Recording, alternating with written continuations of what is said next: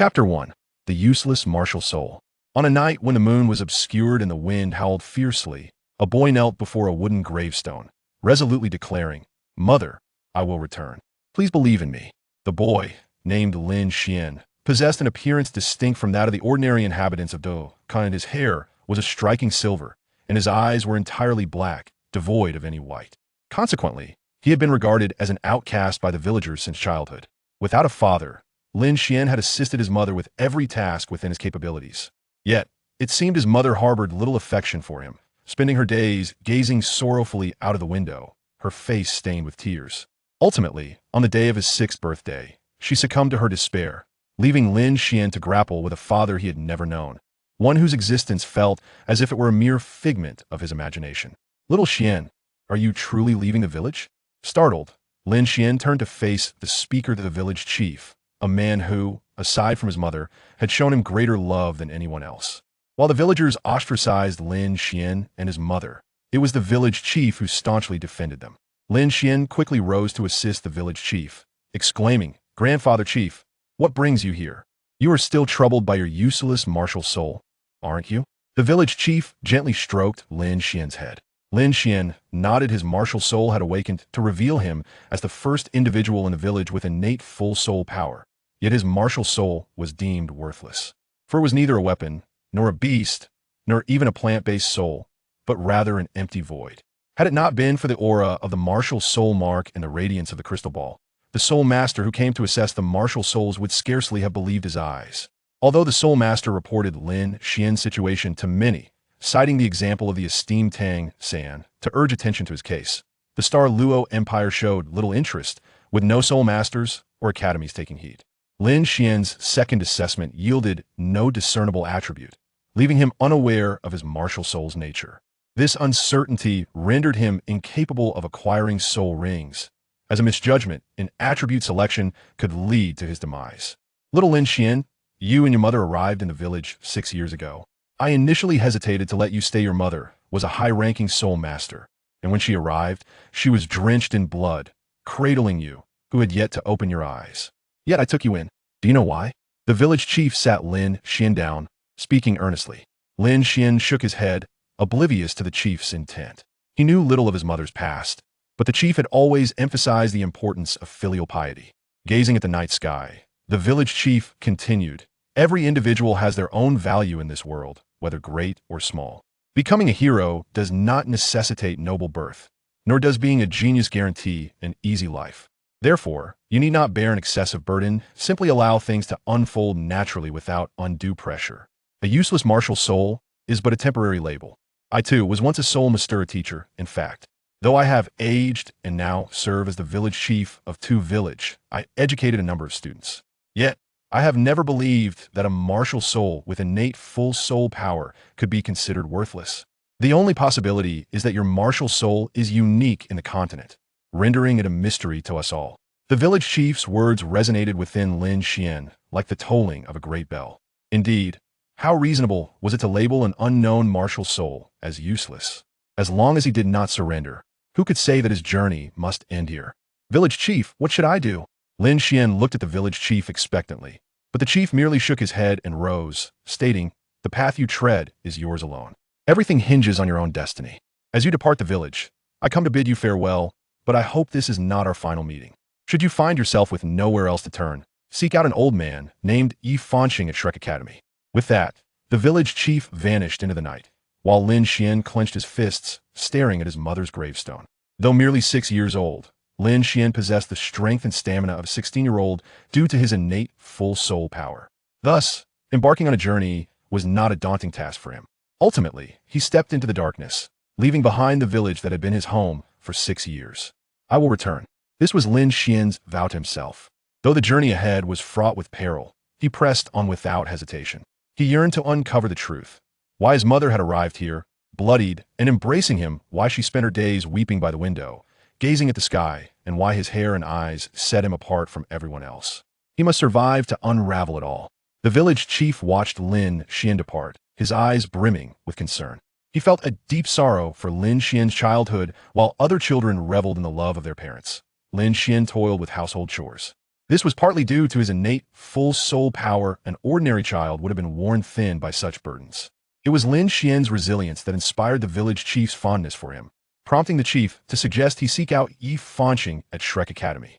This was Lin Xuan's only path to salvation. Only at Shrek could the mysteries of his martial soul be unveiled.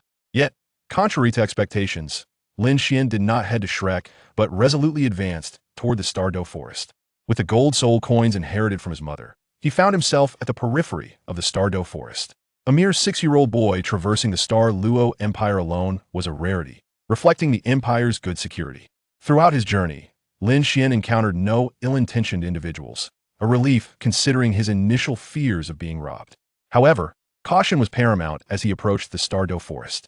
Even Lin Xuan was astonished by his own intellect, for many mistook him for a boy of 12 or 13, a typical age for soul masters, particularly those venturing into the Star Dou Forest. This perception led many to refrain from concealing anything from him, for soul masters were the most esteemed profession in the continent. Lin Xuan knew not the vastness of the Star Dou Forest. He had only gleaned from an ancient book gifted by the village chief that 3/5 of it lay within the Star Luo Empire. As he gazed upon the forest, an inexplicable sensation washed over him, as though something was beckoning him. Just as he was about to step into the Star Dou Forest, a hand landed upon his shoulder. Startled, Lin Xuan recoiled like a wild beast, retreating until his back pressed against a tree.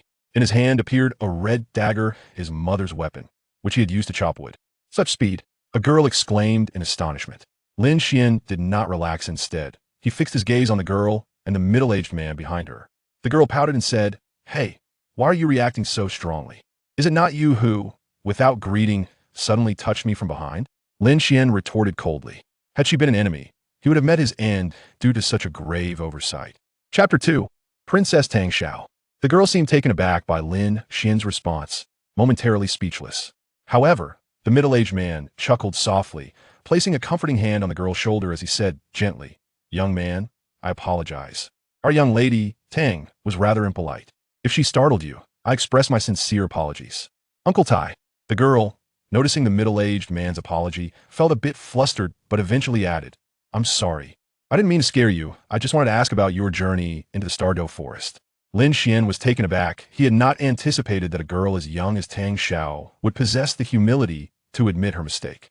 With both of them having offered apologies, Lin Xuan relaxed slightly and clasped his hands in a gesture of respect, saying, "I overreacted." The middle-aged man was pleased with Lin Xuan's demeanor. Though he hailed from a noble lineage, he understood the struggles of common folk. Children from affluent families rarely displayed the resilience Lin Xuan exhibited. Most would have been worn down by their burdens. It was this tenacity that endeared Lin Xuan to the village chief, prompting him to recommend seeking out Tang Xiao. The middle-aged man observed Lin Xuan intently, and Lin Xuan scrutinized the pair in return. The girl's blue hair and innocent gaze were unmistakable. Yet upon noticing the embroidered character Tang on the middle-aged man's white robe, Lin Xuan was astonished, realizing he was a member of the Tang sect. "Senior, I shall not disturb you further." As the middle-aged man seemed poised to speak, Lin Xuan respectfully clasped his hands and ventured into the Star Dou Forest. The middle-aged man was left momentarily stunned, allowing Lin Xuan to disappear into the woods. The girl, dissatisfied, remarked, "Uncle Tai, he's already gone. Why didn't you stop him? A little boy like him going in there is practically courting death." "Miss, it is clear he has no desire to join the Tang sect. He saw through my identity at a glance. Yet he walked away without hesitation. Even if we pursued him, it would only leave a negative impression." "Is that so?" Tang Xiao was evidently skeptical, and the middle-aged man found himself at a loss for words, ultimately letting out a sigh. His discerning eye had, over the years, successfully recruited numerous talents for the Tang sect, yet the unexpected escape of Lin Xuan was beyond his anticipation. However, since Lin Xuan had chosen to flee upon sighting the Tang sect, there must be an underlying reason, and further inquiry seemed unnecessary. After all, misfortunes should not befall the innocent regardless of any past grievances between his parents and the Tang sect. It was unwarranted to hold onto a mere child. "Let it be, Mississippi. Let us venture into the Star Dou Forest to hunt soul beasts. In a month's time, the Shrek Academy will be recruiting students," he suggested. "Okay," Tang Xiao replied, nodding obediently as she joined the middle-aged man and heading towards the direction Lin Xuan had taken. Meanwhile, Lin Xuan found himself in a predicament, being pursued by a century-old fire monkey. Blood dripped from his left hand, a testament to the ambush he had suffered at the hands of the beast. Gripping a dagger, Lin Xuan darted through the forest, desperately trying to evade capture. Yet he was no match for the speed of the fire monkey, which swiftly blocked his escape. Damn it, Lin Xuan muttered, his expression dark as he faced the relentless creature. With his right hand gripping the dagger tightly and his left hand resting against a tree trunk, he felt his chest rise and fall in rapid succession. Instinctively, he unleashed his martial soul, the emblem radiating a faint silver light, something he had not manifested before. However, he had no time to marvel at it, for the fire monkey lunged towards him. Lin Xuan instinctively dodged, but its claws still tore into his shoulder, leaving 5 long, bloody gashes. Though he thrust the dagger at the beast, it nimbly evaded, and the excruciating pain nearly caused Lin Xuan to lose consciousness. Yet he understood that he could not afford to fall. Doing so would spell his doom. Just as he prepared to strike back, a sudden rift opened to his left, accompanied by a beckoning voice that urged him to enter. This unexpected distraction cost him his prime moment to attack, and the fire monkey, sensing his vulnerability, charged once more. Its blood-red eyes gleamed with a predatory light, and Lin Xuan realized he was trapped in a deadly situation. Gritting his teeth, he dashed into the rift, narrowly avoiding the creature's strike as he vanished from sight. The fire monkey, now bereft of its target, snarled in frustration and began to leap about in agitation. Just as it prepared to depart, a colossal handprint descended upon it, and the creature was instantly crushed under its force. The middle-aged man, his countenance darkened, approached the scene, observing the pool of blood left behind. Tang Xiao, upon seeing the gruesome sight, instinctively covered her eyes, fearing she would behold Lin Xuan's lifeless body. Should Lin Xuan have been present, he would have been taken aback, for the soul rings behind the middle-aged man were remarkably prominent: 2 yellow, 2 purple, and 4 black soul rings. In the realm of Douluo continent, such a figure was undoubtedly renowned, and coupled with Tang Xiao's address of him, it was unmistakable that he was Tyson, the current leader of the Tang Sect's power hall. Tyson crouched beside the bloodstains, noting with surprise that the trail abruptly ceased. Surveying the surrounding trees, he found no vines to indicate a departure, and even if there were, blood would still have dripped. It was as though Lin Xuan had simply vanished in a thin air. This boy, Tyson was astonished by Lin Xuan's cunning. No wonder he had seen the fire monkey leaping about in confusion when he had followed the blood trail. Now, it seemed Lin Xuan had employed an unknown method to escape. Truly impressive. Uncle Tyson, is he dead? Tang Xiao still shielded her eyes, unable to bear the thought of witnessing a human corpse, having never seen one throughout her life, let alone the remains of a soul beast, which was unnecessary to hunt when one could simply gather plants for lower-tier soul rings. Rest assured, he is fine, Tyson reassured her, gently patting her head. Upon parting her fingers slightly, she saw that indeed there was no corpse, and she breathed a sigh of relief. Turning to Tyson, she inquired, Uncle Tyson, where did he go? Well, I cannot say for certain, Tyson replied helplessly. However, upon hearing this, Tang Xiao's face drained of color, suspecting that Tyson might be deceiving her and that Lin Xuan had perished. This realization startled Tyson, prompting him to divulge everything he knew, fearing that if Tang Xiao were to cry, the consequences would be dire. He broke into a cold sweat at the thought. Meanwhile, Lin Xuan had entered a realm of white, seated upon a staircase, his gaze distant. Ultimately, he succumbed to the severity of his shoulder wound. After all, he was merely a 6-year-old child. Having lost a considerable amount of blood and faced a life-or-death situation, he collapsed upon the white steps. After all these years, I have finally found someone who resembles me so closely you cannot die, were the last words he heard before slipping into unconsciousness as a man clad in white descended the staircase. Chapter 3. The God of Space, Yang Zhao. The man waved his hand, and Lin Xuan was lifted by an invisible force. All the blood that had spilled upon the steps returned to his body. The man furrowed his brow as he examined Lin Xuan, noting the presence of a faint bloodline within him, one so subtle that even he could not discern its origin. This could potentially affect his forthcoming plans. Very well, very well. I intended to remodel you, but... The man suddenly noticed the dagger in Lin Xuan's hand, his pupils contracting in surprise. The origins of this dagger were likely significant. How could this child, purportedly an orphan, possess such a remarkable artifact?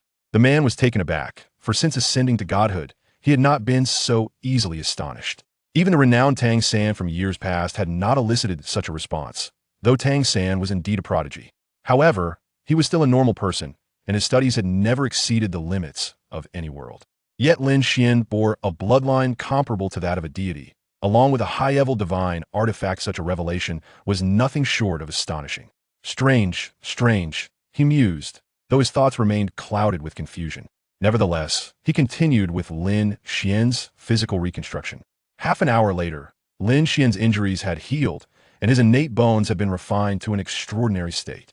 At that moment, even a Grand Soul Master would find themselves outmatched in a physical contest against Lin Xuan. Once this was accomplished, the man transported Lin Xuan to his palace. Although he was a second-tier god, he never resided in the divine realm, for his abilities revolved around spatial powers. After assuming the title of God of Space, his primary task had been to mend rifts in space. Frustrated, he had torn through the void to escape the divine realm, only to find himself pursued relentlessly by others eager to embark on their own adventures. In his slumber, Lin Xuan dreamt of being stranded on a dimly lit island, crying out in despair with no one to answer. He also recalled his mother's guilt-ridden gaze before her death, her unspoken wishes lingering in the air. A surge of heat engulfed him, and he yearned to scream, to fight, to kill, to revel in chaos. Suddenly, Lin Xuan awoke with a start, unleashing a furious roar at the ceiling. The man beside him narrowed his eyes, for Lin Xuan had undergone a remarkable transformation. His silver hair had turned fiery red, his stature had grown taller, and his eyes had shifted from black to red, exuding an aura as if he were ablaze. Frenzy? The man exclaimed in disbelief. This is a power that exists only in another realm, akin to that of the behemoth, yet far superior. As it lacks any semblance of madness, Lin Xuan, after letting out a roar, gazed in astonishment at his skin, which seemed to be ablaze. He felt an infinite well of strength within him. However, mere moments later, Lin Xuan's frenzy subsided, yet he did not experience any sense of weakness. He simply found himself unable to invoke that state once more. The man furrowed his brow as he observed Lin Xuan. Acknowledging that everything about him signified a singular truth, Lin Xuan did not belong to any realm governed by their divine hierarchy. To be candid, he had traversed numerous worlds. Yet he had never encountered a bloodline as formidable as Lin Xuan's. It appeared as though Lin Xuan's lineage had been deliberately diluted, as if there were an intention to prevent such a bloodline from enduring in this world. Lin Xuan glanced around and then at the man. His mind, overwhelmed by the deluge of information received in merely half an hour, struggled to comprehend the situation. He was bewildered, his eyes betraying a sense of confusion. Wasn't he supposed to be dead, having succumbed to excessive blood loss? What were those dreams he experienced? Was this paradise? Had he truly perished at the hands of the fire monkey? Was the passage he had traversed merely a figment of his imagination? Was this truly heaven? Lin Xuan closed his eyes, a pained expression crossing his face. The man let out a chuckle as a luminous orb penetrated Lin Xuan's consciousness. Lin Xuan's body trembled as a surge of information flooded into his mind. The man's name was Yang Zhao, a master of spatial laws, who had attained the status of a secondary deity within the divine realm. His intentions were made abundantly clear to Lin Xuan. He wished for Lin Xuan to inherit his divine estate. Anyone faced with such an overwhelming opportunity would surely be taken aback, and Lin Xuan was no exception. He felt an overwhelming sense of unreality. Struggling to fathom the enormity of the situation, yet he understood the truth of it all. For Yang Zhao had revealed to him the nature of his martial soul, a rare spatial martial soul, indeed, a rarity on the continent, with soul beasts being even more scarce. Elder, do you comprehend what just transpired? Lin Xuan respectfully inquired, and Yang Zhao, taken aback for a moment, shook his head. This left Lin Xuan somewhat perplexed. Could it be that even a deity was unaware of his own affairs? Observing Lin Xuan's incredulous expression, Yang Zhao sighed and remarked, "Though I am a second-tier deity, I do not represent the pinnacle of martial arts.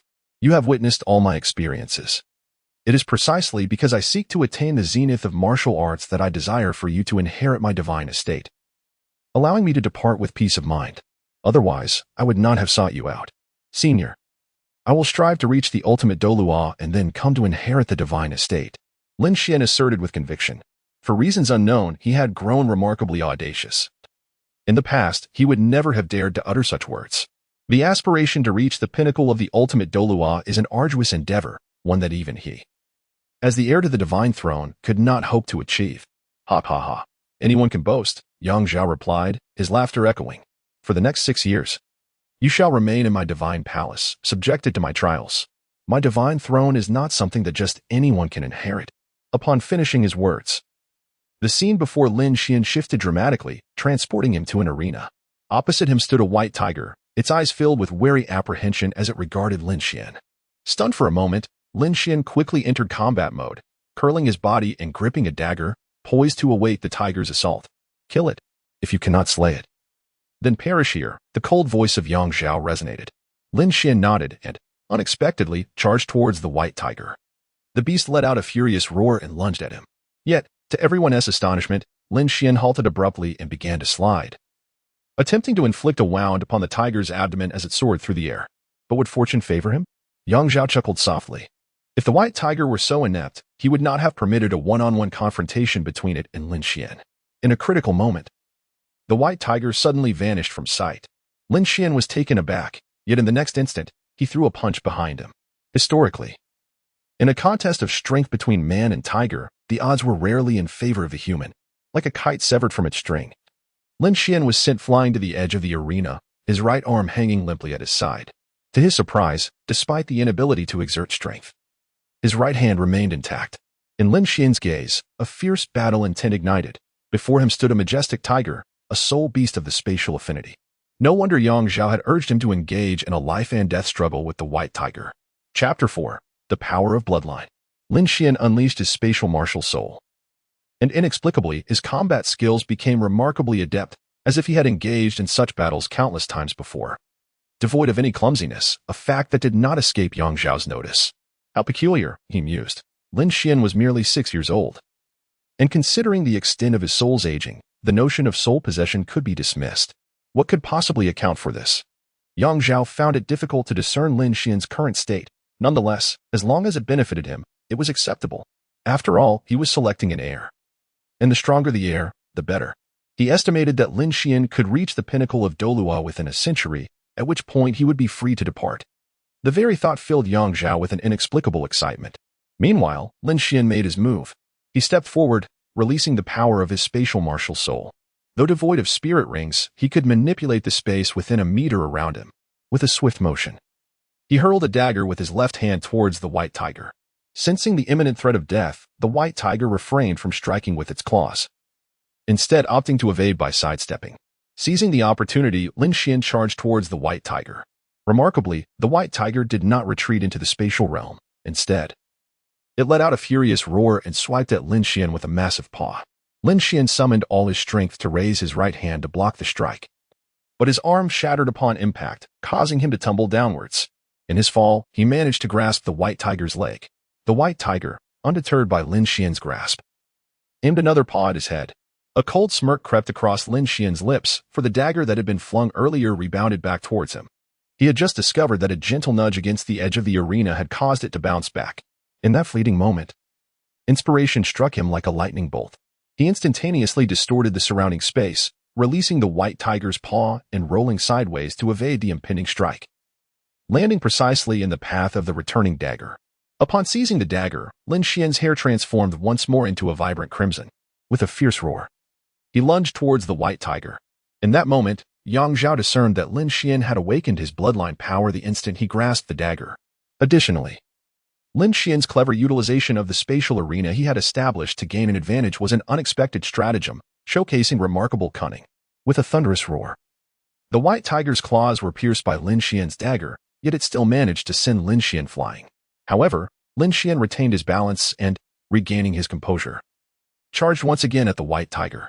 The confines of the space were too constricted for the white tiger. Lin Xuan, expending the last of his soul energy, shattered the fabric of space, rendering the white tiger incapable of tearing through the void to escape. This was an unequivocal and lethal scenario. Lin Xuan's dagger pierced through the head of the white tiger as effortlessly as one would stab through tofu. The quality of the dagger paid no heed to the hardness of the tiger's skull, and the beast succumbed beneath Lin Xuan's blade, its eyes betraying a profound unwillingness to accept its fate. The white tiger's thoughts lingered on the fact that Lin Xuan appeared too feeble. Had it not been for this arena, and the sudden transformation that bestowed Lin Xuan with extraordinary physical prowess, it would have been inconceivable for it to perish at his hands. Golden motes of light began to manifest upon the white tiger's form. Rather than hastily absorbing the soul ring, Lin Xuan took a moment to attune himself to the changes within. He felt invigorated, his spatial awareness expanded, and his soul power regeneration accelerated by at least threefold. What was once depleted had now replenished by a tenth. Even more formidable was the surge of his fighting spirit. In the midst of his bewilderment, Yang Zhao appeared on the stage, swiftly swatting the dagger from Lin Xuan's grasp. As the dagger fell, Lin Xuan reverted to his original state. His crimson hair transformed back to silver, and his fighting spirit began to wane. A sharp pain emanated from his right hand, a sensation he had been oblivious to during his frenzy.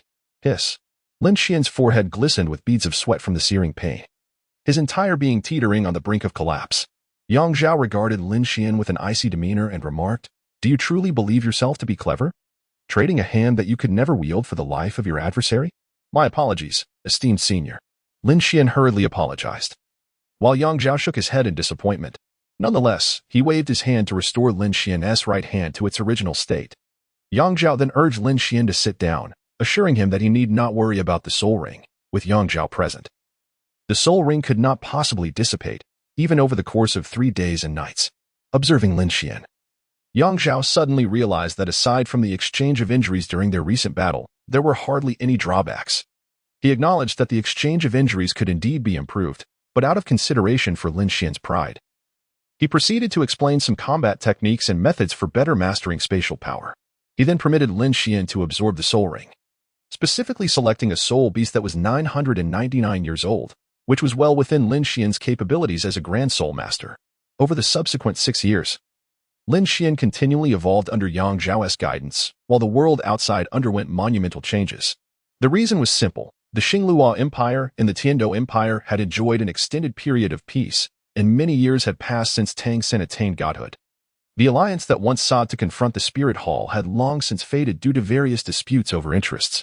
Most critically, the Tang sect had grown exceedingly powerful, provoking envy even within the Tiandou Empire, let alone the Xingluo Empire. The Xingluo Empire had extended multiple invitations to the Tang sect to establish a presence there. But given that the sect was personally overseen by Tang San, it was inconceivable for them to abandon their headquarters. Moreover, both the Seven Treasures Glazed Tile School and the Haotian School had simultaneously gone into seclusion, leaving the Tang sect as the sole remaining power among the 3 great sections. The vacancies left by the other 2 sects had become a point of contention for both the Tiandou Empire and the Xingluo Empire, each eager to support their own favorite sect. During these 6 years, Lin Xuan had mastered the control of his bloodline power, capable of wielding it with ease. Even more astonishingly, Yang Zhao discovered that if Lin Xuan consistently utilized this bloodline power, it would become increasingly potent. Lin Xuan's command over spatial power had reached an extraordinary level. Within a radius of 100 meters, he could sense the presence of anyone. His soul power had astonishingly reached the 29th level, but upon reaching this milestone, Yang Zhao expelled him from the realm of the gods to embark on his own adventures. His eyes had transformed to resemble those of an ordinary person, yet upon closer inspection, they revealed a profound depth. The whites of his eyes seemingly imbued with a power that could consume the hearts of others, a result of his spatial power's manifestation. Having not cut his hair in 6 years, he appeared almost like a young girl, albeit with a more robust physique. Upon returning to Hutu village, Lin Xuan discovered that the village chief was no longer present. Inquiring further, he learned that the chief had been summoned back to the Xingluo Empire, likely related to some rumors he had heard along the way. It was evident that if war were to break out between the Xingluo Empire and the Tiandou Empire, it would be decidedly unfavorable. Yet, the 3 great sects could not afford to forego competing for their positions. Ultimately, Lin Xuan abandoned his quest to locate the village chief. The chief had once mentioned that if he found himself without a destination, he should seek out Yifanqing at Shrek Academy. Although Lin Xuan was unfamiliar with Yifanqing's identity, he resolved to journey towards Shrek City. Chapter 5. What brings you here? A week later, Lin Xuan arrived at Shrek City, its splendor surpassing any city he had encountered in the Xingluo Empire. Coincidentally, it was the final day for new student registrations. After some hesitation, he decided to join the queue, reluctant to seek out Yifanqing, as doing so might place the village chief in a position of indebtedness to her. Along the way, Lin Xuan had also learned Yifanqing's true identity, the dean of Shrek's outer academy, a super Douluo of the 95th level. Such a status implied that even if the village chief knew her, their relationship would likely not be particularly close. Perhaps she had merely extended a small favor. Moreover, his own strength would not suffice to pass the admission tests, which generally required a minimum of a 20-level Grand Soul Master, with higher levels increasing the likelihood of acceptance, while applicants must not exceed the age of 15. As Lin Xuan approached the front of the line, he caught sight of a familiar figure. It was Tang Xiao, whom he had encountered 6 years prior. Although both had changed significantly in appearance over the years, certain traits remained unchanged, such as her lively eyes and flowing blue hair. "What a surprise to see you," Tang Xiao exclaimed, covering her mouth in disbelief. A man beside her cast a dark glance at Lin Xuan, who averted his gaze. recognizing that he and Tang Xiao were merely acquaintances and had no need for further interaction. "You're still alive?" Tang Xiao had initially believed Lin Xuan to be dead, astonished that Tyson had indeed spoken the truth. In an instant, her exuberant nature resurfaced, causing her to chatter excitedly around Lin Xuan, drawing curious glances from those nearby. Upon realizing that she was the little princess of the Tang sect, many cast envious looks toward Lin Xuan, making him feel somewhat uncomfortable, especially under the scrutiny of the man behind Tang Xiao. "Tang Xiao, who is this gentleman?" the man inquired with an air of sophistication, though a hint of menace lurked in his gaze. "Oh, I just realized I don't know who you are. What is your name?" "I'm Tang Xiao," she replied. "I am Lin Xuan, a wandering cultivator." Lin Xuan spoke calmly. After finishing his words, he directly bypassed Tang Xiao and approached his teacher. The teacher assessed Lin Xuan and then inquired, "Name, age, and soul power level?" "Lin Xuan, 12 years old, level 29 Great Soul Master," he replied. Lin Xuan's words elicited a collective gasp from those around him. At merely 12 years of age, achieving the 29th rank is no small feat, yet all were undeniably prodigies. However, Lin Xuan had just proclaimed himself a rogue cultivator, a revelation that left everyone astonished. "May I assess your bone age?" the teacher inquired earnestly, gazing intently into Lin Xuan's eyes. Nodding, Lin Xuan extended his right hand while simultaneously manifesting his martial spirit. 2 soul rings, a yellow and a purple, glimmered to life, causing the teacher's hand to tremble momentarily. Taking a deep breath, he released Lin Xuan's hand. The presence of those 2 soul rings was irrefutable evidence that Lin Xuan spoke the truth. Even if he were a 16-year-old, they would still be eager to accept him, let alone the fact that his bone age was indeed 12, and his innate talent was exceptionally remarkable. "This is your identity badge, and here is your dormitory key. In 3 days, your class will be posted on the bulletin board in front of the academy." "Thank you, teacher." Lin Xuan took the identity badge and dormitory key and departed from the scene. Once he left, the crowd began to chatter animatedly. Although the appearance of one in yellow and one in purple caused a stir, it was not without precedent. Some scions from influential families had long been accustomed to soaking in medicinal baths and consuming substances like whale glue to enhance their physical prowess, thereby acquiring soul rings that exceeded the typical age limit. Lin Xuan clearly belonged to this category. How infuriating. Where did this fellow come from? A man standing behind Xiao Xiao thought darkly to himself. As the prince of the Tiandou Empire, he was inherently among the most gifted individuals, yet even he could only attain a soul ring of 998 years. A 1,000-year soul ring was simply beyond his capacity, whereas Lin Xuan had managed to achieve it. Impressive. How did he cultivate? Tang Xiao blinked in astonishment, also taken aback by the revelation, eager to uncover the truth. She pursued him, but upon reaching the boys' dormitory, she was helplessly stopped by the dormitory manager. With no recourse, Tang Xiao could only leave in frustration. Lin Xuan arrived at his dormitory, where he found another person already present, meditating on the bed. He chose to ignore the individual and began to organize his belongings. Although he possessed little, he longed to venture out and purchase bedding.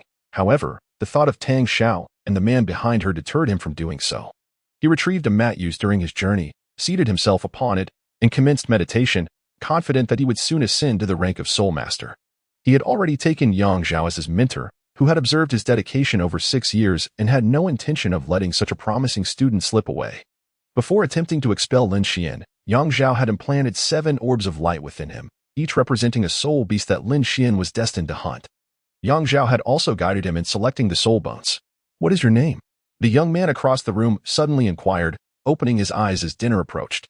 Upon hearing the voice, Lin Xuan was momentarily taken aback. It was distinctly feminine, or rather, it was that of a girl. Out of respect, he chose not to probe further and replied, "My name is Lin Xuan. I am Linger, and I am indeed a girl." The other person clearly had no intention of concealing her identity, leaving Lin Xuan feeling rather awkward.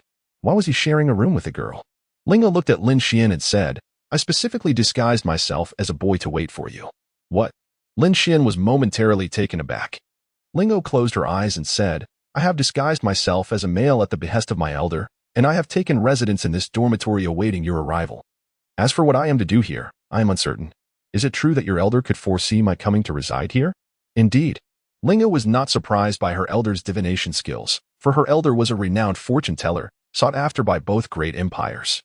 Lin Xuan felt a surge of curiosity and was about to inquire further when Lingo coldly interjected, "Though I am not aware of my purpose here. I must warn you, should you dare to spy on me while I bathe or change, I shall poke out your eyes." Are you not afraid that I might inform the teacher? I might request a change of dormitory. Lin Xuan, intrigued, inquired further. He considered this as leverage to threaten Linger. However, to his surprise, Lingo shook her head and replied, "You may speak freely. My sole intention is to meet you, to leave an impression upon you. In the future, I shall not have to painstakingly cultivate our relationship. I detest such endeavors." After uttering these words, Linga disregarded Lin Xuan entirely. He remained non-committal, perplexed by her apparent reluctance to change dormitories. He was eager to discern her true intentions, especially since she expressed herself without a hint of malice. Her demeanor soft and almost monotonous. This woman was indeed quite intriguing. Chapter 6. The Provocation of Shueqi Tian. Linger, you foolish girl. As Lin Xuan stepped out, Linger burrowed into her blankets, lamenting her predicament. Initially, she had intended to greet him warmly and conceal her true gender, but her shyness overwhelmed her, prompting her to feign meditation and avoid conversation. To her surprise, Lin Xuan reciprocated her silence, and as evening approached, the tension persisted. She found herself inexplicably reverting to her habitual sharpness towards men, a stark contrast to her demeanor with women. What a fool I am, once again sabotaging myself, she muttered, lightly tapping her forehead in frustration. Catching a glimpse of her reflection, she managed to smile. Surely Lin Xuan wouldn't request a dormitory change, and with time, he would come to understand her. She pondered her master's insistence on her disguise as a male. Just then, a rumble from her stomach caused her cheeks to flush. Realizing she needed to hurry, she dashed out of her room, aware that the dining hall would soon close. Lin Xuan had already prepared a meal and seated himself by the window, where he noticed the man who had lingered beside Tang Xiao earlier that morning approaching him. Inevitably, what is meant to happen will occur, he sighed, setting down his chopsticks and addressing the man. Is there something you need? Lin Xuan rolled his eyes, encountering yet another self-satisfied individual. Setting aside the question of whether he harbored feelings for Tang Xiao, his affection for her was merely a fleeting sentiment, spurred by her endearing innocence. However, the man's words treated Tang Xiao as if she were his possession. Do you know who I am? How dare you speak to me in such a manner? The man's countenance darkened, as if his expressions could summon rain. Lin Xuan observed the transformation of the man's eyes into a pitch-black void. He was no pushover either. 6 years of life and death struggles had taught him that relentless combat was the only way to amplify his bloodline power. Remember my name, Shueqi Tian. If you possess true skill, I anticipate our paths will cross in the class competition.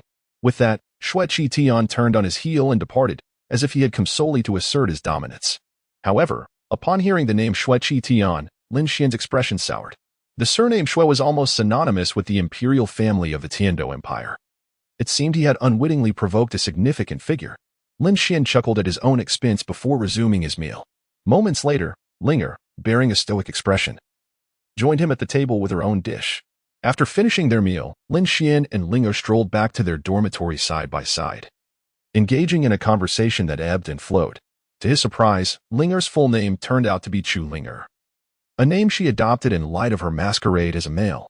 Consequently, she preferred to be addressed as Chu Ling. However, whenever Lin Xuan inquired about anything, she would respond with a curt, icy retort. This evening, Lin Xuan unusually refrained from his usual cultivation practice, marking the first time in 6 years.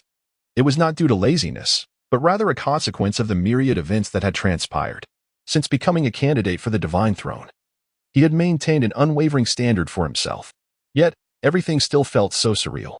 Tang Xiao, Shueqi Tian, and Chu Ling are all shrouded in mystery, particularly Tang Xiao, who inexplicably seemed to take a keen interest in him, inadvertently drawing him into a web with Shueqi Tian. Although he bore no fear of Shueqi Tian, no one desired to unwittingly provoke such a formidable adversary, especially considering his lack of acquaintance with Tang Xiao. What was the point of overthinking it all? Lin Xuan shook his head and closed his eyes, succumbing to slumber. The following morning, he discovered that Chu Lingo had mysteriously vanished. After completing his morning routine, he resolved to head to the academic building to ascertain the class assignments. Given his prowess, he anticipated being placed in Class 1. However, upon discovering his actual assignment, he was taken aback, for he had been allocated to Class 4. Class 1 was undoubtedly comprised of formidable individuals, such as Tang Xiao, Shueqi Tian, and the Prince of the Xingluo Empire. In stark contrast, Class 4, aside from Chu Linger, boasted only a single student of notable strength, a mere level 25 scholar. Alas, how could it be that we were to be under the tutelage of the notorious homeroom teacher, Wang Lin, beside Lin Xuan? A chubby boy wore a troubled expression and lamented. Lin Xuan then surveyed the crowd, noticing that many faces were similarly grim. Was there some troubling rumor about their homeroom teacher? Wang Lin was known as the most stringent homeroom teacher at Shrek Academy, having expelled most of the underperforming students under his guidance. Although being at the 25th level was regarded as talented in the outside world, many at Shrek Academy were merely pretenders. Chu Lingo approached him and spoke, and Lin Xuan suddenly comprehended the situation. He glanced at Chu Lingo, now possessing a voice that was entirely masculine. Moreover, he was taken aback to discover that Chu Lingo had reached the impressive level of 29. However, it was Xue Qingtian's level that truly astonished him, as his 36 levels of soul power loomed over Lin Xuan like an insurmountable mountain, igniting Lin Xuan's competitive spirit. "Lin Xuan, come with me to see the director," Tang Xiao suddenly exclaimed, approaching Lin Xuan with an agitated demeanor. Lin Xuan paused and inquired, "What's the matter? Is the director looking for me?" "No," Tang Xiao replied. "I am questioning why someone of your caliber was not placed in Class 1. Even Class 2 would suffice. Isn't being in class for a waste of your talent?" Before Lin Xuan could utter a word, Chu Linger burst into laughter. Tang Xiao, observing her reaction, realized that her concern for Lin Xuan might have been excessive, considering their acquaintance was merely superficial. Lin Xuan shot a glare at Chu Lingo before addressing Tang Xiao, saying, "Thank you, Tang Xiao, but I believe that since the teachers at Shrek are quite competent, the class division must align with the school's intentions. There is no need to trouble the headmaster." However, before Tang Xiao could respond, Chu Lingo stood before Lin Xuan, looking down at Tang Xiao and remarked, "Tang Xiao, Lin Xuan is not only my roommate but also my classmate, so you needn't concern yourself with this matter." Lin Xuan gazed at Chu Linger and Tang Xiao, pondering whether this could be likened to a hen protecting its nest. Were the two women truly quarreling over him? He shook his head and pulled Chu Linger behind him, saying, "In the future, please refrain from interjecting while I converse with friends, all right? We are not particularly close, after all." Chu Linger rolled her eyes and retorted with irritation. After all, Tang Xiao is a young lady accustomed to being treated with utmost courtesy. Today, faced with Chu Lingo's assertiveness, she found herself at a loss for words. "Thank you, Tang Xiao, for your concern. Rest assured, I am no longer a child. Should I find myself unable to learn anything, I will switch classes. Just make sure to take care of yourself. I would hate to see such a remarkable talent go to waste." With that, Tang Xiao departed, leaving Lin Xuan relieved. He had not anticipated that Tang Xiao would be so benevolent as to approach the principal on his behalf. Chapter 7. What if I just like you? How delightful it is to have such an adorable girl show concern for you, Chu Lingo remarked from behind Lin Xuan, her words laced with unmistakable jealousy. He turned to face her, questioning, "What are you doing? Their concern for me is their own affair. As for you, do you harbor feelings for me? What if I do like you?" Chu Lingo's voice was neither too loud nor too soft, just sufficient for everyone to hear. The entire crowd turned in astonishment. For Chu Linger, presenting as a male, had a voice that echoed with masculinity, prompting a collective gasp from those present. Lin Xuan was taken aback, gazing at Chu Linger, whose eyes sparkled with a hint of mirth. Frustration overwhelmed Lin Xuan, yet he found himself powerless. After all, how could he loudly declare that Chu Linger was a girl? Who would believe him? Such a proclamation would only exacerbate the situation. Suddenly, a flash of inspiration struck Lin Xuan, and he approached Chu Linger. She assumed that Lin Xuan was about to confront her, but in the next moment, his actions left everyone breathless. Lin Xuan placed his hand on Chu Linger's waist and kissed her passionately. All the girls covered their eyes, while a significant number of boys fell to the ground in shock. Among the crowd, Xue Qingtian, who was initially furious, was rendered speechless at the sight of two men kissing. "Outrageous!" A furious shout separated Lin Xuan and Chu Linger. Chu Linger turned as red as a ripe apple, while Lin Xuan laughed heartily. Since they had already been misunderstood, he thought it best to deepen that misunderstanding. "You two, to the disciplinary office." The head of the disciplinary committee glared at them, lamenting the decline of societal values and moral decay, shocked that two male students would dare to kiss in public. The two were reprimanded for a full hour in the disciplinary office. Fortunately, Lin Xuan had already prepared his defense, and the head of the disciplinary committee could not truly expel them. Although the academy prohibited romantic relationships, it was almost impossible to enforce. Much like how a prince of the Xinglua Empire would always have a lifelong companion, which could hardly be forbidden.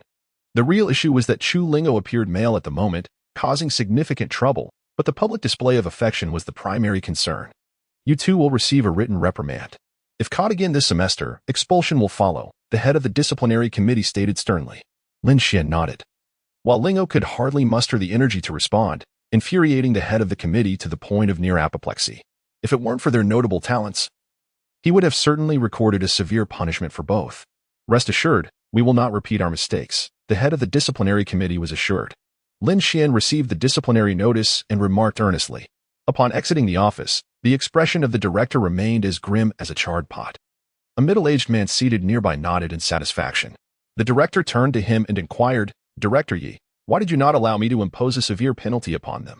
The middle-aged man was unexpectedly Yi Fanqing, the individual Lin Xuan was seeking, a fact unbeknownst to Lin Xuan.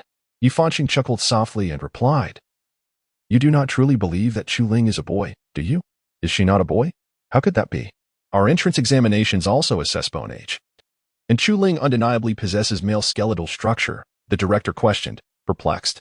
Yi Fanqing shook his head and said, "Her master must be the starless Douluo. I trust you are aware of this, right?" The enigmatic diviner who is often elusive. The director was taken aback. For it was rumored that the starless Douluo had no disciples. How could he possibly have taken a female apprentice and sent her to Shrek Academy disguised as a male? Could it be? Indeed, it is precisely for Lin Xuan's sake. I never anticipated that this young man, whom my teacher spoke of, harbored so many secrets. Unbeknownst to Lin Xuan, the conversation within the office unfolded without his knowledge. On the way back, he and Chu Linger exchanged not a single word. Upon returning to their dormitory, Chu Linger suddenly launched a punch towards his face. Naturally, Lin Xuan would not allow her to succeed and firmly grasped her fist. Gazing at Chu Linger, he coldly remarked, "Is this your way of expressing affection for me? You ought not to treat me in this manner. I have warned you that should you spy on me, I would gouge out your eyes, and if you were to kiss me, I would sew your mouth shut." Chu Ling's left hand struck Lin Xuan's abdomen. He refrained from retaliating and took the blow squarely, then, in a sudden movement, brought his head to collide intimately with hers, leaving her momentarily dazed. "Chu Linger, do not overstep your bounds. My indulgence towards you is merely to ascertain what lies within your motives, yet you disturb those around me. Tang Zhao's matters with me are of no concern to you, so refrain from creating a spectacle." Lin Xuan gazed at Chu Linger and spoke coldly, finding this obstinate woman exceedingly difficult to handle. Chu Linger pressed her forehead and returned Lin Xuan's gaze with icy composure. Internally, she felt a profound sense of urgency. Yet for reasons unbeknownst to her, she was unable to regulate her expression, as if another entity was deliberately orchestrating her demeanor. She yearned to articulate her thoughts with clarity. Lin Xuan released his grip on Chu Linger's hand. With only 7 days remaining until classes resumed, the following day, Lin Xuan and Chu Linger's announcement spread throughout the entire school. Anyone passing by Lin Xuan's door would hasten their pace, for he had become infamous as a demon who only fancied boys, with Chu Linger being the first unfortunate victim. During these 7 days, Tang Xiao did not seek Lin Xuan out, and Lin Xuan relished the solitude. Meanwhile, Chu Linger departed that very evening and never returned. Throughout these 7 days, he immersed himself in solitary cultivation, feeling increasingly close to the realm of Soul Sovereign. Lin Xuan finished his breakfast alone and entered the classroom amidst the whispers of his classmates. Upon entering, he discovered that Chu Linger was already seated inside. Intentionally, Lin Xuan chose to sit at the opposite end, only to be surprised that Chu Linger did not pursue him. The classroom desks were arranged according to the number of students, which inevitably resulted in 2 unfortunate souls sitting alongside Lin Xuan and Chu Linger. As fate would have it, the last 2 to enter the classroom were, coincidentally, 2 girls. Just as Lin Xuan contemplated rising to sit beside Chu Linger to spare the others from awkwardness, Chu Linger stood up first. Yet, instead of approaching Lin Xuan, she seized one of the girls by the arm and pulled her to sit beside her. Lin Xuan rolled his eyes in exasperation, pondering the intentions of Chu Linger. Beside him, another girl sat in despair, her posture rigid as if Lin Xuan were a ferocious beast ready to pounce. Meanwhile, Chu Linger engaged in lively conversation with her desk mate. The atmosphere grew quiet, abruptly interrupted by a thunderous roar that silenced all chatter, including that of Chu Linger. A man clad in a black teaching robe entered the classroom. This must be the homeroom teacher, Wang Lin. He placed the textbooks on the desk and coolly commanded, "Lin Xuan, Chu Ling, stand up." As soon as the words left his lips, Lin Xuan and Chu Ling rose without hesitation. Wang Lin scrutinized the pair before declaring, "Go outside and run laps. You will not attend class this morning, 100 laps. If one of you fails to complete them, the other shall forfeit lunch and continue running." Chapter 8. Mutual Assistance on What Grounds? Chu Ling questioned Wang Lin with a frosty tone. Even with her typically amiable demeanor, she found it intolerable that she, a girl, was expected to run 100 laps. Despite the myriad issues between her and Lin Xuan, they had already faced disciplinary action. You tarnish the reputation of the class. Lin Xuan acknowledges the issue is his own. As students of Class 4, you must uphold its honor, rather than question my rationale for administering punishment, Wang Lin replied, his eyes narrowing into slits. Chu Ling was about to retort when Lin Xuan dashed into the classroom, grasping her arm and leading her to the playground. As they exited, he heard her protest, wishing to avoid implicating himself further. He steeled his resolve and pulled her out. Why are you dragging me? Chu Ling asked, perplexed. Lin Xuan sighed and replied, just run, I still wish to attend class.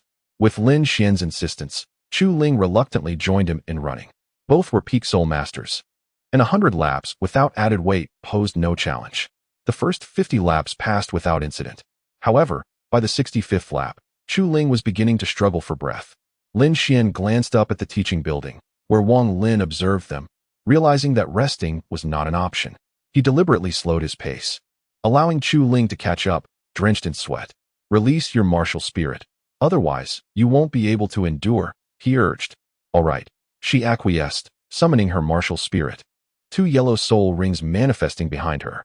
With this release, the burden lessened considerably. In truth, she would have had to activate her martial spirit after 5 more laps, due to fatigue. However, releasing it now would conserve her energy. To support Chu Ling, Lin Xuan strategically positioned himself ahead of her to minimize resistance. As they approached the 88th lap, Chu Ling finally reached her limit. Just as her vision began to blur and she felt herself on the verge of collapsing, Lin Xuan caught her in his arms. Chu Ling attempted to speak, but he silenced her with swift action, hoisting her onto his back and activating his own martial spirit. His stamina sufficed to complete another 12 laps, yet carrying her, even though she was a girl, posed a challenge. He exchanged a determined glance with Wang Lin, igniting a fierce resolve within him, and shouted as he accelerated. Such a clever little one, Wang Lin mused, a rare smile breaking through his usually stern expression, likely astonishing those who witnessed it. Wang Lin was aware of Chu Ling's true identity and gender, but that knowledge changed nothing. She was his student and would be treated just like the boys. Lin Xuan finally completed the last 12 laps after 20 minutes, just as the class was about to end. He and Chu Linger had been running for a full 6 hours. Even though Lin Xuan's limbs trembled incessantly at that moment, his spirit remained remarkably invigorated, as if he could continue running. Hey, you can't be serious, can you? Lin Xuan glanced at Chu Linger, who was soundly asleep on his back, rendered speechless by the sight. It was astonishing that she could manage to slumber amidst such jostling. Rather than waking her, he carried her back to the dormitory. Given that she was drenched in sweat, he unceremoniously placed her at the bathroom door before leaving. As soon as Lin Xuan departed, Chu Linger opened her eyes and, with a cold stare in the direction he had gone, remarked icily, considering your decent treatment of me, I shall overlook this for now. With that, she closed her eyes once more. Meanwhile, Lin Xuan returned to the office, where Wang Lin was still waiting for him.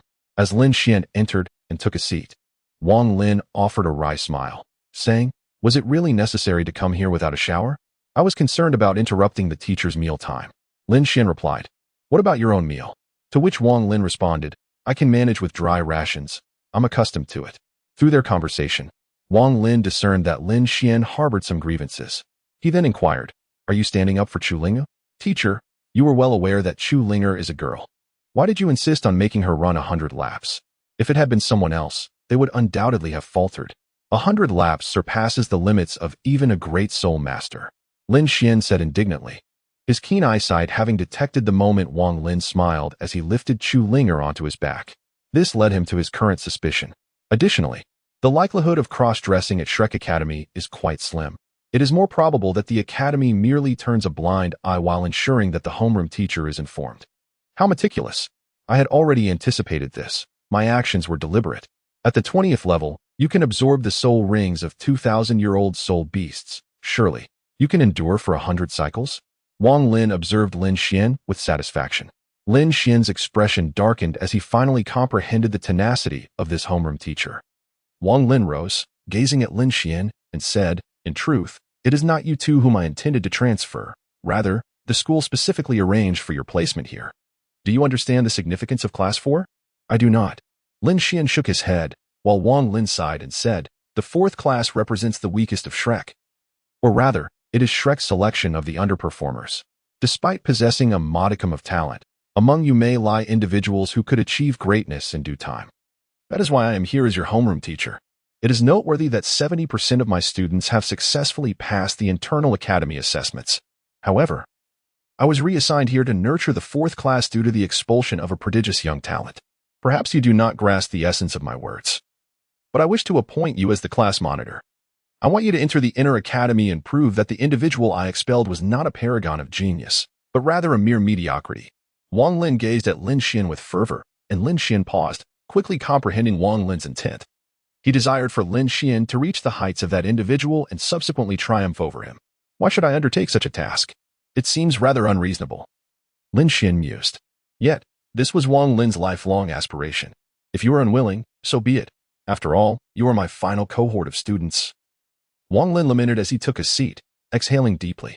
Observing the anguish on Wang Lin's face, Lin Xuan was suddenly reminded of his mother. What had caused her to exhibit such a painful expression? Was it also due to someone? Was it the overwhelming strength of another that rendered her powerless? For reasons unbeknownst to him, Lin Xuan felt compelled to assist Wang Lin, yet he needed to uncover the entire truth. Thus, Lin Xuan inquired, "Who is that person?" "He is a member of the Holy Spirit cult," Wang Lin replied. The origins of the Holy Spirit cult remain shrouded in mystery. No one knows the true nature of this organization. However, there are rumors that all its members are evil soul masters. It is implausible. Evil soul masters would be obliterated the moment they revealed themselves on the continent. How could such a sect ever be formed? Lin Xuan shook his head in disbelief, exclaiming, Chapter 9. Secrets. The dark soul masters indeed lurk in the shadows, perpetually hunted by others. Yet, some among them grow stronger amidst the pursuit, gradually coalescing into a hidden faction. Although rumors abound, their veracity remains uncertain.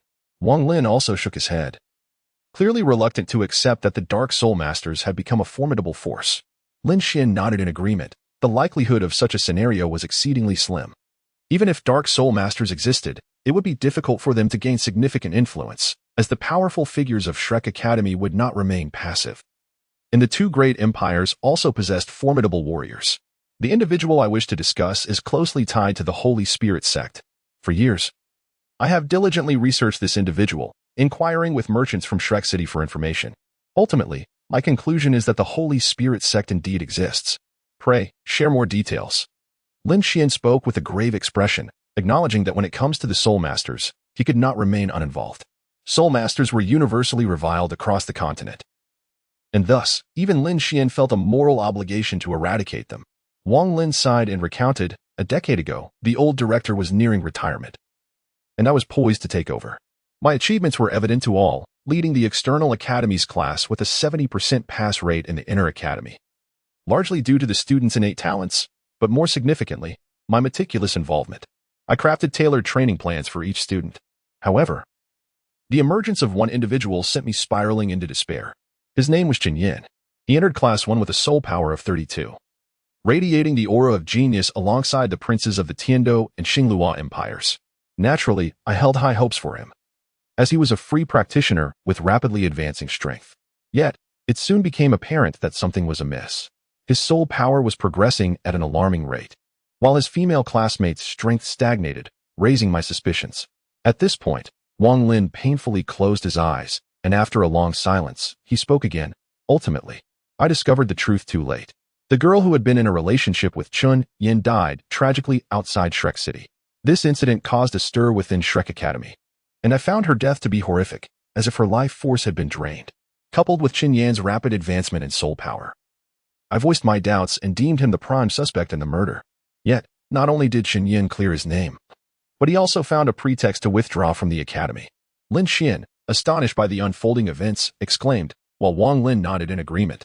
With his face buried in his hands, he lamented, in that edition of the prestigious Continental Advanced Soul Master Academy competition, Shrek Academy faced defeat, losing the championship title and failing to defend their honor. The pivotal battle was when Chen Yin triumphed over our academy's prodigy, and as a consequence, I found myself subjected to public condemnation. Not only was I denied the position of Director of Education, but I also lost my qualifications as a teacher, relegated to the role of Headmaster of Class 4. This incident became a blemish upon Chen Yan's life. Henceforth, he became taciturn.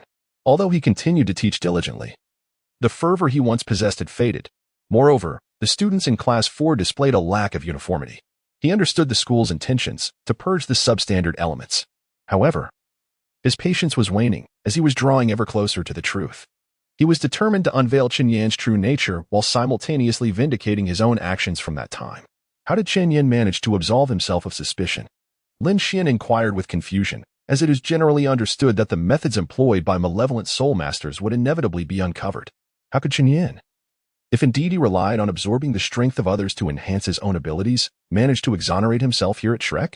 Chen Yan's martial soul is the radiant flame. What? Lin Xuan was taken aback, revealing an expression that seemed to question, "Are you jesting with me?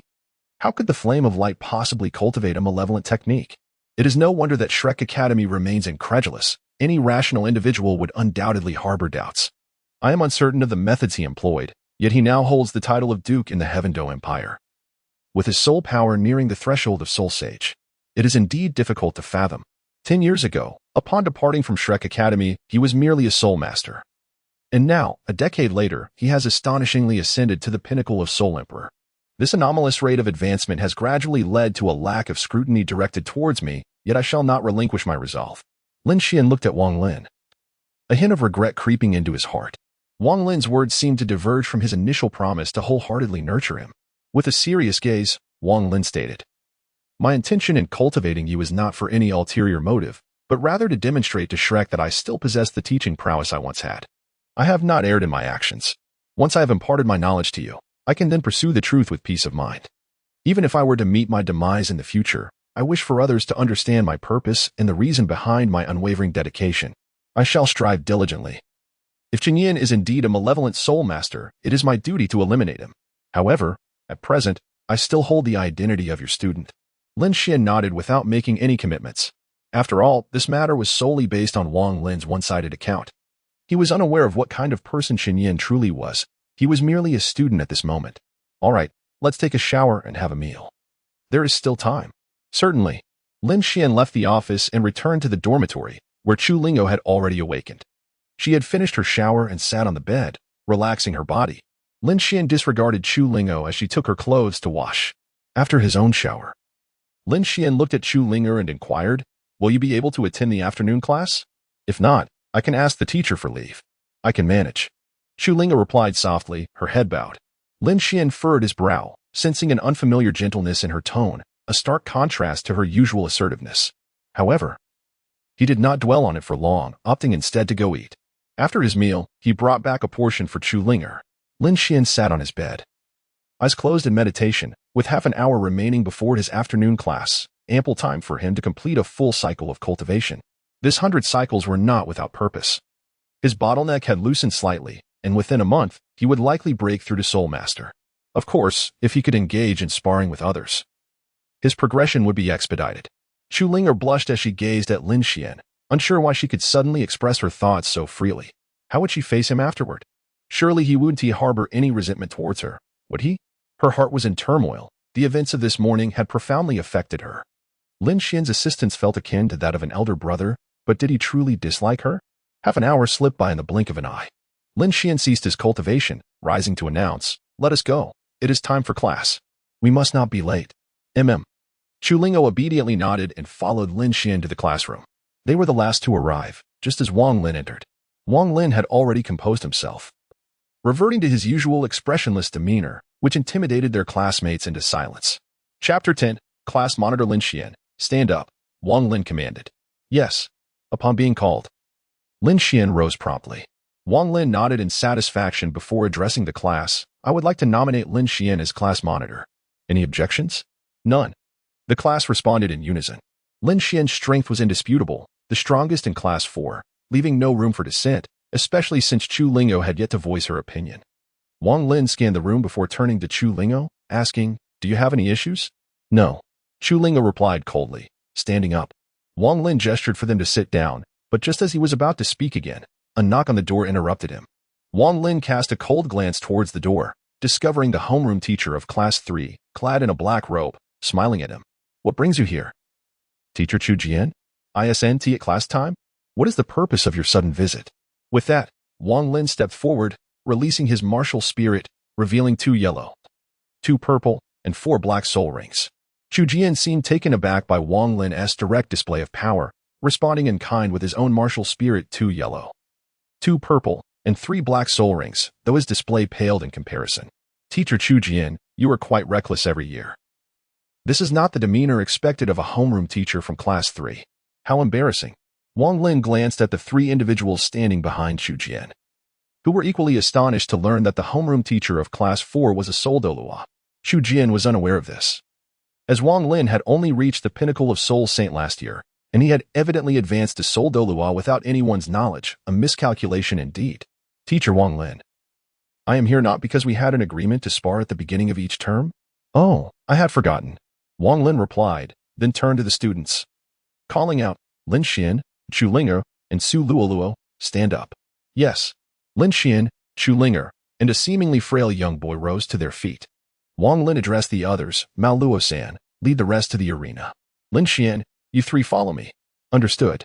A bespectacled boy stood up, and Lin Xuan along with the other 2 followed Wang Lin. As they made their way, Wang Lin remarked, please share your martial souls and soul skills. This. Lin Xuan hesitated, and Wang Lin, perceiving his uncertainty, spoke up.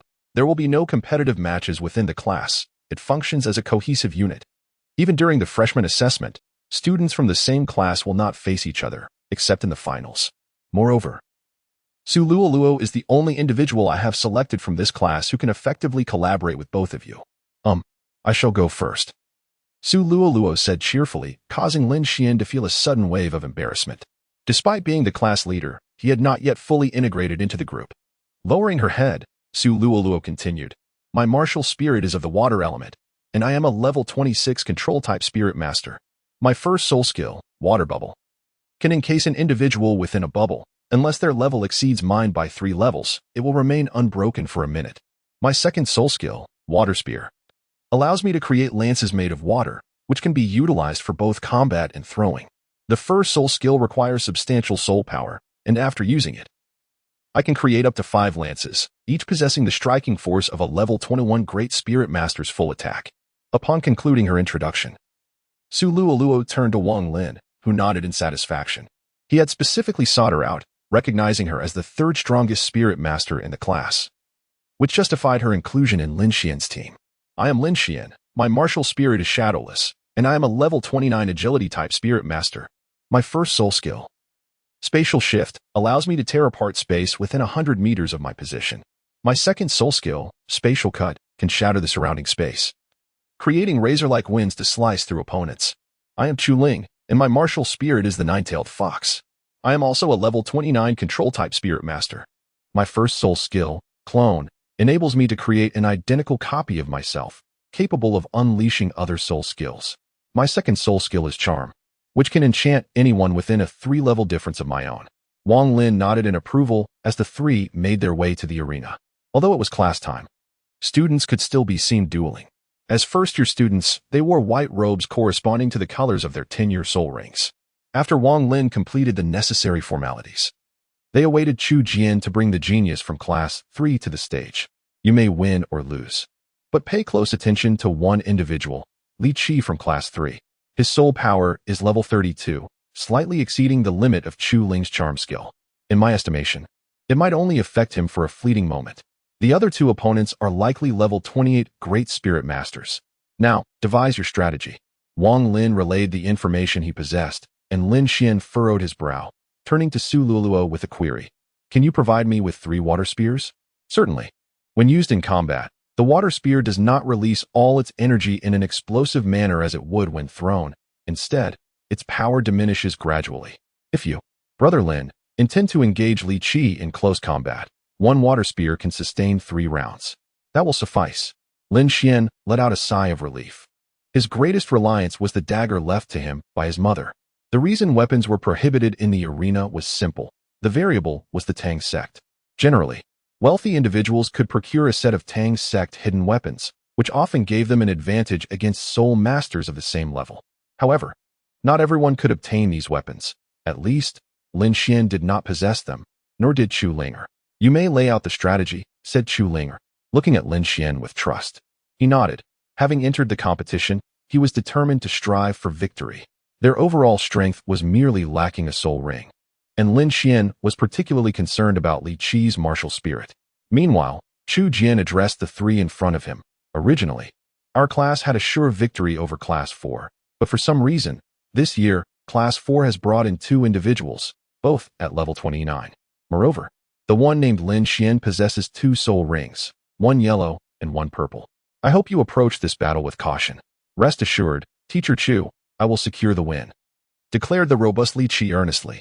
The woman beside him seemed indifferent to the capabilities of Lin Xuan and his companions in her eyes. This was a match they were destined to win. Chu Jian saw through her thoughts but chose not to voice them. For she was from the Seven Treasures Glazed Tile School, having always held herself in high regard, and with the enhancement of the Seven Treasures Glazed Tower. He truly did not believe Class 4 could triumph over them. Once all students from both classes had taken their seats to observe, Lin Xuan's trio and Li Qi's group entered the grandest arena, measuring precisely 100 meters. Lin Xuan observed the intense battle spirit in Li Qi's eyes, while an air of unyielding pride adorned Li Qi's face. Now that we are prepared, please state your names. Chapter 11, The Battle of Honor. Lin Xuan, Class 4. Level 29 Agility Type Soul Master. Chu Linger, Level 29 Control Type Soul Master. Su Luo, Level 26 Control Type Soul Master. Li Qi, Level 32 Strength Type Soul Master. Ningya, Level 28 Support Type Weapon Master.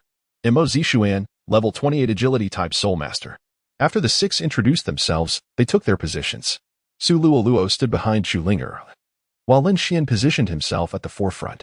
Li Qi also stepped forward, unleashing his martial spirit, from which 4 sturdy spider legs sprouted, their tips sharp and menacing. Meanwhile, Ningya summoned the 7 Treasures Glazed Tower, and Mo Zixuan manifested a pair of cat ears, his palms transforming into cat claws. Lin Xuan's expression shifted. What a celestial combination. The 7 Treasures Glazed Tower nearly derailed his previously laid plans. Fury surged within Lin Xuan, nearly causing him to spit blood. However, with the arrow already on the string, he had no choice but to let it fly. Su Luo swiftly conjured a water gun and tossed it to Lin Xuan. Just as he was about to act, Ningya's 2 soul rings flared to life. 7 treasures, glazed as crystal. The first is speed, the second is strength, empowered by Ningya's enhancement. Li Qi's 3rd soul ring illuminated, enveloping Lin Xuan in a verdant glow. The 3rd soul skill, Spider Web Bind, activated instantaneously. Wang Lin gazed in astonishment at Li Qi, but he held steadfast confidence in Lin Xuan. Indeed, Lin Xuan's 1st soul ring glimmered as he shifted through space to appear behind Li Qi, thrusting the water gun toward Li Qi's heart. Li Qi, Ningya cried out, yet in the next moment, her soul skill was interrupted as her head was struck. Meanwhile, Chu Lingo had released her doppelganger and engaged Mo Zixuan in combat, while her main body employed a charm skill to disrupt Ningya's soul skill output. At the same time, Su Luo hurled his 2nd water gun forcefully toward Ningya. Li Qi did not turn around but instead lunged at Lin Xuan with his spider legs. Lin Xuan ignored the attack, activating his 1st soul skill once more. Ascending above Ningya and unleashing his 2nd soul skill, Space Slash. Countless blades of space surged toward Ningya, a guaranteed fatal blow. Just as the attack was about to descend, an elderly man appeared, rescuing Ningya. Lin Xuan immediately turned to Mo Zixuan, who inwardly sensed impending doom. Releasing his 2nd soul skill, a doppelganger identical to Mo Zixuan fled in the opposite direction. Lin Xuan utilized space shifting to intercept the real body, launching a powerful punch. However, in the next instant, Mo Zixuan wore a deep smile, his body exploding into a cloud of pink mist that enveloped Lin Xuan. Mo Zixuan's expression brightened. His 2nd soul skill, Phantom Doppelganger, was not merely a fleeting illusion. When the doppelganger was attacked, it would self-destruct, releasing a mist with hypnotic effects. And Lin Xuan was at the center of this fog sufficient to ensure he would slumber for a full day. Yet, in the next moment, his smile froze. For Lin Xuan had been encased within a colossal water sphere, as Su Luo emerged from behind Chu Lingo, pale and with only 3 water guns remaining. His soul power entirely depleted. This was his on-the-spot decision. The original plan was to use the water bubble to ensnare Li Qi and then focus their firepower to eliminate Mo Zixuan. However, Mo Zixuan's unexpected 2nd soul skill had compelled him to deploy his 1st soul skill to protect Lin Xuan. Charm, Chu Lingo declared coldly, causing Mo Zixuan to experience a sudden dizziness. She seized a water gun and hurled it toward the unsuspecting Mo Zixuan. He roared in defiance, his body trembling as he activated his 1st soul skill, sliding his hands forward, causing the water gun to shatter midair, losing its potency. Nevertheless, Lin Xuan would not squander such a splendid opportunity, charging directly at Lin Xuan. At that moment, Li Qi made his move, unleashing his second soul skill. A series of spikes emerged beneath Lin, a ground spike trap. Lin's face paled as she found herself unable to resist and was swiftly rescued by the elderly man. Her expression darkened as she pounded the ground in frustration. Having fallen into a trap, the favorable 2-on-1 scenario had instantly reversed, leaving Lin Xuan to confront two opponents alone. Lin Xuan approached the direction where Lin had been eliminated and picked up the remaining water gun, adopting a defensive stance with one in each hand. Lin Xuan retreated to Li Qi's side, who inquired, "Can you still fight?" "I can still engage, though my soul power is running low." Lin Xuan replied resolutely after taking a deep breath. Li Qi nodded, then turned to Lin Xuan, saying, "You should withdraw. This is merely a battle, and it is not worth risking lingering repercussions. The allure lies not solely in the skills of the moment, and without timely treatment, you may suffer lasting effects." But there is no but. Lin Xuan attempted to express further thoughts but was interrupted by Li Qi. Left with no choice, he stepped down to receive treatment. Only Lin Xuan and Li Qi remained on the stage, both having expended considerable energy. Li Qi had unleashed 2 soul techniques, significantly depleting his soul power, while Lin Xuan had continuously employed his first soul technique, leaving uncertainty about his own energy reserves. Lin Xuan glanced at Li Qi. His curiosity piqued by the latter's first soul skill. Li Qi's third soul skill was ineffective against him, and the second soul skill was equally futile. However, even with the ability to tear through space, he could not launch a surprise attack. The 4 spider legs formed an insurmountable barrier. Die. Li Qi's eyes narrowed fiercely as he charged directly at Lin Xuan. Taking a deep breath, Lin Xuan activated his second soul ring, shattering the space around him. Blades of spatial energy surged violently towards Li Qi. The spider legs behind Li Qi thrashed about, shattering one spatial blade after another. Yet, the spatial blades were not soft like sponge. They were sharp, akin to daggers, and soon, the spider legs bore numerous small wounds. Lin Xuan thrust the water spear towards Li Qi, who surprisingly reached out with his right hand, attempting to seize the water spear directly. "This is bad." Lin Xuan's expression shifted as spines erupted from the ground. He leaped backward, knowing that behind him lay the edge of the arena. A fall would mean defeat. His decision to shatter space was a calculated risk. Arriving at the brink of the arena, he prepared for a desperate fight. But now it was Li Qi who found himself in such a predicament. Lin Xuan tore through the fabric of space and appeared behind Li Qi, thrusting the water spear toward his back. Li Qi's spider-like legs jabbed backward with precision, and Lin Xuan inhaled deeply before striking at the 2 legs. Remarkably, his strength diverted one of the legs, yet 2 still pierced through his shoulder and abdomen. Li Qi's first soul ring ignited, causing the elder's countenance to shift. Li Qi was attempting to poison him. Lin Xuan perceived the murderous intent in Li Qi's eyes. Just as he contemplated intervening, an unexpected transformation occurred. Lin Xuan's entire being ignited as if engulfed in flames. His hair and eyes turned a fiery red. With raw power, he grasped the 2 legs that had impaled him, and, under the astonished gazes of all present, he forcefully snapped them. "Ah!" Li Qi screamed in agony before losing consciousness. His martial spirit severely injured. The elder rushed to the center of the arena, separating Lin Xuan from Li Qi. Instantly, Lin Xuan withdrew from his berserk state, casting a cold glance at Li Qi. Had he not entered his frenzied state, he would have succumbed to poison. He was perplexed by Li Qi's sudden lethal intent. Chapter 12. Victory. Are you all right? The elder confirmed Li Qi's condition and hurried to Lin Xuan, applying pressure to his wounds. The elder had refrained from rescuing Lin Xuan immediately because the injuries were not life-threatening. Lin Xuan had targeted the vital points with the legs he had deflected, and the elder, drawing from his combat experience, understood Lin Xuan's intentions. Had Lin Xuan acted sooner, Li Qi would have been powerless to defend himself. Although such a life-for-life combat style is not encouraged, it is not entirely prohibited, for students are not delicate flowers sheltered from the world. They will inevitably face a reality filled with deceit and life-or-death struggles. If one is unprepared for downfall, it results in needless demise. Li Qi's actions were not entirely misguided. However, Lin Xuan's ability to counteract the toxins in his own way was unexpected. Li Qi's approach was inappropriate, as all were students and there was no necessity to take a life. Ultimately, had Lin Xuan perished, Li Qi would have faced mere expulsion. "Thank you, Senior." Lin Xuan's berserk state is rather extraordinary, disregarding all negative effects and even shielding against pain. However, the conditions for its activation are somewhat stringent. It can be triggered directly by wielding a dagger or in moments of life and death, much like when Li Qi was poisoned just moments ago. Zhu Jian. Your student's abilities are rather lacking, yet his methods are quite ruthless. Wang Lin ascended the stage and remarked coldly.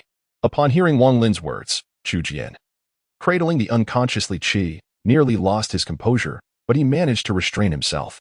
It is prohibited for teachers to engage in sparring, should such an occurrence be discovered. Both parties would incur severe penalties. Wang Lin, indifferent to this, planned to depart after overseeing Lin Xian's cohort. Unlike Chu Jian, students of Class 3 returned to the classroom. Chu Jian declared, his expression grim, as he took Li Qi to the infirmary. Lin Xian was similarly assisted by Chu Lingao to the same destination. Both Lin Xian and Li Qi had sustained considerable injuries, particularly Lin Xian, who grimaced and gasped in pain from his abdomen and shoulder after the berserk state subsided. With a smile, Chu Lingao remarked, "Why put on such a brave front? Who truly wishes to embrace failure?" Lin Xian helplessly remarked that the head of the infirmary was a possessor of the Tree of Life martial spirit.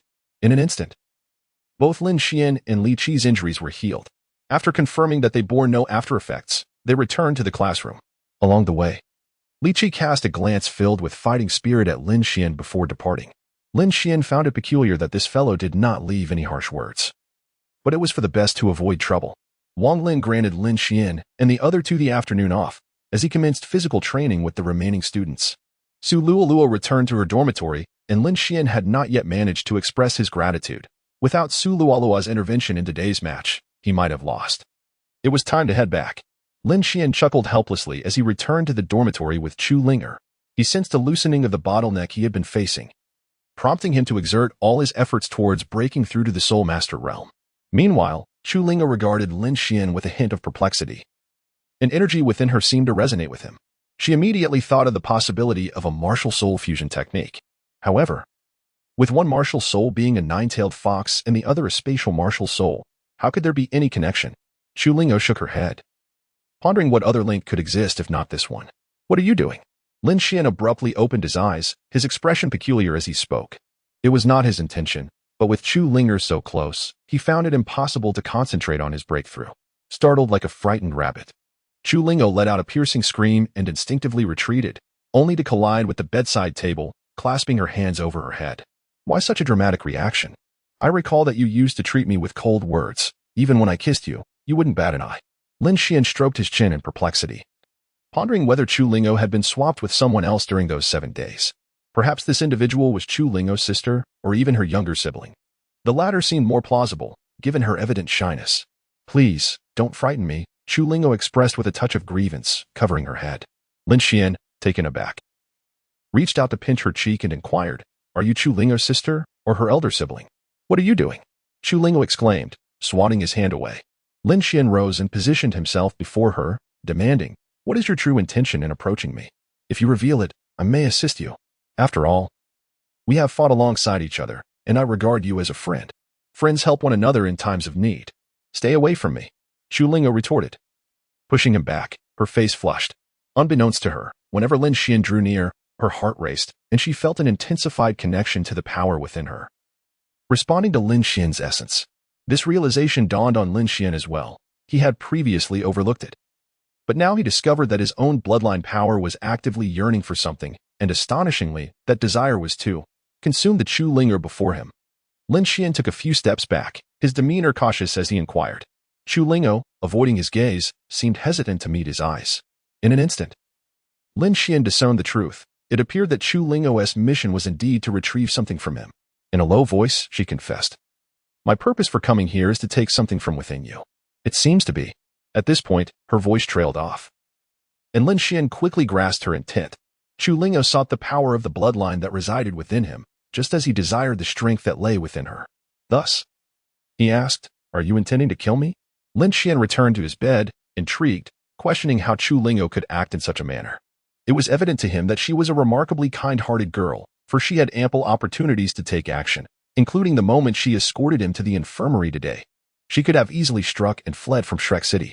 "I don't know," Chu Lingao replied, shaking her head in confusion. Lin Xian chuckled heartily. He appreciated her response.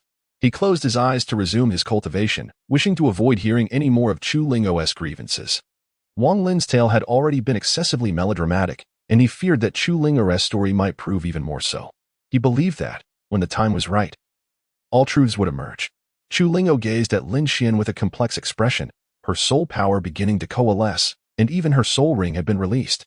Yet, Lin Xuan remained in deep meditation, fully engrossed in his breakthrough, his actions silently conveying to her that she would not take any action against him. Biting her lip, Chu Lingo felt her second soul ring tremble incessantly, the allure of her power seemingly on the verge of being unleashed. Her nails elongated. Yet she found herself unable to act. A sense of regret loomed over her at the thought of striking. She was perplexed by her own hesitance. Ultimately, feeling defeated, Chu Lingo sat back down on the bed. Frustrated, she scratched her head and cast a glance at Lin Xuan before heading off to take a shower. Lin Xuan opened his right eye and smiled softly. Chapter 13. Breaking through to Soul Master. What a truly kind-hearted young lady she is. Lin Xuan murmured softly before embarking on a genuine breakthrough of his limitations. Although certain matters between the two remained unspoken, they were largely understood. Once the knots in their hearts were untied, every endeavor became imbued with clarity and vigor. The power of space, the comprehension of spatial fluctuations.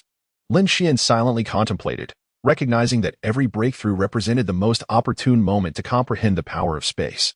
His soul energy circulated within his body, cycling through 1 week, 5 weeks, and 10 weeks, as Lin Xuan persistently challenged his own limits. The surrounding power of space grew increasingly dense, prompting Chu Lingo to refrain from lingering in the dormitory. At last, in the dead of night, Lin Xuan shattered his barriers, ascending to the realm of Soul Master. He fervently absorbed the soul energy from the heavens and the earth while simultaneously grasping the transformations of the spatial realm around him.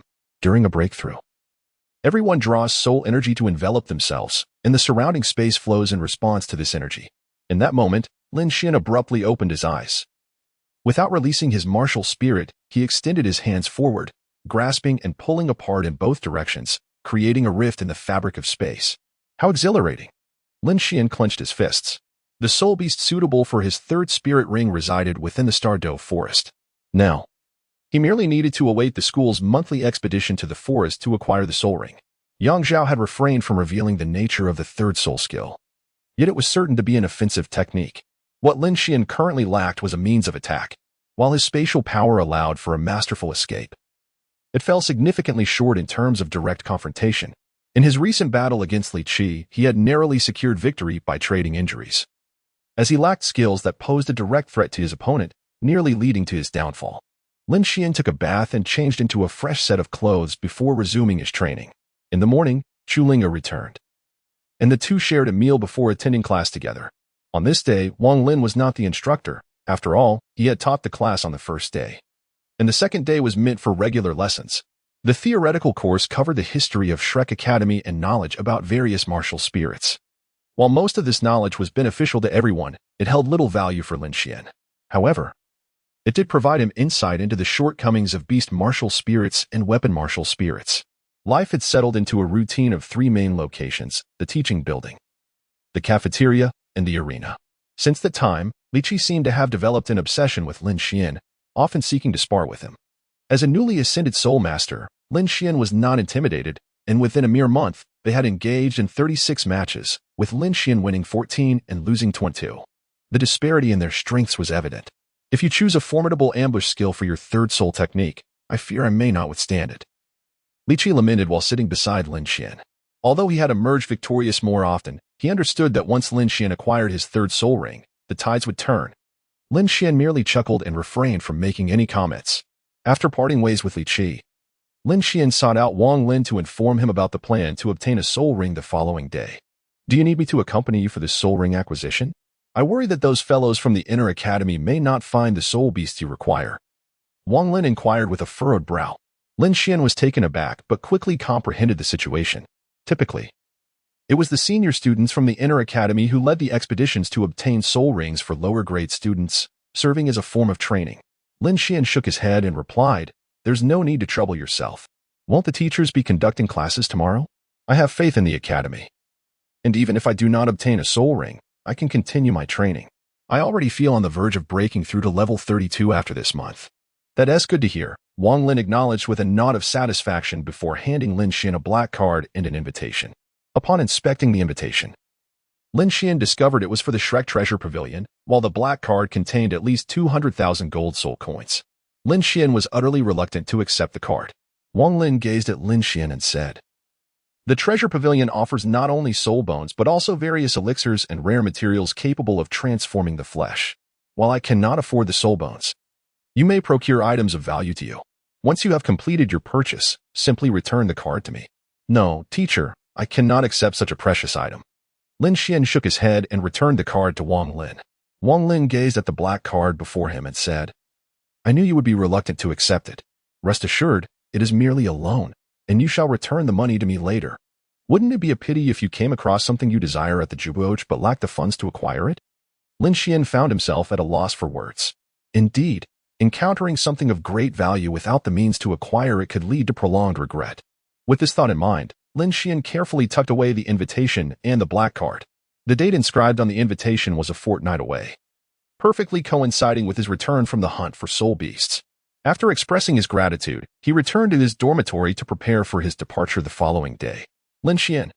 At the foot of the dormitory building, Chu Lingo waved her hand to catch his attention. Lin Xuan halted, turned to face her, and smiled. Have you made a breakthrough? Yes, but I was a full month late, Chu Lingo replied, her tone tinged with disappointment. Lin Xuan gently patted her on the head and encouraged, you see. The best way to achieve a breakthrough is not merely through solitary cultivation but through engaging in battles and sparring. I have no desire to spar with men. Chu Lingo retorted, scrunching her nose. Lin Xuan shook his head as their playful banter drew curious glances from passers-by. The rumors surrounding them sent shivers down the spines of onlookers. However, Lin Xuan and Chu Lingo remained unfazed, knowing well each other's true identities. The next morning, Lin Xuan, accompanied by Chu Lingo, arrived at the entrance of Shrek Academy. There, they encountered two young men and a young woman who were also waiting. Judging by their robes, one of the young men was a fifth-year student, the other a fourth-year student, while the young woman was a first-year student, likely from class 2. Upon noticing Lin Xuan and Chu Lingo's arrival, the eldest of the group spoke, Is everyone here? I am Qian Jun, a fifth-year student, and I will be responsible for guiding you to the city gate to meet with the supervising teacher. We appreciate your assistance, senior, Lin Xuan responded. The four voices of Lin Xuan and his companions harmonized, as all five had become acquainted with one another's names during their journey. Qian Jun, a fifth-grade student possessing a formidable strength of level 49, could be regarded as the strongest among the outer academy, surpassing even the sixth-grade students in prowess. The fourth-grade student, Lu Qiyao, wielded a soul power of 39, while the other female student, Du Zitong, had a soul power of 29. For reasons unbeknownst to him, Lin Xuan felt a peculiar tremor within his spatial martial soul upon catching sight of Du Zitong. What's wrong? Inquired Chu Lingo. Noticing Lin Xuan's dazed expression fixed on Du Zitong, Lin Xuan simply shook his head and gestured for her to refrain from questioning further. Nodding in understanding, Chu Lingo proceeded to the entrance, where a man clad in a red robe was whistling in anticipation of their arrival. Ah, you have arrived. I am Wang Tianyu, an inter-academy student, here to escort you to the Star Dou Forest, he announced. Greetings, senior. I am Qian Jun, the leader of this expedition, Qian Jun replied respectfully. Stepping forward, Wang Tianyu smiled and nodded, saying, No need to be so formal. You will eventually enter the inner academy, especially you, Qian Jun, who has already gained a modicum of fame among us.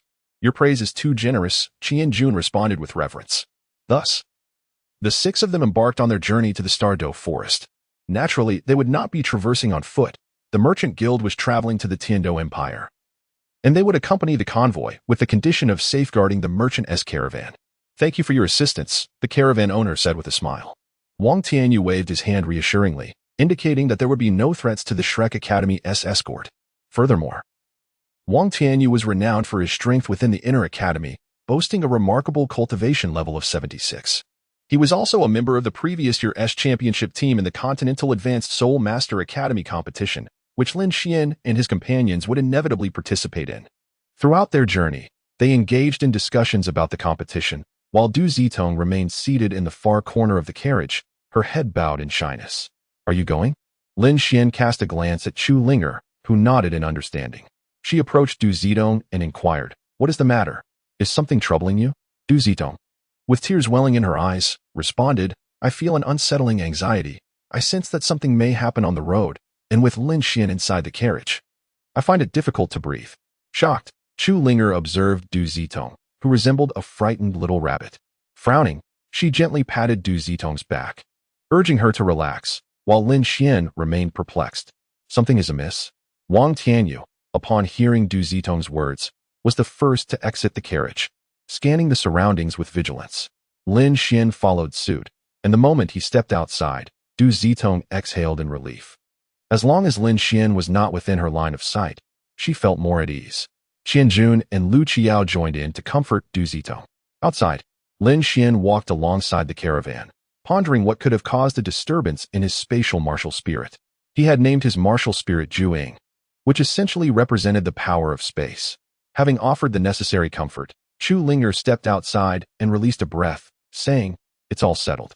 Lin Xuan nodded, while Chu Linger scanned the surroundings and remarked, "She possesses no bloodline power. I have utilized my nine-tailed fox bloodline to probe her essence. Do you have any grievances with her?" "No, I have merely encountered her once," Lin Xuan replied. "About half a month ago. We crossed paths with Class 2 in the arena area. Aside from that, we have had no further interactions," Lin Xuan asserted with certainty, unable to fathom the motives behind Du Zitong's actions. Moreover, he felt it inappropriate to inquire further. He stood a meter away from her, and even that distance made him acutely aware of her presence, as if he could scarcely breathe. Were he to draw closer, he might very well faint. "Rest assured, the seniors will handle any matters that arise," Chu Linger murmured softly, clutching Lin Xuan's hand.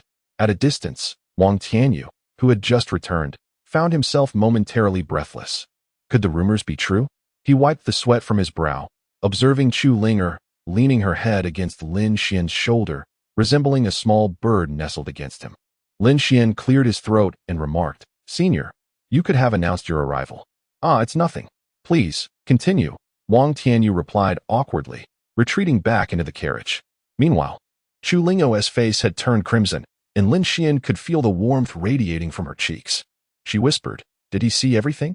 "Pretty much," he replied.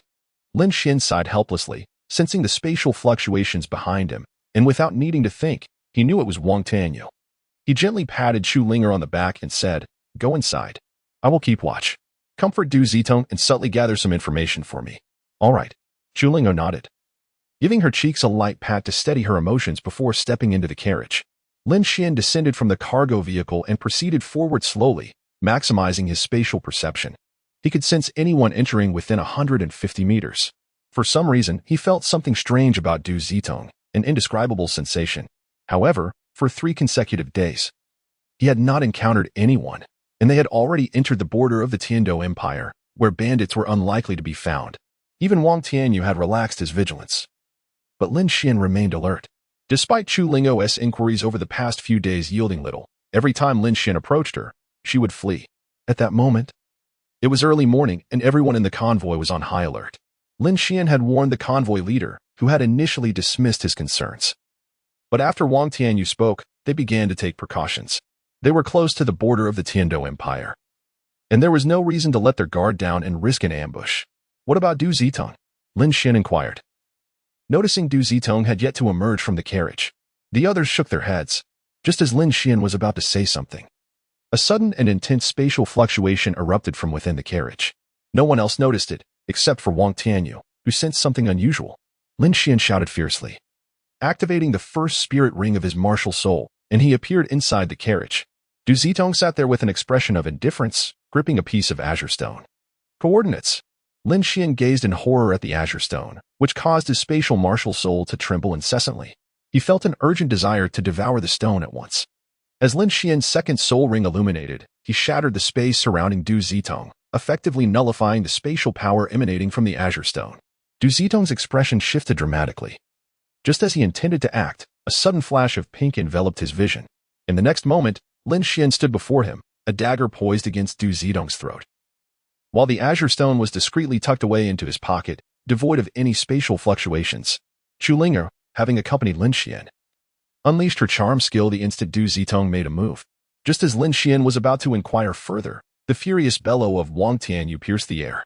"Enemy attack!" The leader of the convoy cried out in despair. Lin Xuan and Chu Lingo emerged from the carriage to witness a tide of masked assailants in dark garb surging towards the convoy. Among them, Wang Tianyu was entangled with a formidable Soul Douluo, while another Soul Emperor engaged in fierce combat with Qianjun and Lu Qiao.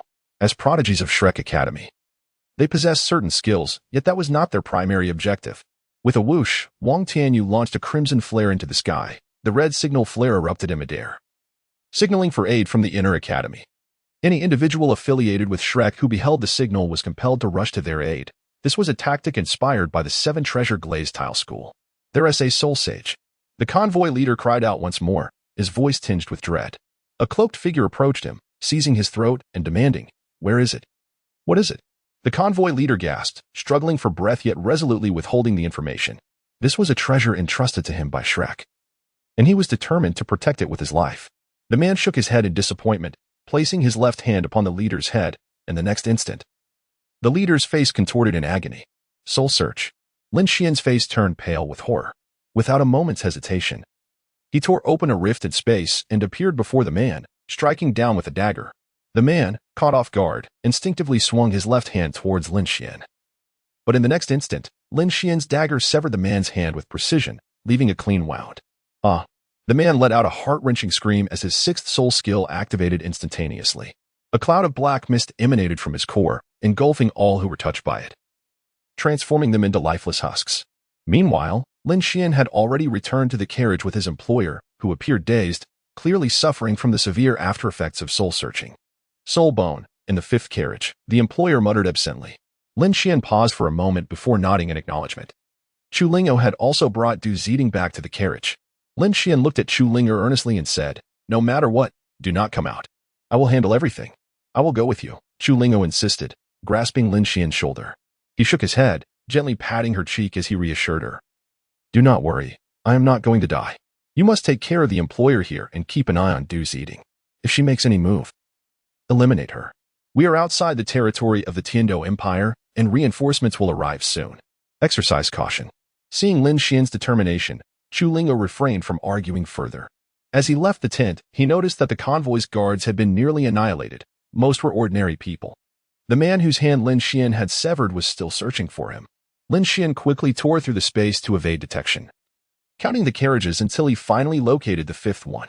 However, that very carriage was adjacent to the man, and above in the sky, Wang Tianyu was struggling to maintain his stance. The Soul Douluo was relentless, employing lethal tactics, while Qian Jun and Lu Qiyao resorted to guerrilla tactics to ensure their survival. This situation is dire. Lin Xuan's heart plummeted to the depths of despair. With the annihilation of his guards, survival seemed impossible, and the distance to the 5th carriage was insurmountable. He had to prepare for flight. The 36 stratagems dictated that retreat was the best option. However, in the next moment, a thunderous shout echoed through the sky as a group clad in Tang sect attire joined the fray. Leading them was Tyson, an individual he had met once before. Upon the arrival of the Tang sect's reinforcements, the elder bellowed, "Quickly take the items away. You shall not prevail." Tyson roared in response, engaging the elder in a fierce battle, causing the old man to nearly vomit blood in frustration. The plan had gone awry. He had not anticipated the Tang sect's presence. The middle-aged man, hearing the elder's words, abandoned his quest for revenge against Lin Xuan and began dispatching people to search the freight car, while others fought valiantly to hold back the Tang sect members. Lin Xuan sensed an opportunity. As the middle-aged man rushed to the 1st carriage, Lin Xuan utilized his 1st soul skill to approach a cloaked figure, swiftly ending his life with a dagger, then began rummaging through the cargo. Midway through his search, an immense force struck him from behind, sending him crashing to the ground, blood gushing from his wounds. He glanced back at the swirling black mist. A chill of fear gripping him, the middle-aged man was coldly observing him. Clearly, the dark fog was a manifestation of the man's soul skill. The middle-aged man commenced his search of the 5th carriage, oblivious to the fact that Lin Xuan had already secured the most ornate box. "You cannot escape," the man declared, unleashing his 5th soul skill towards Lin Xuan. In that instant, Lin Xuan attempted to tear open a rift in space, but the next moment, he was enveloped by the black mist. His berserk skill activated instantaneously, and just before consciousness slipped away, he managed to rip open the spatial rift and slip inside. Within that rift, Lin Xuan retched violently as the dark energy infiltrated every inch of his being. He was working in tandem with the power of his bloodline to expel the foreign substance. "Bold fool," Tyson shouted, evidently alerted to the situation, striking the middle-aged man with a resounding slap. The man coughed up blood, had it not been for his cultivation reaching the level of Soul Saint. That blow might have claimed his life. "Retreat," the elder commanded, his face pale as he recognized the dire circumstances. Lin Xuan, feeling the urgency, fell from the spatial rift. "Lin Xuan!" Chu Ling'o cried out in distress, rushing to him and lifting him to check his injuries. Lin Xuan's wounds primarily affected his internal organs. He had endured the full force of a Soul Saint strike. Although it was a summoned object, it carried the strength of a peak Soul King. And he had survived only due to Yang Zhao's enhancements to his physical form. Tyson descended from above, administering a pill to Lin Xuan, while the Tang sect disciples began to clear the aftermath. Meanwhile, the teachers from Shrek Academy arrived on the scene. After handing over the box to the teachers, Lin Xuan succumbed to unconsciousness. Tyson, gazing at the young man, sighed. I never imagined this lad would grow so strong in 6 years. After exchanging pleasantries with the Shrek teachers, Tyson departed. Wang Tianyu observed his junior disciples with a troubled expression, despite their vigilance on the third day. They had fallen into a trap. Little did they know that the true culprits were, in fact, their own students. Not good. Teacher, senior, Du Zitongxi, Qianjun exclaimed in sudden panic. Wang Tianyu's heart skipped a beat as he rushed into the carriage, only to find the owner lying half-conscious in a blue gemstone. But no sign of Du Zitong. Curse be this! Wang Tianyu roared in frustration, unbeknownst to Lin Xuan, who lay unconscious. His group was settled within the borders of the Tiandou Empire in the city of Kodo. Concurrently, Shrek Academy issued a continent-wide warrant for the capture of the Min and the Elder, both of whom, though masked, had revealed their identities through their soul skills and martial spirits as infamous evil soul masters. On the third day, Lin Xuan had awakened, his injuries having largely healed thanks to the medicinal elixirs. It can be said that Lin Xuan emerged as the principal contributor in this affair. The soul bone was a coveted item sought by a prominent figure within the Tang sect. Originally intended for clandestine transport, the operation was compromised, possibly due to a leak or an insider within Shrek Academy. Du Zitong serves as a prime example. As a mere student managed to infiltrate the convoy, colluding from within. Lin Xuan furrowed his brow upon learning of Du Zitong's disappearance. Chu Linger assured Lin Xuan that she had not permitted Du Zitong to leave the carriage. She had exited only after the latter called for a retreat, and it was then that she witnessed Lin Xuan descending from the sky. At that moment, Qianjun and Lu Qiao were beside the carriage, and she was certain that they posed no threat. Moreover, Du Zitong had not untied her bindings. Chapter 16. The Ethereal Stone. All right, I'm not blaming you. Let us not dwell on it. As long as we're all safe, that's what matters. Lin Xuan consoled, who says everything is fine. That Du Zitong has caused you serious harm, and I will not let her off the hook, Chu Linger exclaimed. Her fists clenched in indignation. Lin Xuan chuckled and ruffled Chu Linger's hair, realizing that this girl seemed genuinely fond of him. However, he welcomed the presence of an adorable girl by his side far more than that of a towering boy. Yet, the thought of Du Zitong ignited a flicker of anger within Lin Xuan. Her acting skills were far too convincing, leading him to believe that the fault lay with him. Little did he know that her actions were merely a ruse to obscure the spatial fluctuations of that stone. No, that is not right. Lin Xuan suddenly froze, hastily grasping Chu Linger's shoulders as he inquired, "Where has that azure stone gone?" I handed it to the lead teacher, but even he could not discern its significance. It merely appeared to be an ordinary stone. It cannot possibly be just an ordinary stone. Lin Xuan shook his head, surmising that only he could discern the significance of that stone. After all, the spatial fluctuations could not be perceived without a spatial martial soul. Lin Xuan and Chu Lingo arrived side by side at the door of the teacher's quarters, and before they could knock, the door swung open, indicating that the teacher was already aware of their arrival. "Greetings, teacher."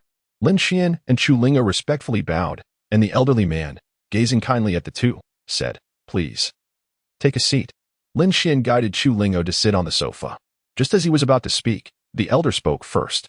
"Lin Xuan, you have performed admirably this time. The school has already prepared your reward, and the Tang sect has also sent a significant gift. Teacher, it is my duty to do so. As for the reward, I believe my seniors deserve the credit far more than I do. Receiving it alone feels somewhat undeserved." Lin Xuan rose earnestly and spoke, acknowledging that his contributions paled in comparison to those of his seniors. While Wang Tianyu battled valiantly against the Soul Douluo with the stature of a soul saint, and Qianjun and Lu Qiao engaged a peak soul emperor, the convoy's guards had suffered complete annihilation, leaving the owner of the caravan to bear the severe consequences of a damaged consciousness. There's no need for such humility. They too have their rewards. Even Chu Linger received recognition. The school will not neglect you. Your survival is the greatest testament to your capabilities, especially you. You saved the caravan owner, concealed the location of the soul bone, and at the cost of your own injuries, retrieved the soul bone. You have done remarkably well. Do not forget, You are but a novice who has yet to attain the rank of Soul Master, yet you dared to contend with a Soul Saint. This is not merely due to the prowess of your martial spirit and weaponry, but also speaks volumes of your extraordinary courage. The elder's words made Lin Xuan somewhat bashful. The elder then produced a large chest and solemnly declared, "This is a complete set of hidden weapons sent by the leader of the Tang sect. Considering that you are not yet versed in the Tang sect's techniques, the array of weapons includes wrist swords, crossbows, throwing darts, Zhuge divine crossbows, shadow shooting projectiles, and celestial claws, among others. These should sufficiently elevate your combat capabilities." Lin Xuan stared blankly at the hidden weapons before him. Such items were utterly unattainable for someone of his standing. Yet, the master of the Tang sect had gifted them to him. Was it truly merely a gesture of gratitude for safeguarding the soul bone?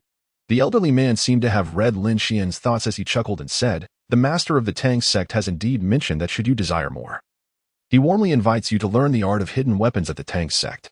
In due time, you shall be equipped with the dragon whisker needle and the mother and son soul-chasing dagger." Lin Xuan, realizing the absurdity of the situation, shook his head in bemusement. It turned out they sought to win him over. However, he had no intention of joining their sect. He accepted the box and replied earnestly, "I will give it some thought. Now that my matters are concluded, what brings you to me?"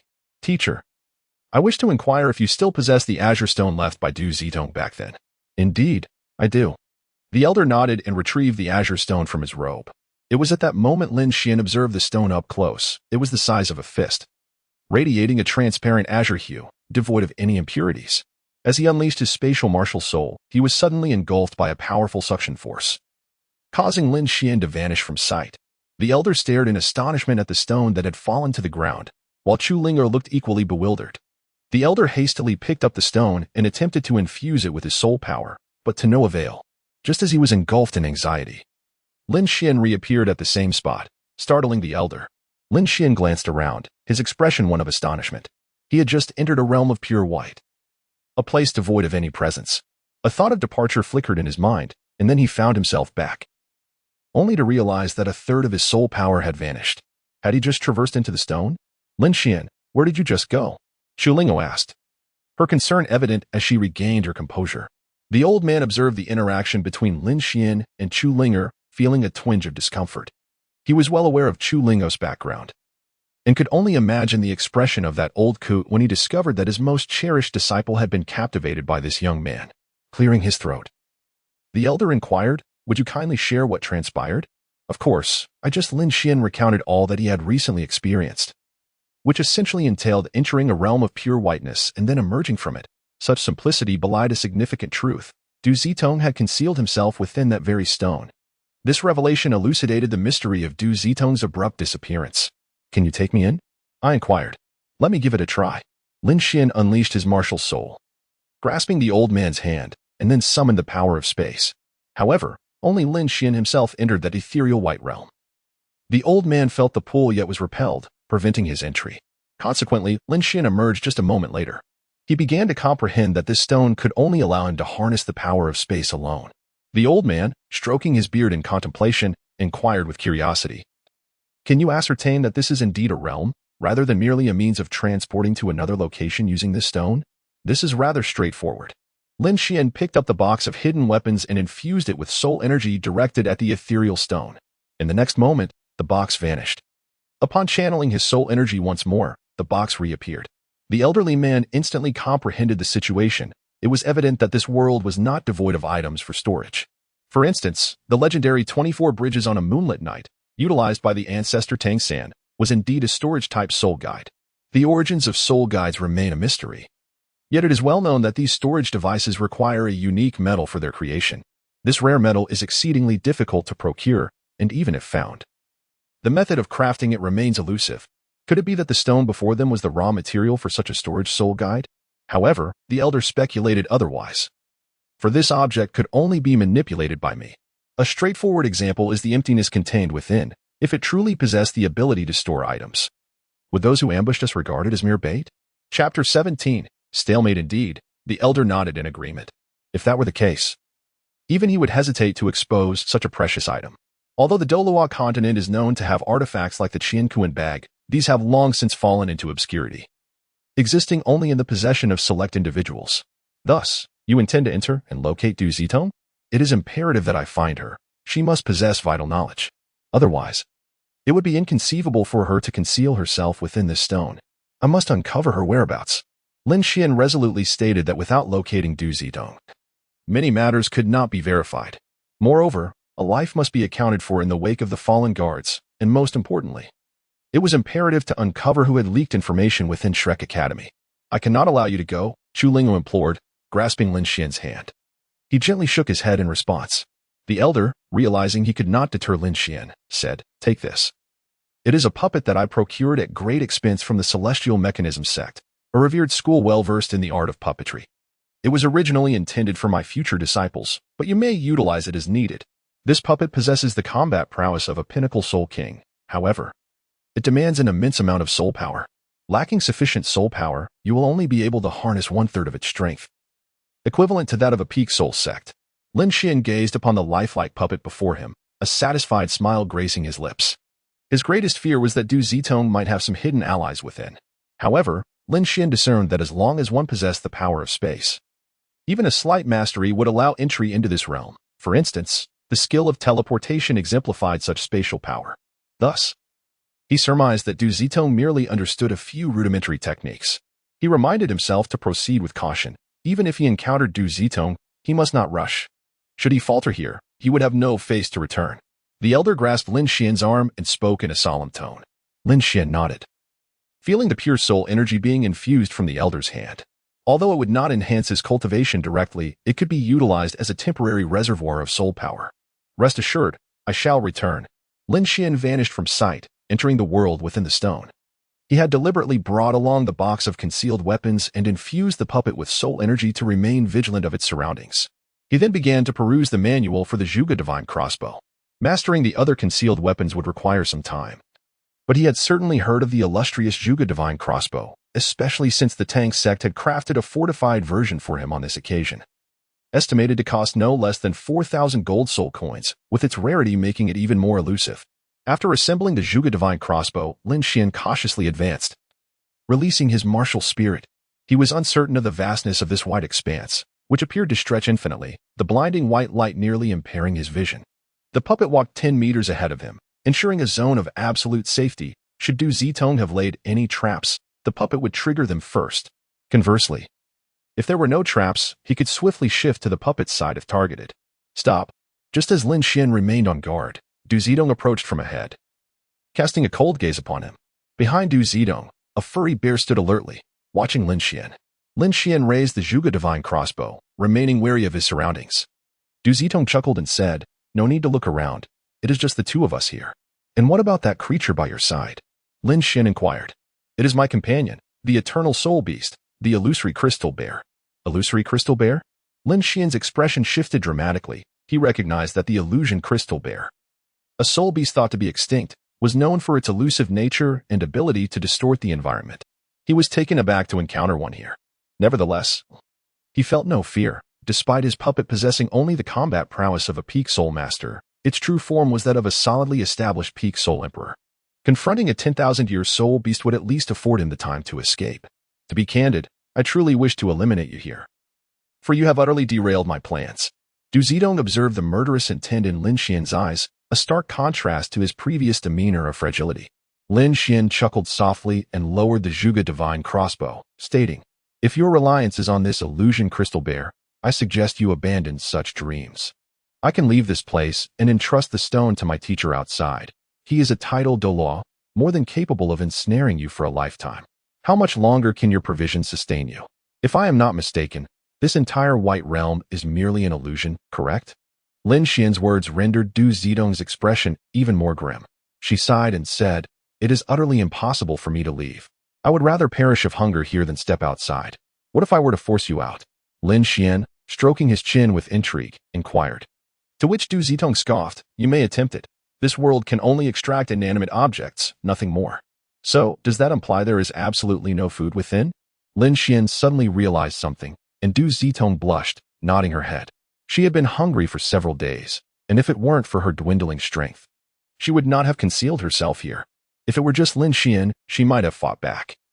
But with the Zhuge Divine Crossbow in Lin Xuan's possession and a puppet guarding him, the odds of victory were non-existent. Aware of this, Lin Xuan looked at Du Zidong and said, "Let us negotiate terms. If you are willing to die to make a statement, that is certainly an option. I will not be leaving, and you must release me. Otherwise, there is nothing to discuss." "Hey, do you not comprehend the situation? I am the butcher, and you are the meat. I can do as I please with you, and after a few days, once I obtain the third soul ring in the Star Dou Forest, I will return to confront you. Let me assure you, at that point, I shall simply eliminate you to assuage my own guilt. What do you intend to do?" Du Zitong asked obstinately. The circumstances were indeed as Lin Xuan described. In 2 days, she would likely faint, and the illusion crystal bear would lose its ability to maintain the illusion. At that juncture, she would be completely at their mercy. Although Shrek Academy was an institution, they possessed means to compel someone to speak, given that Shrek had numerous adversaries. "I can disclose who contacted me, but I cannot betray others. There are too many I cannot name," Du Zitong said, biting her lip and making the greatest concession she could. However, Lin Xuan had no intention of negotiating and simply departed from that realm, leaving Du Zitong in a state of shock. Lin Xuan knew he had caught a significant fish. He relayed everything that transpired to the elder and informed him that he would return in 2 days to extract all that Du Zitong knew. The elder nodded and mentioned that he would bring some items for Lin Xuan in 2 days. After expressing his gratitude, Lin Xuan returned the stones and the puppet to his master, then took the concealed weapon box and returned to his room with Chu Linger. Chapter 18. Insights brought by the devouring worm. Upon returning to his room, Lin Xuan exhaled a sigh of relief, as certain matters were finally coming to a close. Chu Linger approached him from behind, offering a gentle shoulder massage. Turning to face her, Lin Xuan smiled and inquired, "What is this? Have you truly developed feelings for me?" With a blush adorning her cheeks, Chu Linger nodded shyly. Lin Xuan was the only boy with whom she could engage in a normal conversation. Regardless of the circumstances, be it running laps on the playground or facing life-threatening situations, he always stood in front of her, providing a sense of comfort that she could not find in anyone else, save for her master. Why should it be any other way? Lin Xuan chuckled softly as he handed the box in his hand to Chu Linger. Upon receiving the box, Chu Linger appeared somewhat speechless. Lin Xuan grasped her hand earnestly and said, "You are the first woman to accompany me. To be honest, I have always regarded you as my dearest friend. However, since you have expressed your feelings, I shall not refuse you. There is nothing of great value in my possession, so I gift you this box filled with concealed weapons for your protection." "Friends, is it?" "That revelation stings," Chu Linger retorted, her irritation palpable. "Since you have said that, I shall not reveal my true self to you." "Humph." Lin Xuan laughed heartily, unbothered by her response. The concealed weapons were intended for her, after all. Given her master's reputation, the Tang sect would hardly have provided such items. Otherwise, she would have been equipped long ago. In a way, he was merely offering flowers on someone else's behalf. The following morning, after completing his morning routine, Lin Xuan received notification to prepare for departure. With only 7 days remaining until the Treasure Pavilion exhibition, it was clear that Wang Tianyu was unwilling to squander time. After securing the teacher's consent, he accompanied several others into the Star Dou Forest. Returning to the Star Dou Forest, Lin Xuan was filled with nostalgia. Yet he had little to ponder. His transformation here was akin to that of a phoenix ascending from the ashes. "Do you have a soul beast in mind?" the elder inquired. Qian Jun and Lu Qiao promptly reported their desired soul beasts, and Lin Xuan followed suit. Only Chu Linger remained undecided. The elder nodded and departed, while Wang Tianyu remained vigilant, burdened by guilt from the previous incident. Although he had not completely relaxed, his guard was somewhat lowered. "This time, we were originally to procure the soul rings ourselves, but the last incident was too sensational. Now, those hunting for soul rings from Shrek Academy are led by elders of titled Douluo rank," Wang Tianyu explained. He was initially responsible for leading the team, yet now felt somewhat redundant, which irked him. In a typical scenario, a soul sage from Shrek would not lose to a soul Douluo, but this was no ordinary opponent. Leaving him disheartened, his hopes of fame were dashed. After waiting for an entire morning, the elder finally presented 4 soul beasts of varying sizes before them. Lin Xuan's expression brightened at the sight of a feeble white maggot. This creature was his target.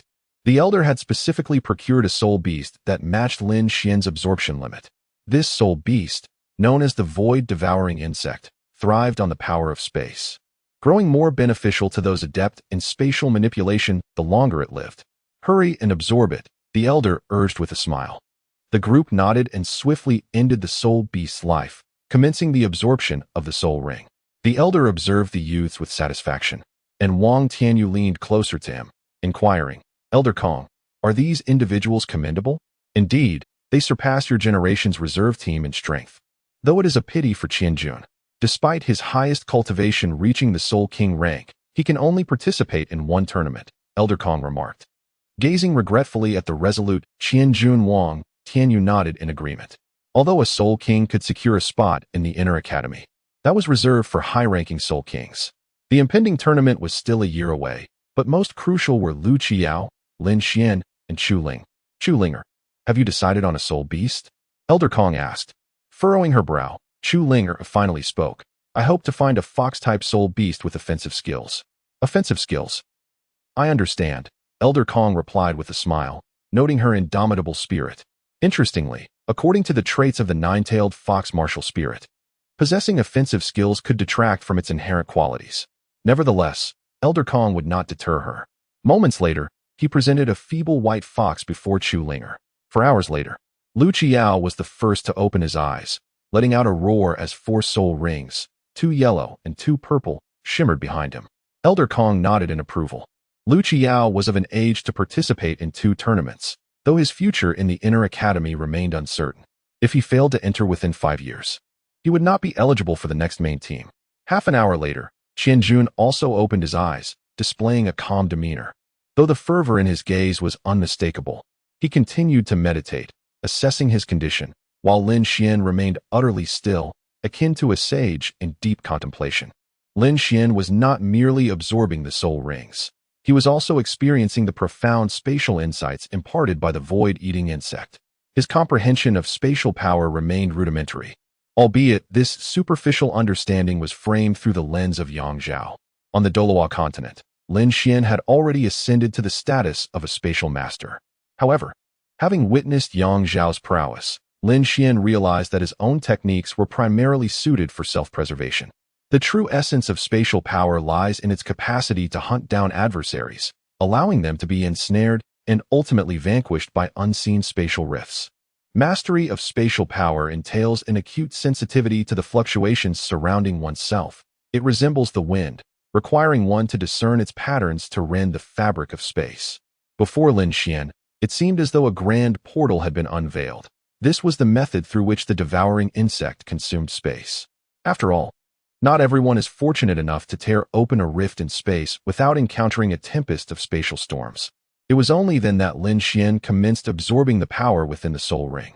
3 hours later, as dusk descended upon the sky, Lin Xuan finally opened his eyes, and upon doing so, he beheld a pair of expressive eyes gazing at him with concern. Lin Xuan chuckled softly as he patted Chu Ling, then stood up and clasped his hands in greeting to the crowd, saying, I apologize for keeping you all waiting. Not at all. Junior Lin Xuan has made remarkable progress. Wang Tianyu replied with a smile. It was his first time witnessing someone absorb a 3rd soul ring for 7 hours. Although the soul ring was an impressive 6,999 years old, far exceeding the usual limit for a 3rd soul ring. Lin Xian's 2nd soul skill was indeed a Millennium Soul Ring, which posed no significant issue since Millennium Soul Beasts lacked soul pressure. Since we are all prepared, let us return. Although we are on the outskirts of the Star Dou Forest, staying overnight could still be perilous. Upon returning to the inn, the group enjoyed a restful sleep, except for Old Kong, who was still busy. Being on the border of the Tiandou Empire made it challenging for him to gather necessary supplies. Meanwhile, Lin Xuan and Chu Linger sat by the window, gazing at the moon in the sky. For some inexplicable reason, Lin Xuan thought of his mother, a persistent ache in his heart. His greatest ambition in this life was to unravel the mystery of his origins. At this moment, it was imperative for him to inherit Yang Zhao's divine legacy. For only then would he be qualified to seek vengeance, as his mother's weapon was an artifact, and his bloodline surpassed even that of the divine. What's wrong? Chu Linger asked with concern, grasping Lin Xian's hand. Lin Xuan shook his head, unwilling to share these matters with her. Firstly, Chu Linger could offer no assistance and would only worry about him. Aware of his intent to conceal the truth, she refrained from pressing further. Just as she was about to say something, a voice suddenly reached her ears. She parted her lips and said to Lin Xuan, I need to step out for a moment. What is it? Lin Xuan furrowed his brow, but soon relaxed as he watched Chu Linger prepare to leave. He gently patted her back, leaving behind a spatial mark, and reassured her, "With this mark, I can find you wherever you go. Do not worry. I shall return soon." Chu Linger nodded and exited the room. Lin Xuan sighed, longing to confide in someone about his troubles. Yet he understood that voicing such matters would only portray him as weak. Moreover, others are not mere receptacles for one's burdens. One should never burden friends with negative energy. After leaving the hotel, Chu Linger found herself in a narrow alley, where a white-haired elder cloaked in black gazed at her with resignation. Lowering her head like a child who had erred, she felt the elder's embrace as he sighed and asked, "Linger, what happened to your promise to me? You vowed not to develop feelings for Lin Xuan and to acquire the bloodline within him." With a trembling voice, Chu Linger recalled the assurance she had given 7 days before the school term began in Shrek City. The Star Dou sighed deeply. Indeed, Chu Linger's martial spirit was the nine-tailed fox. However, her parents had suffered grave consequences after hunting a 100,000-year soul beast, resulting in 1 death and 1 injury. At the time, her mother was pregnant with Chu Linger, passing away shortly after giving birth, leaving behind a considerable inheritance and 3 soul bones, all of which the elder had preserved for Chu Linger's future. The elder and Chu Linger's father were sworn brothers, having braved life and death together. Yet, despite his esteemed status on the continent, few regarded him with respect, save for the Tang sect, Shrek Academy, and the royal families of the 2 great empires. "My dear disciple, my unfortunate child, that bloodline is the only thing that can save your life," the Star Dou lamented. When Chu Linger awakened her martial spirit at the age of 6, it was discovered that she possessed a dual spirit embodiment and the bloodline of a soul beast. This meant that within her diminutive frame resided 3 forces, the most perilous being the soul beast bloodline. Although this bloodline currently bolstered her strength, it would ultimately erupt when she reached the soul sage rank, transforming her from human to soul beast, an unprecedented occurrence. His martial spirit, the astrological pearl, had perfectly mirrored that harrowing scene.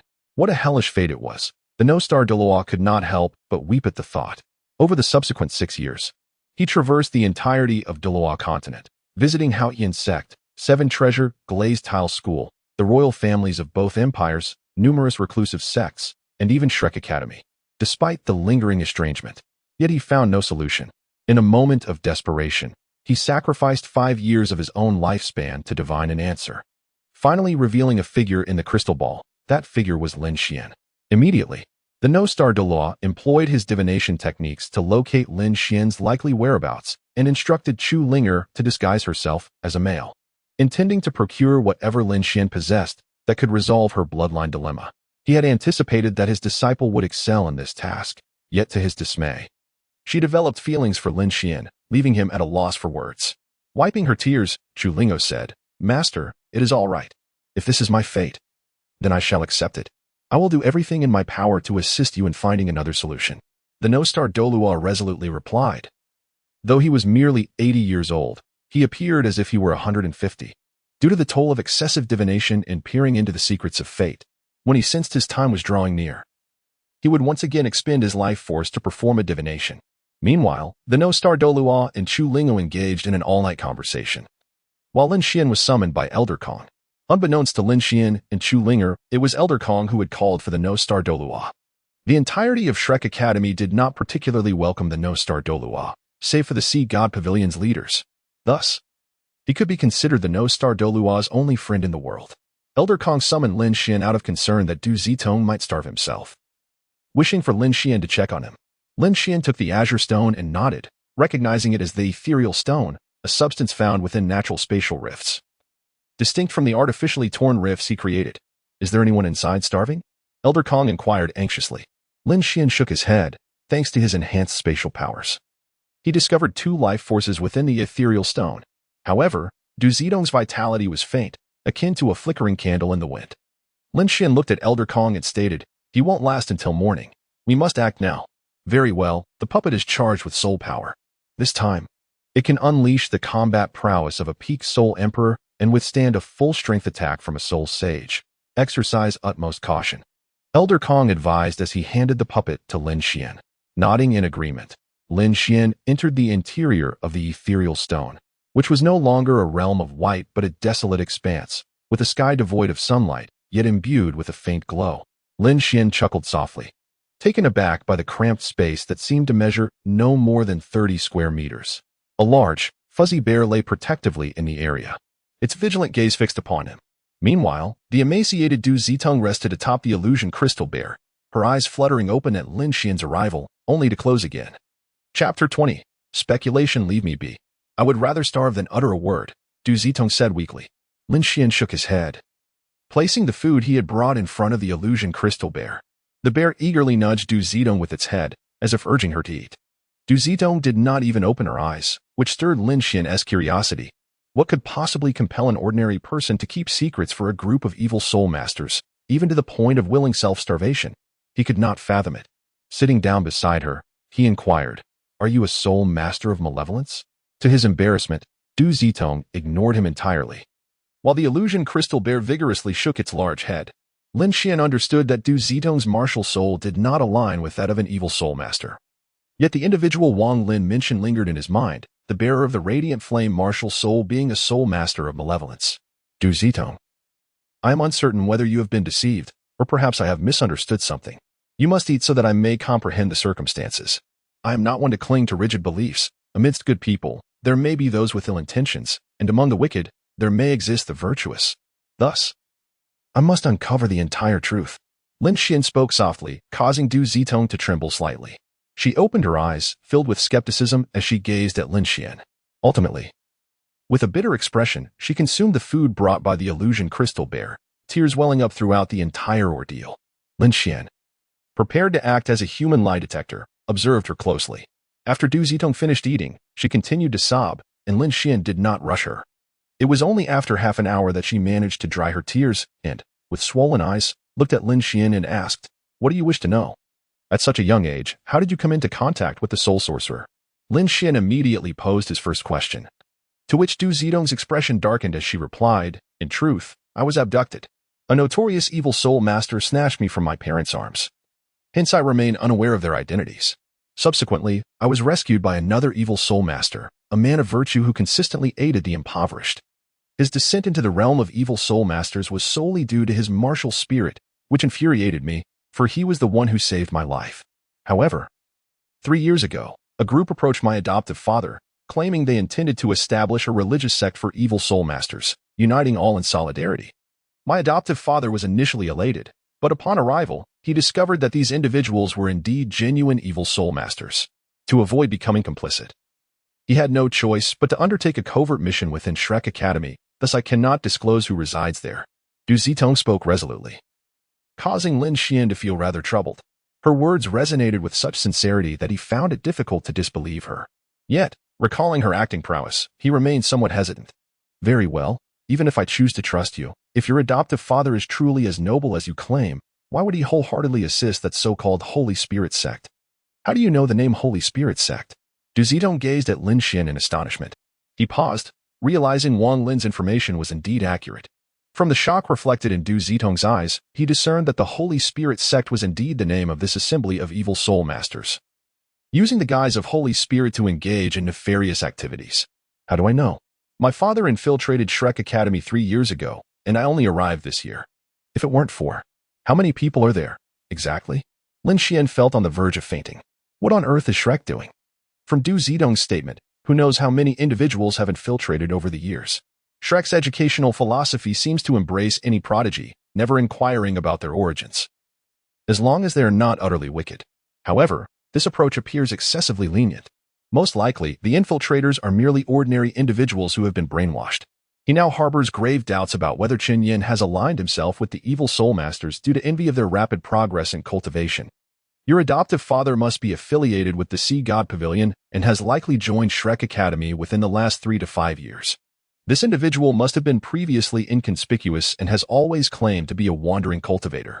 Lin Xuan stroked his chin and spoke slowly. In the next moment, Du Zitong exuded an astonishing aura of killing intent. Her beautiful eyes widened as she gazed intently at Lin Xuan, while 2 yellow soul rings behind her shimmered incessantly, and the slender sword in her hand seemed poised to strike at Lin Xuan at any moment. Lin Xuan gazed coldly at Du Zitong. If these claims were indeed true, then Lin Xuan's deductions must be accurate. However, Du Zitong's adoptive father could not possibly be so foolish. He must have arrived at Shrek Academy alongside another individual, aspiring to become a teacher, and this person was likely a peak soul Douluo who had recently broken through to the title Douluo level, obtaining the 9th spirit ring with the aid of Shrek Academy. Du Zitong, do you believe I intend to uproot everything? I merely wish to ascertain the identity of the person you are in contact with. If you inform me now, I shall not impose any difficulties upon him. If he is indeed a virtuous person, I trust he would share with me the identities of all the evil spirit masters within Shrek. I shall kill you. Du Zitong's first spirit ring ignited, and his slender sword split into 3, lunging towards Lin Xuan. With a chuckle, Lin Xuan revealed 3 spirit rings behind him, 1 yellow and 2 purple.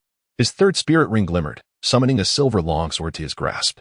With the activation of his 3rd spirit skill, space solidification, he could transform spatial energy into tangible forms, be it a sword, a knife, or a shield. This ability immediately alleviated Lin Xuan's predicament regarding insufficient offensive power. With a swift motion of his longsword, Lin Xuan deflected the genuine assault, rendering the other 2 strikes mere phantoms. He extended his left hand towards Du Zitong, who, on the verge of unleashing her soul skill, suddenly found herself ensnared by a myriad of spatial blades surrounding her. This was Lin Xuan's 2nd soul skill, Spatial Severance. Grasping Du Zitong's throat with his left hand, he observed as the anxious illusory crystal bear attempted to rush to her aid, only to be thwarted by a puppet, forcing it into a fierce battle.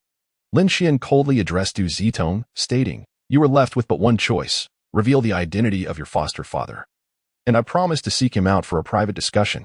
Alternatively, you may meet your demise here." Your body left for 3 days and nights under the scorching sun atop Shrek Academy, while your foster father becomes the target of an assault by the elders of the Sea God Pavilion. Du Zitong yearned to opt for the latter. She refused to be manipulated by Lin Xuan, a man who repulsed her. Just moments ago, he had appeared courteous, yet after extracting information from her, he showed his true colors. "I shall tell you," she strained to utter, expending all her strength. Lin Xuan sighed as he released her, recognizing that such a method was necessary to elicit her words.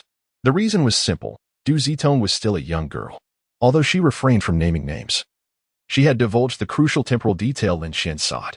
Chapter 21. The honor received my foster father is named Yongkaidi. Lin Xuan nodded and departed from the ethereal stone. As soon as he left, Du Zitong covered her face and wept bitterly, while the illusory crystal bear could only comfort her with its fluffy body. Though it was a spirit beast, it possessed an intelligence rivaling that of humans.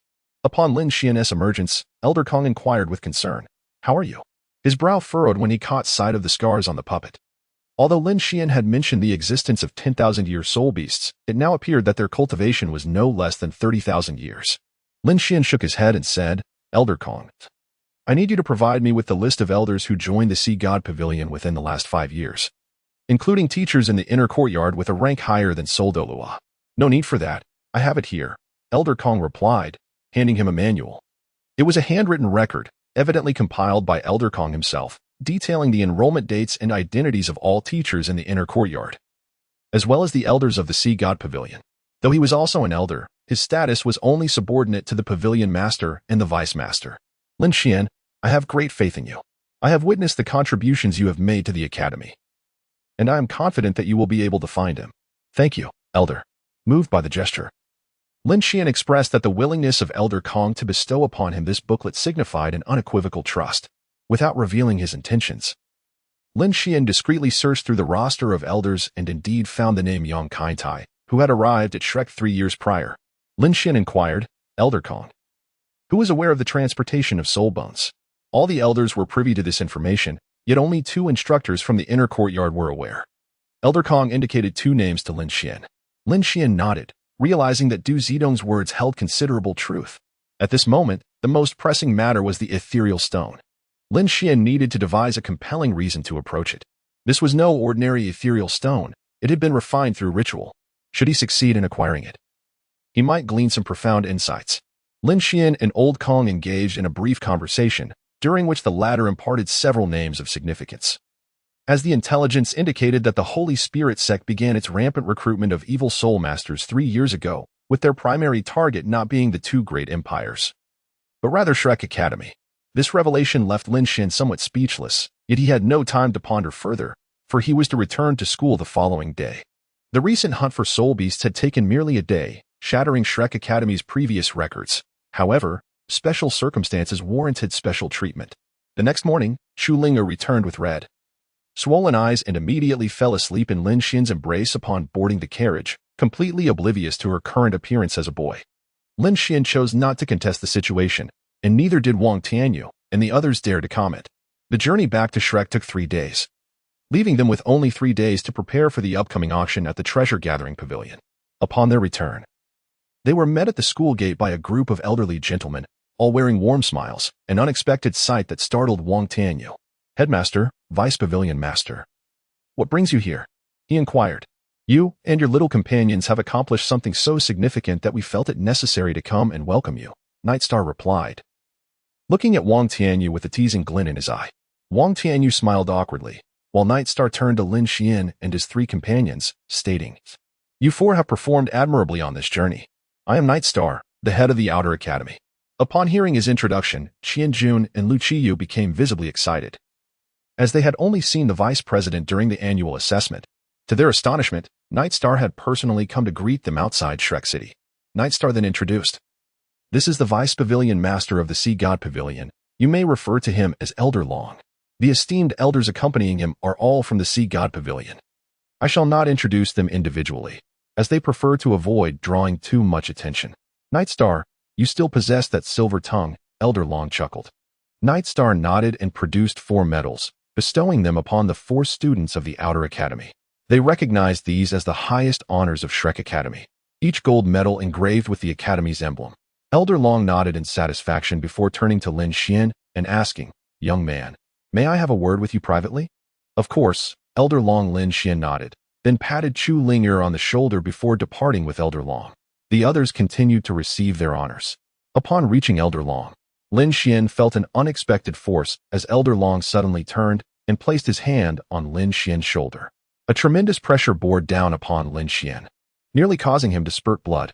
Just as he was on the brink of collapse, the pressure dissipated instantly, and Elder Kong appeared behind him to steady him. Lin Xuan was nearly overwhelmed by this sudden turn of events. Old Long smiled and nodded at him, while Old Kong let out a helpless sigh, and then assisted Lin Xuan in regulating his blood circulation. What on earth were these 2 esteemed elders planning to do? Lin Xuan spoke weakly, to which Elder Long responded with a hearty laugh. "There is no other choice. The matter of exposing the traitor within the Academy involves too many complexities. I must ascertain that you are not under the control of the evil soul master before I can place my trust in you. After all, Du Zitong is hiding within the ethereal stone, and none can fathom what transpired between you 2 inside. It is entirely possible that you have exerted control over her, or conversely, that she has dominion over you. Therefore, I must ensure all contingencies are accounted for. I can understand this point, but it is prudent to mention it beforehand." Lin Xuan spoke helplessly, aware that earning trust would require assessment. However, he believed he deserved some psychological preparation. Elder Long and Elder Kong exchanged knowing smiles, and Elder Kong said, "Everything you have shared with me has been conveyed to Elder Long. Now we wish to hear your perspective. Do you truly wish to listen?" Lin Xuan inquired. "Indeed, this matter can only be accomplished by you. I can assure you that there are very few within the Academy who possess mastery over spatial powers, and we harbor doubts about them," Elder Long asserted solemnly. Lin Xuan stroked his chin thoughtfully and asked, "May I inquire whom you can trust at Shrek Academy?" "The Sea God Pavilion Master, myself, Elder Kong, Elder Ming, Elder Yi, and all the vice presidents of both the Inner and Outer Academies, as well as a few students." "And now you too?" Elder Long replied candidly. Lin Xuan nodded. Ultimately, Shrek Academy is merely an institution. The instructors are either outsiders or students of Shrek themselves.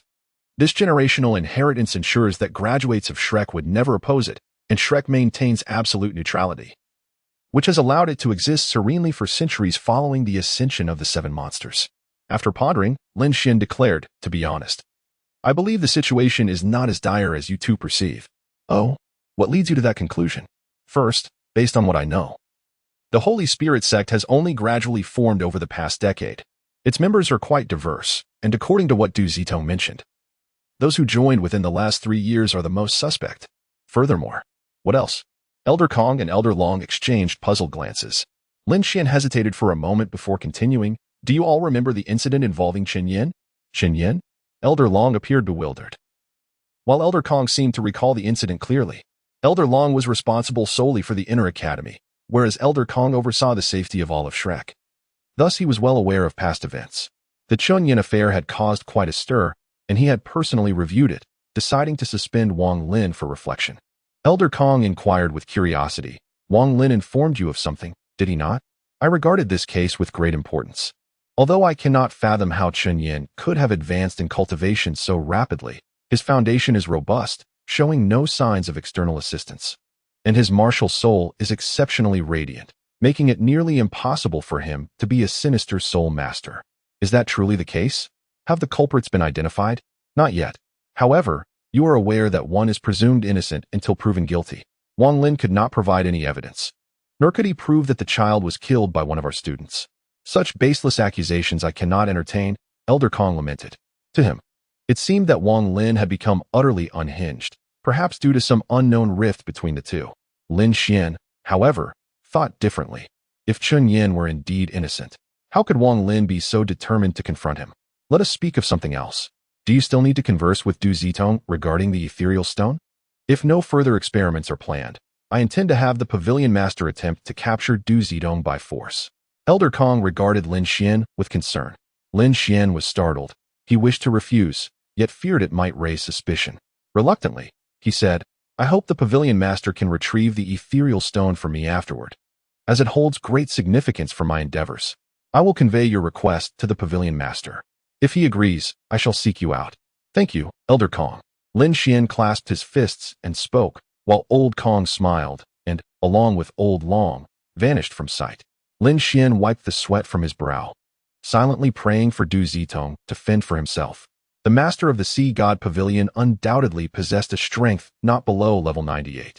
He could not be certain that such a formidable individual could not breach the ethereal stone. This young man, with his silver tongue, likely already knew who the traitor was.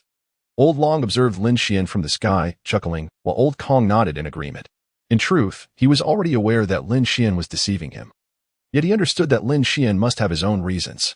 They would only protect Lin Xuan from the shadows, allowing him to lead them to the traitor. Old Kong glanced at the ethereal stone in his hand and remarked, let us hold off on giving it to Old Hua for now. Indeed, he is currently in seclusion attempting to break through to the limit Douluo. This time, he is certain to succeed.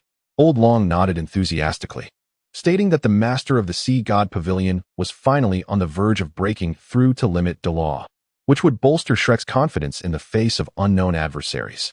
Unbeknownst to Lin Xuan, Old Kong and Old Long were secretly monitoring him from the shadows.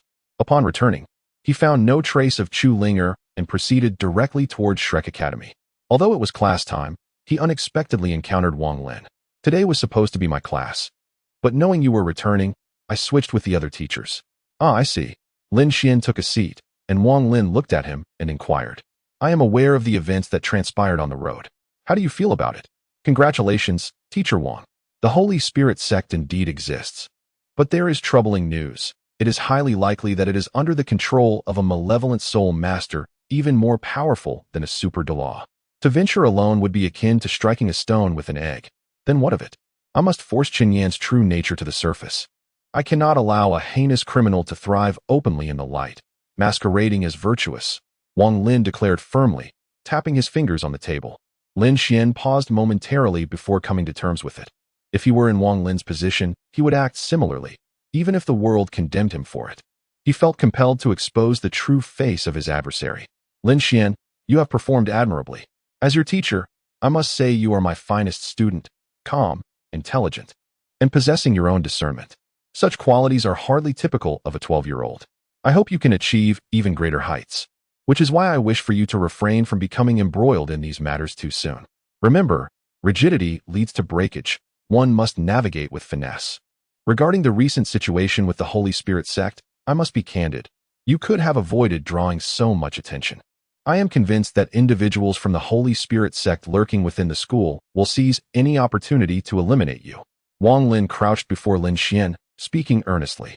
Lin Xuan nodded, fully aware of the potential consequences. Yet, in that moment, he had acted impulsively.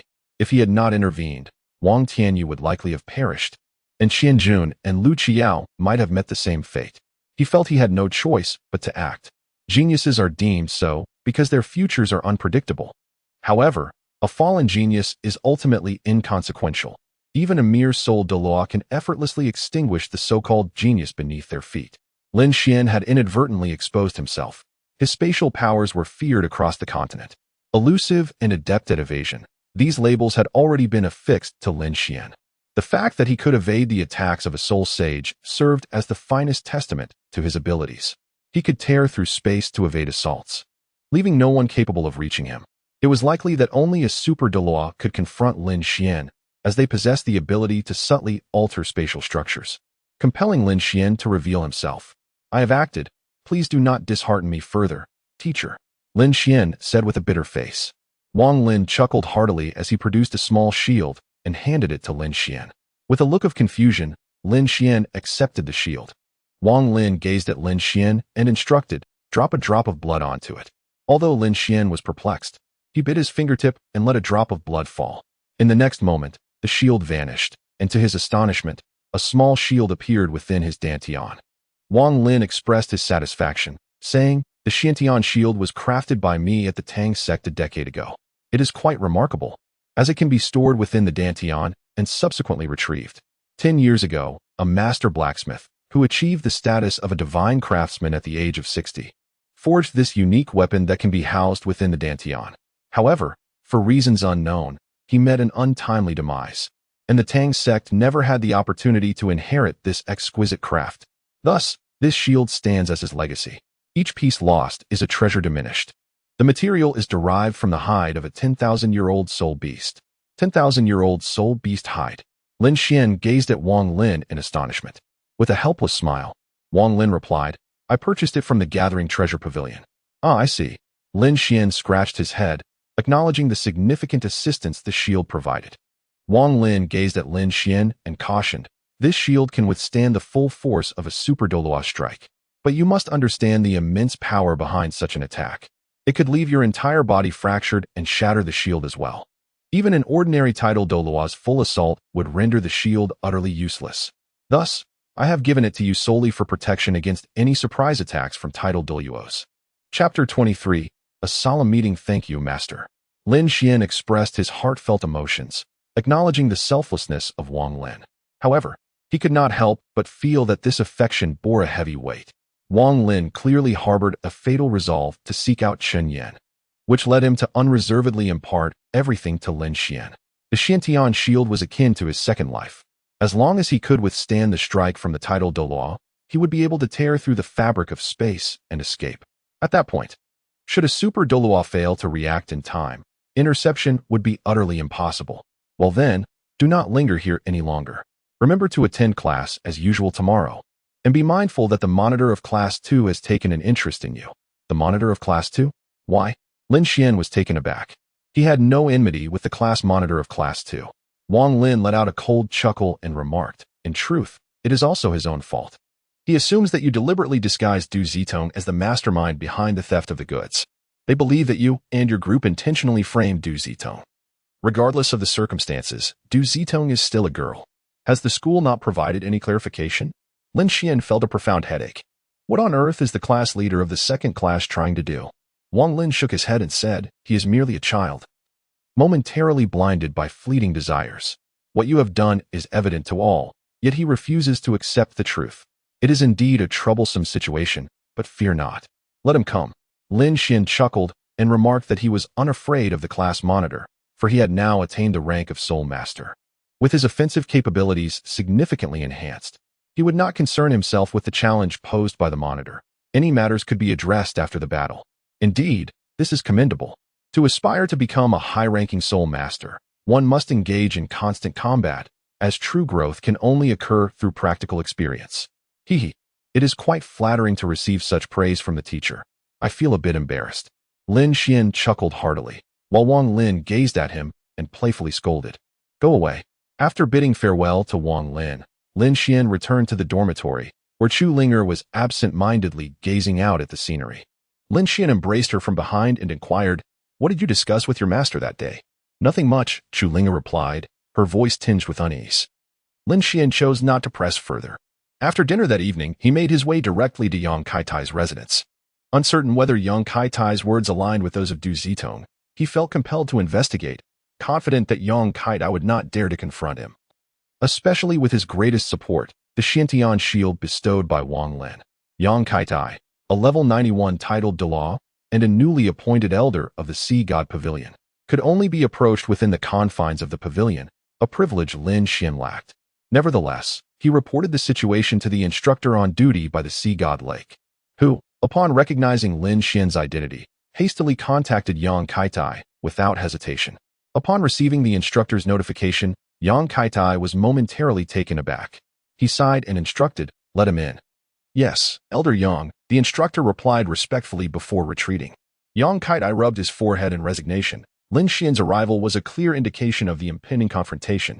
Aware that the academy had apprehended his adopted daughter, he had mentally prepared for this day, even with wings to escape. He knew he could not flee the confines of the Sea God Pavilion. At that moment, Lin Xuan leisurely approached Yang Kaitai's door and clasped his fists in greeting. "Elder Yang, I apologize for the intrusion." With a heavy sigh, Yang Kaitai utilized his soul power to seal the room, isolating it from the outside world. Lin Xuan remained unfazed, effortlessly tearing open a rift in space before Yang Kaitai, causing his breath to catch. This demonstrated to Yang Kaitai that spatial confinement was futile. Lin Xuan needed only to conceal himself within. "What of my daughter?" Yang Kaitai asked bluntly. Lin Xuan shook his head, responding, "You are quite perceptive of the situation. Du Zitong nearly starved herself for your sake. You mistreated her?" Yang Kaitai's aura turned menacing, his gaze fixed intently on Lin Xuan. Lin Xuan chuckled lightly. As a malevolent soul master, inflicting unspeakable torments would not pose a challenge. However, I am not one to engage in such actions. We made a pact. She shared her past with me, revealing that you are a kind-hearted individual, wrongfully branded a malevolent soul master due to your martial spirit. Indeed. Yang Kaitai acknowledged with a nod of humiliation, realizing he, a titled Douluo, was being spoken to in such a manner by a junior soul master. Lin Xuan, while maintaining a facade of confidence, felt an underlying uncertainty, striving to assert control over the conversation. "In light of this, I choose to trust both you and your daughter. Frankly, I believe Du Zitong is capable of redemption, yet I harbor doubts regarding your character. You have compromised the confidentiality of Shrek Academy's soul bone transportation. If you truly held no regard for the spirit hall, you could easily feign ignorance as an excuse. Thus, I find myself inclined to consider your capture." Lin Xuan shook his head and spoke with indifference, revealing his true thoughts. However, Yang Kaitai remained unmoved. He gazed at Lin Xuan and remarked, "The youth of today is truly formidable. Not only do you know my identity, but you also dare to confront me alone. Your words are as sharp as blades, piercing and incisive. Indeed, I deceived my daughter. I am not as virtuous as I appear. I am a flawed individual, having taken many lives and caused great harm to others in my struggle for survival. Yet, I have also saved and aided many. In my eyes, this serves as a form of atonement. As for the question of why I chose to betray the information of Shrek, that seems rather naive. I have long harbored disdain for the internal factions of the Holy Spirit sect, yet from the moment of my birth, I have been branded as a sinister soul master. Did you not save Du Zitong as a means of seeking redemption? Naturally, throughout my life, I have taken lives that I deemed necessary for my survival.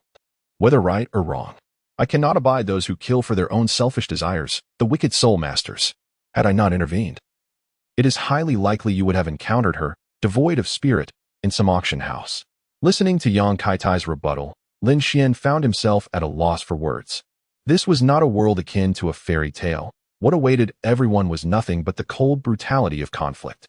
If what Yang Kaitai asserted were true, then his actions were merely a means of self-preservation through the act of killing, which held no moral quandary. Even Lin Xuan himself, in light of this, it seems there is nothing left to discuss. The world is replete with contradictions. What you perceive as justifiable may indeed be so in your eyes. Yet the lives you have extinguished, how many of them sought to end your life in the name of justice? Their motives are equally valid. It appears that we have little left to deliberate. Lin Xuan felt a wave of ennui wash over him. Each individual possessed their own rationale. Yet he found himself compelled to uphold the righteous path for the sake of Shrek. Yang Kaitai nodded, aware that his arguments would fall on deaf ears. The two remained locked in place, neither willing to make a move. Chapter 24.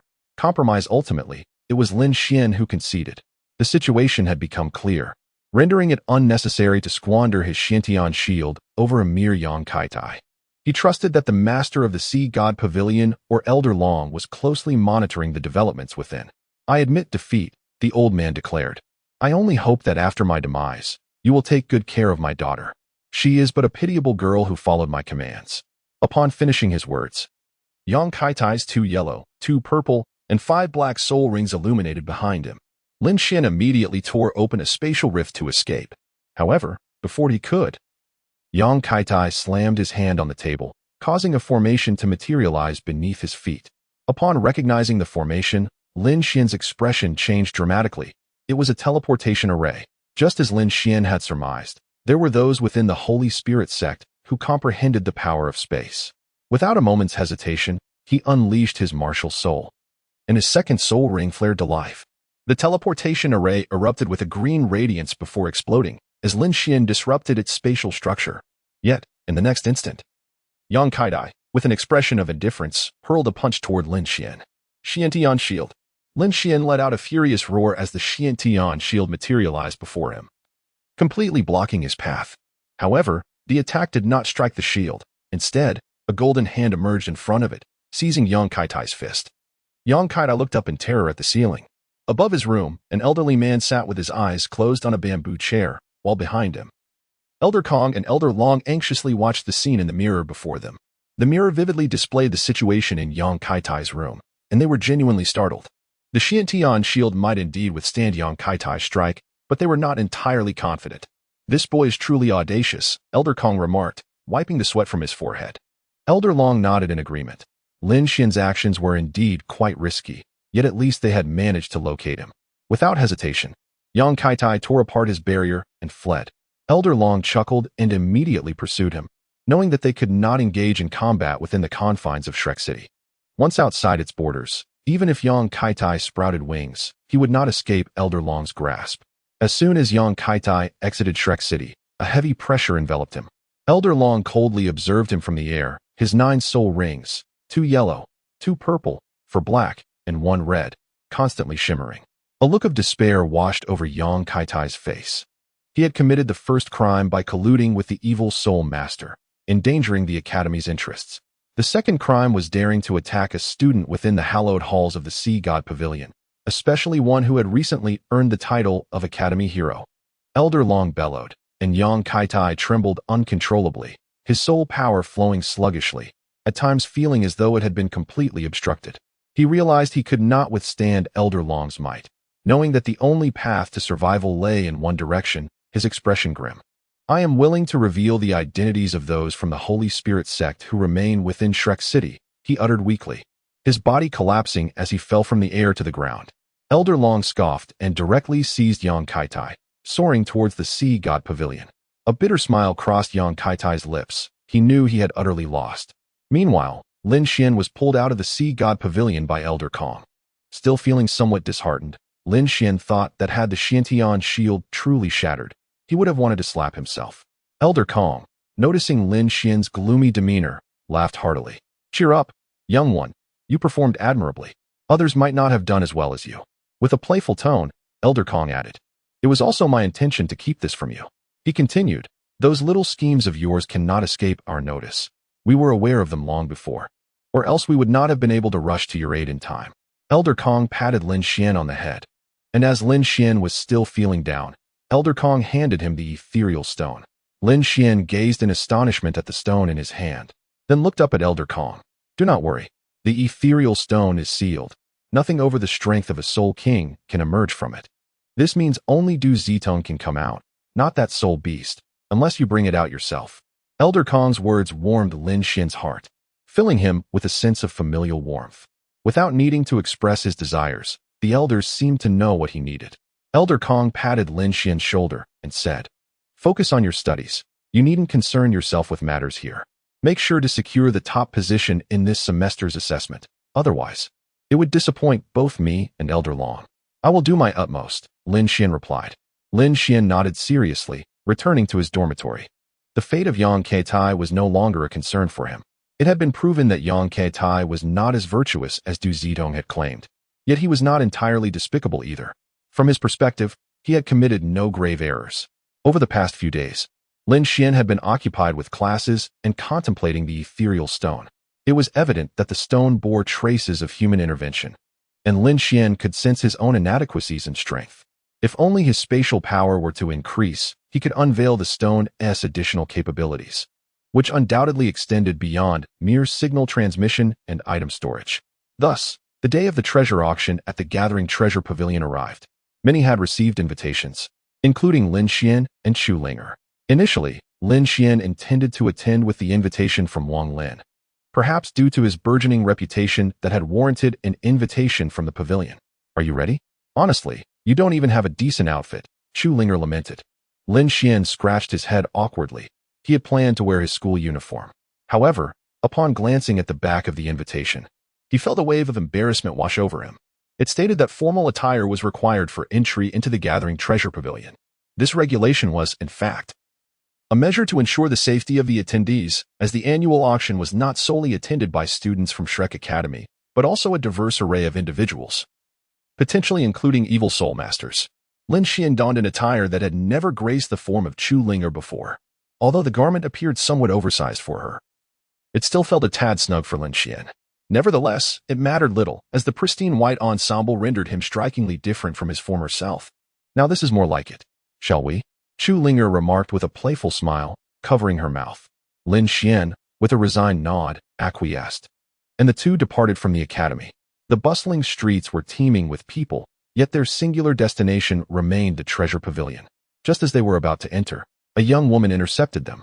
With a warm smile, she inquired, "I am Xiao Qing, a staff member of the treasure pavilion. May I kindly request the presentation of your invitation letters?" Of course. Lin Xuan handed the invitations of the two to Xiao Qing. After glancing at them in astonishment, Xiao Qing hurried to the service desk and presented the invitations to an elderly-looking woman. The woman promptly approached Lin Xuan and said, "Esteemed guests, I will be your guide for the tour of the treasure pavilion. You may call me Xiao Feng." "Thank you very much," they replied. Lin Xuan smiled and nodded. It mattered not who led them, as Xiao Feng cheerfully guided the two into the interior of the treasure pavilion. Chapter 25. The left arm bone of the radiant fox. "This area is our exhibition zone," Xiao Feng explained with a smile. "Everything displayed here is available for direct purchase and does not participate in auctions. Feel free to take a look." Lin Xuan nodded in understanding, recognizing her intent to encourage them to browse. Both children were not particularly affluent, and indeed, Lin Xuan observed that even the least expensive items were priced at a minimum of 8,000 soul coins. As they approached a display case, Chu Linger suddenly came to a halt. Lin Xuan paused as well, furrowing his brow at the sight before him. Prominently inscribed was left arm bone of the radiant fox, with a staggering price of 6 million soul coins. The area surrounding the soul bone display was crowded with onlookers. Lin Xuan gently pulled Chu Linger closer, contemplating the exquisite soul bone yet lamenting its unaffordability. As he mused, an aged hand rested upon his shoulder, prompting him to turn and discover a kindly old man gazing at him.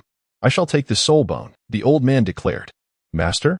Chu Linger exclaimed in surprise upon turning to see none other than the compassionate Wuxing Douluo. A wave of embarrassment washed over Lin Xuan, but Wuxing Douluo paid him no mind as he settled the payment for the soul bone and turned to Chu Linger, saying, "I have come specifically for this soul bone. After all these years traversing the martial world, money has become but a trivial matter." "Master, thank you." Chu Linger beamed sweetly, while Lin Xuan, feeling akin to a child caught in wrongdoing, lowered his gaze. Wuxing Douluo then addressed Lin Xuan, saying, "Young man, might we speak privately for a moment?" "Of course." "Esteemed elder," Lin Xuan replied. Lin Xuan promptly nodded in agreement. Subsequently, Wuxing Douluo pulled Lin Xuan to a secluded corner. The once beaming face of Wuxing Douluo instantly turned somber as he gazed at Lin Xuan and inquired, "Youngster, do you have feelings for Lingo?" Yes, esteemed senior," Lin Xuan replied. Lin Xuan found himself at a loss for words. Both of them were merely children experiencing the tender stirrings of affection, and it was entirely natural for them to care for and develop feelings for one another. To deny it would only evoke a sense of guilt akin to that of a thief. "Young man, you must understand the true purpose behind my sending Linger to approach you, do you not?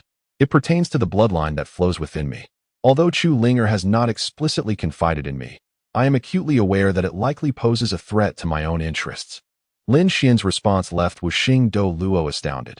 He had not anticipated that Lin Xuan possessed such profound understanding. Satisfied, he nodded and solemnly stated, "This is not merely a matter of jeopardizing your interests. Rather, it is a situation where only one of you can survive." "Ah?" Lin Xuan stared at Wuxing Douluo in utter astonishment, desperately wishing this was some cruel jest. Yet the solemn gravity etched upon Wuxing Douluo's countenance confirmed the dreadful truth, casting an immediate shadow over Lin Xuan's visage. Wuxing Douluo revealed the existence of 3 formidable forces dwelling within Chu Linger's body, finally illuminating the mystery behind her frigid demeanor toward outsiders, her rare warmth reserved solely for other maidens. This peculiar disposition stemmed from the influence of one such force, though it remained aligned with Chu Linger's will. Far more perilous, however, was the beastly bloodline lurking within her. A silent question burned in Lin Xuan's heart. Could my own bloodline truly be her salvation? Lin Xuan gazed earnestly at the starless Douluo, who, upon meeting Lin Xuan's eyes, found himself momentarily at a loss for words. Although he lacked certainty he had foreseen this outcome, it was evident that Chu Linger would remain unscathed. Yet Lin Xuan remained oblivious to this fact. To speak candidly, my esteemed predecessor, if you wish to take my bloodline power, so be it. In the past, I would have surrendered without hesitation. However, I have since made a commitment to another elder, and thus I cannot undermine my own foundation. If you can devise a flawless method to extract my bloodline, I am willing to save Chu Linger. The starless Douluo, feeling a sense of comfort, patted Lin Xuan on the shoulder, acknowledging him as a worthy man in Chu Linger's eyes. Meanwhile, Chu Linger hid around the corner, stifling her sobs to prevent Lin Xuan from hearing her distress. She was taken aback by Lin Xuan's willingness to forsake his bloodline power for her sake. Lin Xuan then inquired of the starless Douluo, esteemed predecessor, "May I be so bold as to ask what would happen if Chu Linger were to remain at the pinnacle of the Soul Emperor rank indefinitely? You are overthinking it. I even contemplate allowing Linger to live as an ordinary person. However, that bloodline from the Soul Beast, along with another power, will continuously absorb soul energy to enhance Chu Linger's essence." Listening to the response of the starless Douluo, Lin Xuan couldn't help but marvel. This truly was a remarkable tool for cultivation. Setting aside the backlash from the Soul Beast bloodline, the starless Douluo cast Lin Xuan a knowing glance. Curiously, Lin Xuan turned to see Chu Lingo crouching in the corner, quietly weeping. It seemed that the starless Douluo had indeed acknowledged him. Just as Lin Xuan was about to speak, the starless Douluo vanished, leaving behind a neatly wrapped soul bone. Lin Xuan picked up the soul bone and knelt before Chu Linger, gently wiping away her tears. "Do not worry. I will work together with your master to find a solution," he said softly. Chu Linger nodded through her sobs. Lin Xuan looked at her and said, "Your tears are making me want to cry too. It's not such a grave matter. There's no need to act as if it's a matter of life and death. I will certainly find a way to save you. I believe in you." After half an hour of conversation, a visibly anxious Xiao Feng finally found them. He regarded Lin Xuan and Chu Linger with a peculiar expression before lowering his head and saying, "Ladies, the auction has commenced. Please take your seats. Would you kindly lead the way?" Lin Xuan rose and gently took hold of Chu Linger, while Xiao Feng, unable to meet their gaze, led the way ahead, evidently misinterpreting the situation. Lin Xuan, however, chose not to clarify anything. Once they were seated, Wuxing Douluo also entered his private room, where the mischievous Kong Lao regarded him with a sly grin. Wuxing Douluo retorted angrily, "Isn't Shrek Academy supposed to prohibit relationships between men and women? You old rascal are deliberately setting me up." Kong Lao chuckled. "Shrek Academy does not have any explicit regulations forbidding romance, you know." Wuxing Douluo dismissed the banter, unwilling to engage with the old man's playful demeanor. Kong Lao patted Wuxing Douluo reassuringly. "Do not fret. Your disciples will find their own fortune. Your apprentice being with Lin Xuan may not be a bad thing after all." Wuxing Douluo shot back. "So you knew and still chose to exploit me with that soul bone? 600,000 gold soul coins. How about you go and rob a bank instead?" Kong Lao replied with a feigned solemnity, "Come now, old Huang, that comment is rather excessive. What the treasure pavilion offers has nothing to do with Shrek Academy." Fuming, Wuxing Douluo's forehead bulged with veins as he retorted, "Everyone knows the treasure pavilion is a property of Shrek Academy. That soul bone is clearly from Shrek. If it weren't an 80,000-year-old soul bone, I wouldn't have fallen into this trap. Shrek is short on funds, isn't it? Just watch. You'll see what that 600,000 is for by tomorrow." He warned, "I advise you to steer clear of any trouble with the spirit hall. At least for now."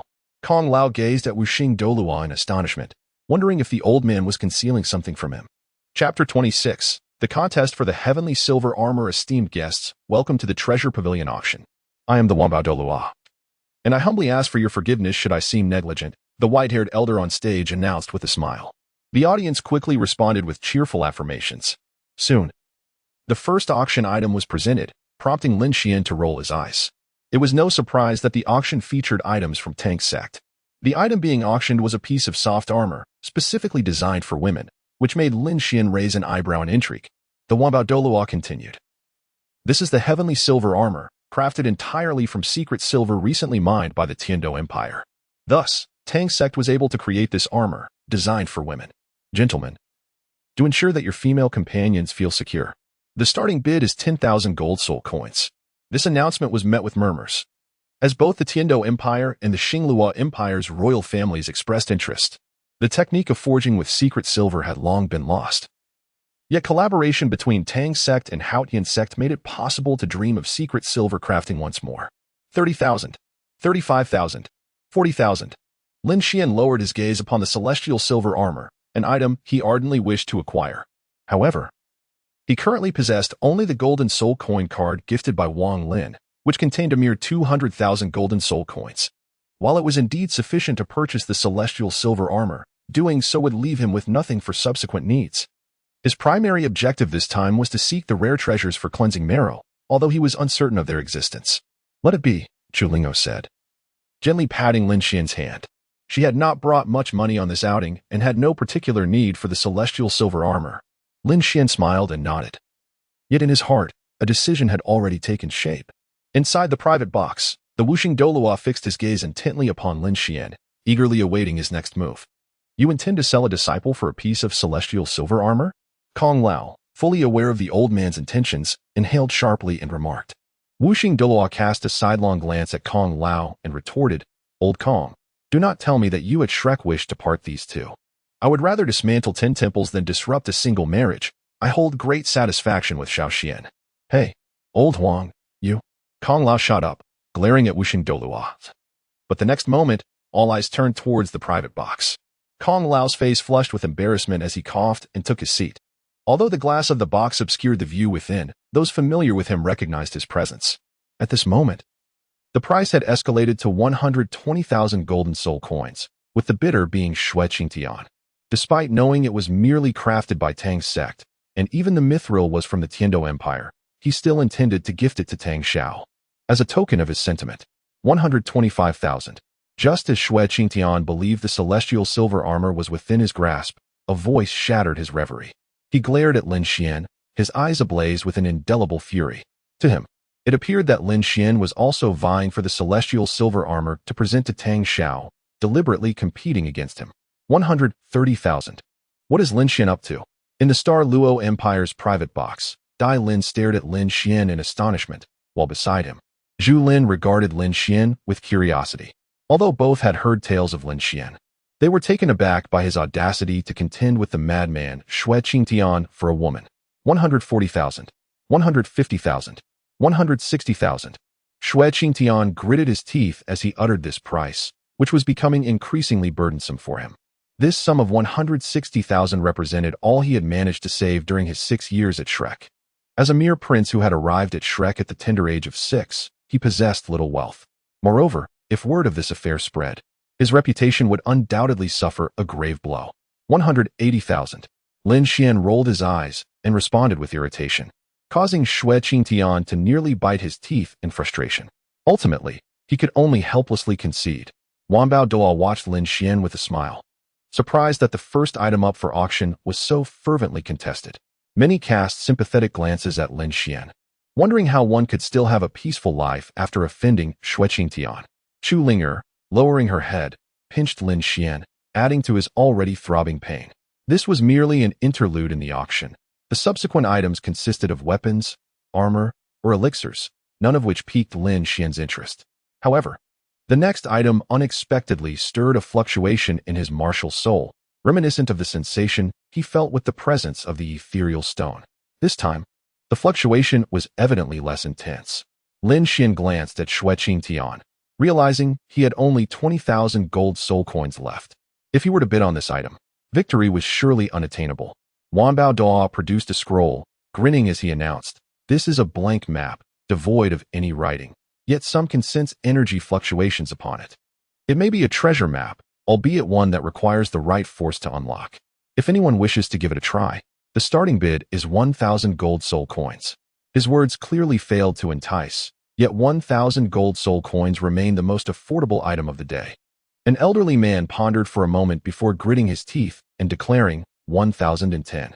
Instantly, the crowd erupted in laughter. Lin Xuan wiped the sweat from his forehead, bemused by the peculiar individual. Had he entered the treasure pavilion without even 1,000 gold soul coins? Such a modest bid.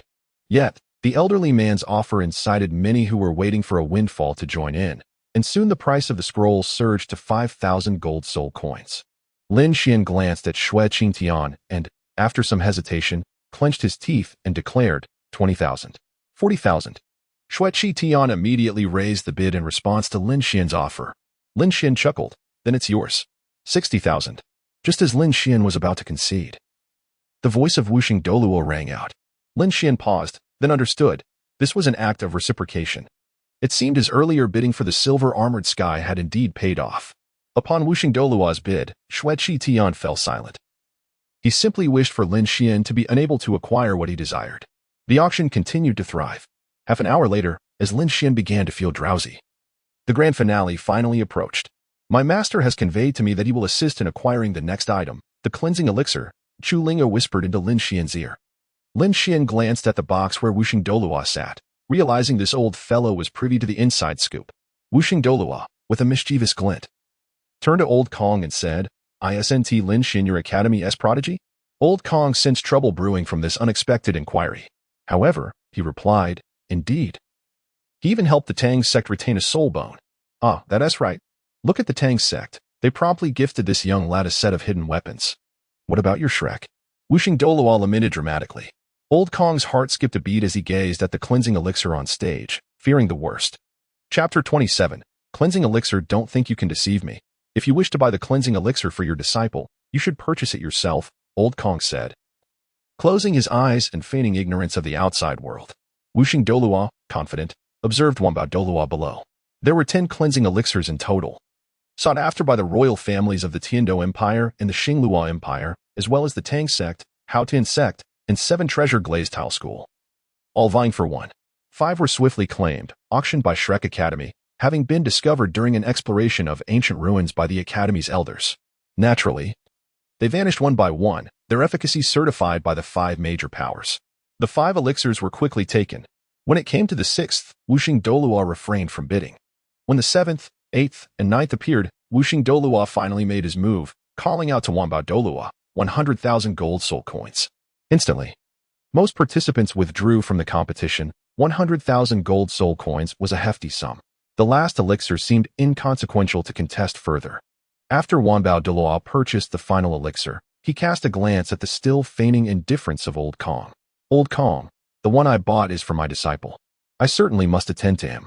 As for Lin Xuan, Old Kong's expression remained unchanged, but internally he berated Wuxing Douluo vehemently. This should have been a straightforward transaction where Wuxing Douluo acquired the cleansing elixir for Lin Xuan. His intention to play a trick on his old friend had backfired spectacularly. Lin Xuan was unaware of the circumstances above. To him, whether or not the cleansing elixir was available made no difference. The auction continued, and everyone was fervently competing, their faces flushed with excitement. Clearly, Elder Kong could no longer remain passive. He was well aware of Lin Xuan's circumstances. What could 200,000 soul coins accomplish? He moved his lips, and Lin Xuan immediately froze. What Elder Kong said to him was striking. He would cover the cost of acquiring the cleansing elixir. Upon hearing this, Lin Xuan promptly raised his bidding paddle, declaring 110,000 soul coins. However, 110,000 soul coins was evidently insufficient to secure the final cleansing elixir, as the price was swiftly escalated to 130,000. Lin Xuan called out once more, 140,000 soul coins. 150,000, came a dark, brooding voice. Lin Xuan's expression immediately soured, for it was none other than Shui Qingtian making his move. Lin Xuan was uncertain whether Shui Qingtian possessed another 15,000 soul coins. He had already expended a considerable amount on previous acquisitions. Elder Kong in the private booth was nearly taken aback. He had momentarily forgotten about Shui Qingtian. He shot a fierce glare at the grinning Wuxing Douluo and shouted, 151,000. Seeing that Lin Xuan did not raise the bid, Shui Qingtian naturally relinquished his claim. In the end, Elder Kong found himself outmaneuvered by his old friend. Wuxing Douluo burst into laughter and patted Elder Kong's shoulder, saying, "Now that's more like it. You could have secured it earlier, but you insisted on spending more. I always knew you, old Kong, were a character. Just like your martial spirit, the peacock, so miserly. Get lost. You old rascal, I've been duped ever since I joined you. Do you think I have as much money as you, a swindler of the Jianghu? Mind your own business." Wuxing Douluo rolled his eyes, ignoring the exasperated Elder Kong. With no further ado, the auction had concluded, and it was time to settle the payment and collect the items. Lin Xuan, accompanied by Chu Linger, exited the auction hall, only to find a grim-faced Xue Qi Tian standing before him. Lin Xuan positioned Chu Lingo protectively behind him and asked, "What business does Prince Xue Qi Tian have with me? I warned you that day not to harbor any ulterior motives in your attempts to ingratiate yourself with Tang Xiao, otherwise I would ensure your utter defeat in the class competition. Today, however, I have come to challenge you to a duel." Xue Qingtian's proclamation immediately drew attention. Lin Xuan chuckled softly. "Xue Qingtian, I believe you are mistaken. I have only met Tang Xiao a few times. I regard her as a friend. I share this not to defend myself, but rather to clarify that you should not assume. Tang Xiao is your personal possession." After Lin Xuan finished speaking, he stood tall, gazing at Xue Qingtian, whose aura had reached a perilous intensity. Lin Xuan subtly unleashed his bloodline power to suppress Xue Qingtian, who was about to make a move when a sudden cough interrupted their confrontation. Instantly awakened, Xue Qingtian realized they were in the treasure pavilion, not on his home turf in the Heaven Dou Empire. The consequences of fighting here would be significant even for the empire, and the other princes were certainly watching him closely, wary of any missteps. With a huff of indignation, Xue Qingtian turned and left, while Lin Xuan shook his head in regret. He too wished to discern the gap between himself and Xue Qingtian. Logically, Xue Qingtian should have made no progress. The requirements for a soul master to advance a rank were immense. Lin Xuan understood this well, having experienced a slow cultivation pace at level 32. In the upcoming class competition, he might only reach level 34 after 6 months, while Xue Qingtian could potentially achieve level 38. Moreover, Lin Xuan remained unaware of the nature of Xue Qingtian's martial soul, even though Xue Qingtian likely knew him inside and out. Nevertheless, Lin Xuan held no fear. He retrieved the items he had auctioned at the treasure pavilion and, with only a small amount of money left, he had no intention of browsing further. He was merely waiting for the Starless Douluo. Sure enough, a few minutes later, the Starless Douluo arrived with the visibly distressed Elder Kong. Lin Xuan immediately greeted them respectfully. "Elder Huang, Elder Kong. You did well, young man. I acknowledge your efforts," the Starless Douluo said with a smile, giving Lin Xuan a hearty pat on the shoulder that nearly knocked him off balance. Meanwhile, Chu Linger shyly lowered her head, blushing. Elder Kong shot a disapproving glance at the Starless Douluo before handing Lin Xuan a porcelain vial and a card. "Elder Kong, I can accept the elixir, but I cannot take this gold card. I already owe teacher Wang Lin 200,000. If you give me another 500,000, I will be indebted for life." Lin Xuan, caught in a mix of emotions, remarked with a wry smile. Master Kong chuckled heartily. "If I ask you to hold it, then hold it. In a few years, once you become a high-ranking soul master, you'll realize that repaying this 700,000 is as easy as pie. Yet here you are, seeking 50,000, which seems an insurmountable challenge. Indeed, young Lin, accept it. Alas, all my funds have been spent on soul bones, and I have little to spare this time," added the Star Dou with a laugh, further aggravating Master Kong, who was already feeling quite disheartened. Today, he felt utterly vexed by his old friend's jests, and Lin Xuan could only express his gratitude as he accepted the offer. The exhibition area of the treasure pavilion had nearly been cleared out, with only items left that did not pique Lin Xuan's interest. As he prepared to leave, a couple suddenly blocked his path. Upon closer inspection, he realized they were from the Star Dou Empire, their distinct heterochromatic eyes marking them as members of the royal family. "Lin Xuan, greetings. I am Dai Lin, and this is my future wife, Zhu Lin," he introduced himself. Chapter 28, Waste. It is an honor to meet the prince and the princess. As a citizen of the Star Dou Empire, Lin Xuan naturally adhered to the proper etiquette. In contrast, Chu Linger merely nodded in acknowledgement, displaying no further reaction. Being from the Heaven Dou Empire, Dai Lin did not take note of her demeanor. He turned to Lin Xuan and remarked, "Brother Lin, there is no need for such formality. Although I am a prince, our relationship at Shrek is merely that of classmates. You may simply call me Dai Lin." That would be rather presumptuous, Brother Dai, Lin Xuan replied. Lin Xuan was fully aware of Dai Lin's intentions. As a member of Class 1, Dai Lin had always been overshadowed by Xue Qingtian. It was evident that his current purpose was to cultivate a favorable relationship with Lin Xuan, for after all, the enemy of one's enemy is a friend. And Lin Xuan hailed from the Star Dou Empire. After exchanging pleasantries, the two parted ways. Lin Xuan took Chu Linger back to the school, heading directly to the dormitory. In a moment of silent understanding, they both retrieved their cleansing marrow pills and exchanged a smile before consuming the elixirs.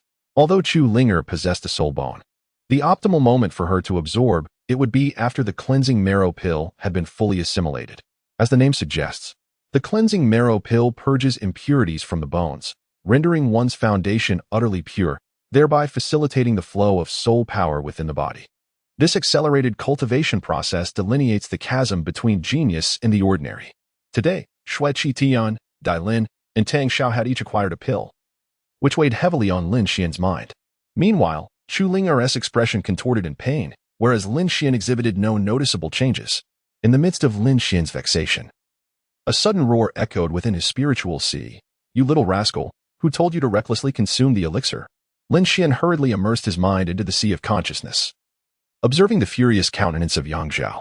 This was a fragment of Yang Zhao's soul, left behind to guide him in his cultivation. Yet, Yang Zhao had never made an appearance until now. "Master, I have ingested a washing marrow pill in hopes of enhancing my physical strength. How foolish. A mere low-grade elixir like the washing marrow pill will only undermine my transformations upon you. Quickly expel its effects." Understood. Though scolded mercilessly, Lin Xuan obediently complied, beginning to utilize his soul power to eliminate the pill's effects. The essence of the pill was inert and thus easily dispelled. However, Lin Xuan felt a pang of frustration at the thought of wasting a pill worth 150,000. With a sigh, he sank deeper into the sea of consciousness, bracing himself for another round of admonishment. He was well aware of Yang Zhao's temperament, having endured 3 days and nights of scolding 4 years ago when he had nearly perished in a battle against a soul beast. "Young one, this matter is not entirely your fault. The oversight regarding the elixir was mine. I have left a warning mechanism within your sea of consciousness. In the future, I shall inform you of which elixirs are safe to consume and which are not." "Master." Lin Xuan gazed at Yang Zhao with deep emotion. Yet in the next moment, Yang Zhao's demeanor shifted abruptly. He pointed an accusing finger at Lin Xuan's nose and unleashed a barrage of reprimands that lasted for an entire hour before his temper finally subsided. The body reconstruction he had performed on Lin Xuan was akin to the finest cleansing elixir. Lin Xuan's bones were now robust enough to withstand a strike from a soul emperor without succumbing to death. This was indeed Yang Zhao's masterpiece. Enough of this banter. You are aware of the young lady opposite you, correct? Speak to me about her. Yang Zhao inquired earnestly, fixing his gaze upon Lin Xuan. Nodding in affirmation, Lin Xuan promptly recounted the tale of Chu Linger. Upon learning that there were 3 distinct forces within her, Yang Zhao was taken aback. Oddities are common. Yet this year seems particularly abundant, he mused, before a frown crossed his brow, quickly replaced by a smile as he asked, "Disciple, do you have feelings for Chu Linger?" "Master, to be candid, I do have a slight inclination." Lin Xuan nodded in acknowledgement, and Yang Zhao, satisfied, returned the gesture. He recognized the formidable nature of Chu Linger, despite her slightly inferior martial soul. The nine-tailed fox, while not capable of achieving divinity, possessed certain advantages. Yang Zhao imparted this benefit to Lin Xuan, who, although a spirit entity, felt a flush of embarrassment. The purity of Chu Linger's maiden essence could bestow upon Lin Xuan a substantial amount of soul power. The stronger her abilities, the more she could offer, which was quite overwhelming for a child like Lin Xuan. "Cough, master, you exaggerate. We haven't even begun to scratch the surface," he protested. "Scratch the surface? It appears the script is already complete," Yang Zhao retorted. "Absolutely not. I assure you, I am an upstanding individual, and my relationship with Lingo is entirely appropriate." Upon finishing his statement, Lin Xuan felt a sudden strike from Yang Zhao, causing him to clutch his head in pain. "Stop pretending to be innocent," Yang Zhao chided. "I share this for your own good, to prevent you from acting rashly should the girl yield to your whims. As for the coexistence of her 3 souls, I have a method to address that, but it will require time. Now, do not disturb me." With that, Yang Zhao vanished into a swirl of gray light. Lin Xuan, holding his head, cast a grateful glance at the dissipating form. Yang Zhao's warning was indeed crucial. Without it, 2 inexperienced lovers might have acted on impulse. leading to unforeseen consequences. Moreover, Yang Zhao had consented to assist with Chu Linger's internal issues. Should Yang Zhao prove unable to resolve the matter, Lin Xuan would have to accept his fate. However, as the saying goes, obstacles are overcome as they arise. After a 2-hour wait, Chu Linger finally opened her eyes. Just as she was about to speak, an unpleasant odor assailed her senses. Impurities expelled during the cleansing process were truly unbearable. Without a moment's hesitation, she rushed to the bathroom for a shower, while Lin Xuan, having long since dulled his sense of smell, remained unfazed by the stench. Once she had bathed, Chu Lingo discarded her mat and retrieved the luminous fox soul bone, which boasted an impressive age of 70,000 years. The luminous fox, a spirit beast long extinct, must have had this soul bone unearthed from the tomb of a titled Douluo, many of whom, lacking descendants and wishing to avoid being desecrated, had laid intricate formations for their eternal rest. Go ahead and absorb it. I will protect you, Lin Xuan encouraged. Chu Linger nodded and began the absorption process. Meanwhile, Lin Xuan took out the parchment scroll bestowed upon him by the starless Douluo. As he held the scroll, he infused it with spatial energy, and intricate patterns began to emerge. However, the required amount of spatial energy was considerable. Despite exerting all his effort, he had only managed to restore half of the map, leaving the remainder still obscured. This can't be true, he muttered. Lin Xuan let out a bitter laugh. As soon as he ceased channeling the power of space, the intricate patterns on the map vanished completely. This realization underscored the inadequacy of his current abilities. It seemed to be a safeguard employed by the map's creator. Even if someone were to obtain it, insufficient mastery of spatial power would prevent them from gleaning any crucial information. This mechanism served to deter individuals like Lin Xuan from recklessly courting death. Deciphering this map would require at least the capabilities of a soul emperor. Lin Xuan couldn't help but click his tongue in astonishment. The untranslatable parchment must harbor significant secrets. He carefully stored the scroll and began his cultivation, understanding that progress is achieved through meticulous practice. Chu Linga would require at least until the following morning to absorb the soul ring. Chapter 29, A Lesson in Humanity. Early the next morning, Lin Xuan noticed that Chu Linga was still engaged in absorbing the soul ring. So he pinned a note and proceeded to his class.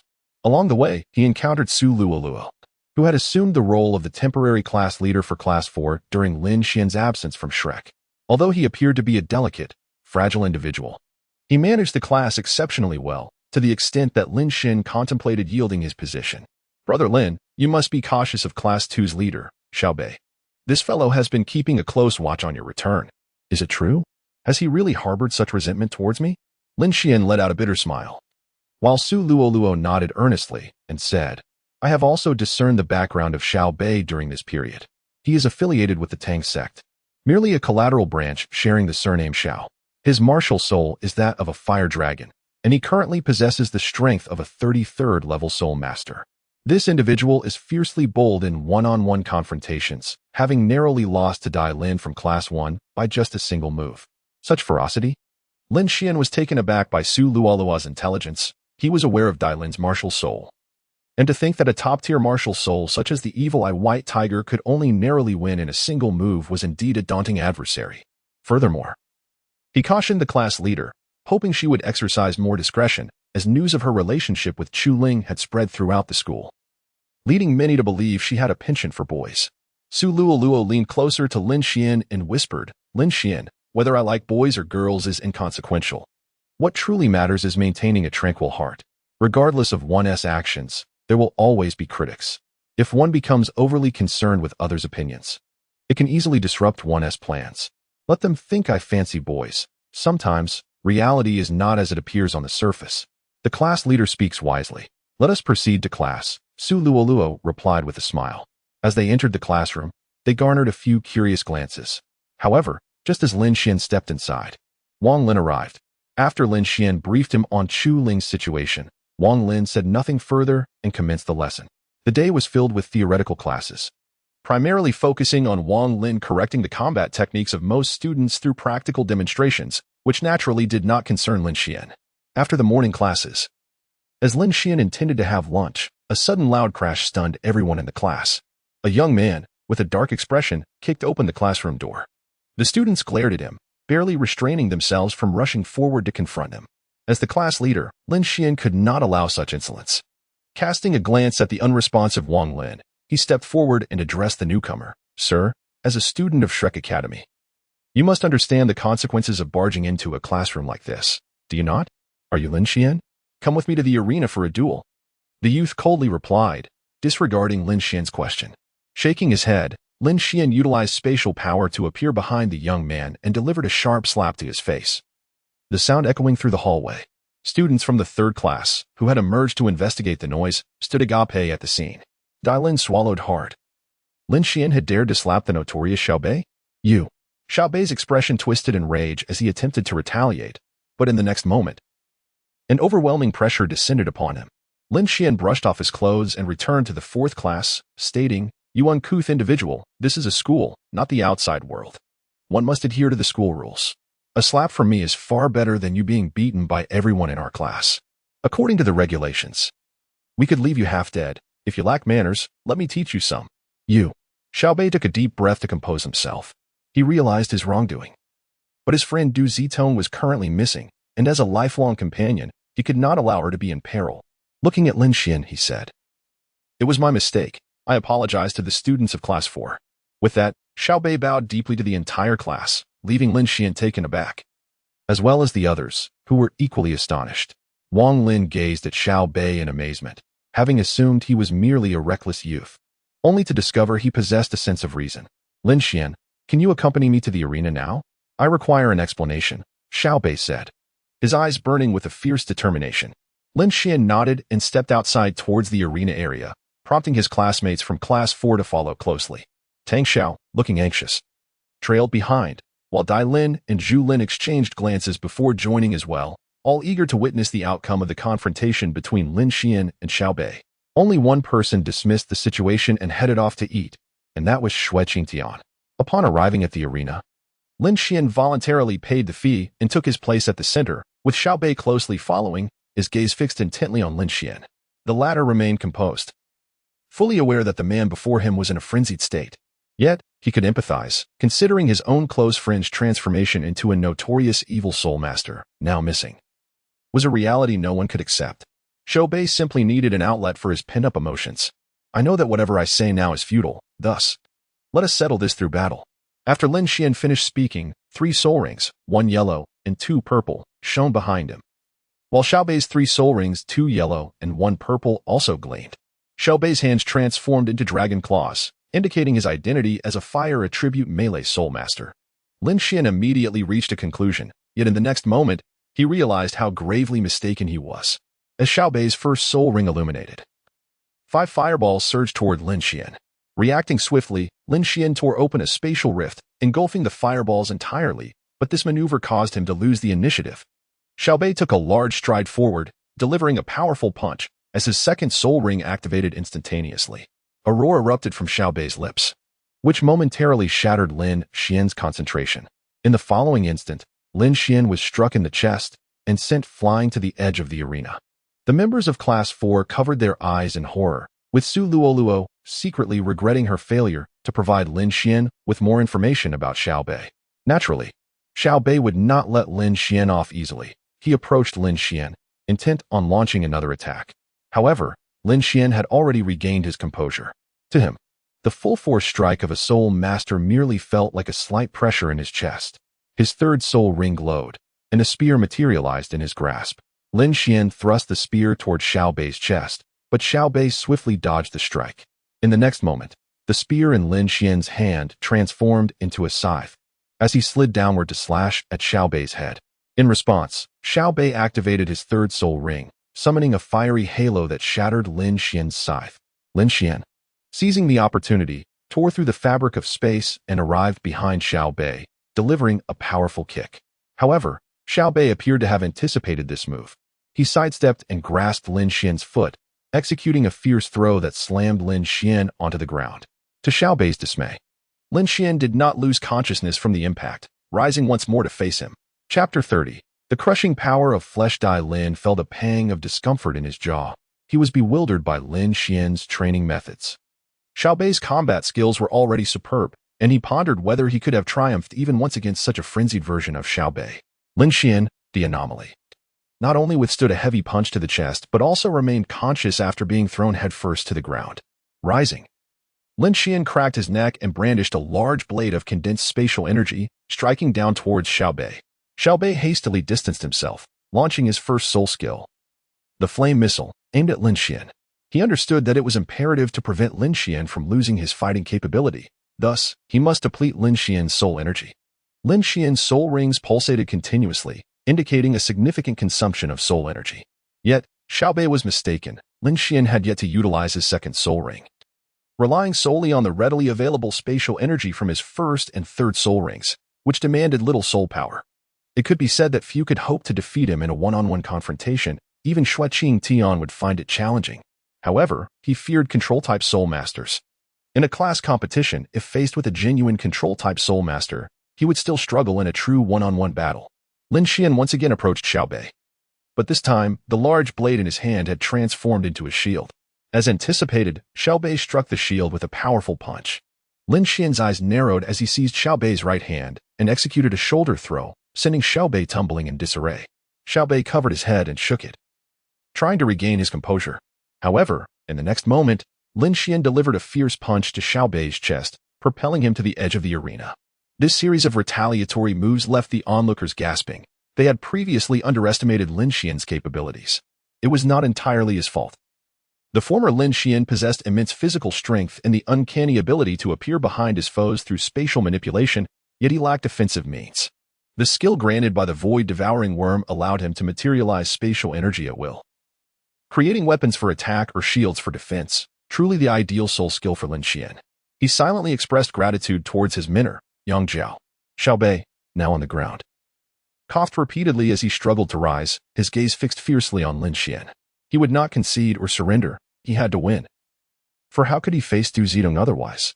With a furious roar, he unleashed his second soul skill, causing Lin Xuan to experience a splitting pain in his head. Lin Xuan did not possess a spiritual sea. That mental realm had been forcibly opened by Yang Zhao. Without a spiritual sea, one could not resist Xiaobei's soul skill. Yet Lin Xuan managed to endure the roar with the help of the forcibly opened mental domain. Narrowing his eyes, he conjured a massive hammer in his hand and swung it towards Xiaobei. In response, Xiaobei activated his third soul skill, the resistance fire ring, shattering Lin Xian's hammer. Xiaobei then aimed a punch at Lin Xian's head, but Lin Xuan would not grant him such an opportunity. Finally unleashing his long-held second soul skill, spatial cutting, he unleashed a barrage of spatial power akin to razor blades. Xiaobei had but one choice, to charge at Lin Xuan fearlessly, disregarding the oncoming attacks. Wounds appeared across Xiaobei's body, yet he did not falter. Lin Xian's gaze sharpened as a spear materialized in his hand, thrusting towards Xiaobei, utilizing the last remnants of his soul power. Xiaobei activated the resistance fire ring once more, shattering Lin Xian's spear. Xiaobei's final punch was now a mere half-meter from Lin Xuan. Rather than evade, Lin Xuan stood firm. To dodge would be dishonorable in this fair duel, a conclusion he could not allow himself to accept. With unwavering pride, he swung his right fist to collide with Xiaobei's. Xiaobei was sent flying, while Lin Xuan remained resolute, not retreating an inch. The clash of their formidable physical strengths was a testament to their might. Yet ultimately, Xiaobei's soul power had been exhausted. Engaging in a fistfight against Lin Xuan was unwise, but he had no better alternatives.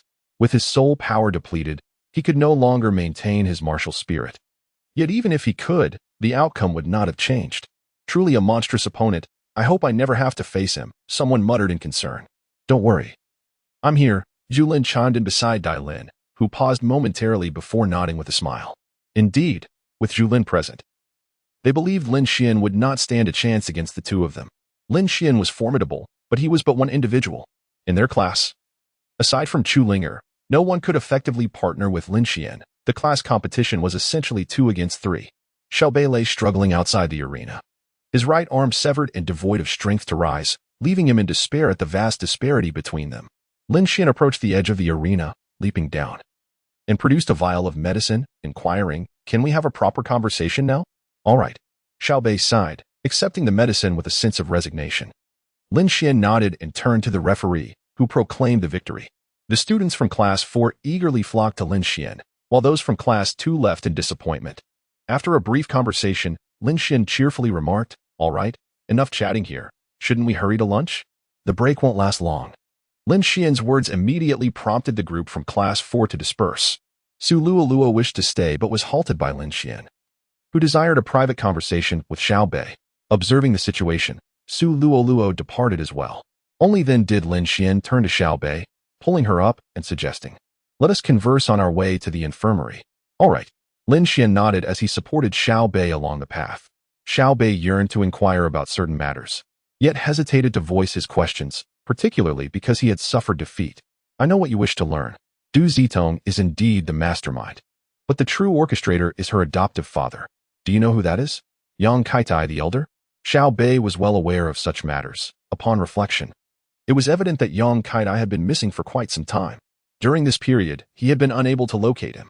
Lin Xuan turned to Xiao Bei and inquired, "What is your relationship with Du Zitong?" "We are very good friends. We have known each other since childhood and remain so to this day." As he uttered these words, Lin Xuan perceptibly detected a hint of guilt in Xiao Bei's voice, suggesting that he harbored feelings for her. Sensing Lin Xian's suspicion, Xiao Bei asserted firmly, "We are truly just friends." "Very well, I shall take your word for it. Du Zitong is alive, and I am currently at a loss regarding how to proceed with her." "Has she been captured by Shrek?" Xiao Bei exclaimed, his excitement palpable. He attempted to grasp Lin Xian's shoulders with both hands, but his right hand, having sustained a fracture, protested against the sudden movement, unleashing a wave of intense pain that caused beads of sweat to form on his forehead. Yet, this discomfort paled in comparison to the exhilaration shining in Xiao Bei's eyes. Chapter 31. The Stubborn Woman. Do not worry. She is unharmed and is not imprisoned in the Shrek dungeons. You should first attend to your hand injury. I shall await you by the Sea God Lake this evening. Lin Xuan gazed at the infirmary before him. Xiao Bei pondered the reasons behind this, yet ultimately gritted her teeth and stepped inside. Lin Xuan was correct. Regardless of the circumstances, one must prioritize healing before addressing any other matters. If she were to meet Du Zitong while injured, it might lead to misunderstandings. Lin Xuan turned to glance at the leisurely approaching Chu Linger and smiled. The notion of waiting until nightfall was but a pretense. He had merely sensed her arrival. Observing her, he inquired, "How's the soul bone?" "It's quite remarkable. Though it is a pity I missed your duel on the arena," Chu Linger replied, casually tossing a cloth pouch to Lin Xuan. Upon catching it, he discovered it contained provisions. He chuckled and remarked, "It was merely a sparring session, nothing of great significance." "Not of great significance? You utterly devastated the second-class leader. You should have seen Xue Qingtian's face when I spotted him in the cafeteria. He looked as pallid as liver. I almost forgot to mention that Xue Qingtian had suffered a defeat at the hands of Xiao Bei, although he did manage to secure a victory afterward." Such events transpired? Lin Xuan was genuinely unaware of the scandal involving Xue Qingtian. It was actually Chu Lingo who had learned of it before him. As the two returned to their classroom to await the commencement of lessons, Lin Xuan requested Chu Lingo to assist him by holding the ethereal stone, intending to converse with Du Zitong during this interval. Upon entering the ethereal stone, he felt apprehensive about leaving his belongings there, given that the primary characteristic of the ethereal stone was its storage capacity. However, since Du Zitong and the illusory crystal bear had already occupied the space for a day, he could not leave his items inside. Du Zitong was joyfully playing with the illusory crystal bear, but as soon as Lin Xuan entered, she instantly adopted an icy demeanor, causing the atmosphere to grow tense.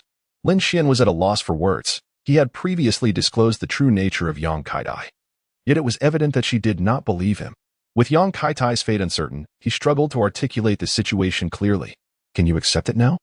Du Zitong was unwilling to engage in conversation with Lin Xuan, prompting him to sigh and exit the ethereal stone. In her current state, he felt unable to negotiate with her. He decided to wait for Xiao Bei's arrival in the evening, as he had great trust in her.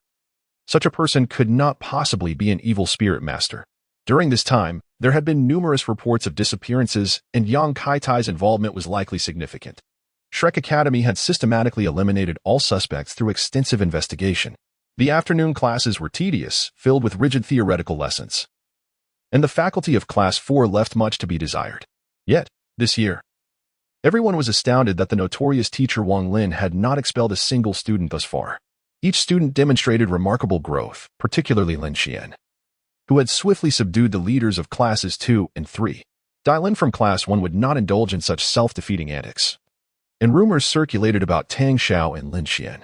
Moreover, Xue Qingtian would not lower himself to challenge Lin Xuan, leading to his name becoming well-known even among the senior students. After classes and lunch, Lin Xuan arrived as promised by the Sea God Lake, where Xiao Bei awaited him, her face etched with anxiety. Lin Xuan guided Xiao Bei into a nearby grove and inquired, "Can you swear that you are not an evil spirit master?" "I, Xiao Bei, swear before the sea god that if I am an evil spirit master, I shall never ascend to the soul master rank in this lifetime." Without hesitation, Xiao Bei vowed before the statue of Tang San. In the next moment, a blue light enveloped Xiao Bei's form, manifesting the sea god's oath. Lin Xian's gaze sharpened. He had not anticipated the veracity of such a claim. It was prudent to refrain from making oaths lightly before the statue within the divine shrine. "Very well. I believe you. I shall lend you this power for 30 minutes. Lin Xian gently patted Xiao Bei's shoulder, forcefully channeling spatial energy into his body. Xiao Bei, with a pained expression, gazed at Lin Xian, poised to utter something when he abruptly vanished. Lin Xian had compelled the spatial energy into Xiao Bei, granting him the privilege to enter the ethereal stone, albeit only for 30 minutes before it dissipated, leaving him a mere 30 minutes to converse with Du Zitong. Upon entering the ethereal stone, Xiao Bei was still reeling from the transition, while Du Zitong remained frozen in place. After surveying his surroundings, Xiao Bei spotted Du Zitong and the illusory crystal bear. Without a moment's hesitation, he wrapped his arms tightly around Du Zitong. Though their separation had been brief, it felt torturous for Xiao Bei. The presence of the cherished one outweighed everything else. "Hey, you big oaf, you're going to suffocate me," Du Zitong exclaimed with a wry smile, equally delighted to see Xiao Bei in this realm. Releasing her, Xiao Bei, brimming with excitement, inquired, "Are you all right? They all claim you are an evil soul master, but I never believed it. Now that I see you, I will rescue you." Du Zitong fell silent, unable to lie in the presence of her dear friend. While she was indeed not an evil soul master, she had played a role in the current predicament, and there was no chance that Lin Xuan would let her go. "What's wrong?" Xiao Bei observed Du Zitong biting her lip, his heart sinking. This was the conclusion he dreaded most. Du Zitong gently pushed him away, her voice laced with sorrow. "That incident was my doing." "Impossible. Someone must have manipulated you. I will help you explain everything to the school," Xiao Bei replied urgently. Du Zitong shook her head, her expression filled with anguish. Taking a deep breath, he sat her down and said, "Xiao Tong, can you speak honestly with me? After all these years of friendship, regardless of what you've done, even if it means standing against the whole world, I am willing to protect you." "You big oaf." Du Zitong's eyes glistened with unshed tears. Xiao Bei looked at her with utmost seriousness, while outside, Lin Xian could only watch in dismay. He had immersed his spirit within the ethereal stone, listening intently to their conversation. Although Xiao Bei had committed no wrongdoing, Lin Xian felt increasingly helpless. His initial intention had been to persuade this stubborn woman, yet it had transformed into an emotional exchange instead. Lin Xian was disinclined to listen to the lovers exchanging sweet nothings, so he wandered aimlessly by the shores of the sea god lake, oblivious to the half-hour time limit. To his surprise, he came upon Senior Wang Tianyu, who appeared forlorn as he gazed at the lake's surface. Lin Xian contemplated turning away, but Wang Tianyu had already sensed his presence. "Ah, what brings you, Junior Lin Xian, to the vicinity of Sea God Lake? Taking a leisurely stroll after a meal? It's quite unusual for a senior like me, a student of the Inner Academy, to be here in the Outer Academy's Sea God Lake area." Lin Xian smiled as he spoke, yet inwardly he was somewhat perplexed, realizing that Wang Tianyu was evidently reminiscing about someone. A careless moment could lead to him being ensnared in Wang Tianyu's lamentations once again. Having just escaped from Du Zitong's grasp, the junior must be wary of my complaints, but rest assured, I have vowed to keep my secrets to myself.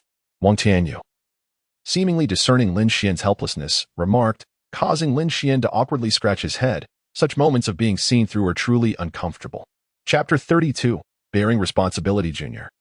I have a foreboding feeling about the upcoming Continental Advanced Soul Master Academy competition, Wang Tianyu said gravely, gazing at the Sea God Lake. Lin Xian paused for a moment, then fell silent. Wang Tianyu was the champion of the last competition, yet he had witnessed the defeat of the Shrek Academy's reserve team in the previous one. Now, having achieved success, he still harbored concerns for Shrek. The strongest individual from the Inner Academy this time was merely a recently ascended Soul Emperor, highlighting a current talent shortage on the continent. Meanwhile, both the Royal Soul Master Academy of the Tiando Empire and that of the Xinghua Empire boasted a genius at level 63, which led me to be quite pessimistic about their prospects. Senior, Shrek is not merely a championship machine. Let us not place such immense pressure on the other seniors. It is worth noting that the titles won by Shrek cannot even be contained within a single room. Lin Xian comforted, stating that as long as one gives their all, it matters not whether they secure the championship. However, Wang Tianyu shook his head. If that were truly the case, he would have said nothing.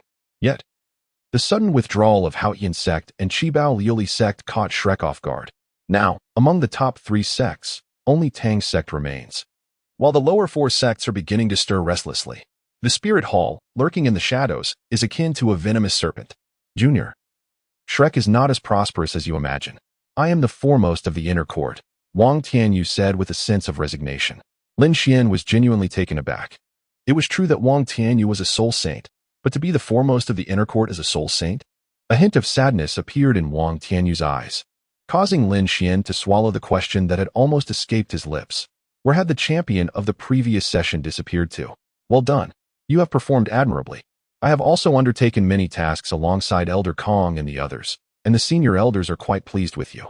However, Yang Qingtai mentioned that he is only aware of certain individuals lurking within Shrek, which implies that there are others unknown to him who are also concealed within. You must remain vigilant. And you as well, senior. Lin Xuan nodded in agreement, and Wang Tianyu patted Lin Xuan on the shoulder before departing. Lin Xuan furrowed his brow. His assistants had irrevocably tied him to Shrek. Although he harbored fond feelings for Shrek, his heart lay elsewhere. His mother and his own origins were of paramount importance to him. Next in line was his desire to aid his master in inheriting the divine abode, allowing his master the freedom to revel in leisure, while he himself sought to investigate matters through the position of the god of space. It was indeed a heavy burden to bear. With a self-deprecating smile, he stretched and continued his stroll along the shores of the sea god lake. The discussions within the ethereal stone had nearly reached completion. Aware of everything, Xiao Bei remained steadfast in her convictions. This situation arose from Du Zitong being deceived by her adoptive father. However, the bond of nurturing transcended all. Even if Du Zitong were to discover the truth, she would still act as she deemed fit.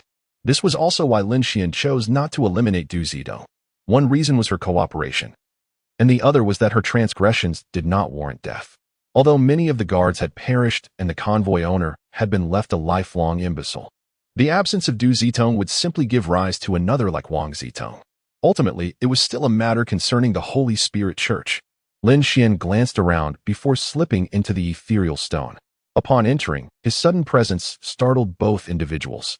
Du Zitong turned away, unwilling to face Lin Xuan, while Xiao Bei earnestly regarded him and said, Lin Xuan, I am well aware of the situation. You must understand her predicament. What must be done to secure her release? Hold on. Do not make it seem as though I am akin to a kidnapper, negotiating terms for her freedom. My decision to confine her here was solely out of concern for her safety against that bear. You know very well that as a soul master, I stand no chance against the might of the illusion crystal bear. Upon hearing Lin Xuan's words, Xiao Bei's lips twitched in irritation. Lin Xuan's remark was exceedingly provoking. He believed that his full-force strike was nearly on par with that of the illusory crystal bear. Yet, Lin Xuan had managed to shatter his bones with a single punch, while claiming he could not withstand an attack from the illusory crystal bear. Let me put it this way. Once I release her, where do you intend to place her? The first Shrek will undoubtedly expel her, regardless of her lack of choice, and her adoptive father, Yang Kaitai, will remain imprisoned by Shrek indefinitely. Do you truly think she would not seek revenge? I will undoubtedly exact my vengeance. I shall personally obliterate Shrek, and then take your life. Du Zitong coldly declared to Lin Xuan, leaving Xiao Bei utterly astonished. Just moments ago, Du Zitong had not spoken thus. They had previously agreed to find a secluded place in the mountains or to return with him to Tangmin. Within Tangmin, his connection to the current Tangmin leader was merely a distant blood relation, rendering it impossible to bring back a sinner from Shrek Academy. I intend to withdraw from school and take her to live in seclusion in the mountains, Xiao Bei stated earnestly, casting a serious glance at Lin Xuan. Lin Xuan, well aware of their intentions, looked at Xiao Bei and inquired, Can you defeat me? I cannot. Do you believe the Holy Spirit Church would spare a traitor? Lin Xuan's words pierced through Xiao Bei's heart like a dagger. The question he feared most was now raised. If the Holy Spirit sect were to seek retribution against traitors, then there would be no refuge for Du Zitong anywhere in this vast world. Lin Xuan gazed at Xiao Bei and said, I can speak with Elder Kong on your behalf to allow Du Zitong to reside within Shrek City, but she must be under constant surveillance, unable to leave freely. In truth, even if she were to escape, it would be inconsequential. A minor character like her could hardly stir significant waves, at worst. She would merely be abandoned by the Holy Spirit sect in the wilderness. You. Du Zitong's eyebrows furrowed, ready to rebuke Lin Xuan, yet she ultimately restrained herself. Deep down, she recognized the validity of his words. Engaging in a war of words would be futile.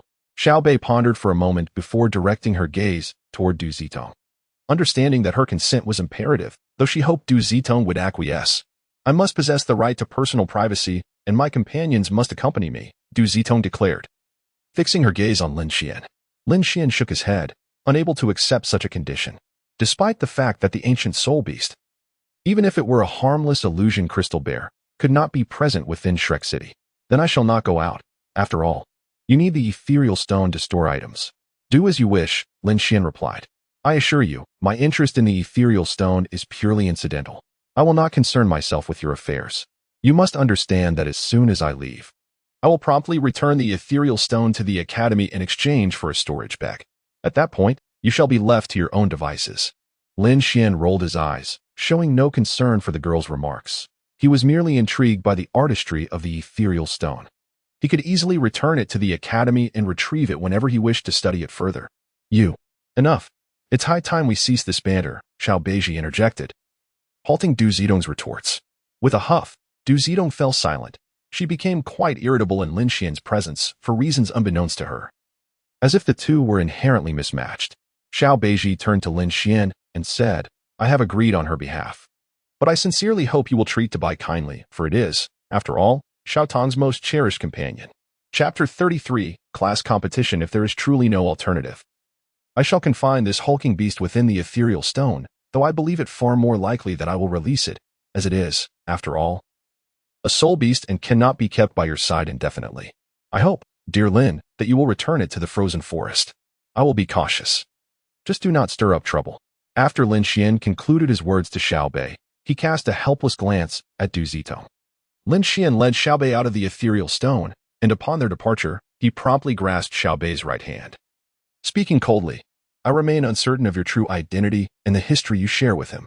However, I must advise you to watch over her. This is not a mere suggestion. Should you both fall into the clutches of the Holy Spirit sect, we would find ourselves in a most precarious situation. I understand your concern. I too was once a wandering child. I intend to settle in Shrek City, Xiaobei replied solemnly, grasping Lin Xuan's intent.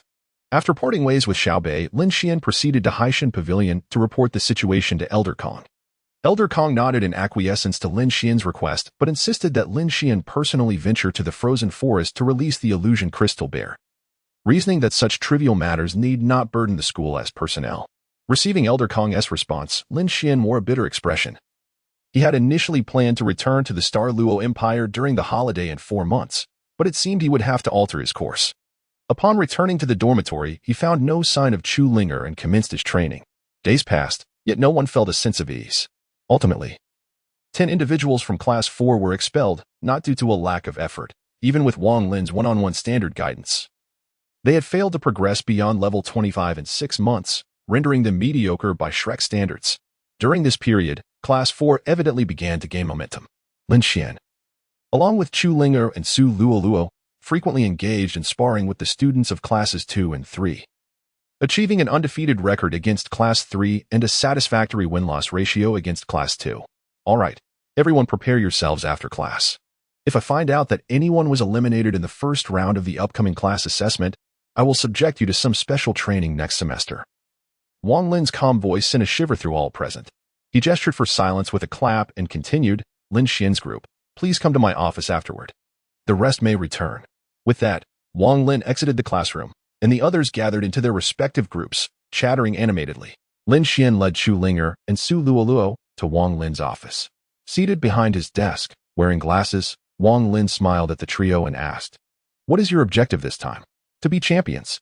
The three responded in unison. Wang Lin nodded approvingly. Their confidence was indeed a positive sign. Though he harbored doubts about Lin Xuan's chances of securing the championship, he opened a book casually and remarked, I called you in to familiarize you with your opponents. First, we must consider Xiaobei from Class 2. His team is not weak, having barely assembled 3 soul respecters. This year's admissions have been flooded with young princes and heirs aged between 12 and 14, resulting in an abundance of soul respecters more than you could imagine. Class 1 boasts 7 soul respecters, each a pivotal figure. The first group of Class 1 is, of course, led by Xueqi Tian. alongside Tang Xiao and Ning Fengtian from the Seven Treasures Glazed Tile School. I can inform you that Xue Qingtian's soul power has reached the pinnacle of level 36. Historically, no one has surpassed this level at the age of 13, not even those 7 esteemed individuals. 36? Lin Xuan felt a profound headache. Over the past few months, he had reached the pinnacle of level 33, and the breakthrough to level 34 was within reach. Yet, he remained dissatisfied with his progress. Having only advanced 2 levels in 4 months, Tang Xiao stood at level 34, while Ning Fengtian was at level 32. This formidable duo was undeniably powerful. I do not expect you to overcome them, but at the very least, do not suffer an embarrassing defeat. Wang Lin's words left Lin Xuan in silence. In terms of raw strength on paper, Lin Xuan was at level 33, Chu Ling at level 32, and Su Luo at the 29th level of the Great Soul Master. Realizing her lagging performance, Su Luo lowered her head, remaining silent. Teacher Wang, we shall emerge victorious. Lin Xuan gazed steadfastly at Wang Lin and declared that he must triumph in this competition, not merely for victory's sake, but to affirm his own worth. The arrogant demeanor of Xue Qingtian, who regarded him as a mere imaginary rival, had long irked him. Wang Lin's words, implying that they stood no chance at all, were simply intolerable. Su Luo, do not dwell on it too much. Just give it your all. The 3 of us constitute the strongest team in Class 4, and we must set a commendable example for our classmates. Lin Xuan grasped Su Luo's shoulder and spoke earnestly. Su Luo met his gaze with unwavering determination, nodding vigorously in agreement. Although Wang Lin's attention remained on the book, the corners of his mouth lifted slightly in a smile. Chu Lingao happened to witness this scene and couldn't help but feel a sense of exasperation. To be honest, she also held a disdain for Xue Qingtian. His contemptuous demeanor towards Lin Xuan was utterly intolerable. Women tend to be protective of their own, and though she might not voice it, she would certainly remember. If the 3 of them were to encounter Xue Qingtian, she would undoubtedly fight with all her might. Now, I believe you are quite familiar with Dai Lin's group and their superficial strength. Although you have been sparring continually, I must inform you that Dai Lin has never unleashed his true power. He possesses a millennium-old soul bone in his left arm, so exercise caution. Additionally, be wary of his and Zhu Lin's martial soul fusion technique, the Nether White Tiger. This soul skill is formidable, but I do have a method to counteract martial soul fusion techniques. Suddenly, Chu Linger, who had remained silent until now, spoke up. Wang Lin was momentarily taken aback, but then a smile of understanding spread across his face. Indeed, Chu Linger was a trump card for their side, and the power of that soul bone filled Wang Lin with satisfaction. Well, it is up to you now. There are 3 days left for grouping, and I can assure you that the assessment rewards are quite generous. If your performance is exceptionally outstanding, defeating stronger opponents, the school may very well grant you a soul bone. Is that true? Lin Xuan stared in astonishment at Wang Lin, who chuckled softly, revealing a side of himself that was quite different from what Lin Xuan had perceived. Su Luo was equally taken aback. Wang Lin tapped his fingers rhythmically on the table and remarked, the school's assessments occur annually. If one excels, they may receive a soul bone. But how many soul bones exist in this world? It is merely a possibility. Throughout the school's history, only 3 have been awarded, all of which were Millennium Soul Bones. If absorbed recklessly, it may prove detrimental in the future. In Wang Lin's eyes, a soul bone that had not reached the Millennium mark was unworthy of someone like Lin Xuan. He was not the type to be entranced merely by the sight of a soul bone. Chapter 34, Assassination on the Streets. I also caution you. Acquiring a soul bone does not warrant blind absorption. One must gradually comprehend the attributes of the soul bone, including any potential characteristics it may possess. If a soul bone has not reached the Millennium mark, it should be retained. Should you find something you desperately wish to purchase but lack funds, know that Millennium Soul Bones are a solid currency. Remember this. The 3 nodded in agreement. Initially, individuals like Lin Xuan and Chu Lingao, who were proud and ambitious, would not consider Millennium Soul Bones. However, Su Luo, hailing from a modest background, might be tempted to absorb one if the opportunity arose. As encountering a soul bone in a lifetime was uncertain. Very well, I shall not keep you longer. Depart swiftly, do not occupy my reading time. Wang Lin waved his hand dismissively. The 3 expressed their gratitude before leaving. Wang Lin smiled as he watched them depart, pondering whether these young individuals could reach the pinnacle of victory. However, he felt certain that the school would not grant Lin Xuan an easy path. He sensed that Lin Xuan might become the school's chosen successor, a prospective elder of the Sea God Pavilion. The reason was simple. His enigmatic spatial abilities and extraordinary intellect were precisely what Shrek Academy sought. Tang Xiao, Xueqi Tian, and Dai Lin were heirs to two major empires and a significant sect, rendering them incapable of overseeing all affairs at Shrek. Meanwhile, the inner court had been reduced to only Wang Tianyu following a major upheaval. Although Wang Tianyu appeared optimistic, he harbored inner demons, and whether he could overcome them depended on the school's guidance. His dual-bladed martial soul was also pivotal for that year's championship. After departing from the teaching building, Lin Xuan separated from Chu Linger and Su Luoluo.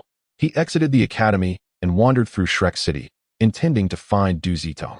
However, as he walked, he sensed that someone was watching him. His expression turned cold. This was the first time he had left the city in 4 months, and upon stepping outside, he was already being targeted. Could it be?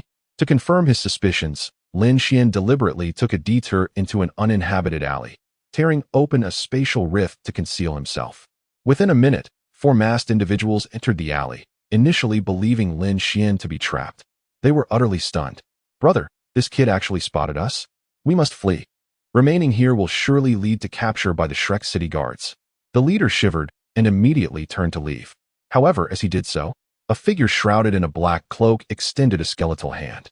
Behind him, 4 yellow, 2 purple, and 8 black soul rings illuminated. Lin Xuan gasped as he witnessed the 4 individuals disintegrate into blood, merging into the cloak of the figure. A soul Douluo hired to kill? Moreover, this method was undoubtedly that of an evil spirit master. It seemed the assailant sought to absolve himself of suspicion through murder. Although the evil spirit masters had infiltrated Shrek for the second time, the academy had ceased recruiting faculty, leaving them with no recourse but to hide within Shrek City. It was also certain that his current target had been identified, and it was possible. Lin Xuan pondered the possibility that Du Zitong may have betrayed him. Venturing to her residence would be tantamount to walking into a trap. However, upon reflection, if she truly had sold him out, the cloaked figure would not have been poised to ambush him halfway. The risks involved were simply too great. Suddenly, the enigmatic figure sensed something amiss and swiftly retracted his martial soul, departing the scene. In the next moment, a stern-faced middle-aged man appeared, clad in white armor, exuding an undeniable aura of menace. Lin Xuan recognized this man as the city lord of Shrek City, Battle Flag Douluo. Lin Xuan emerged from the spatial rift, and the moment he stepped out, he was met with an overwhelming stench of blood. Fortunately, he had already grasped his Shrek identity badge before exiting. Upon recognizing his student, the Battle Flag Douluo immediately retracted his aura, looking at Lin Xuan with a hint of surprise.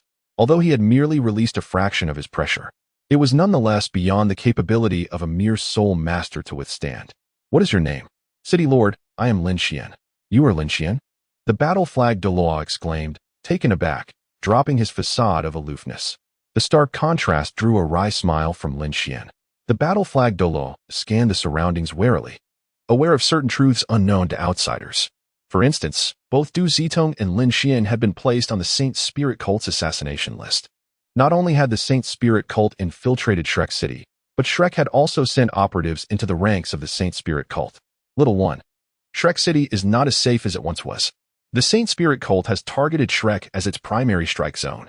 You could easily be captured within the city. Had I not sensed the Soul Douluo's energy fluctuations, I would not have come here. What transpired just now? The Battle Flag Douluo gently patted Lin Xuan's head. Lin Xuan, cradling his head, recounted the events that had just unfolded. The Battle Flag Douluo broke into a cold sweat upon hearing the tale. If not for Lin Xuan's spatial abilities, the scenario would have been nearly fatal, as the Soul Douluo could have unleashed his martial spirit and eliminated Lin Xuan in less than a second. "You were far too careless. In the future, whenever you leave the academy, you must report to your teacher. You are not an ordinary student. Rest assured, senior. I will be more cautious next time." Lin Xuan nodded, and the Battle Flag Douluo, satisfied, inquired, "Where shall we go?" "I will escort you. No need to trouble you." "Senior, I intended to visit Du Zitong to see if anything had transpired, but given the number of people seeking my life, it is perhaps wiser to remain at the academy," Lin Xuan replied. "That is for the best.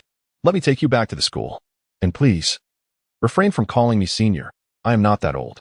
My name is Zhang Jinfeng, so just call me Uncle Zhang," he chuckled. Lin Xuan smiled. "Indeed, Uncle Zhang. You are quite youthful. I mistakenly referred to you as old. You cheeky brat." The two shared laughter as they made their way back to Shrek Academy. Meanwhile, A cloaked figure lurking in the shadows bore a grim expression. If Shrek Academy chose to protect this individual, his mission would be utterly futile. Du Zitong had been placed under house arrest, and Elder Kong had personally set up a formation.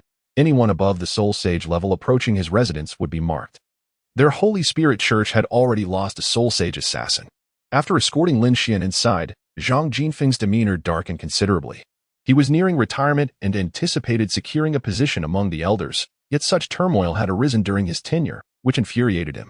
If anything were to happen to Lin Xuan today, the weight of responsibility would be immense.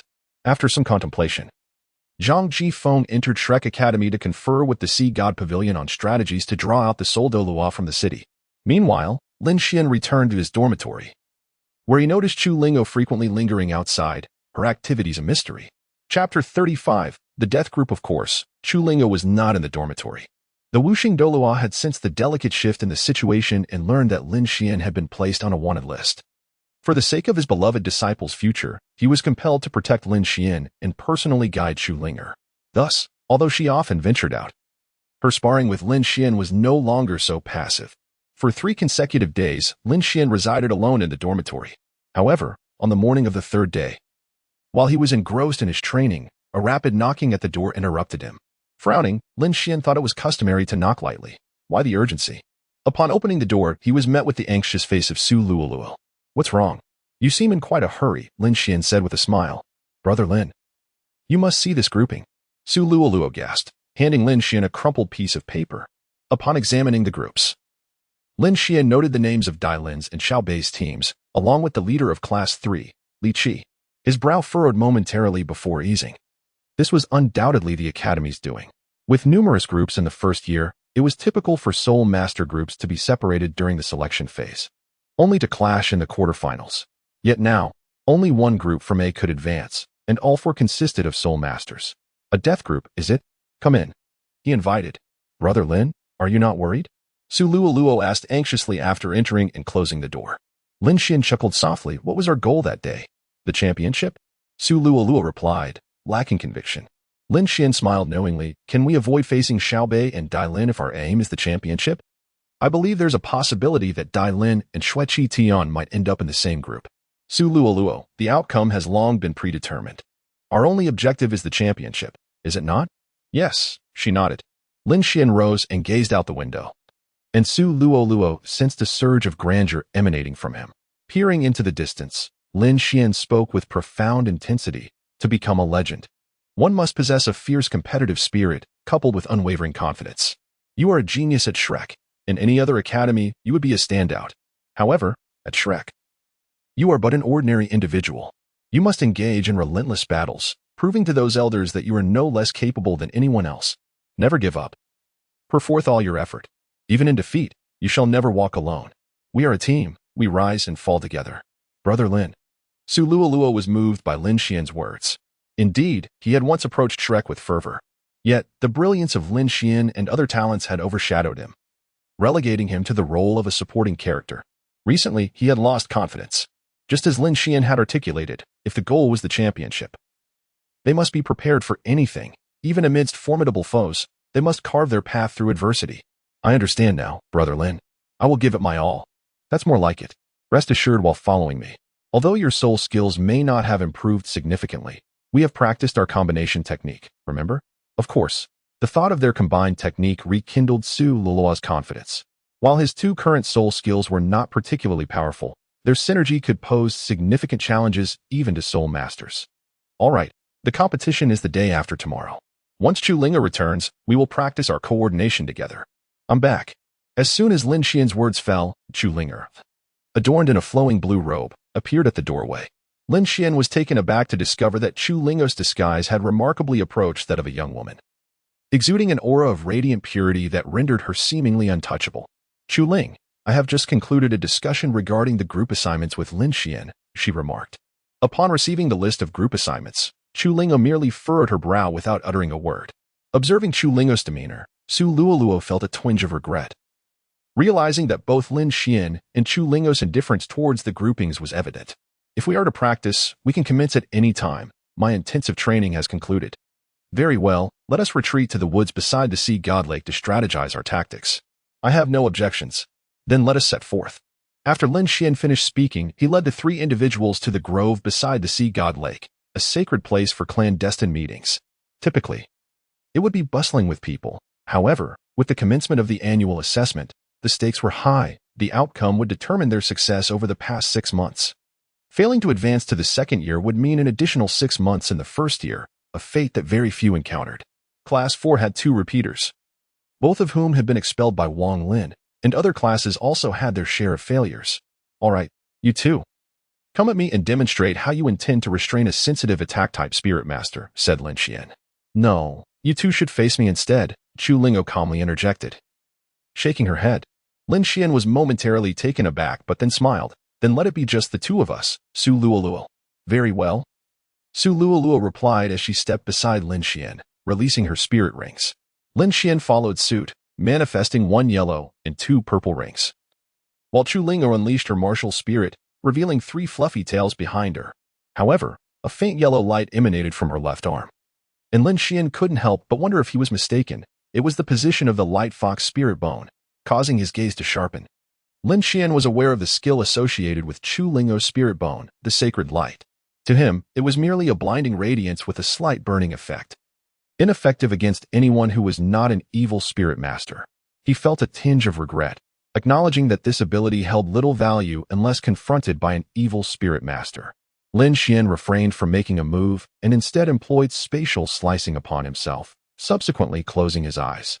Meanwhile, Su Luoluo continuously chanted incantations to conjure water guns. Chu Lingo smiled faintly as she unleashed her first spirit skill, Clone, which charged directly at Lin Xuan. Shaking his head, Lin Xuan activated his first spirit skill, creating a fissure in space that appeared before the clone. The clone promptly dove into the rift, vanishing without a trace. However, to Lin Xuan's astonishment, the very next moment, he let out a muffled groan as his martial soul was instantly dispelled. His mind was flooded with the image of Chu Lingo, and his spiritual sea transformed into a rosy hue. Lin Xuan was taken aback. He had been enchanted while his eyes were shut. At that moment, Su Luoluo, still engrossed in forming a water gun, was unexpectedly struck in the abdomen by Lin Xuan's turning fist. She cried out in agony, clutching her belly and collapsing to the ground.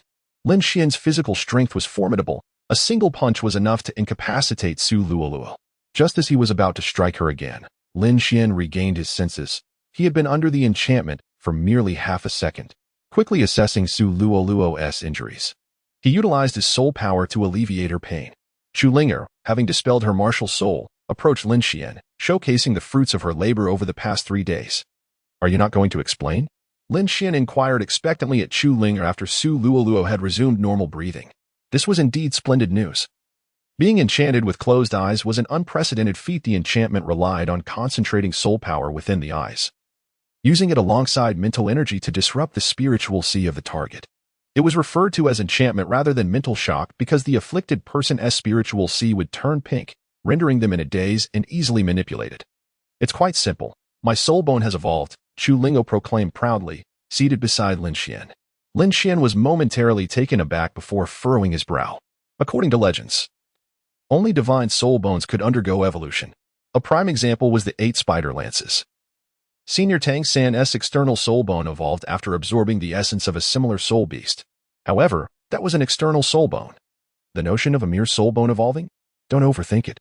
I merely made an incision on my left arm and let a few drops of the bright fox's essence blood fall. This is a rather commonplace occurrence. As long as the soul bone absorbs the essence blood of a higher-level soul beast of the same type, evolution is indeed possible. My evolved ability is absolute enchantment. It hasn't granted me new skills, as it isn't a 100,000-year soul bone, but it has enhanced my 3 spirit skills. The soul power consumption of my first spirit skill, Clone, has diminished, and the second spirit skill, Enchantment, can now bypass whether the opponent's eyes are closed, ensuring a guaranteed instant activation. However, the soul power disparity requirement has increased. I can only absolutely enchant individuals within a 3-level difference. Beyond that, it is ineffective. This means that during the match against the Dai Lin duo, I can only enchant Zhu Lin to disrupt their martial soul fusion technique. There is also a probability of a chaotic state akin to yours, where one may inadvertently attack those nearby, but the chance of that occurring is merely 10%. That is sufficient. Lin Xuan was filled with an unexpected joy. This significant enhancement of Chu Linger effectively alleviated his greatest concern. Should they indeed unleash their martial soul fusion technique, he would be compelled to reveal his bloodline power. With determination, he could momentarily wield the strength of a Soul King, enabling him to engage the Nether White Tiger in close combat. Absent the malevolent-eyed White Tiger, he could rely on his physical prowess to contend with Dai Lin. Thus, their strategic options had expanded. They needed to refine their synergy, especially since their first match was against Dai Lin. The trio rose again, standing together to hone their respective soul techniques. The most unfortunate among them was likely Su Luoluo, as the possibility of chaos still lingered. Lin Xuan had discerned the origin of the 10% chaos probability. Primarily, it stemmed from his affinity for Chu Linger within his sea of consciousness. Once enchanted, there was a significant chance of succumbing to a state of confusion. Su Luoluo, however, had encountered chaos 13 times in one instance. Thus, 2 fleeting days passed, and the trio's synergy reached its zenith. Meanwhile, Dai Lin's team did not underestimate Lin Xuan. They were diligently preparing as well. The night before the competition, Lin Xuan, unusually, refrained from training, choosing instead to sit by the window gazing at the moon, with Chu Linger nestled in his embrace. The evolution of her bright fox soul bone had rendered her disguise easily penetrable, prompting her intention to forego masquerading next semester. However, this decision implied a separation from Lin Xuan. The upcoming match might prove arduous, and Lin Xuan had but one request: do not act foolishly. I am aware of your nature, do not be so stubborn. If you take risks, I shall have no choice but to reveal my trump cards, leading to a loss that outweighs the gain. Yes, I shall, Chu Linger nodded, comprehending the gravity of his words. Their adversaries were not merely Dai Lin, but also the more formidable Xue Qingtian. Many did not regard the arena match tomorrow with seriousness due to the minimal disparity in strength. A full exertion would suffice. Yet, for Xiaobei and Dai Lin, tomorrow's battle could not be underestimated. Although Li Qi's group appeared the weakest, Xiaobei dared not be complacent. Lin Xuan, tomorrow is the decisive battle. Though we have trained and exchanged victories, it is the team battle that truly tests our strength. Dai Lin remarked before closing his eyes to meditate. With eyes unblinking, Lin Xuan watched as a hint of dawn broke in the east. He rose and stretched. His affinity for spatial power had reached its peak, and the soul power within him had become increasingly vibrant due to his reflections on spatial energy the previous night. Today, we shall triumph, Chu Linger declared with a smile as she rose. Lin Xuan nodded in agreement, and they proceeded to have breakfast before waiting at the arena. Upon arrival, Chu Linger discovered her master seated prominently in the guest area, his expression far from pleased, drawing the admiration of the students present. The Wuxing Douluo had initially intended to observe the competition quietly from above Shrek Academy, yet Elder Kong insisted he occupy the foremost seat among guests, threatening expulsion otherwise. Frustrated, the Wuxing Douluo could only lament, for Elder Kong's authority was formidable, unlike his own position as merely a newly minted Super Douluo, incapable of winning a confrontation. Behind the Wuxing Douluo, numerous Soul Douluos and Soul Saints, there to witness their progeny, sat with solemnity. Even the dukes of the two great empires dared not display excessive arrogance. The Wuxing Douluo's mere divination of the nation's fortune could ensure a decade of peace. Having rendered considerable assistance to the royal families of the two empires in earlier times, Lin Xuan chuckled softly, then ascended the arena. With a little time remaining before the commencement, he gazed at Wang Lin in the teacher's seat, whose eyes sparkled with anticipation. In turn, Lin Xuan returned a reassuring glance. Once all the contestants had gathered at the venue, the director of education, after delivering a few formal remarks, set the stage in motion. The director personally approached the arena where Lin Xuan and Dai Lin stood, and addressed both sides, stating, "You may introduce yourselves to commence. Dai Lin, Level 37 Offensive Systems Spirit Master. Zhu Lin, Level 33 Agility Systems Spirit Master. He Qin, Level 31 Control Systems Spirit Master." Lin Xuan turned his gaze towards the white-haired woman who had just spoken. He Qin, startled by Lin Xian's gaze, instinctively shrank back, while Zhu Lin positioned herself protectively in front of He Qin, casting a cold stare at Lin Xuan. Dai Lin, with an apologetic smile, remarked, "Brother Lin, do not frighten this timid girl." "Brother Dai, it was my oversight," Lin Xuan replied. "Enough of this idle chatter, let us proceed directly to the forfeiture." Noticing Lin Xian's casual demeanor, the director's expression darkened, akin to a soot-covered pot, as he reprimanded him. Lin Xuan quickly retracted his neck and clasped his fists, declaring, "I am Lin Xuan, a 34th level Agile Attack Spirit Master. Chu Ling, a 33rd level control spirit master. Su Luo, a 29th level control spirit master. As both sides completed their introductions, the director ascended into the air, and both parties simultaneously unleashed their martial spirits. Chapter 37, Lin Xuan vs. Dailin. Many in the audience were unfamiliar with Lin Xuan, but upon witnessing his soul rings, one yellow and two purple, their expressions turned grave. Initially, they had assumed Lin Xuan to be merely a marketing ploy of Shrek Academy, as few believed that a great spirit master could withstand a strike from a spirit emperor. It seemed somewhat mythical. Lin Xuan did not wait long. With an enraged roar, he tore open a rift in space and appeared before Dailin. Dailin opened his mouth and let out a furious bellow, unleashing his first soul skill, the White Tiger's Radiant Light Wave, while simultaneously activating his second soul skill, the White Tiger's Diamond Transformation. In Lin Xuan's hand, a colossal sword forged from the power of space materialized, descending upon Dailin with ferocity. Behind Lin Xuan, Zhu appeared, her expression one of unwavering indifference. As she unleashed her second spirit ring, the phantom clone, Zhu split into two, charging towards Zhu. A faint smile graced Lin Xuan's lips as Su Luo's gaze sharpened, conjuring a water spear with all his might and hurling it towards He Qin. In the midst of battle, He Qin exhibited no hint of shyness. Her second spirit ability illuminated the arena, causing the temperature to plummet as an ice shield manifested before her. Su Luo's countenance shifted, realizing she was an ice-type spirit master. Ice was the natural counter to water. As anticipated, his water spear was frozen mid-flight, crashing to the ground before it could reach the ice shield. Lin Xuan's great sword collided with Dailin's White Tiger Radiant Wave, shattering it effortlessly. However, Zhu first spirit ability, the Phantom Claw, struck Lin Xuan's abdomen, only for them to discover that their attacks had merely hit Lin Xuan's afterimage. Dailin, sensing danger, swiftly turned to see Su Luo launching another water spear, which met the same fate as before, freezing midair. Yet, a hand emerged from the void, seizing the water spear. And Lin Xuan once again manipulated the power of space to appear behind He Qin, thrusting it downward. Although He Qin felt a twinge of panic, she activated her third spirit ability, summoning a cage that enveloped Lin Xuan. This barrier was meant to ensure Lin Xuan's attack could not reach her. Undeterred, Lin Xuan tore through the spatial rift, positioning himself above He Qin, and let the water spear fall. He Qin attempted to maneuver her ice shield to block the impending strike, but Lin Xuan's strength proved overwhelming, shattering the shield in an instant. As He Qin gazed upward at the approaching ice spear, she sensed the chilling breath of death. Just at that critical moment, Dailin finally arrived. His third spirit ability, the White Tiger Destruction Strike, obliterated Lin Xuan's ice spear. Dailin looked at Lin Xuan suspended in midair, barely restraining the urge to vomit blood.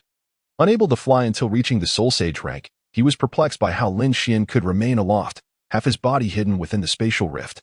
Such a phenomenon had never occurred in their previous sparring sessions, rendering his carefully laid plans utterly futile. Lin Xuan returned to the side of Chu Ling. Su Luo's expression was somewhat grim, yet he still conjured 5 water spears, none of which Lin Xuan chose to wield. While Chu Ling had no intention of making a move, Dailin exchanged a glance with Zhu Lin, and the two immediately understood each other's intent to embrace and unleash their martial soul fusion technique. Indeed, the Crown Prince should have activated the martial soul fusion technique from the very beginning. A duke from the Star Dou Empire watched the two preparing to embrace with palpable excitement. However, the Wuxing Douluo chuckled softly, which immediately silenced the duke. For Chu Ling was the treasured disciple of Wuxing Douluo, and soon his disciple would face defeat. How could he maintain his dignity in such a scenario? Little did he know that Wuxing Douluo's laughter did not stem from the anticipation of Chu Ling's impending loss, but rather from the realization that Dailin and Zhu were about to fall into the trap set by Lin Xuan and Chu Ling. At the moment Dailin and Zhu intertwined their soul powers, Zhu let out a muffled groan, blood seeping from her 7 orifices as she struck Dailin's abdomen with a palm. Lin Xuan nearly burst into laughter. It was astonishing that Zhu had been enchanted by Chu Ling. Dailin looked at Zhu in disbelief, and after 2 seconds, Zhu regained her senses, gazing at Dailin's injuries with a look of confusion. Then, her eyes filled with murderous intent as she coldly addressed Chu Ling. "Did you instigate me to ambush Dailin?" Unfazed, Chu Ling engaged Zhu in battle. Lin Xuan had little interest in the spectacle of women fighting. Instead, he remained vigilant, observing Dailin while smilingly asking, "Not so pleasant, is it? It seems you have fallen for this trick as well?" Dailin forced a wry smile at Lin Xuan, who then made his move. He tore open a rift in space, summoning a water spear that appeared behind Dai Lin. Without even turning around, Dai Lin prepared to strike, but He Qin, who stood behind Lin Xuan, intervened. The first soul skill of He Qin activated, and in the next moment, Lin Xuan transformed into an ice sculpture. Dai Lin immediately turned to deliver a punch at the ice figure, yet his fist struck only a bubble of water. Douluo unleashed her first soul skill, providing Lin Xuan just enough time to break free.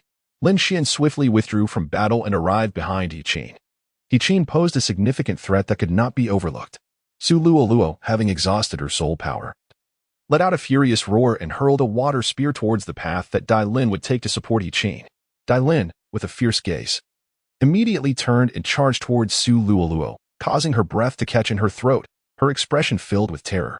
Lin Xuan hurriedly turned to rescue, but He Qin once again froze him with a gesture. Lin Xuan's expression darkened as he was trapped for a moment. Wuxing Douluo sighed, knowing that Douluo was beyond saving. The brief delay forced Lin Xuan to abandon the rescue and confront He Qin instead, while Douluo unleashed her third soul skill, the foxtail needle, frantically aiming at Zhu Lin. "No one can save me," echoed Douluo's inner voice. Yet, in the next moment, with tears brimming in his eyes, he inhaled deeply and cast his first soul skill, Water Bubble, enveloping Dai Lin. He then hurled the remaining 2 water spears in his hands towards Dai Lin.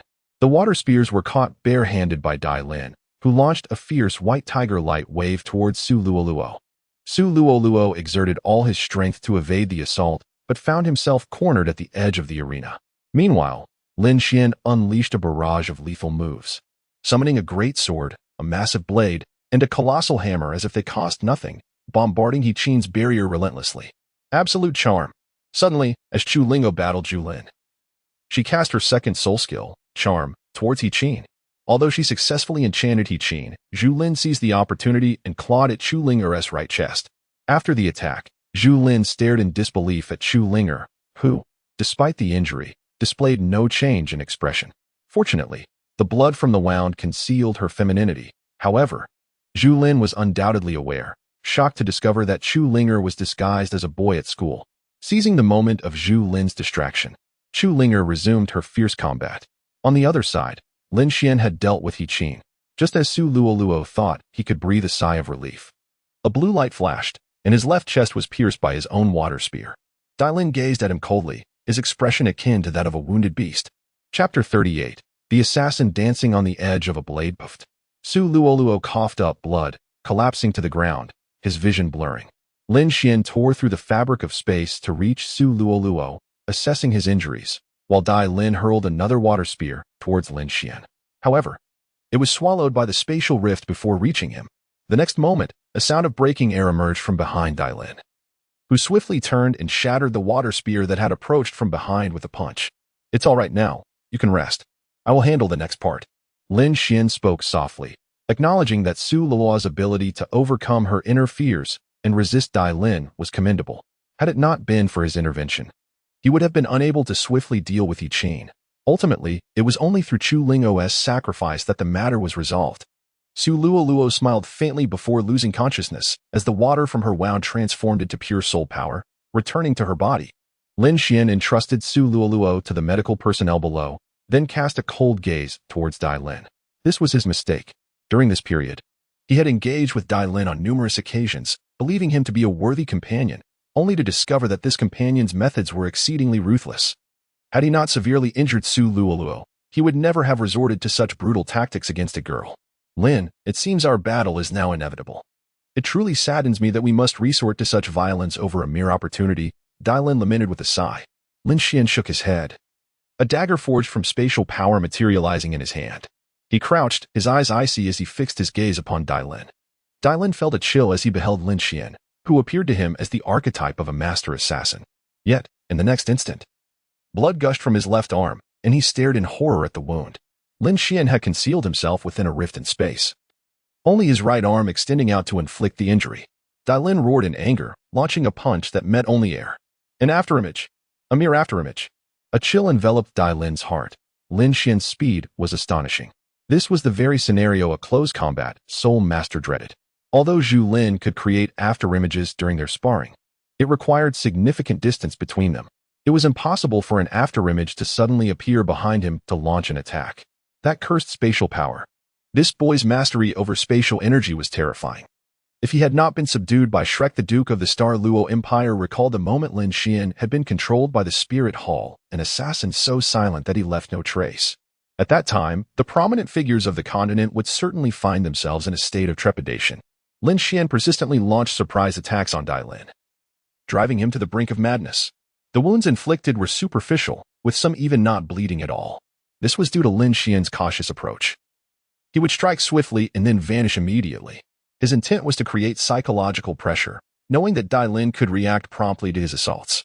It was nearly sufficient.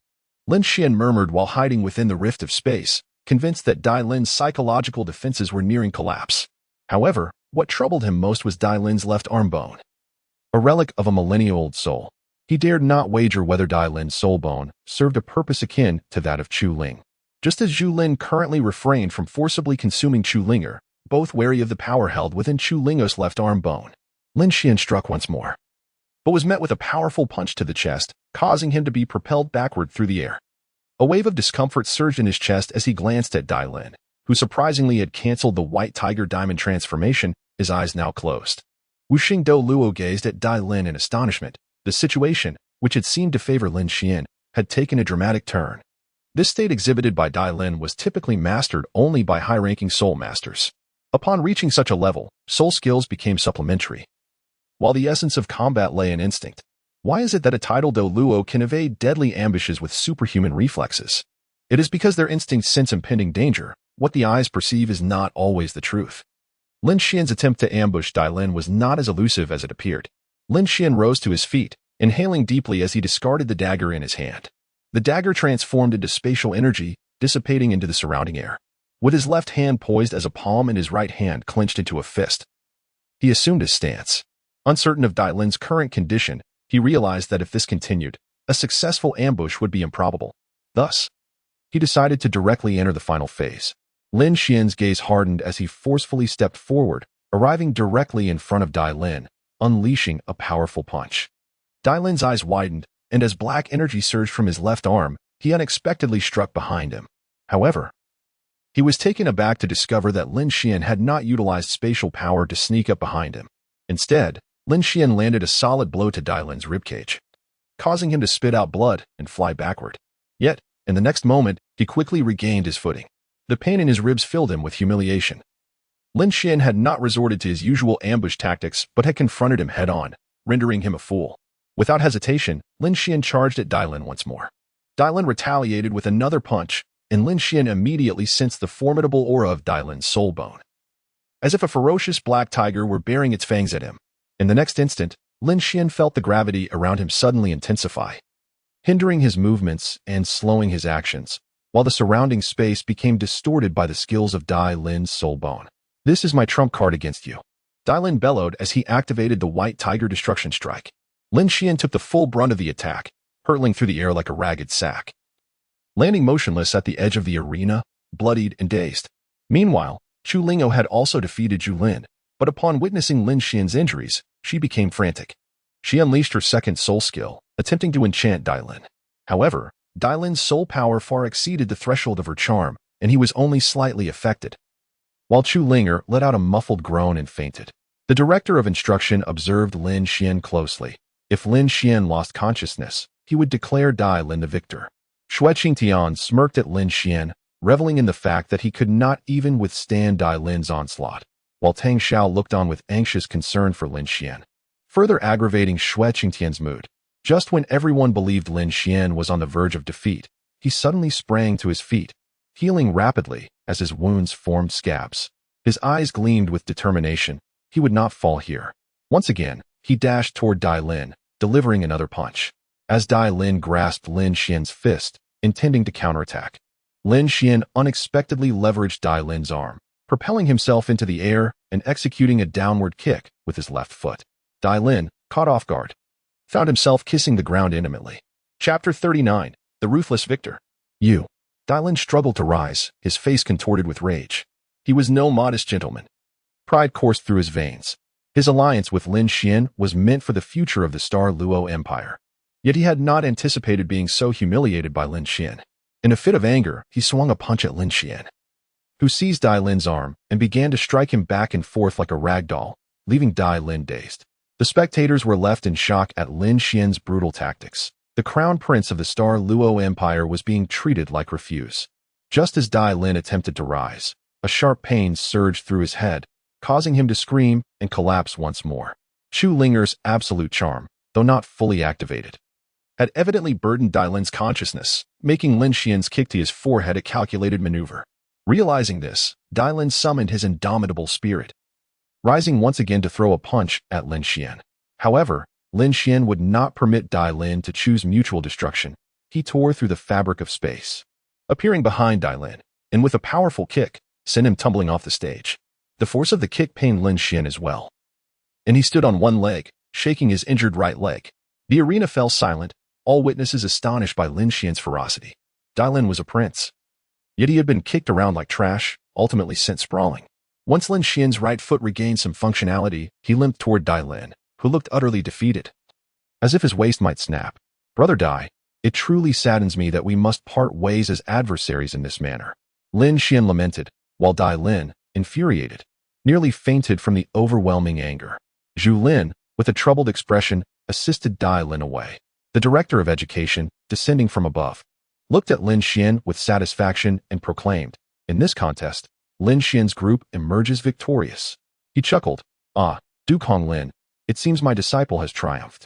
The Duke of Honglin could only smile through his indignation, while the Duke of Tiandou Empire secretly chuckled to himself. "Are you all right?" Chu Linger inquired with concern as she supported Lin Xuan. He shook his head, allowing her to assist him towards the infirmary. There, Su Luoluo was already lying down. According to the doctor, during the class assessment period, no healer above the Soul Saint rank could intervene. The severity of injuries determined the recovery time. Thus, Lin Xuan and Chu Linger would face Xiao Bei and her trio alone in the upcoming battle. It could be deemed unfortunate news. Lin Xuan chuckled heartily. After a brief examination in the infirmary, he returned to the dormitory with Chu Linger, despite Lin Xuan maintaining a stoic demeanor. The injury on Chu Linger's chest rendered her somewhat embarrassed during their journey home. Once back, Lin Xuan utilized his soul power to alleviate the bruising on his foot. The battle earlier had nearly caused him to faint. Dai Lin's unexpected strike had caught him off guard. By manipulating gravity, Dai Lin had effectively restricted his ability to tear through the augmented space around him and had hindered his speed, a skill that countered him adeptly. Just as he was on the brink of losing consciousness, the power of his bloodline surged through him. Had Lin Xuan not intervened in time, he might have revealed one of his hidden cards. At that moment, Xue Qitian was undeniably in a foul mood. The ambiguous relationship between Tang Xiao and Lin Xuan troubled him greatly. Now, with Lin Xuan having bested Dai Lin, Xue Qitian felt even more agitated. Although he believed he could defeat Dai Lin, he had no confidence in confronting Lin Xuan. He was certain that without Dai Lin's soul bone skill, Dai Lin could never hope to overcome Lin Xuan. In the end, Dai Lin had been forced to enter that state by Lin Xuan's relentless pressure. That instinctual combat technique was something Xue Qitian had never mastered, as he had never faced a life-and-death battle. No one dared to truly challenge him. Everyone would yield to him, except for Dai Lin, who, however, could not instill in him the sensation of mortality. While Xue Qitian was mired in his frustrations, Lin Xuan found himself captivated by a scene that sent his blood racing. Chu Lingo emerged without any adornments, her delicate form wrapped in a bath towel. Lin Xuan, mesmerized by her natural beauty, felt a surge of protectiveness. Unlike Tang Xiao, who possessed an innocent charm, or the alluring aura of a nine-tailed fox spirit master, Chu Linger's exquisite visage ignited within him a strong desire to safeguard her. He wagered that any man who beheld her face would be faced with two choices, to conquer or to protect. "I'm done washing up." Chu Linger blushed deeply under Lin Xuan's unabashed gaze, causing him to realize his lapse in composure. He quickly circled past her towards the bathroom to wash. And as he departed, Chu Linger sighed in relief. She had whimsically sought to gauge Lin Xuan's reaction, and the thought of his astonished expression made her chuckle softly. After drying her hair, she regretted not having kept her long locks. Once Lin Xuan finished his bath, he appeared still dazed. Upon seeing Chu Lingo restored to her male attire, a look of disappointment crossed his face. Chu Lingo, smiling, teased him. "Am I truly that beautiful?" "Indeed. It is a pity I cannot gaze upon it every day." "What would you gaze at every day?" "To admire a beauty." Lin Xuan finished speaking when Xu Ling, filled with indignation, struck his chest twice with her fists. He caught her fists and embraced her, and she ceased her struggles, finding solace in his warm embrace. The power within their bloodlines began to resonate, as if they were always meant to be together. Yet, Lin Xuan was unaware of the specific force residing within Chu Linger. Will you seek other women in the future? Chu Linger suddenly inquired, catching Lin Xuan off guard. He found himself at a loss, uncertain if he was truly the kind of man capable of unwavering devotion. Fearful of making promises he might later regret, he hesitated. Chu Lingo sensed the gravity of her question. In the Douluo continent, where monogamy coexists with polygamy, Lin Xuan's excellence had unwittingly captivated her. She recognized his kindness extended to all, which left her feeling insecure. You are too remarkable. It makes me feel very insecure. Am I truly exceptional? He replied. Indeed, you are gentle. Even when I speak harshly to you, you still offer your assistance. Du Zidong erred, yet you did not. As she spoke, tears began to glisten in her eyes. Lin Xuan paused, realizing the source of her turmoil. After a private conversation with Du Zitong, he had released her, leaving room for speculation, especially for a love-struck girl like Chu Linger. I don't know, was Lin Xuan's honest answer. He could have been more sentimental. Yet that would not have been true to his character. His concern for Chu Linger and Du Zitong stemmed from his inherently soft heart. If he were truly capable of ruthlessness, he doubted Du Zitong would have walked away unharmed, even within the confines of the ethereal stone, where he possessed numerous means to solve the matter. Do not be fickle, Chu Lingo declared fiercely, biting down on Lin Xuan's shoulder, causing him pain. Yet he refrained from reacting. After a moment, she released him, leaving a clear line of teeth marks on his shoulder. Resigned, he remarked, I will remember this. If I ever seek another woman, I shall glance at my shoulder. That's good to know, she huffed. Lin Xuan playfully stroked her delicate nose, suggesting, let us rest. Tomorrow we shall meet our old friends. She nodded obediently and climbed into bed to meditate. Lin Xuan settled onto a cushion to practice his cultivation. Facing Xiao Bei alone was manageable, but his two partners posed a significant challenge, even with only one soul master among them.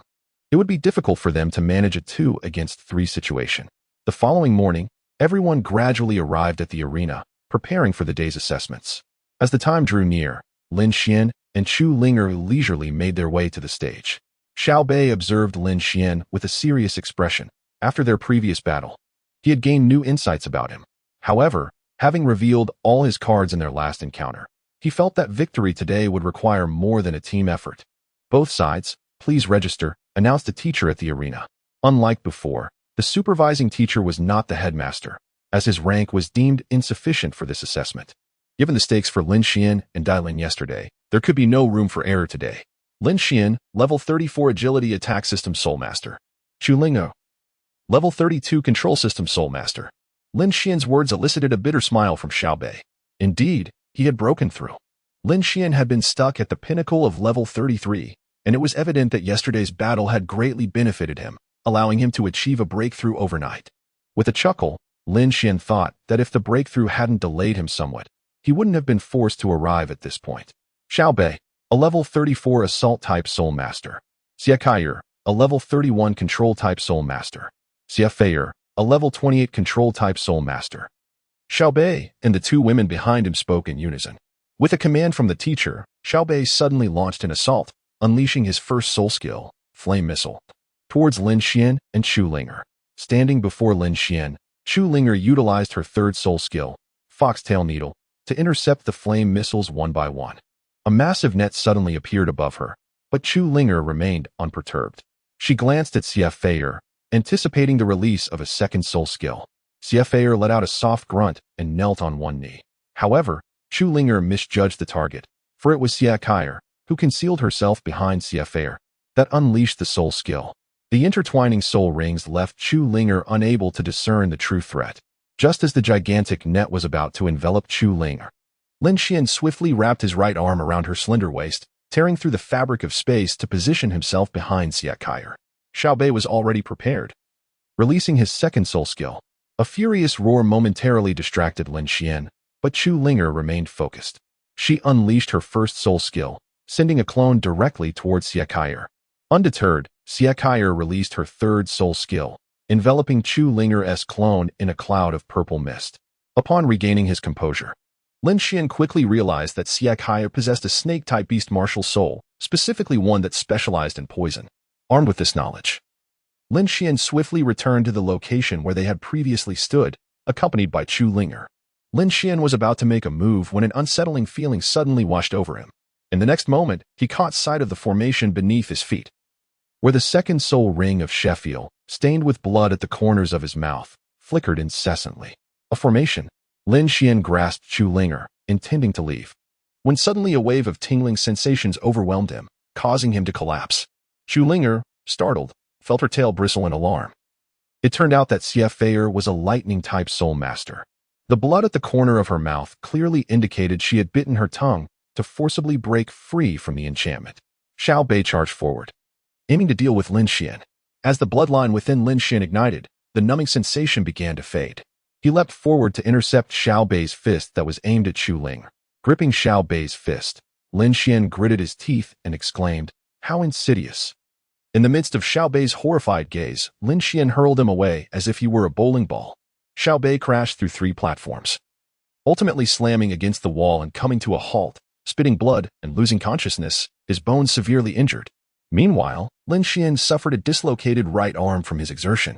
Xie Feier refused to concede defeat and rushed to stand before Lin Xuan, unleashing her third soul skill, enveloping him in a cloud of toxic mist. Just as a gleam of triumph appeared on Xie Feier's face, a hand emerged from the mist, seizing her by the throat. Xie Feier looked at Lin Xuan in terror. Although her poison was not lethal, it was certainly more effective in incapacitating opponents than her sister's formations. Yet, Lin Xuan's eyes remained clear, unaffected by the poison at all. Lin Xuan shook his head, his gaze wavering before ultimately releasing Xie Feier. Once the power of bloodlines is awakened, it becomes inherently belligerent and bloodthirsty. Although he could maintain his rationality, these instincts seemed almost innate. Surrender. Lin Xuan gazed at Xie Feier, who bit her lip in hesitation, uncertain whether Lin Xuan was truly at the end of his strength. Her toxic mist had no effect on him whatsoever. Eventually, with great reluctance, Xie Feier conceded defeat. Lin Xuan breathed a sigh of relief, forcefully retracting his bloodline power. Yet he was acutely aware that this would inevitably reveal much, even to Xue Qingtian. Previously, he had narrowly escaped being knocked unconscious by Dai Lin, only to regain his vitality almost instantly. This time, however, he had clearly been caught off guard by a surprise attack, but in a fleeting moment, he had dispelled the state of paralysis. The toxic mist from Xie Feier proved utterly ineffective. Was this the power of the soul bone? Xue Qingtian murmured, his expression grave. He had now genuinely begun to regard Lin Xuan as a peer.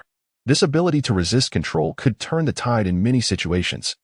And the explosive power unleashed the moment Xiao Bei was thrown was astonishingly fearsome. He was certain that Lin Xuan had intentionally concealed this capability for his sake. During the battle against Dai Lin, he had failed to perceive much, but this time, Xie Feier's ambush had forced Lin Xuan to reveal one of his trump cards, which was fortunate news for Xue Qingtian. Lin Xuan's team wins. The referee called out loudly. Wang Lin in the stands nodded with satisfaction, growing increasingly confident in Lin Xuan. Sometimes, the exposure of a trump card is not necessarily detrimental. It merely raised the question of whether Xue Qingtian had any countermeasures. Most importantly, Wang Lin knew that Lin Xuan was not simply immune to negative effects. That momentary surge of power was enough to leave him astounded. Chapter 41. 3 Victories and Advancement. What a tiring endeavor. Lin Xuan allowed Chu Lingo to lie down on the bed to recuperate, and then he directly collapsed onto the floor. The exhaustion surged back as the power of his bloodline receded. After 2 consecutive days of exerting such energy, it was only natural to experience some physiological repercussions. Chu Lingo, still feeling the effects of the electric shock, remained utterly drained. Thus, the 2 of them spent the night in this manner, one resting on the bed while the other sat on the floor. The following day, they had no time for breakfast, merely washing up before heading to the arena. While others appeared relaxed and at ease, Lin Xuan's group looked alarmingly fatigued. Today, they would have to confront Li Qi, and should they falter, Li Qi's team would face Dai Lin in a tiebreaker, as Dai Lin had not suffered any defeats aside from the one against Lin Xuan. After Lin Xuan took the stage, he gazed at Li Qi, who looked at him with palpable excitement. Lin Xuan could sense the fatigue emanating from him. And although Chu Linger had recovered remarkably well today, he remained skeptical that the 2 of them could overcome the trio of Li Qi, Ningya, and Mo Zixian. Li Qi, a level 34 assault-type soul master. Ningya, a level 29 support-type soul master. Mo Zixian, a level 29 agility type soul master, Lin Xuan, a level 34 agility type soul master, and Chu Linger, a level 32 control type soul master. Let the match begin. With the referee's command, Chu Lingo's second soul skill, Absolute Charm, was activated in an instant. Li Qi, entranced, bit his own tongue in a moment of distraction. Yet, the next second, upon regaining his awareness, he found himself suspended in midair. No, he was soaring through the air like a cannonball. He caught sight of Lin Xuan's disdainful gaze and Ning Ye's astonished expression before darkness engulfed him. A swift defeat. Lin Xuan was no longer the last to conclude his battle today. Li Qi mistakenly believed himself to be at the end of his strength. But he was swiftly dispatched by the flawless cooperation of Chu Linger and Lin Xuan. As Li Qi fell, Ning Ye and Mo Zixin immediately conceded, allowing Lin Xuan to emerge as the group champion with an unblemished record. Meanwhile, Dai Lin and Xiao Bei were still engaged in a fierce battle. But upon Lin Xuan's victory, the two sides quickly disengaged, realizing the futility of continuing. Dai Lin's countenance darkened. He had not anticipated Li Qi's ineptitude. The thought of failing to pass even the first hurdle of the assessment filled him with boundless rage. Currently, there were murmurs of discord within the royal family of the Star Dou Empire. His second and third brothers were vying for the position of heir, their only disadvantage being their lack of suitable partners. In this generation, only Zhu Lin among the spectral spirit cats remained. Yet it was not unheard of for one without a partner to ascend to the throne. An undefeated record is not uncommon at Shrek Academy, however. Achieving such a feat in a death group is exceedingly rare. Throughout Shrek's history, it seems there have only been a few instances.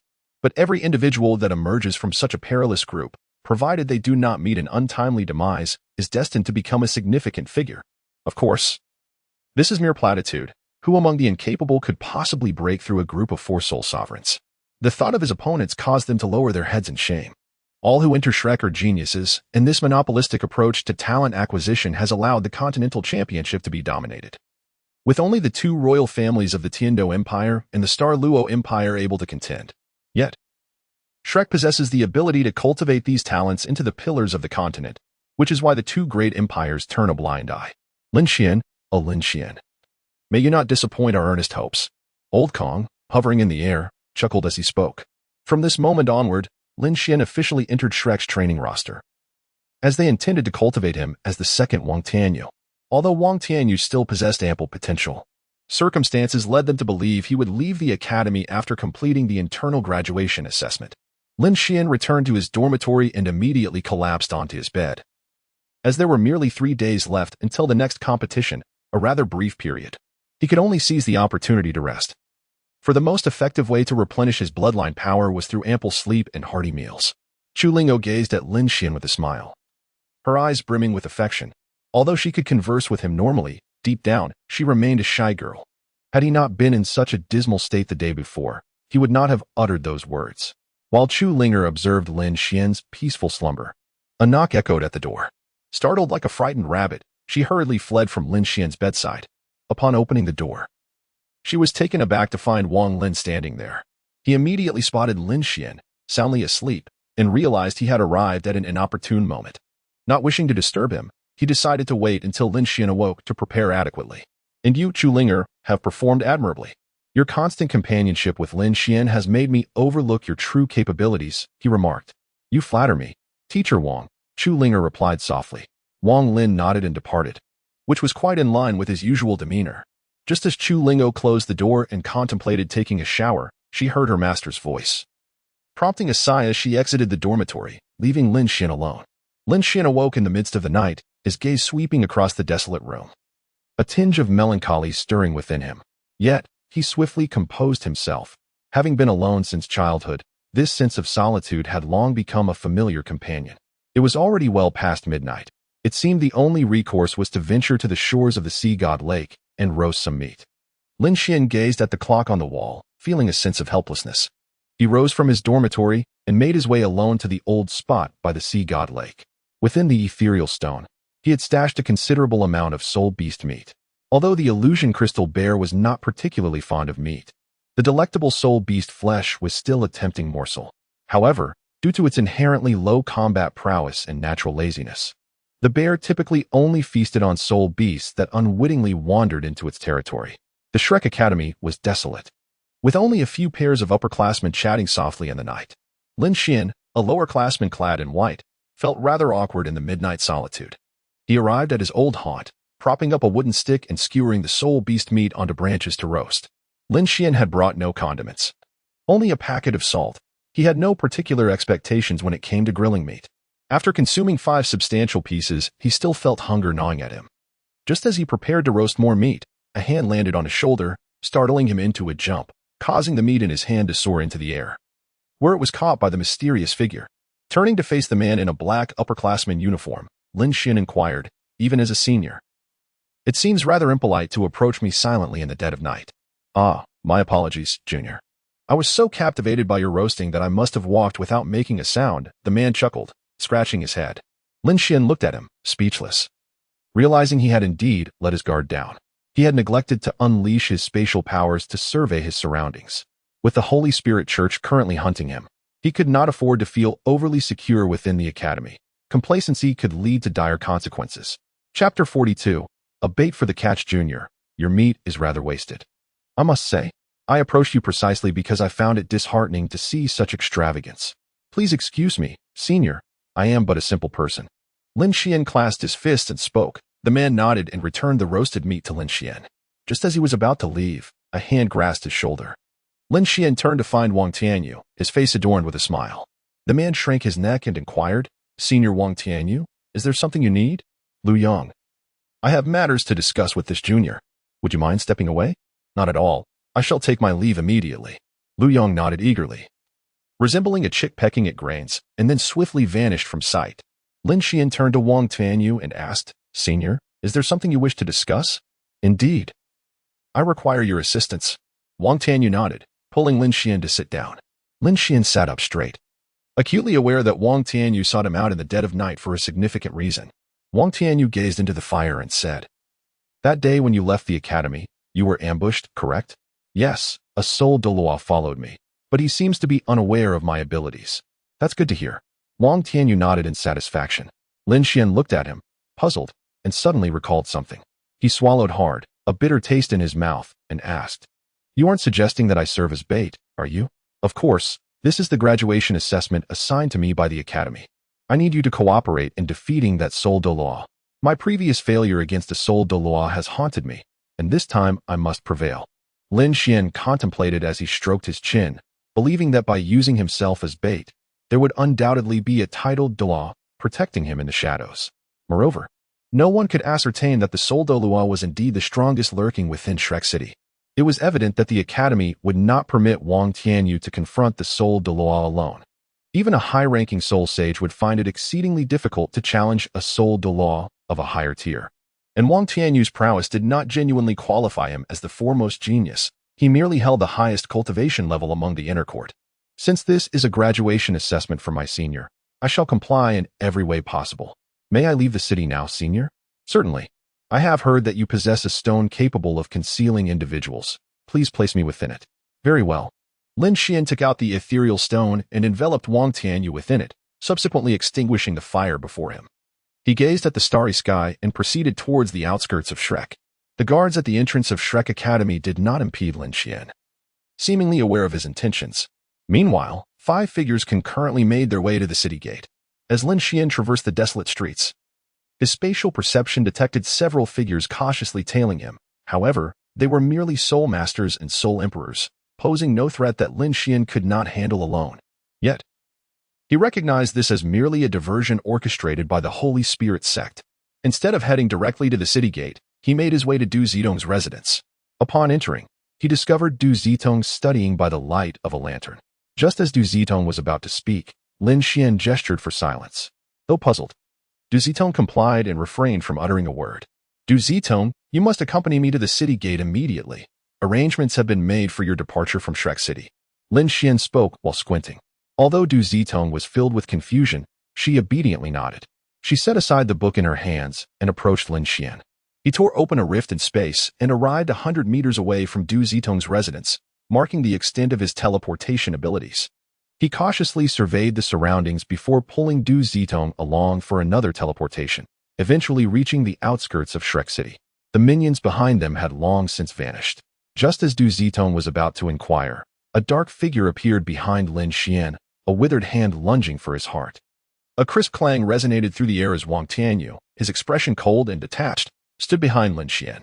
Relieved, Lin Xuan recognized that he would be attacked upon arrival. So he had preemptively summoned Wang Tianyu. The cloaked figure, feeling the fluctuations in Wang Tianyu's aura, recognized him and sneered, "What's the matter? The once great genius now resorts to hiding his face like a rat in a gutter? Wang Tianyu, do not overstep your bounds. Back then, you were merely a defeated foe." The black-robed man, Yang Zhini, was visibly agitated, sparking Lin Xuan's curiosity about their past grievances. A mere 2 sentences from Wang Tianyu had already provoked him. Wang Tianyu, with a disdainful smile, retorted, "Is it that your repulsive visage cannot be revealed, or have you become nothing more than a mere shell of a man? A rat remains a rat. You, Yang Zhini, are unworthy of conversing with me. I shall end your life." Yang Zhini roared, launching a punch toward Wang Tianyu. Unflinching, Wang Tianyu retaliated with equal force. The two collided like cannon fire, both being sent flying. This exchange allowed Lin Xuan to catch a glimpse of Yang Zhini's countenance. Yang Zhini's pallid face was almost unrecognizable as that of a living being, his arms withered like dry twigs, and his limbs grotesquely shriveled. The infantile hue of his skin making Lin Xuan feel nauseated. Wang Tianyu, too, shook his head at the sight. "This is all you're doing. You severed my limbs back then, forcing me to grow back slowly," Yang Zhini lamented. "Then allow me to liberate you," Wang Tianyu replied solemnly. Behind him, 2 yellow, 2 purple, and 3 black soul rings illuminated, as a white long sword appeared in his left hand and a red long sword in his right. Wang Tianyu, wielding both blades, regarded Yang Zhini with seriousness. Yang Zhini, adorned with 2 yellow, 2 purple, and 4 black soul rings, had his hands bound by chains. Wang Tianyu's gaze sharpened as he unleashed his first soul skill, the white long sword slicing, toward Yang Zhini. Unfazed, Yang Zhini activated his second soul ring, sending the chains spiraling toward Wang Tianyu. Wang Tianyu did not evade, allowing the chains to ensnare his left hand. Yang Zhini capitalized on the chains to close the distance, releasing his 5th soul skill, causing a sea of blood to materialize behind him, aiming to engulf Wang Tianyu. Wang Tianyu raised his right hand, the red long sword glowing as his 6th soul ring flared, absorbing the overwhelming tide of blood. Yang Zhini seemed to have anticipated this outcome, delivering a punch to Wang Tianyu's chest that sent him flying. Suspended in midair, Wang Tianyu stared at the crimson imprint on his chest, his expression grim. While Yang Zhini laughed maniacally, surprised at Wang Tianyu's apparent decline in strength. "Wang Tianyu, it seems you have stagnated for quite some time. Is it because of the tragic demise of those around you? Your words are excessive." As Yang Zhini cackled in madness, Wang Tianyu had already positioned himself behind him. Yang Zhini's 8th soul ring radiated with brilliance, grotesque growth sprouting from his back. Wang Tianyu's expression hardened, yet he did not evade, unleashing 5 soul skills in a frenzied torrent, leaving Lin Xuan dumbfounded. The white long sword in Wang Tianyu's left hand pierced Yang Zhini's right chest at an incomprehensible speed, deftly avoiding the grotesque growth. Yet, Yang Zhini merely chuckled, a bloodied hand seizing Wang Tianyu's left hand. As Wang Tianyu attempted to withdraw, he caught sight of the face upon the tumor. Impossible! In an instant, Yang Zhini's 7th soul ring activated, a blood-colored silhouette surging into Wang Tianyu's body. Wang Tianyu staggered back, barely regaining his footing, his expression dark as he regarded Yang Zhini, who returned the gaze with equal gravity. His martial spirit was a rare manifestation of a doppelganger, originating from his deceased twin brother, a soul that lingered after death. No one could ascertain whether a soul existed after death, yet the unconscious spirit of Yang Zhini's brother had inexplicably become his martial spirit. "Yang Zhini, you scoundrel." Wang Tianyu struggled to maintain his consciousness as Yang Zhini's madness escalated, attempting to bind him as a puppet. Previously, Wang Tianyu and Yang Zhini had stood on equal ground, making such an ambush impossible, yet now a significant disparity had emerged. "Wang Tianyu, I have longed to master you in my grasp. Now, prepare to meet your end." Yang Zhini bellowed, his 6th soul ring alight, as an endless sea of blood enveloped him. Wang Tianyu raised his right hand, the red long sword glowing brightly, unleashing a similar sea of blood to confront Yang Zhini. The 2 blood seas collided with ferocity, leaving Lin Xuan gasping for breath, while Du Zitong clutched her chest, striving to calm her racing heart. Lin Xuan was acutely aware that remaining in the blood sea would only serve as nourishment for its depths. He hastily tore open a rift in space, pulling Du Zitong to safety within. Meanwhile, the 7th soul ring behind Wang Tianyu illuminated, and with a furious roar, he summoned the might of his martial spirit to forcibly repel Yang Zhini's essence. In a swift motion, he struck with his blade. The surging blood ceased stilled for a moment before shattering instantly. Yang Zhini inhaled deeply, his chains lunging towards Wang Tianyu, who, at that moment, bore eyes as red as blood, embodying a state of utter frenzy. With his arms crossed, the long knife in his left hand radiated a cerulean glow, while the one in his right shone crimson. He crouched slightly and, in a flash, appeared behind Yang Zhini. The latter, in disbelief, gazed forward, only to find an X-shaped wound materializing on his chest, followed by a torrent of blood erupting from his lips. "You are the one I am most confident in dealing with," he spat, bitterness lacing his words. A purple light emanated from Yang Zhini's head, and in an instant, a violet glare enveloped the surroundings in a thick haze. Lin Xuan hesitated momentarily, then was struck with dread. Another illusion? Wang Tianyu, surveying his environment, scoffed. "Your martial spirit truly is a hybrid. I will see you perish within my blood sea." Yang Zhini's voice echoed from all directions, rendering his location indistinguishable. Yet, Wang Tianyu merely sneered, suddenly slashing with his sword. A scream pierced the air, dispelling the illusion surrounding them. Wang Tianyu flicked the blood from his blade, coldly regarding Yang Zhini, for he had struck true, piercing the heart's core. As the mist dissipated, Yang Zhini collapsed, blood seeping from his lips, his chest heaving violently. Wang Tianyu recognized the gravity of the wound. That strike had indeed pierced his vital point. With a sigh, he sheathed his twin blades, but in that fleeting moment, the scenery morphed entirely. Before him lay not Yang Zhini's body, but merely a pool of sanguine liquid. The chains in Yang Zhini's possession ensnared Wang Tianyu's neck and abdomen. Yang Zhini's gaze burned with madness as he stared at Wang Tianyu. Wang Tianyu felt a heaviness in his heart, yet he remained unperturbed. His blades reappeared in hand. His once bloodshot eyes now transformed into a deep azure. A gust of wind erupted from the long knife in his left hand, causing Yang Zhini's expression to shift dramatically. Just as he attempted to break free from the chains and flee, the wind surged, propelling him skyward. Wang Tianyu retracted his red long knife, wielding his left sword, leaving behind multiple afterimages, each undetectable to Lin Xuan's naked eye. The only evidence of his assault were the wounds continuously appearing on Yang Zhini's body. Wang Tianyu returned to the ground, sheathing his long knife with a sigh. Yang Zhini had been reduced to a mere figure of blood. This was the manifestation of Wang Tianyu's own power, transcending martial spirits and techniques, a complete self-created soul skill. He looked down at Yang Zhini, remarking, "This move is the very one I used to sever your limbs all those years ago. Have you truly not learned your lesson?" "Huh, how could I forget?" Yang Zhini began to respond when a shadow suddenly emerged, seizing him in its grasp. Wang Tianyu, taken aback, slashed with his knife. But the cloaked figure retaliated with a punch, sending him crashing against the wall of Shrek City. Lin Xuan gasped, yet refrained from intervening. For Kong Lao was already in motion. "Hold!" Kong Lao bellowed, and in that instant, Lin Xuan felt as though the heavens themselves were collapsing. However, the unfolding scene was almost too incredulous to believe, for the cloaked figure had torn open a rift in space and fled with Yang Zhini. The power of space itself. A thunderous crash shattered the night's tranquility as a colossal five-fingered imprint struck the ground, creating a depression over 10 meters deep. Yet, the figure had long since vanished. Kong Lao, his expression grim, approached Wang Tianyu, who wore a bitter smile.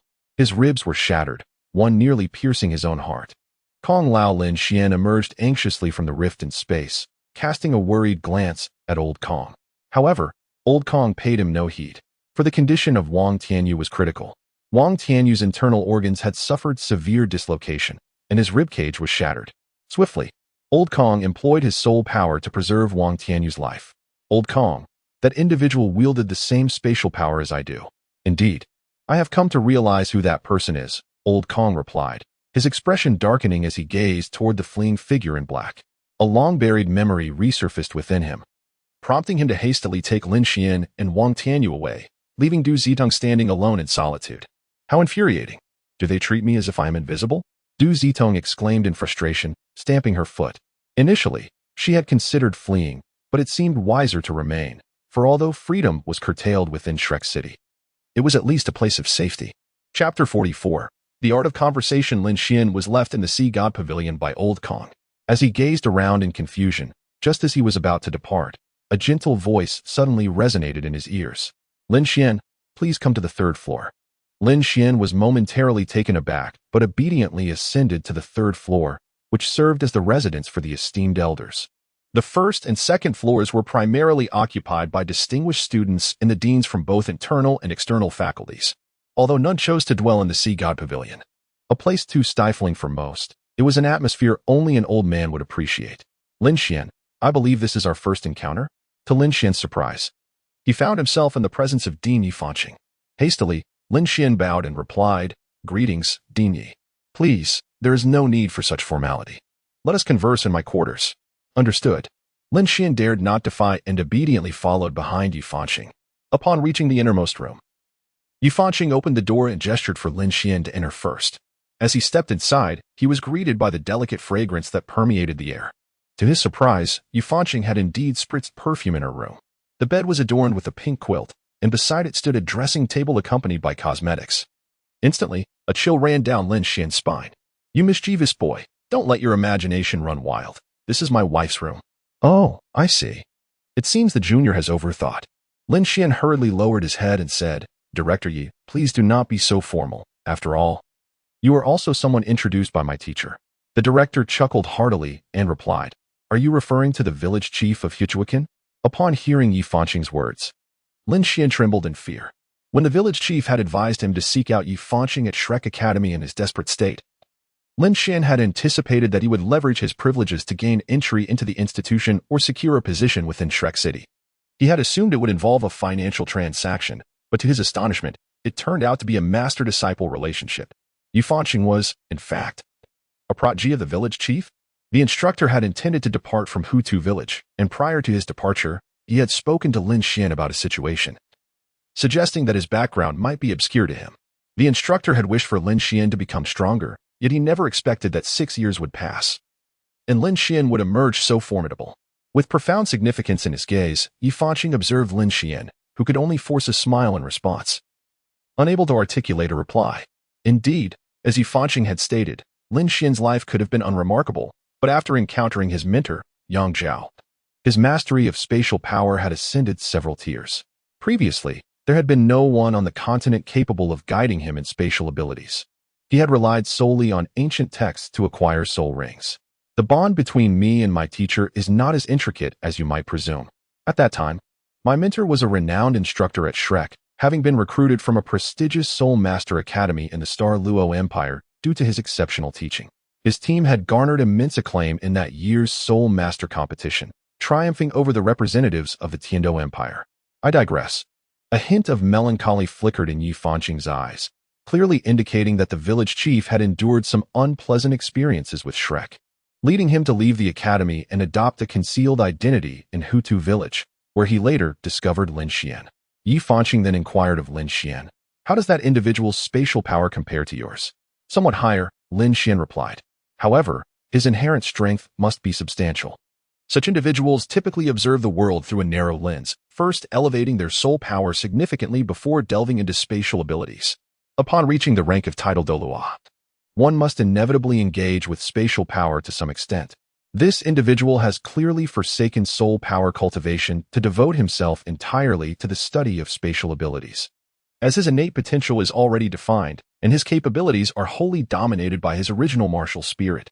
Consequently, he is unable to assimilate spatial power, limited to perceiving the surrounding space and tearing through it for teleportation." Lin Xuan divulged all the knowledge he possessed, and upon raising his gaze, he was met with the astonished expression of Yi Fanqing, whose mouth hung slightly agape, causing him to break into a cold sweat. He realized that his greatest mistake lay in knowing too much.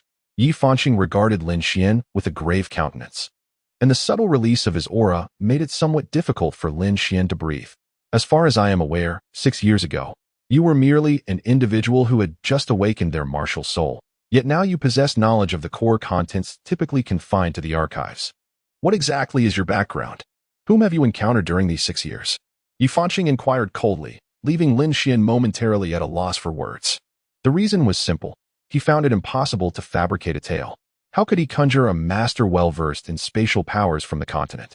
While Lin Xuan struggled to think, Yi Fanqing withdrew his oppressive aura, sighing at his own inquiry. Despite his questioning, Lin Xuan remained reticent, evidently harboring secrets he found difficult to disclose. with a serious expression. Yi Fanqing pressed on. I wish to know if the individual behind you harbors any ill intentions towards Shrek. To this, I believe I can respond. There is absolutely none. Lin Xuan shook his head, but the next moment he was astonished as he raised his gaze. Yi Fanqing looked at him with a playful smile, devoid of any serious demeanor. Lin Xuan, caught between laughter and tears, remarked, Director, your words are truly remarkable. One must possess considerable ability to serve as the director of the Outer Academy, responsible for diplomacy, internal purification, and character assessment. Yi Fanqing replied with pride, while Lin Xuan chuckled softly without retorting. If Yi Fanqing were indeed proficient at character evaluations, the influx of numerous individuals from the Sacred Spirit sect would not have occurred.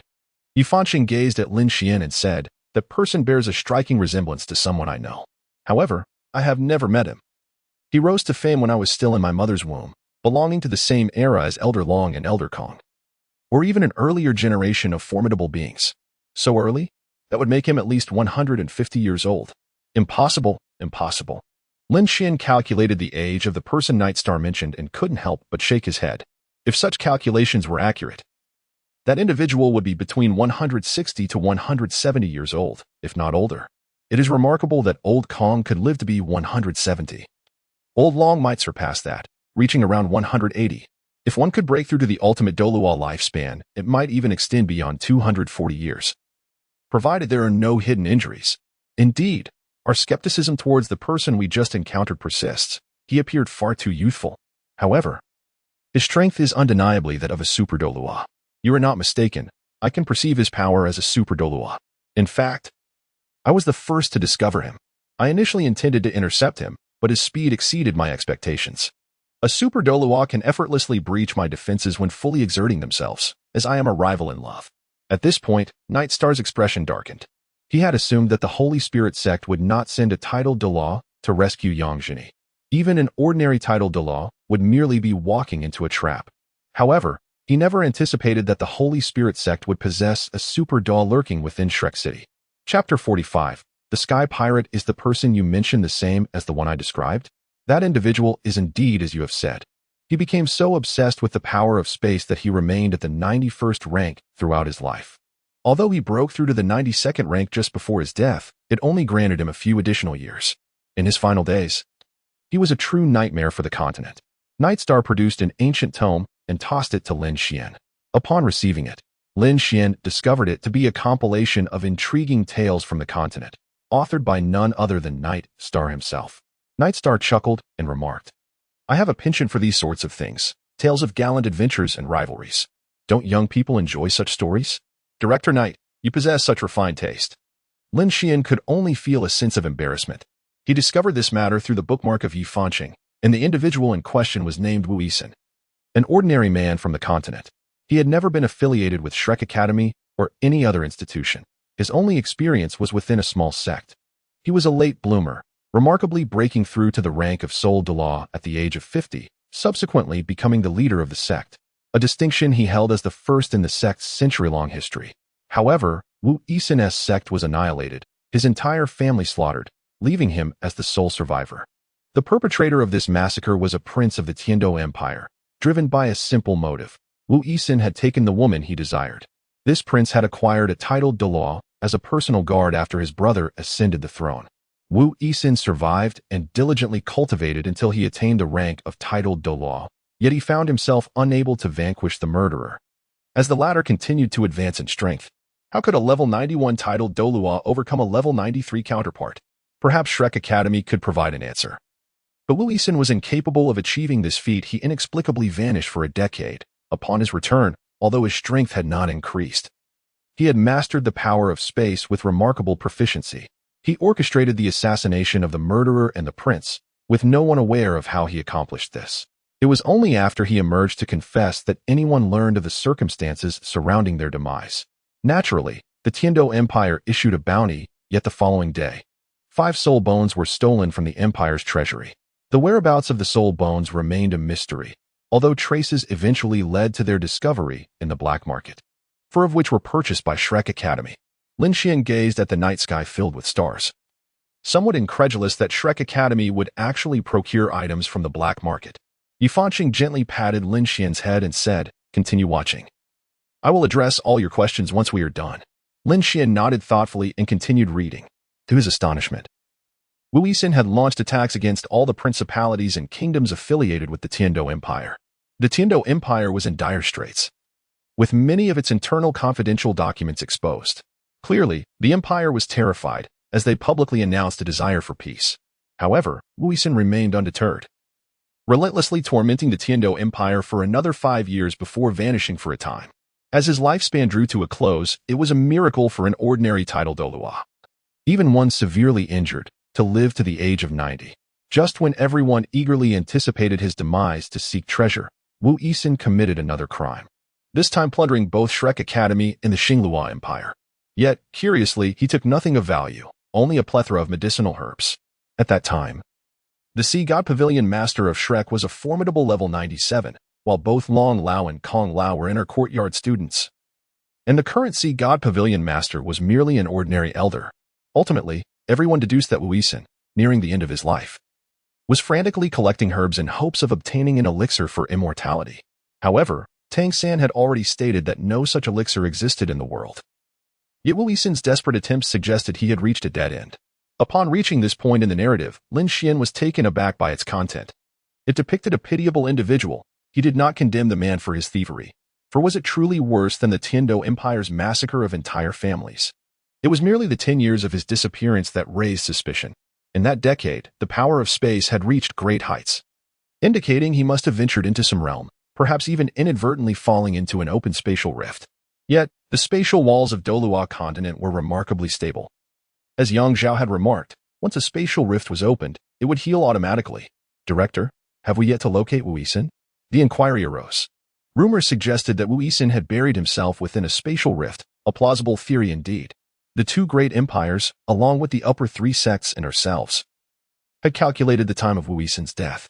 All 6 major forces, comprised of titled Douluos, had conducted extensive searches but found no trace of him.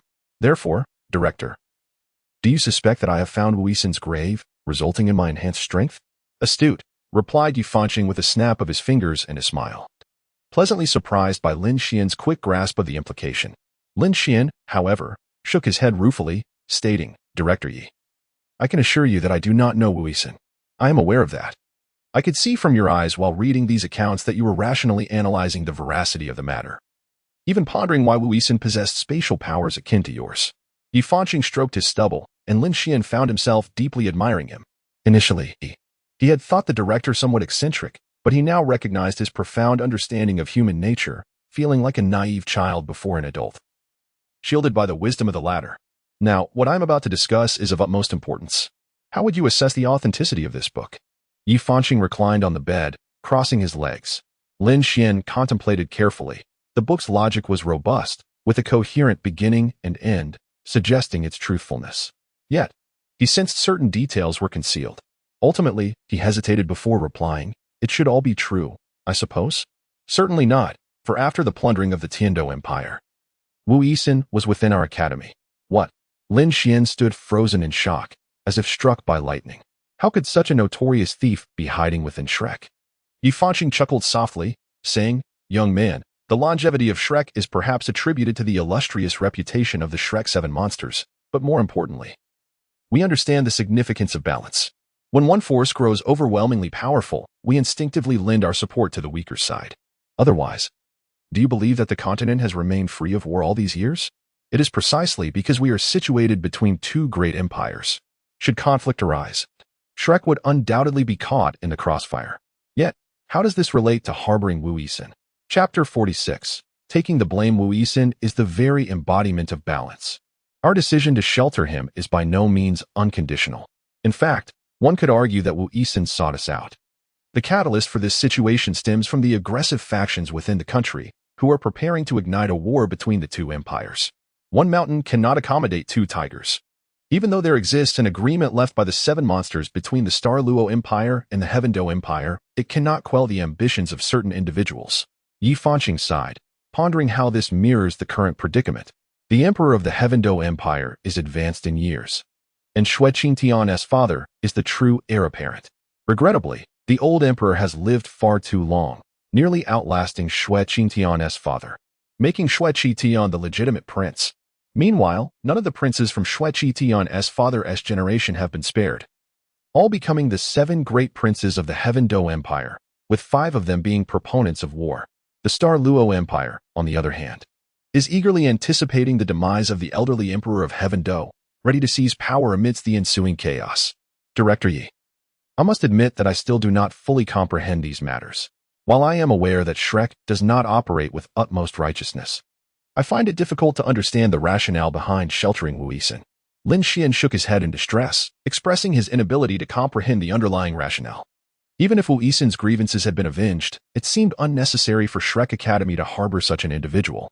Should the outside world become aware of this, Shrek would undoubtedly face direct repercussions from the Heaven Dou Empire. Not wishing to complicate matters further, he was now ready to delve into the main topic. Yi Fanqing gently patted Lin Xuan's head and spoke softly, refraining from revealing the intricacies of the situation. Should Wu Yixin align himself with the Star Dou Empire, it would inevitably trigger a war between the 2 great empires, leaving Shrek Academy unable to extricate itself from the ensuing chaos, thus leading to dire consequences for all involved. Therefore, Shrek Academy bore the brunt of this unmerited blame. What matters are at hand? Lin Xuan straightened his posture, eagerly anticipating that the Night Star might share some secrets with him. However, to his surprise, Night Star maliciously remarked, "You may believe you are not Wu Yixin's disciple, but others do not share that sentiment. After your victory over Dai Lin, the princes of the Heaven Dou Empire and the Star Dou Empire were swift to approach me, demanding that I hand you over. The representatives from the Star Dou Empire were rather courteous, considering you hail from their territory. They appealed to sentiment, requesting your return. The Heaven Dou Empire, however, took a different approach, directly instructing me to extract information regarding the whereabouts of Wu Yixin's grave after his demise." What on earth? Lin Xuan's expression darkened as he spoke. The words from Yi Fanqing made Lin Xuan wish he could find a piece of tofu to slam his head against. What kind of situation was this? He had originally thought that his spatial power would not attract anyone's attention, even if it did. He believed he would be considered a prized asset. To his astonishment, he was suspected of possessing a treasure of immense value. The mere thought of it made Lin Xuan want to scream. What does it have to do with me? Yet, the more he tried to defend himself, the more powerless he felt. His strength was simply too weak. If he were a titled Douluo, even the 2 great empires would not dare to say anything. However, he was merely a soul master, which emboldened them to pressure Shrek Academy. "Dean, is the Academy planning to hand me over?" Lin Xuan, with a look of helplessness, inquired, while Yi Fanqing, in a fit of rage, bestowed a playful slap on Lin Xuan's head. Lin Xuan, nursing his head, gazed innocently at Yi Fanqing. With a cold huff, Yi Fanqing declared, "Shrek Academy will never abandon any of its students. As long as there are students and not irredeemably wicked, we shall protect them to the utmost." When the esteemed Xiaowu of the Shrek 7 was revealed to be a spirit beast, the first president of Shrek and the faculty bravely stood against the Pope to safeguard her. Now that Shrek stands at the pinnacle of the continent, how could we possibly forsake you? Yi Fanqing's words moved Lin Xuan profoundly. Perhaps he had overthought the matter. After taking a seat, Yi Fanqing continued, "You are an honorary student of Shrek. Even if you truly knew the whereabouts of Wu Yixin's grave, we would not pry. Moreover, this is all mere fabrication. To be frank, our illustrious Shrek Academy holds little interest in the trivial possessions that Wu Yixin may have taken. Our participation in the joint search with the Heaven Dou Empire and the Star Dou Empire was solely to ascertain whether Wu Yixin was indeed deceased." The boldness of Yi Fanqing's statement left Lin Xuan in awe, rendering him momentarily speechless, just as he felt a mix of gratitude and respect. Yi Fanqing suddenly remarked with a cheeky grin, "Of course, if you happen to know where Wu Yixin's grave lies, Shrek would be more than willing to claim the inheritance."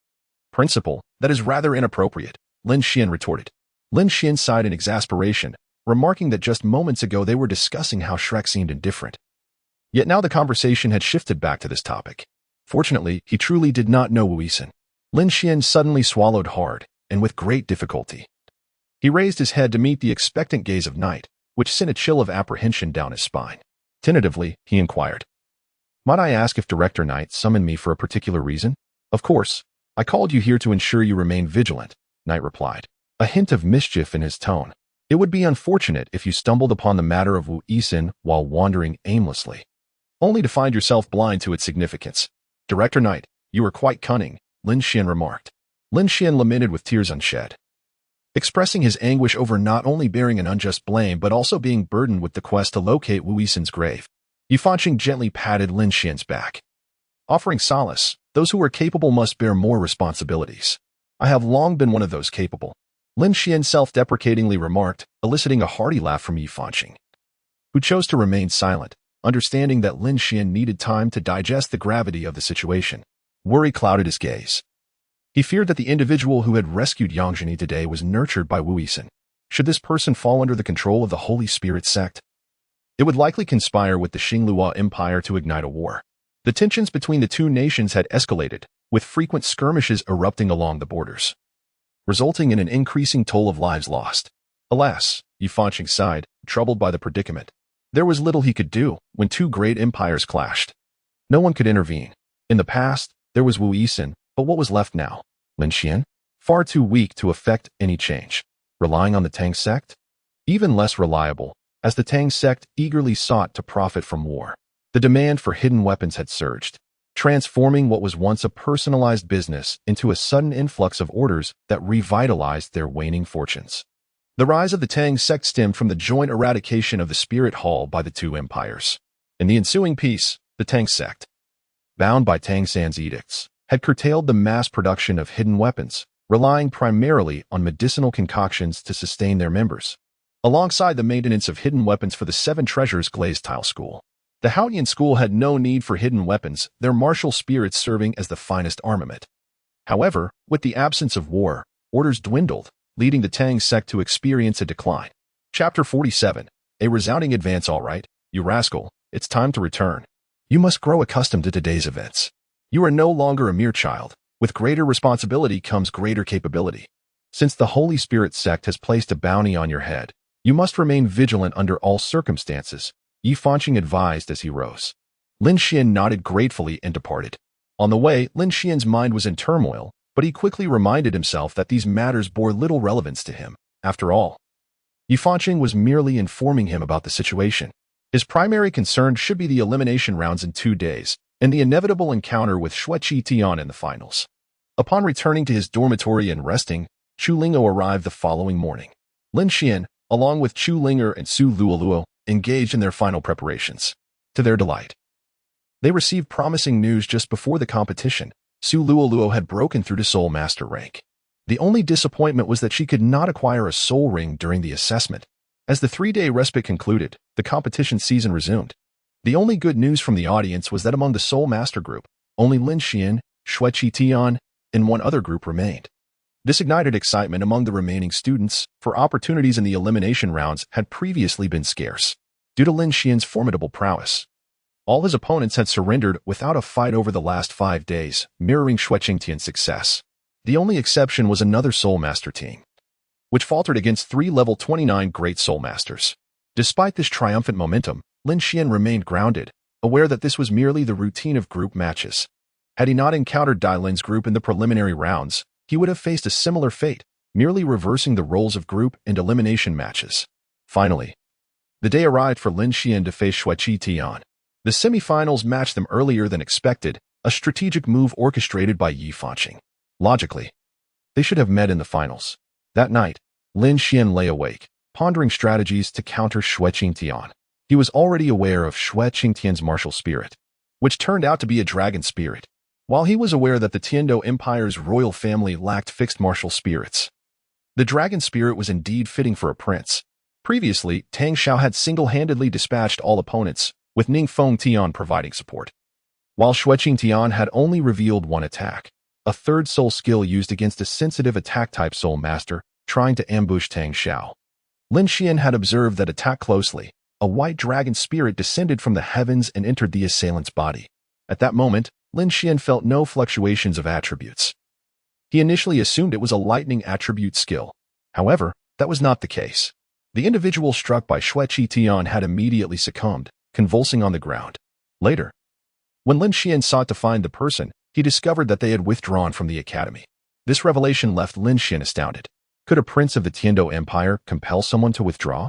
He found this intolerable. If being a prince meant that Tang Xiao, as the daughter of the Tang sect's leader, could not engage in a spar, then what was the point of continuing? Of course, Lin Xuan had reason to believe that this was not Tang Zhao's intention. She would never resort to such tactics. Ultimately, it stemmed from Xue Qingtian's insufferable possessiveness. However, this was not the time for such reflections. Lin Xuan sighed, his gaze wavering. Tomorrow's strategy would primarily focus on eliminating Ningfeng Tian.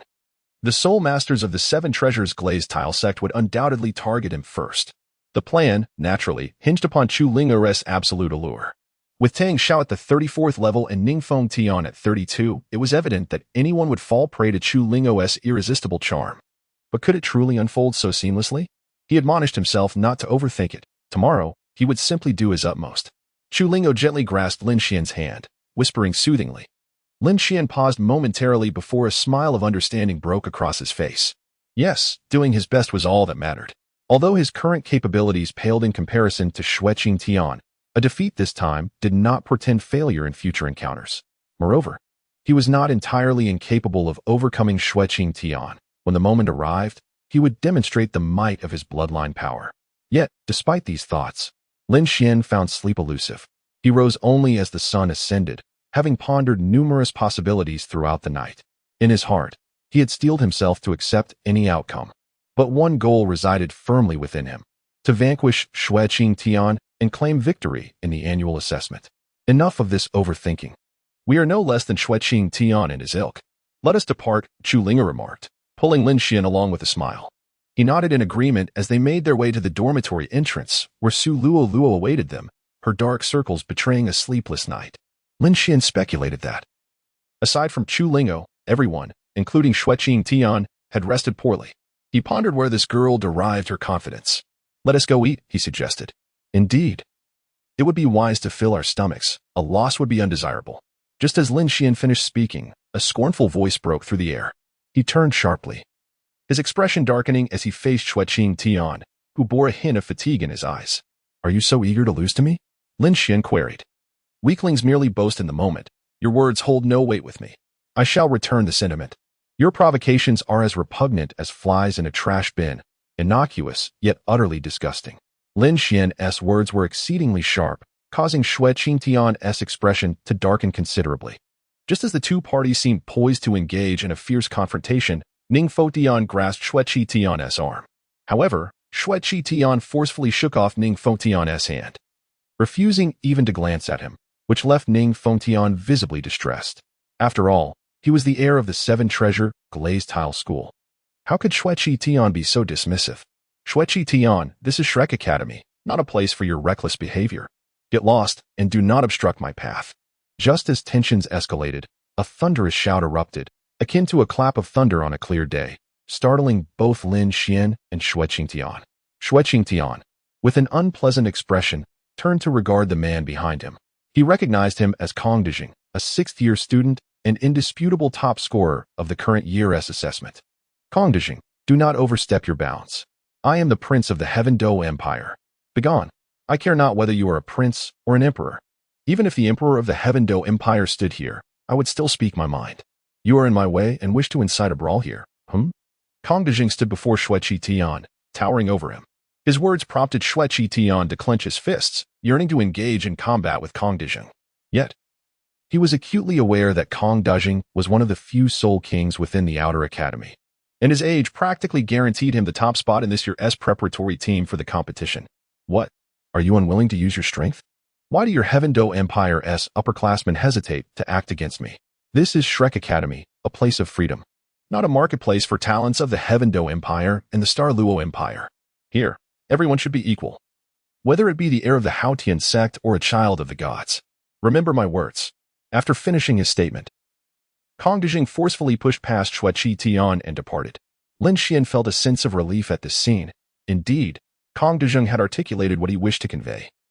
Though he could not speak on behalf of Shrek, as he was merely a student and dared not utter such words himself. Junior, would you care to join me for a meal? Kong Dijing approached Lin Xuan with a smile, inviting him warmly. Lin Xuan nodded, following Kong Dijing alongside Chu Ling and Su Luo. After procuring their meals, the four settled together. Lin Xuan and his companions sat upright, wary of being too unruly. After sipping his porridge, Kong Dijing chuckled wryly. What's the matter? I am not a humorless person. Did I frighten you just now? A little. Before Lin Xuan could respond, Chu Lingo interjected. Kong Dejing let out a hearty laugh and said, "There is no choice. One must adopt a fierce approach when dealing with someone like Xue Qingtian, a privileged young master. They exploit their authority to act recklessly within Shrek Academy, which is intolerable. However, Xue Qingtian operates within the confines of the rules. They have not sought external forces to intimidate the students. Hence, just now, senior, I certainly cannot resort to violence against you younger students." With a smile, Kong Dejing continued. Lin Xuan could only shake his head in wry amusement. He did not believe for a moment that Kong Dejing would refrain from taking action. Had Xue Qingtian dared to utter another word, Kong Dejing would undoubtedly have struck. After finishing his breakfast, Kong Dejing remarked with a grin, "Junior, I called you here simply to tell you to give it your all in today as competition. I eagerly anticipate seeing you bring Xue Qingtian down." "I will do my utmost," Lin Xuan replied. Lin Xuan did not speak too confidently. For Xue Qingtian was not an easy opponent to deal with. Kong Dejing understood Lin Xuan's concerns and left directly. Chu Linger, watching Kong Dejing's departing figure, murmured, "What a strange person." Su Luo nodded in agreement, and Lin Xuan could only smile helplessly. It was nothing significant. After the three finished their breakfast, they began discussing tactics in the cafeteria. Meanwhile, Xue Qingtian was furiously smashing the objects before him, while a stern-faced man remained silent behind him. Xue Qingtian's dormitory was a single room, and he had sent the original occupant away, transforming the space into something akin to a palace.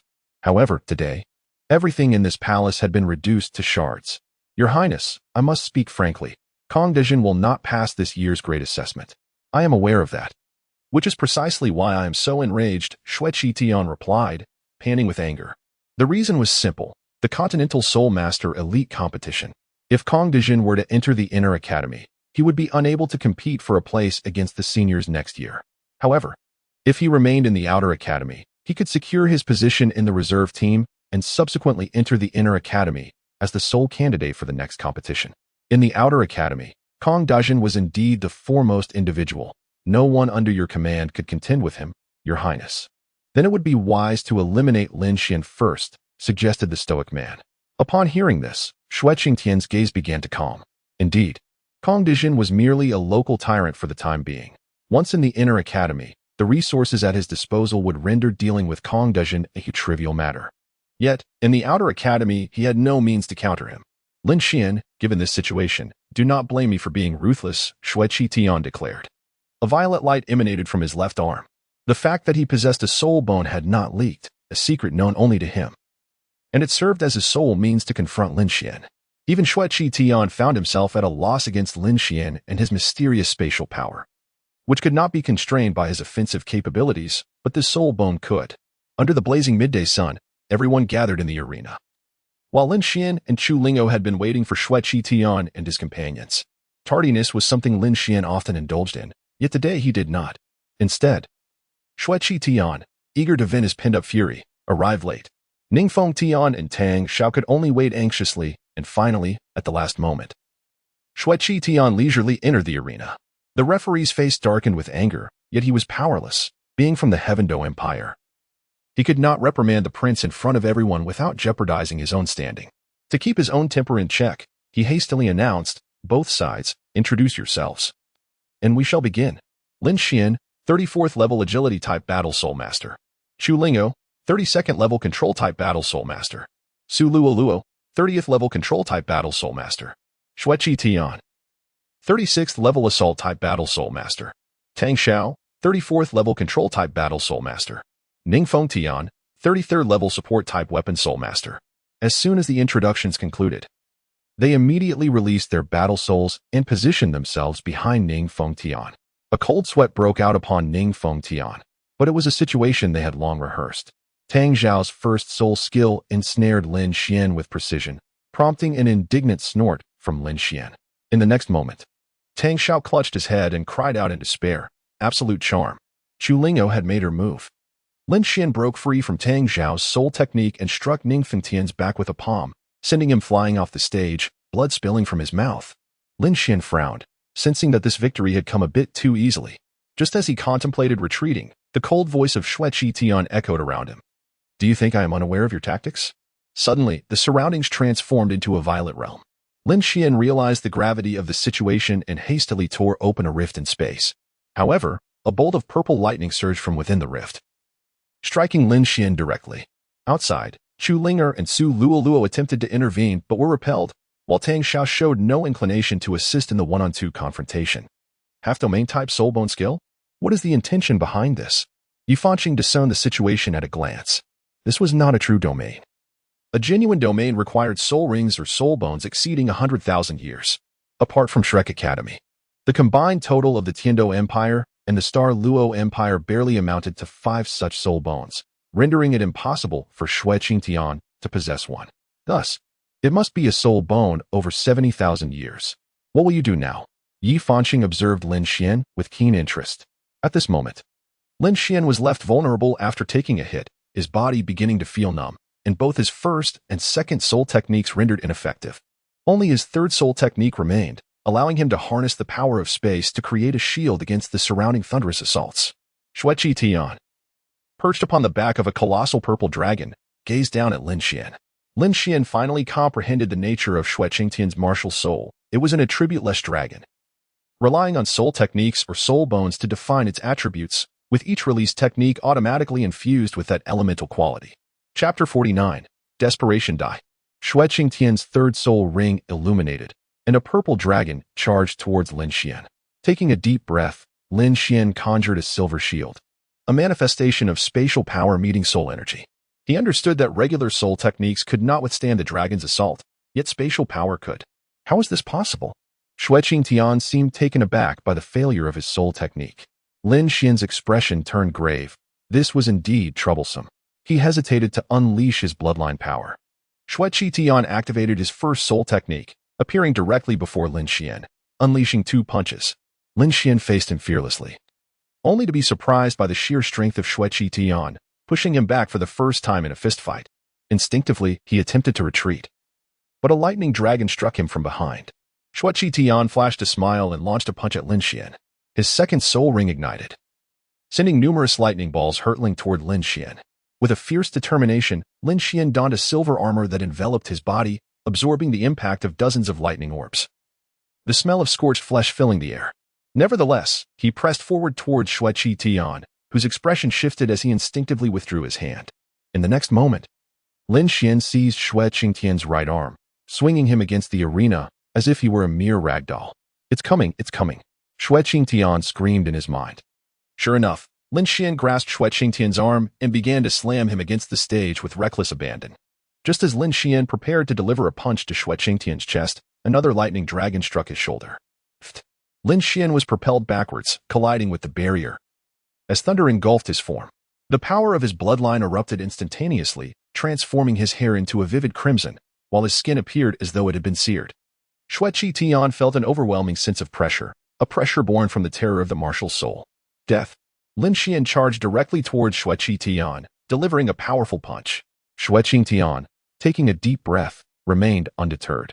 Upon unleashing his first soul skill, the Dragon Fist, he met Lin Xuan's strike with one of his own, causing Lin Xuan to be forced back a step. Subsequently, Xue Qingtian unleashed his second soul skill, the Thunderball, which cascaded towards Lin Xuan. Gathering his resolve, Lin Xuan braced himself against the onslaught of the magical orbs using his physical strength. Meanwhile, Xue Qingtian crouched low, sweeping his leg to strike Lin Xuan's supporting foot, causing Lin Xuan to lose his balance and curl up in midair to protect his vital areas from harm. With a hearty laugh, Xue Qingtian delivered a kick to Lin Xuan's back, propelling him like a soccer ball.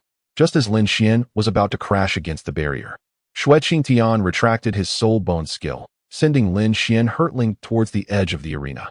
As Lin Xuan neared the ground, he reached out with a hand, grasping at the surrounding air, and astonishingly halted in midair, presenting a rather bizarre sight. Entangle, Tang Xiao exclaimed, activating her first soul skill. The blue-silver grass sprouted beneath Lin Xuan, ensnaring his feet. Observing her first soul skill successfully bind him, Tang Xiao unleashed her third soul skill, hurling a blue-silver tyrant spear at Lin Xuan. With a cold smile, Lin Xuan waved his right hand, opening a rift in space before him, which devoured the blue-silver tyrant spear. It was merely a hair's breadth away from success. After Lin Xuan spoke, his second soul skill, Spatial Cut, severed all the blue-silver grass entangling him. He returned to Chu Ling O's side, who bore numerous tears in her garments. It was evident to all that her identity as a male was no longer tenable. She was clearly a female. Meanwhile, Su Luoluo had also been eliminated by Tang Xiao. The recent combination of entanglement and the blue-silver tyrant spear was insurmountable for Su Luoluo. The current situation on the battlefield stood at 2 against 2. Tang Xiao's soul power was nearly depleted, while, to be frank, Xueqi Tian faced no significant issues. However, if he were to unleash his soul bone skill once more, it would pose a dilemma. His bloodline power could not be used again, as Yang Zhao had informed him that it could only be activated once a day. Overuse would lead to repercussions, rendering him unable to participate in the finals 4 days hence. He could not afford such a risk. Thus, the situation remained dire. And his mind whirled in chaos. Xueqi Tian stood resolutely before Tang Xiao, his expression grave as he regarded Lin Xuan. He had finally recognized Lin Xuan as a worthy adversary. With his current abilities, he could overpower Dai Lin, yet against Lin Xuan, he found himself at a distinct disadvantage. Save for a slight edge in strength. Xiao Xiao. Xueqi Tian bellowed, prompting Tang Xiao to immediately unleash her second soul skill, parasitism. The Tang sect's ultimate technique was deployed without reservation, the purple extreme demon eye materializing. This was the most effective means to counter Chu Linger's absolute allure. Her slender fingers unleashed 10 strands of blue-silver grass towards Lin Xuan, who tore through the fabric of space to arrive behind Tang Xiao. Unperturbed, Tang Xiao executed the ghost shadow steps, effortlessly evading all of Lin Xuan's attacks. Chu Linger did not pause. She directed her second soul skill, absolute allure, towards Xueqi Tian. He grunted in defiance, successfully countering the absolute allure, but Chu Linger suffered a backlash, groaning as she sank to one knee, incapacitated in battle. Lin Xuan nodded and abandoned his attack on Tang Xiao, instead directing a powerful punch toward Xueqi Tian. With a cold sneer, Xueqi Tian instructed Tang Xiao to envelop him in blue-silver grass, resembling a suit of blue armor. However, Lin Xuan relinquished his fist mid-air, executing a swift turn and delivering a kick aimed directly at Xueqi Tian's head. Stunned, Xueqi Tian could hardly believe that Lin Xuan was capable of such aerial maneuverability. Yet upon noticing Lin Xuan's right hand, he realized the truth. Lin Xuan had grasped a rift in space, invisible to the naked eye, which facilitated his mid-air turn. Just as Tang Xiao intended to ensnare Xueqi Tian's head with blue-silver grass, an attack struck her from behind Chu Lingo's clone. Previously, Chu Lingo had feigned exhaustion, kneeling to mislead Tang Xiao into lowering her guard, and now she exploited Tang Xiao's naivety to deliver a fatal blow. Tang Xiao coughed blood, collapsing to one knee. While Tyson in the VIP section covered his eyes, unable to bear the sight. He had witnessed Chu Lingo's clone approach Tang Xiao step by step, yet was powerless to intervene. Nevertheless, he felt a sense of relief that it was Chu Lingo who ambushed Tang Xiao, and grateful that this was merely a competition. Had it been a battle to the death, even with Tang Xiao's myriad protective skills, she would have faced certain doom. Without any doubt, Lin Xuan landed a fierce kick to Xueqi Tian's right cheek. The allure within the sea of spirit erupted, triggering absolute seduction. Xueqi Tian, utterly defenseless, was sent soaring off the ring by Lin Xuan's punch. Instantly, Lin Xuan's bloodline power dissipated, leaving him weak as he landed, nearly buckling under his own weight. Although the bloodline power could negate all negative effects, the sheer volume of such effects he experienced at that moment meant it hardly enhanced his strength. Chapter 50. Living apart. Very well done. Wang Lin exclaimed with delight.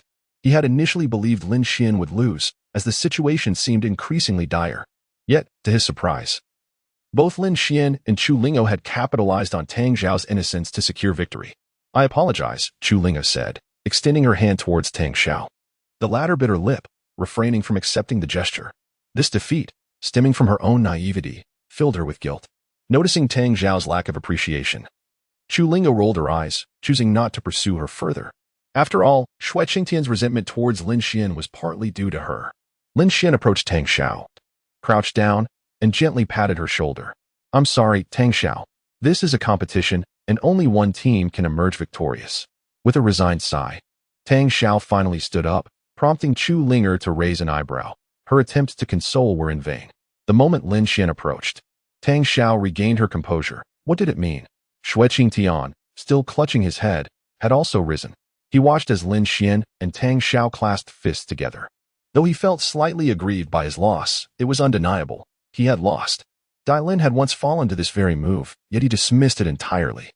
When the referee announced Lin Xuan's victory, all students from Class 4 erupted in cheers. Meanwhile, the team from Class 2, which had anticipated reaching the finals, could only manage bittersweet smiles. Neither Lin Xuan nor Xue Qitian had a single soul sovereign among them, rendering them incapable of contending. He is simply too powerful, Xiaobei remarked, gazing at Lin Xuan.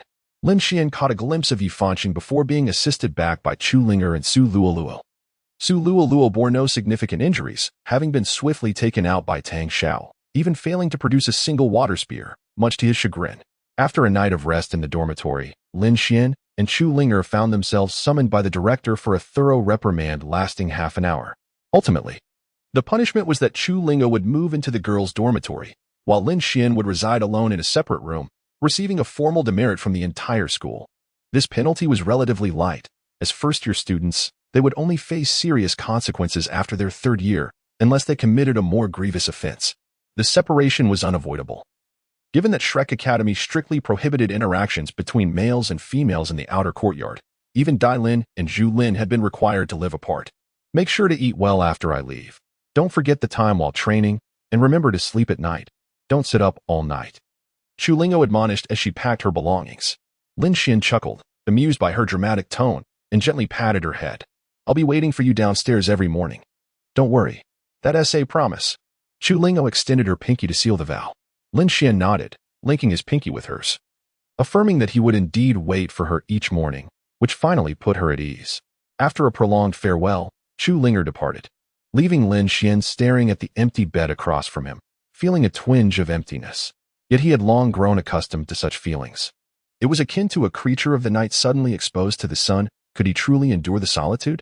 Lin Xuan sat by the window, gazing at the serene waters of the sea god lake, lost in his own thoughts. Meanwhile, Mingyue, a female classmate from the 4th class and roommate of Chu Linger, couldn't help but feel a twinge of regret upon discovering that Chu Linger was indeed a girl. After all, the cross-dressing Chu Linger was undeniably striking. Chu Linger, feeling somewhat disheartened, offered little in the way of warmth, and Mingyue, aware of the bond between Chu Linger and Lin Xuan, chose to refrain from intruding. After having dinner with Chu Linger, Lin Xuan made his way directly to the sea god lake. He headed to his usual spot, only to discover upon arrival that someone had already begun grilling at his favorite location. To his surprise, the individual was Lu Yang. Noticing Lin Xuan, Lu Yang greeted him with a smile and inquired, "Junior, are you here to grill again?" Indeed. Lin Xuan sat opposite Lu Yang. To be honest, Lu Yang's grilling skills were exceptional, especially the honey glaze brushed onto the meat, which made Lin Xuan's mouth water. Lu Yang picked up a rib and handed it to Lin Xuan, cheerfully saying, "Junior, why don't you bring out all your meat? I'll grill it for you. Then I'll have to trouble you. Senior, aren't you being a bit too polite?" Lu Yang chuckled as Lin Xuan handed him several large pieces of meat without hesitation. Lin Xuan, of course, had no qualms about it. Lu Yang had clearly anticipated that he would come over today for the barbecue, as evidenced by the surroundings. The area Lin Xuan had chosen was filled with blue silvergrass, a plant known for its resilience, capable of gradually returning to its original state after being trampled.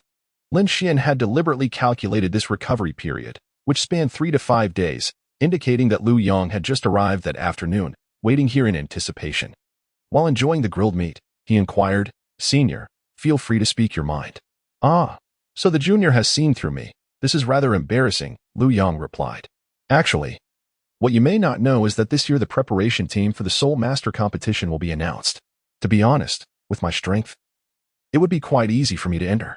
However, the Shrek preparation team has never evaluated solely based on strength. Does that mean it's based on connections?" Lin Xuan comprehended Lu Yang's intention. He was indeed asking for his assistance. Lu Yang gazed at Lin Xuan and said, "Junior, your mastery of spatial power is exceedingly vital. You may not be aware, but we, the 6th-year students, are well aware of the reality. The so-called selection competition is merely a chaotic brawl every year. They proclaim various rules, yet the truth is, they differ each time." As Lu Yang spoke, his expression darkened, revealing his frustration with Shrek Academy's selection mechanism. He paused briefly before continuing. "The reasoning is quite straightforward. Shrek Academy does not desire to cultivate students who can only fight within the confines of established rules. They seek students with innovative thinking, ones who can adapt swiftly to changing circumstances. Thus, we require your spatial power." "Wait, we?"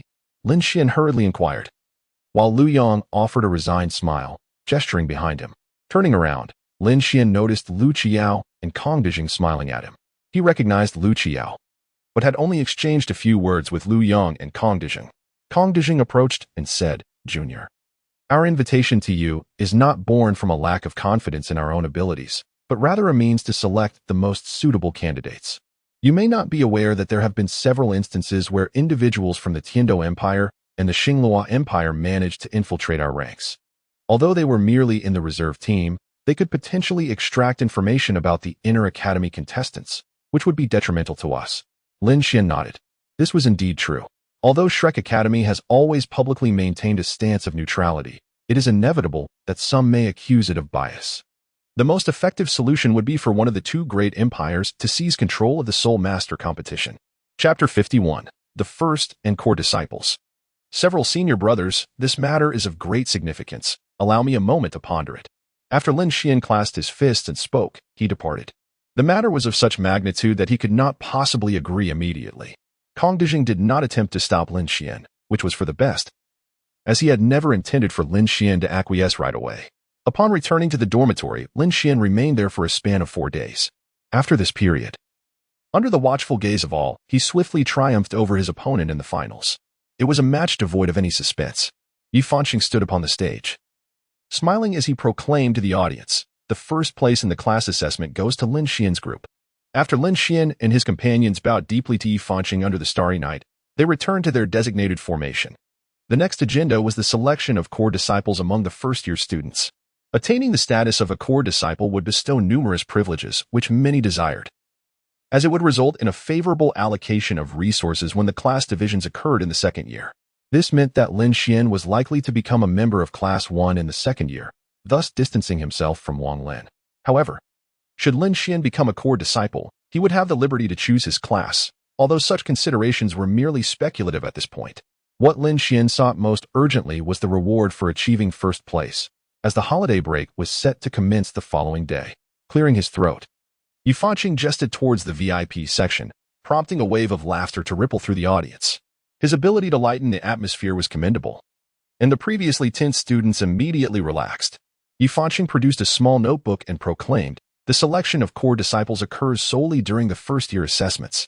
Subsequently, it becomes exceedingly challenging to qualify as a core disciple in higher grades. This is precisely why I only observe the competitions of first-year students. The later assessments will be overseen by the academic director and teachers, who will report on promising talents." The crowd, which had just relaxed, immediately tensed again, realizing that missing this opportunity would mean failing to catch Yi Fanqing's discerning eye. Ignoring the whispers below, Yi Fanqing called out, "The core disciples are Lin Xuan, Chu Linger, Su Luoluo, Shui Qingtian, Tang Xiao." He continued to announce over 20 names, followed by 30 reserve core disciples, whose abilities varied but remained within reasonable expectations. Wang Lin, positioned in front of the fourth-class formation, nodded in satisfaction, recognizing several promising students among the reserves, individuals brimming with potential. "All right, little ones, enjoy your well-deserved holiday. I hope you return even stronger after the 2-month break, as there will be assessments awaiting you." "Thank you, Dean." The 4 classes chorused in unison. Yi Fanqing nodded and vanished from sight. The 4 classes were escorted back to their respective rooms by their homeroom teachers. Wang Lin stood before the blackboard, his expression stern, and the students sat upright, hesitant to speak. Everyone had given their all in this assessment. None had fallen during the elimination rounds, a fact attributed to the opponents Lin Xuan and his group faced. "After all, our class did not encounter a Soul Master group," Wang Lin remarked, and the students nodded in agreement. The Soul Master groups were indeed few, and Lin Xuan had absorbed 3 groups, while they had not faced a single one. "Very well. You've all performed admirably. I hope you won't be returning to my class next semester." Class dismissed. "Goodbye, teacher." Once Wang Lin exited the classroom, a cheer erupted among the students. They had successfully navigated a challenging semester without expulsion and achieved commendable results, allowing them to return home with pride. The architects of this success were none other than Wang Lin and Lin Xuan, whose leadership united the class as a cohesive whole. "Class monitor, we would like to invite you and the vice monitor to dinner," a girl summoned the courage to say, bowing to Lin Xuan and Chu Linger. Chu Linger, who had been fiddling with her fingers, was momentarily taken aback, and Lin Xuan was equally surprised before responding with a smile. "That sounds wonderful. But I insist on treating everyone, seeing as you all have been so cooperative this semester. That won't do. This is a gesture from everyone, Su Luoluo interjected. Shaking her head, Lin Xuan smiled wryly, shook his head, and then nodded, rising to say, well then, I shall see how well you've arranged things. Rest assured, class monitor, everything is already arranged. With Su Luoluo's assurance, Lin Xuan took Chu Linger and their classmates to relax in Shrek City. Wang Lin watched from his office window as the group laughed and chatted, feeling a tinge of melancholy. He knew that next year, few would remain in his class. For he would still be the homeroom teacher of Class 4 in the second year and would not be promoted simply because Lin Xuan had won the championship. That night, Lin Xuan felt an immense joy. Though he did not indulge in alcohol, he sensed a profound sense of unity among his peers. Yet, a lingering concern tugged at him. Would they still be in the same class next year? Just as he lay down to sleep, a knock on the window interrupted his thoughts. He rose to find Chu Linger crouched on the windowsill. What are you doing, sneaking around like a thief? Lin Xuan opened the window to allow Chu Linger to enter. He glanced down at the rocking chair, where the elderly gentleman who usually reclined there was conspicuously absent. According to the usual schedule, the old man should have been lying there engrossed in his reading. However, Lin Xuan did not dwell on it for long. Just as he intended to embrace Chu Linger, she shyly brushed his hand away and remarked, Master is on the rooftop. So that was the case. Lin Xuan awkwardly touched his face, and Chu Linger, observing his dejection, softly said, I must take my leave now. I am here to bid you farewell. Why make this so melancholic? It has only been 2 months. Will you accompany me back? I believe Master would be most welcoming. Summoning her courage, Chu Linger spoke, but Lin Xuan, momentarily taken aback, shook his head. He had no intention of traveling openly this time, as the Holy Spirit sect was actively pursuing him. He would not seek unnecessary trouble, and he still needed to journey to the frozen forest. The illusion crystal bear remained within the ethereal stone, and until it was dealt with, he could not fully harness the stone's extraordinary capabilities. Do not depend on me so much. Things will unfold as they must. Senior Wuxing surely has special training awaiting you. I look forward to seeing you grow stronger in 2 months, so we can fight side by side. Very well. Chu Linger sighed, her expression forlorn. Lin Xuan chuckled softly and grasped her hand, kissing her directly. Chu Linger widened her eyes in disbelief as she stared at Lin Xuan.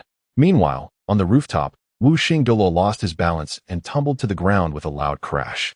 He glared up, intent on interrupting them, but ultimately chose to vanish from sight. The dormitory supervisor, alerted by the noise, hurried to investigate, only to find a large pit in the ground, devoid of any presence. On the other side, Lin Xuan only released Chu Linger when he could no longer breathe. I am leaving now, Chu Linger said, her cheeks flushed. After sitting for a moment, she swiftly fled. Lin Xuan did not stop her. He could only watch her depart, still able to see the fierce glare of Wuxing Douluo before she left. 2 months apart was not an excessively long time. He also had matters to attend to during this period. Thus, he could not remain at the academy or accompany Chu Linger home. That kiss was his way of providing her with closure. That night, Lin Xuan slept soundly, and the following day he went with Su Luoluo to collect their rewards. Originally, Chu Linger was supposed to stay until after today. As per the regulations, the first-place team would receive accolades from the academy. However, Wuxing Douluo was evidently aware of the circumstances, so there was no need to waste time. Where are the class leader and vice-class leader? They have gone home. The 2 of us are here to collect the rewards. Just leave her share behind. Lin Xuan gently patted Su Luo's shoulder before entering the Sea God Pavilion. Meanwhile, a man lurking in the shadows closely observed every move of Lin Xuan. Within the school, students were continually departing, most accompanied by their teachers. This year, due to exceptional circumstances, the teachers had organized a unified excursion to various locations, resulting in each student having pre-filled their return dates. Lin Xuan brought Su Luoluo to the front of the Sea God Pavilion, where Yu Fanqing emerged and asked, Why must you come to the Sea God Pavilion? You know that even I cannot linger here for long.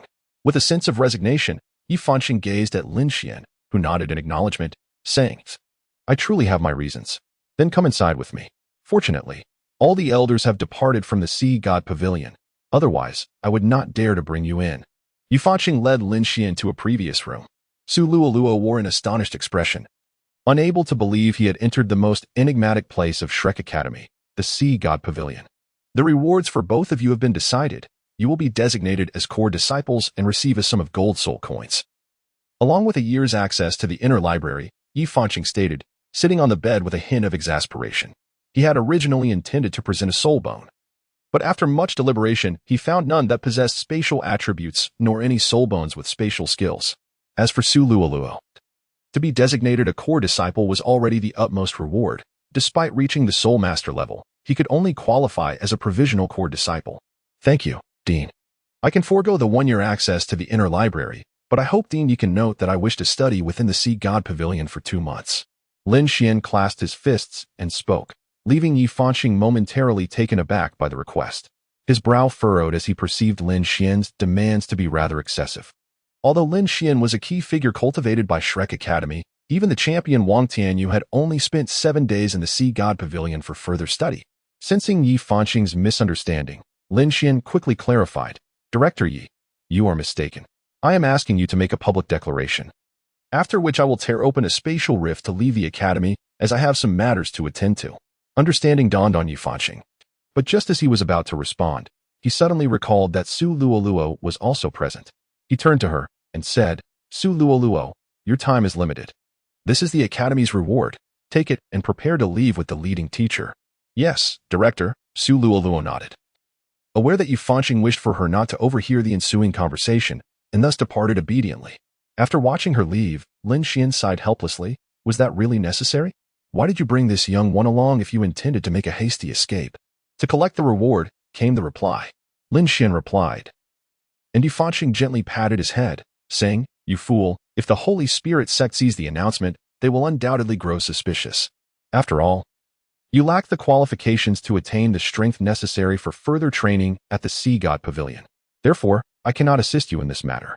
Of course, you may visit the library in the inner courtyard, which is protected by a forbidden space array. Even if you possess spatial power, it would be impossible to tear open a rift in space, so you should remain there. But how do I get out? Lin Xuan inquired. I can help you open a gap in the array. Upon hearing Yi Fanqing's words, Lin Xuan could not help but concede. Indeed, the wisdom of age was profound. His own scheme seemed rather naive in comparison. Yi Fanqing then advised, do not be too reckless. Although your escape skills are exceptional, you would stand no chance against a soul saint. Handing him a jade box, Yi Fanqing continued, take this. As Lin Xuan accepted the jade box, he felt a chilling cold emanating from it, almost overwhelming his senses. He opened the box to discover a mask within. This is an ice silkworm silk mask. Why not try it on? Lin Xuan nodded and cautiously donned the mask. The mask felt somewhat cold, yet it did not hinder him in any way. Upon glancing in the mirror, he was momentarily mesmerized. For the reflection revealed a visage more exquisite than that of a woman, a striking beauty that surpassed even Chu Linger in her male disguise. In his earlier years of wandering the martial world, he had relied on such allure, aptly encapsulated in the saying, amidst the myriad flowers, one remains untouched by the leaves. As Yi Fanqing reveled in his triumph, a chilling voice emanated from behind him, abruptly altering his expression to one of dismay. He exchanged a glance with Lin Xuan, who promptly understood and bowed to the masked woman behind him, saying, Aunt, I apologize for the intrusion. I shall take my leave. Curse you. Yi Fanqing lamented inwardly. Lin Xuan, unfazed by Yi Fanqing's domestic troubles, removed the mask, seized the jade box, and dashed away. Meanwhile, Yi Fanqing endured a lengthy reprimand from his wife, leaving him utterly distraught, akin to a wild stallion unexpectedly tamed. Director Yi truly exhibited a lack of caution. The mere thought of Yi Fanqing's smug demeanor brought a smile to Lin Xuan's face. Nonetheless, Yi Fanqing had indeed provided him with valuable advice. The inner courtyard library was indeed an excellent destination, a place notorious for its protective formations designed to thwart theft. After Yi Fanqing issued a notice, Lin Xuan directly entered the inner courtyard library, where he encountered Wang Lin. Wang Lin seemed equally surprised by Lin Xuan's presence and quietly inquired, How did you get in? Was there no one at the entrance? Of course, it's a reward for being first in the class assessment. Didn't the teacher inform you? It was clearly posted. Oh. I've been in the library since the class meeting concluded, Wang Lin realized, initially believing Lin Xuan had snuck in. He had even prepared an excuse, thinking he might claim that Lin Xuan had entered with him to organize materials, and they could merely endure a minor reprimand. What have you been doing here for so long, teacher? Do you think teaching is that simple? Wang Lin replied with irritation. He was not only tasked with maximizing each student's martial spirit potential, but also had to plan the direction for students over 3 years and 6 semesters. Whenever he encountered something he did not understand, he had no choice but to come to the inner courtyard library. Chapter 53. Flowers May Bloom Again.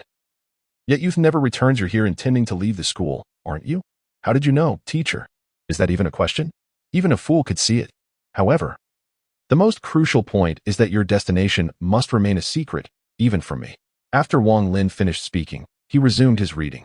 Lin Xuan, feeling idle, began to browse the shelves for books. However, as he stood, he sensed something amiss in his surroundings. The oppressive aura he had previously felt had significantly diminished. Casually waving his hand, he was astonished to see a small spatial rift form. Realization dawned upon him. The void ceiling array had not been cancelled. If it had been deactivated, it would have been obvious from the outside, since it could not be shut down. It must have been weakened to the extent that he could tear open a spatial rift. Indeed, as Yu Fanqing had surmised, there were individuals monitoring the inner courtyard library from outside. He was convinced that there were also spies from the Holy Spirit Church embedded within the inner courtyard. Though identifying this individual would prove challenging, given that the inner courtyard students seldom resided within the academy. Lin Xuan tore apart the rift in space, gradually traversing the corridor of dimensions. This was not his first venture into such a passage. It allowed one to traverse walls as if they were mere illusions. The distance to the city gate stretched several kilometers away, and he had to cover the same distance within the spatial corridor to exit the city. A moment's carelessness could result in him becoming ensnared within the city walls upon his emergence. This exemplified the inherent instability of spatial forces. For the seemingly tranquil silver corridor could suddenly be disrupted by chaotic spatial currents that might engulf him. After cautiously walking for half an hour and calculating his position, he tore open another rift in space, and indeed, he found himself within the forest just outside Shrek City. Observing his surroundings, he donned the mask provided by Night Star and set off towards the frozen forest. Above him, Night Star remained vigilant, ensuring the area was devoid of any observers before departing. To outsiders, it appeared as though Lin Xuan had remained confined within the inner courtyard library. Meanwhile, Wang Lin employed a diversionary tactic. Each time he entered the library, he carried food, leading others to believe it was intended for Lin Xuan. In truth, Lin Xuan had long since infiltrated a merchant caravan bound for the frozen forest. This desolate expanse lacked the colors of any season. It was a realm where time and space beasts thrived, a place devoid of rules, aptly named the Lost Land. Few dared venture there to hunt for soul beasts. Those who did were often desperate outlaws. Throughout the journey, Lin Xuan engaged in lively banter with the caravan's guards. Upon learning that he was a student of Shrek Academy, their respect deepened, and even the caravan leader, the daughter of a merchant, held a favorable impression of him. Lin Xuan, exhibiting an exquisite ability to navigate social intricacies, had acquired a wealth of intelligence. The direct trade between the two great empires had diminished significantly, while bandits and thieves had proliferated, as both empires had stationed troops along the borders, leaving their territories alarmingly vulnerable. Brother Lin, you shall reach our destination by tomorrow. I must admit, I feel a tinge of reluctance at the thought of parting. For individuals as magnanimous as you are indeed rare, a middle-aged man remarked, patting Lin Xuan's shoulder with a hint of regret. Lin Xuan merely chuckled, choosing silence. The man's words were merely a veiled inquiry into his interest in joining the merchant guild. He had developed a good rapport with these formidable men, and prolonging the conversation might lead to misunderstandings.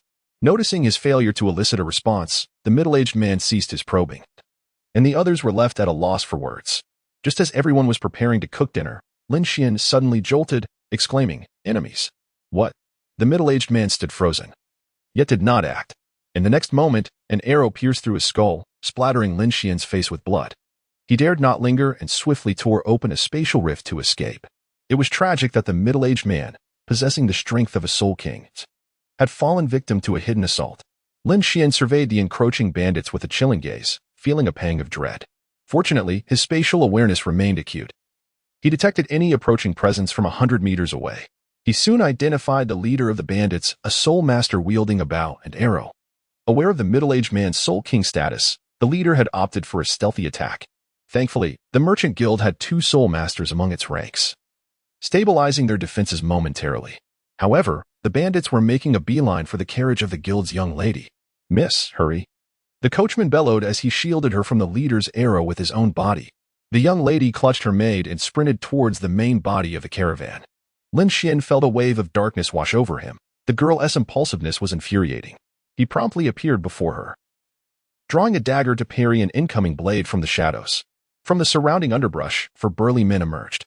Lin Xuan glared at the young lady, admonishing, Do not run about recklessly. Stay behind me. Lin Xuan, hurry to Uncle Yan. The young lady urged in a panic, while the maid beside her trembled with fear. Lin Xuan understood that with two burdens in tow, confronting two soul masters and two great soul masters would be futile. Hence, he turned to the four assailants, asserting, I am a student of Shrek. Withdraw at once if you know what is good for you. Lin Xuan's words instantly stunned the four individuals. However, their leader was not an ordinary foe. A glint of ferocity flashed in his eyes as he regarded Lin Xuan. If he was indeed from Shrek, then eliminating him now would leave no trace of their involvement. Moreover, Lin Xuan's youth indicated he was merely a student from the outer academy. Just as this thought began to settle, he lost consciousness, perceiving only his own body in the slowly descending view. Lin Xuan had no intention of engaging in lengthy discourse with these worthless adversaries. He swiftly decapitated the strongest soul master and then impaled another unsuspecting soul master with the longsword of the burly man. He methodically dispatched the two grand soul masters. His methods clean and efficient. Just as he intended to lead the young lady away, an arrow pierced the back of her maid. Xiaoyu. The young lady cried out in anguish as her loyal attendant was slain. Lin Xuan's expression darkened as he glared at the opposing leader. As expected, the coachman had not withstood for long and had been dealt with. Lin Xuan addressed the leader. I trust you heard my previous words. Shrek Academy indeed produces heroes from youth. Today, I may allow you to depart, but you must leave the woman by your side. The leader replied coldly. Although I have promised you safe passage, I do not believe you. Never trust the words of a desperate man. Lin Xuan turned to the young lady and said, Flowers may bloom anew, but youth does not return. This demand is unacceptable. Furthermore, the merchant convoy has stabilized its formation. Do you truly believe you can overcome them? Kill him. The leader bellowed, pulling back the bowstring and launching a pitch-black arrow directly at Lin Xuan. Taking a deep breath, Lin Xuan summoned his spatial power to conjure a shield to withstand the projectile. Chapter 54. Escape unscathed. The crisp sound signified the immediate collapse of Lin Xuan's defense. However, the arrow was nullified by the spatial shield he had summoned. He activated the dormant Xiantian shield within his Dantian, capable of withstanding the full force of a super Douluo's attack.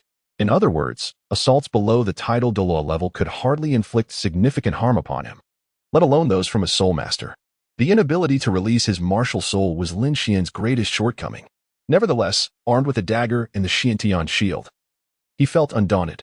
He boldly charged through, taking the young lady back to the Merchant Association's stronghold, which infuriated the thief leader. Be cautious. That fellow's arrows are remarkably accurate. His soul rings, though two white, one yellow, and one purple, likely enhance his power.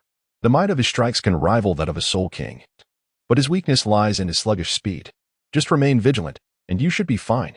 Lin Xuan approached the remaining two soul masters, who nodded in acknowledgement. His reminder was a timely one. They merely needed to exercise caution during their skirmishes with others. The reason Lin Xuan took the time to advise these two was that their soul rings were flawlessly composed of two yellow and two purple, while the majority of the bandits bore white soul rings. Boss, if the situation is dire, perhaps we should retreat? At that moment, some of the bandits began to waver, realizing that continuing the fight would certainly result in significant losses, even jeopardizing the few soul masters among them. The original plan had been for the chief to eliminate that soul king and capture the girl to leverage against the others. Retreat, the chief bellowed, and all the bandits fled with a swiftness that left onlookers astounded. A collective sigh of relief was breathed by everyone present. Lin Xuan, having sensed that the bandits had indeed retreated beyond 100 meters, also felt a weight lift from his shoulders. These individuals were exceedingly troublesome. He could not unleash his martial soul, as the distinctiveness of his three soul rings, one yellow and two purple, was too pronounced. If word of this reached the ears of the Holy Spirit Church, he could forget ever returning to Shrek. Consolidate our lines, inspect the goods, and tend to the injured. Lin Xuan gazed at the two members of the Soul Clan and remarked that the young lady had lost her former sharpness, and now that he had saved her, it was indeed most advantageous for him to take command. The survivors of the merchant convoy, being elite individuals, swiftly cleared the battlefield. Fortunately, the thieves had taken all the plunder with them upon their departure. Otherwise, they would have been left without carts to transport the corpses and injured. Brother Lin, I am profoundly grateful for your rescue of the young lady.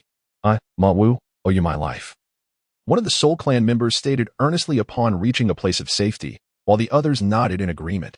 They understood that had the young lady perished here, they would have faced the merciless wrath of their leader.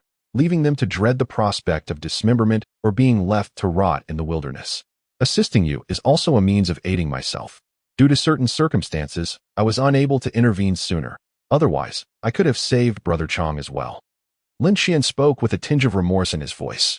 He had sensed the lethal intent the moment it arose, had he summoned his martial soul immediately. He could have warped the space above Brother Chang's head to evade that fatal arrow. Otherwise, Brother Chang, a Soul King, would still be alive, offering them immense assistance. Perhaps even driving these bandits to flee instantly. Yet the dead cannot return to life. Brother Lin, to be honest, we barely know each other. Since you had your reasons, we want to hold it against you, Maui said with a bitter smile. A Soul King like Brother Chang was a figure of great standing within their merchant guild. His sudden death would likely scatter their faction into disarray. Lin Xuan had no intention of involving himself in the guild's internal affairs. On the eve of Ma Wu's arrival at their destination, he quietly departed from the caravan, leaving behind a crystal card containing 10,000 gold spirit coins, atonement for his mistake. For a martial artist, cultivation is a matter of conscience. Thus, Lin Xuan felt no regret over parting with such wealth. As for the guild leader, though unable to express his gratitude for Lin Xuan saving his daughter, he etched this debt of honor deep within his heart. After departing from the Merchant Association, Lin Xuan spent an entire day journeying to the edge of the frozen forest. Here, one could distinctly sense an overwhelming aura of oppression and chill. Unlike the starry forest, the periphery of the frozen forest was markedly less populated, and the few souls present bore expressions of profound indifference. Lin Xuan paid no heed to the throng and boldly ventured into the frozen forest. Many were astonished. Being powerful themselves, they recognized that Lin Xuan, merely a soul master, dared to traverse the perilous terrain alone. Their disdainful laughter echoed his apparent ignorance, while a sense of lamentation arose for a life they believed would soon be extinguished. Conversely, some individuals, their eyes glinting with malice, entered the forest with the intent to commit nefarious acts. Lin Xuan, sensing the ominous presence trailing him, furrowed his brow and effortlessly tore open a rift in space, vanishing without a trace, leaving the others bewildered, staring at the abrupt cessation of his footprints. On a frigid night, one cloaked figure mused to another, clad in the garb of the Star Dou Empire's Royal Soul Master Academy. Could this kid's sudden disappearance indicate that he is the one sought by the sect leader? The cloaked figure nodded in agreement. It is quite possible. I never anticipated encountering him in the frozen forest. The entire sect is in pursuit of this individual, and yet, here he is before me. The man, evidently unaware that Lin Xuan was still at Shrek Academy, continued, if you capture this lad, Han Yi, you would undoubtedly earn substantial backing from the sect. The words of his companion froze Han Yi in his tracks. He had initially intended to inform the elders of the sect, as he was merely a soul king while his companion was a soul sect member. Yet, the suggestion sparked a flicker of ambition within Han Yi, revealing that if not for his greed, he would not have joined the Holy Spirit sect in the first place, especially with such a golden opportunity now laid before him. You are right, Chen Feng. Let us join forces to eliminate him. Han Yi replied with a smile, though within him, murderous intent brewed. One mountain cannot accommodate two tigers. Since their departure was shrouded in secrecy, should he eliminate Chen Feng, no one from the Holy Spirit sect would suspect a thing. He was equally convinced that Chen Feng had harbored similar thoughts when he spoke those words. Indeed, let us proceed to seek out Lin Xuan, Chen Feng responded cheerfully. As both men continued onward, each with ulterior motives. Meanwhile, Lin Xuan had retreated to a secluded area, entering the ethereal stone. Upon his arrival, the illusory crystal bear greeted him with its fluffy head nuzzling against him. Lin Xuan chuckled. Big fellow, let us thrive in the frozen forest once we're home. The bear let out a couple of affirmative growls, nodding in an almost human-like manner. Lin Xuan, harnessing the power of space, activated the ethereal stone, causing the massive bear to plop down onto the ground with a thud, clearly having taken a fall. Lin Xuan emerged from the stone, only to find himself pinned beneath the bear, which quickly scrambled to its feet, allowing Lin Xuan to finally breathe easily. Chapter 55. Unveiling the truth, Lin Xuan felt as though his entire being was on the verge of disintegration. Summoning the illusion crystal bear was truly no simple feat. His soul power had been nearly completely drained in an instant, and he was further weighed down by the immense creature. The bear gazed at Lin Xuan with innocent eyes, prompting him to wave dismissively, saying, "You great beast, swiftly return to your own kin." The illusion crystal bear nodded and departed hastily, while Lin Xuan sought refuge in a secluded cave to begin the painstaking process of restoring his soul power. Upon entering, an unsettling sensation washed over him. He had faith that revealing his name would not arouse suspicion, yet he instinctively felt the presence of someone following him. Despite the absence of any discernible figures within 100 meters, the spatial energy surrounding him was exceedingly chaotic, making him hesitant to tear open a rift in space. This truly was a forsaken land, though he remained oblivious to his master's intentions for bringing him here. The spatial energy offered him no insights. Did he dare to venture deeper? After all, he was merely a soul master. What if he encountered a 10,000-year-old soul beast? Not to mention that even a beast over 5,000 years old would be sufficient to pose a grave threat to him. As dusk fell, Lin Xuan opened his eyes, preparing to depart, but the arrival of two individuals caused his brow to furrow. Hidden beneath a cloak, the cold knight was being relentlessly pursued by Qin Feng. Their clash was filled with lethal intent, prompting Lin Xuan's instinct to evade. However, as he contemplated retreat, he was struck by the nauseating aura of the sinister soul master emanating from the cold knight. Without hesitation, Lin Xuan delivered a decisive kick to the cold knight, setting up a fatal scenario. The cold knight was sent sprawling to the ground, blood spilling from his lips as he stared in shock at Lin Xuan. Utterly astonished by the sheer force the latter possessed, Qin Feng, arriving shortly thereafter, beamed with delight as he addressed the cold knight. "Brother, your timing is impeccable. Since you are a student of Shrek, let us join forces to eliminate this vile soul master." Lin Xuan furrowed his brow, yet he still took action. He did not summon his martial soul. Instead, he raised the Xiantian shield to continuously block Han Ye's attacks. Han Ye relentlessly unleashed his first and second soul skills, striving to shatter the shield in Lin Xuan's grasp. However, an icy chill gripped his heart. The shield was simply too formidable. His martial soul was a ghoul, yet his claws were on the verge of shattering from his own exertion. Meanwhile, Qin Feng felt a flicker of unease and soon conceived a notion. His fifth soul ring illuminated, and as Han Ye glanced at Qin Feng, preparing to unleash a furious retort, he was struck squarely in the face by a powerful punch. Qin Feng's fist radiated with a golden luminescence, and as the light dissipated, a pair of golden finger tigers materialized in his hands. He had long concealed his martial soul. Yet now he struck down Han Ye with a thunderous force. Observing Han Ye's head spin a complete 180 degrees, Lin Xuan shook his head. The fate of a sinister soul master was indeed tragic. This fellow had not even revealed his true strength before being betrayed by his own companion.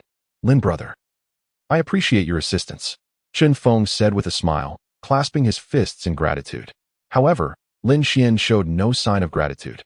Instead, he summoned his martial soul and swiftly positioned himself behind Qin Feng, pressing a dagger against his neck. Qin Feng's expression turned to one of alarm as he hastily inquired, "Lin brother, what are you doing? I am truly curious about how you knew I was Lin Xuan." Lin Xuan chuckled and inquired, while Qin Feng let out a sigh of relief, believing that Lin Xuan was merely curious about why he knew his name. Thus, he feigned composure and replied, "Brother Lin, you may not be aware, but you have already achieved great renown in the Star Dou Empire. Everyone is familiar with your distinctive traits. So how could I possibly be unaware?" "Oh, is that so? I must admit I have misjudged you." Though Lin Xuan spoke with a smile, he did not loosen his grip. Qin Feng was nearly drenched in sweat, fearing that Lin Xuan might take his life at any moment. Lin Xuan chuckled and inquired, "Are you aware of my appearance?"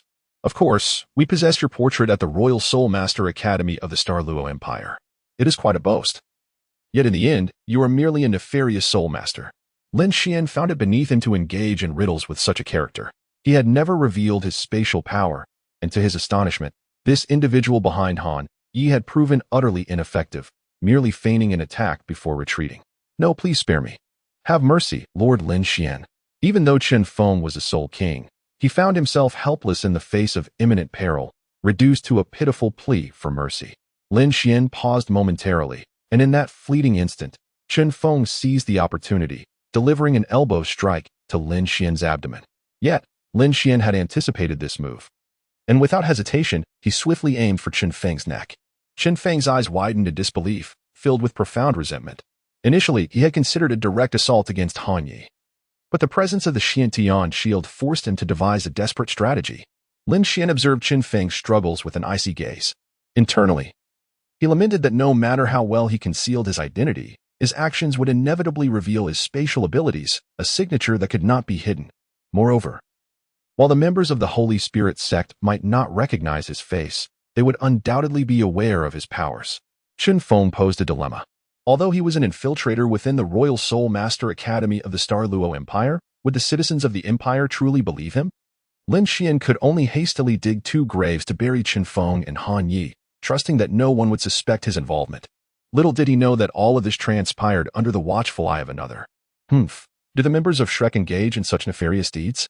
A tall, slender girl, clad in revealing attire, murmured as she observed Lin Xuan's departing figure from atop a gnarled tree. Lin Xuan remained oblivious to her presence. The spatial distortion around him limited his perception to creatures within 100 meters along his parallel line. He was incapable of detecting any birds or individuals perched upon the trees. However, the trees here were barren, devoid of foliage, which caused Lin Xuan to dismiss their significance. Yet, he could never have anticipated that someone was concealed within the hollow trunk, witnessing the entire scene unfold. Lin Xuan strolled at the periphery of the frozen forest, keenly attuned to the spatial energies surrounding him. However, his efforts yielded no results, prompting a sigh of frustration. He remained perplexed by Yang Zhao's intentions. Was it a matter of his insufficient strength, or perhaps his failure to venture deeper into the woods? Lin Xuan hesitated as he entered and exited this place, ultimately deciding to venture deeper. Were this scene to be witnessed by Yang Zhao, he would likely berate Lin Xuan for his foolishness. The primary reason Yang Zhao chose Lin Xuan as his successor was due to Lin Xuan's resilience and high potential. He could simply live to level 99 and inherit his divine estate. Yang Zhao had not assigned Lin Xuan any tasks fraught with peril, especially in his absence, as it was merely a failure of communication on his part. After all, the heart of the frozen forest lay at its very center. Lin Xuan advanced with utmost caution, while the young woman who had witnessed everything followed closely behind him. Just as Lin Xuan paused to catch his breath, the lady entered the realm of his perception. Friend or foe? Chapter 56. Since ancient times, heroes have rescued beauties. Oh no, it is the beauty who saves the hero. Lin Xuan murmured to himself, disregarding the woman behind him, until she climbed a tree approximately 30 meters away, which aroused his suspicion. He initially presumed she was merely a passerby, but it dawned on him that she was following him. Why was she pursuing him? Could it be that she witnessed him slay Han Yi and Chen Feng? Lin Xuan decided to remain still, uncertain whether this person was friend or foe. At times, women could be the most lethal, even if he were to act against her. He would refrain from delivering a fatal blow. During sparring sessions, with elders observing, it was impossible to truly harm anyone. Thus, when faced with lethal moves in competition, he often bore no fear, compelling his opponents to reconsider the intensity of their strikes. A sudden wolf's howl shattered Lin Xuan's thoughts, prompting him to hastily gather his belongings and flee. Indeed, he had inadvertently trespassed into the territory of a millennium-old soul beast, and the woman trailing him had sensed the anomaly and was already ahead. With the ferocious silver wolf pursuing him, Lin Xuan gritted his teeth and tore open a rift in space. Just as he was about to escape through it, a pair of hands emerged from beneath his arms, encircling his waist. Lin Xuan was taken aback, ready to resist, but he succumbed to unconsciousness, overwhelmed by a sweet fragrance that clouded his senses. Upon regaining consciousness, Lin Xuan found himself staring at a scantily clad woman bound to a great tree. He recognized her as the one who had been following him. But who was the one that had knocked him out? Rubbing his aching head, he felt disoriented, yet one thing was certain: his dagger was missing. That was the only relic left to him by his mother. Without it, he felt utterly lost, frantically searching his surroundings. Suddenly, his dagger was tossed onto the ground before him. Lin Xuan picked it up and looked up, utterly astonished. Linger. The woman standing atop the withered tree was none other than Chu Linger. To his disbelief, her gaze turned icy, and she swiftly approached him, landing a punch squarely on his face. It was then that Lin Xuan realized his mask had long been torn away. Chu Linger stared at him coldly and remarked, "Do not address me so intimately. Are you not Chu Linger?" If Lin Xuan were still oblivious to the situation at hand, he might as well forfeit his existence. The woman before him was evidently a master of illusion, capable of transforming into the most significant figure in his heart. It was unexpected that not only had he been rescued by a beautiful woman, but he was also being dominated by her presence. "I warn you. Refrain from making any inappropriate moves." Lin Xuan, with an imposing air, forcefully declared that he had initially sought merely to regain some dignity. However, upon witnessing the woman's fist retract slightly, it was evident that she had been intimidated by Lin Xuan. Just as he reveled in his triumph, His unfortunate visage was met with a solid punch. Enough. Lin Xuan was enraged. He summoned the Xiantian shield from his dantian and charged towards the woman. Startled, she was unexpectedly knocked back by Lin Xuan, landing heavily on the ground and stirring up a cloud of dust. With tear-filled eyes, she gazed at him, causing Lin Xuan to be momentarily taken aback. To his astonishment, the woman possessed a remarkable figure, her ample bosom defying the constraints of her thick clothing, compelling Lin Xuan to take a step back. What intrigued Lin Xuan most were her pointed ears and the seemingly translucent wings on her back. An elf? Both Lin Xuan and the woman bound to the tree were struck by the revelation. The elven race had been extinct since the era of Tang San, with tales suggesting they had migrated to another realm before their extinction. Yet, remnants of elves still lingered in the world. Could it be that these beings had traversed from the frozen forest? Contemplating the frozen forest, which now lacked the vibrancy of seasons, Lin Xuan imagined that it might once have been a lively, fragrant paradise full of songbirds and blossoms. However, the departure of the elves had stripped away the essence of life, leaving behind only the residual power of spatial formations. This notion held merit. Lin Xuan's gaze towards the woman grew more intense, prompting her to hastily cover her chest, conjuring a longbow into her hands. Lin Xuan raised the Xiantian shield to block her arrow. Wait, do not shoot. I mean no harm. Who would believe you humans? The woman retorted, drawing back the bowstring and releasing another arrow. She silently regretted her choice to intervene and save this man. Yet her heart could not bear to witness anyone being torn apart by the wind demon wolf. As Lin Xuan approached her, she attempted to flee, but he unleashed his martial spirit, tearing open a spatial rift to seize her arm. Oh no. The woman, surprisingly light, executed a shoulder throw using Lin Xuan's grasp, then leapt onto his shoulder, escaping into the trees. Lin Xuan rose and shook his head, realizing the truth behind the saying that elves were as light as feathers. It was akin to grasping cotton candy. Her soft skin was the epitome of what many girls aspired to possess. No wonder elves were considered the most beautiful beings in existence. Lin Xuan found himself devoid of the inclination to ponder these matters. The elven race ought not to be concealed in such a manner. He yearned to escort her back to Shrek Academy. However, he failed to capture the woman and could only return to his point of origin empty-handed. To his profound dismay, the silk mask he wore had been deftly pilfered by her. Should she don the mask to alter her appearance, he would be utterly unable to recognize her. Nonetheless, he did not leave entirely empty-handed, as the individual who had been tailing him was now securely bound by the woman. Very well, I am not a monster. I shall allow you to speak first. Lin Xuan removed the handkerchief from the woman's mouth and inquired, What is your name?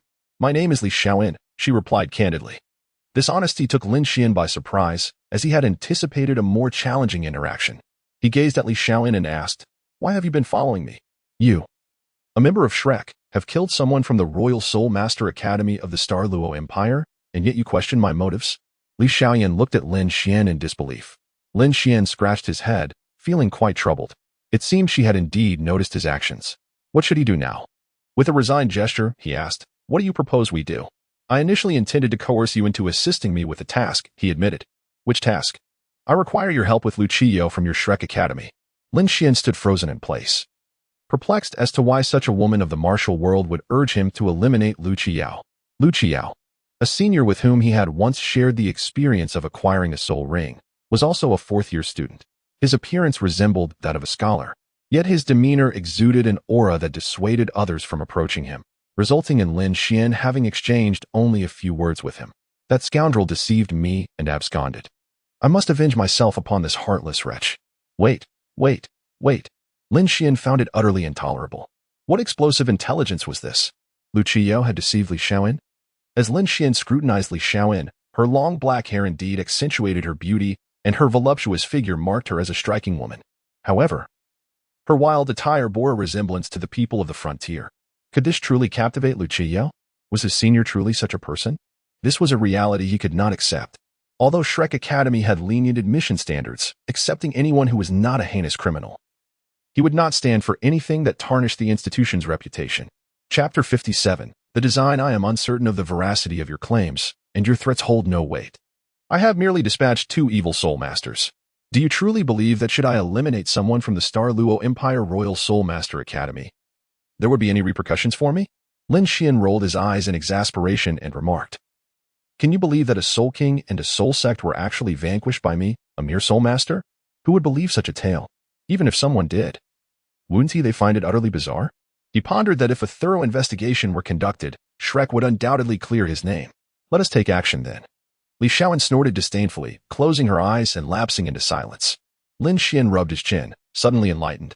What did this person think of herself? A ruthless murderer intent on silencing witnesses? A nefarious scoundrel? It was absurd. After all, he was a 7-foot-tall young man, and merely 12 years old. Was it his fault that he had grown up too fast? He could only blame his bountiful meals during that period with Yang Zhao. If Yang Zhao were to hear this, he would surely bristle with indignation. Lin Xuan turned to Li Xuan and said, I have no intention of harming you. Although it appears your strength surpasses mine. What nonsense. I have been sealed by that elf. Li Xuan exclaimed, her expletive startling Lin Xuan. He shook his head in disbelief. It was quite improper for a young lady to use such language in public. Nevertheless, he proceeded to untie Li Xuan. He had intended to break her seal, but soon realized that the elf's binding was beyond his capabilities. Why is it that this seal only restrains you and not me? None of your concern. Li Xuan retorted sharply. Naturally, she had clashed with that elf, who could transform into the person most significant to her, Lu Qiyao. Faced with this charming deceiver, she felt a tumultuous blend of love and hatred, which naturally led to a confrontation, leaving the female elf quite frightened and ultimately sealing Li Xuan. Let us depart from this frozen forest. Remaining here poses a danger to both of us. It seems that the elf harbors no ill intentions. Lin Xuan glanced around and extended his hand, but Li Xuan swatted it away, dismissively stating, I can walk by myself. That is good, he replied. Lin Xuan walked ahead, vigilant of his surroundings. They had indeed reached the outskirts of the frozen forest, and after half an hour, they had safely exited its confines. Ahead lay the nearest city to the frozen forest, Yuanshan City, which was the destination where he had rescued the merchant convoy. Initially, he had taken a detour into the frozen forest. However, it was not truly an unnecessary diversion, as it was genuinely an entrance to the frozen forest, albeit accessible from various points. Thankfully, he was without a mask, but what if he were discovered upon entering the city? Lin Xuan felt a sense of distress. The question of whether to enter the city loomed large. Ultimately, he decided against it, for a simple reason. He wished to keep his identity concealed. Furthermore, he needed to retrieve the mask from that elven woman. He turned to Li Xuan and said, You may proceed into the city. I have other matters to attend to. Do you genuinely not know, or are you pretending? I am, after all, somewhat renowned. If someone discovers that I lack soul power, what do you think my fate would be? Li Xuan regarded Lin Xuan with a somber expression. After reflecting on her words, Lin Xuan realized the gravity of the situation. Feeling increasingly cornered, Li Xuan, observing his helpless demeanor, couldn't help but chuckle. Lin Xuan looked at her and said, Then go ahead and enter the city. Since it is inconvenient for you, I have a better plan. What do you mean? Lin Xuan gazed at the mischievous smile of Li Xuan, filled with curiosity. Although Li Xuan was looking at Lin Xuan, her eyes darted toward the frozen forest. She whispered, I have been sealed by that mad girl. Given my temperament, it is inconceivable for me to let this matter rest. We devised a plan to lure her out and then capture her. You possess quite a daring idea. Lin Xuan replied, But should we succeed in capturing her, we would be able to enter the city with complete legitimacy. Lin Xuan nodded, seemingly in agreement with the efficacy of this method. However, the elven lady was exceedingly graceful, and capturing her would undoubtedly prove challenging. He needed to devise a strategy. Suddenly, Lin Xuan conceived a brilliant opportunity. The spatial forces in this area were chaotic. He could adeptly employ his second soul skill, spatial cut, to create a tumultuous space. In doing so, he could effortlessly seize her. Previously, he had been reluctant to harm her, yet now he felt compelled to apprehend her. Let us exploit her compassion to delve deeper in search of a millennium soul beast. Even a 1,000-year soul beast would suffice. You must feign weakness to lure her out. It feels rather unseemly to manipulate another's kindness in such a manner. Lin Xuan felt somewhat helpless. Although the plan was quite commendable, he still harbored some reluctance. Li Xuan pouted and said, Hurry up. Will you do it, or not? It's done. There's no turning back. Lin Xuan nodded and re-entered the frozen forest alongside Li Xuan. Hidden in the shadows, the elven maiden observed their every move, her heart racing as she watched them. She was perplexed by their sudden decision to venture deeper into the forest, heading straight into the territory of a 6,000-year-old soul beast. What to do? It was infuriating. Not only had they exposed their identities, but now they were risking their lives to save them. The elven maiden stamped her foot in frustration, only to blend seamlessly into the tree trunk. Lin Xuan advanced cautiously, aware that they had entered the realm of the earth-tail scorpion, a soul beast notorious for its subterranean ambushes. This location was chosen for its strategic advantage, allowing him to track the scorpion's every movement. Be careful, if anything goes wrong. Hold on tight to me, he warned. Understood, Lin Xuan replied with a nod. After proceeding 50 meters, Lin Xuan suddenly felt a jolt of alarm. The earthdale scorpion had detected their presence and was launching a frenzied attack at their feet. With a swift leap, Lin Xuan ascended to the top of a withered tree, casting down a rope for Lin Xuan to grasp, pulling her up to safety. However, in the next moment, the massive form of the earthdale scorpion burst forth from the ground, toppling the dead tree into the air. Lin Xuan bellowed, "Hold on to me." Lin Xuan wrapped her arms around Lin Xuan's waist as he tore open a rift in space, instantly transporting them to the edge of the scorpion's territory. Seeing this, the earthdale scorpion burrowed underground once more, charging towards Lin Xuan. He feigned panic, yet remained unafraid, raising the Xiantian shield to deflect the scorpion's earth-shattering strike. Lin Xuan was abruptly propelled into the sky. Just as he intended to tear open a rift in space to continue his escape, a pair of hands grasped his shoulders. It was the female elf, who firmly held on to him, vigorously flapping her wings to prevent Lin Xuan from plummeting. The earthdale scorpion, witnessing Lin Xuan suspended in the air, could only burrow into the ground and retreat. As Lin Xuan was about to make his move, Lin Xuan acted first. She wrapped her arms around Lin Xuan's neck, exerting force with her waist to place her feet firmly against his ribs. With another surge of strength, she leaped, effectively ensnaring the neck of the female elf. Chapter 58. The elf Luna got her. Lin Xuan exclaimed just as the female elf loosened her grip on Lin Xuan's shoulder, attempting to break free. After all, elves possess remarkable flexibility, making it easy to escape from a chokehold. However, she did not anticipate that Lin Xuan would swiftly entangle her hands and feet midair, rendering her wings unable to extend due to Lin Xuan's body pressing against her back. Lin Xuan had just fallen hard, landing unceremoniously on the ground. And to make matters worse, he was nearly crushed by Lin Xuan, who used him as a cushion. While Lin Xuan also suffered from the fall, she was taken aback to find that the elven girl in her arms had fainted. Struggling to rise, Lin Xuan clutched his abdomen, overwhelmed by pain. After securing the elven girl with a rope, Lin Xuan exchanged a knowing glance with Lin Xuan. With great difficulty, he nodded and lifted the elven girl onto his back, making his way towards a safer location, his spatial awareness keeping track of everything within 100 meters. Upon discovering a cave, he finally found a moment's respite. "Well, this collaboration is quite commendable," he remarked. "Don't say that. I nearly met my demise. You weren't intentionally trying to kill me, were you?" Lin Xuan retorted. "Oh, have you finally come to that realization? The world is fraught with peril. A kind-hearted lad like you ought not to venture out." Lin Xuan laughed heartily after taking a swig from her wine flask. Lin Xuan looked at the boisterous Lin Xuan, feeling a mix of exasperation and disbelief. She must have calculated that he was merely a soul master, deliberately using him as a stepping stone, all the while risking his life, leaving him half alive at best. He had truly learned his lesson. After Lin Xuan ingested a pill, he clasped his fists and spoke. Lin Xuan smiled silently, continuing to drink her liquor.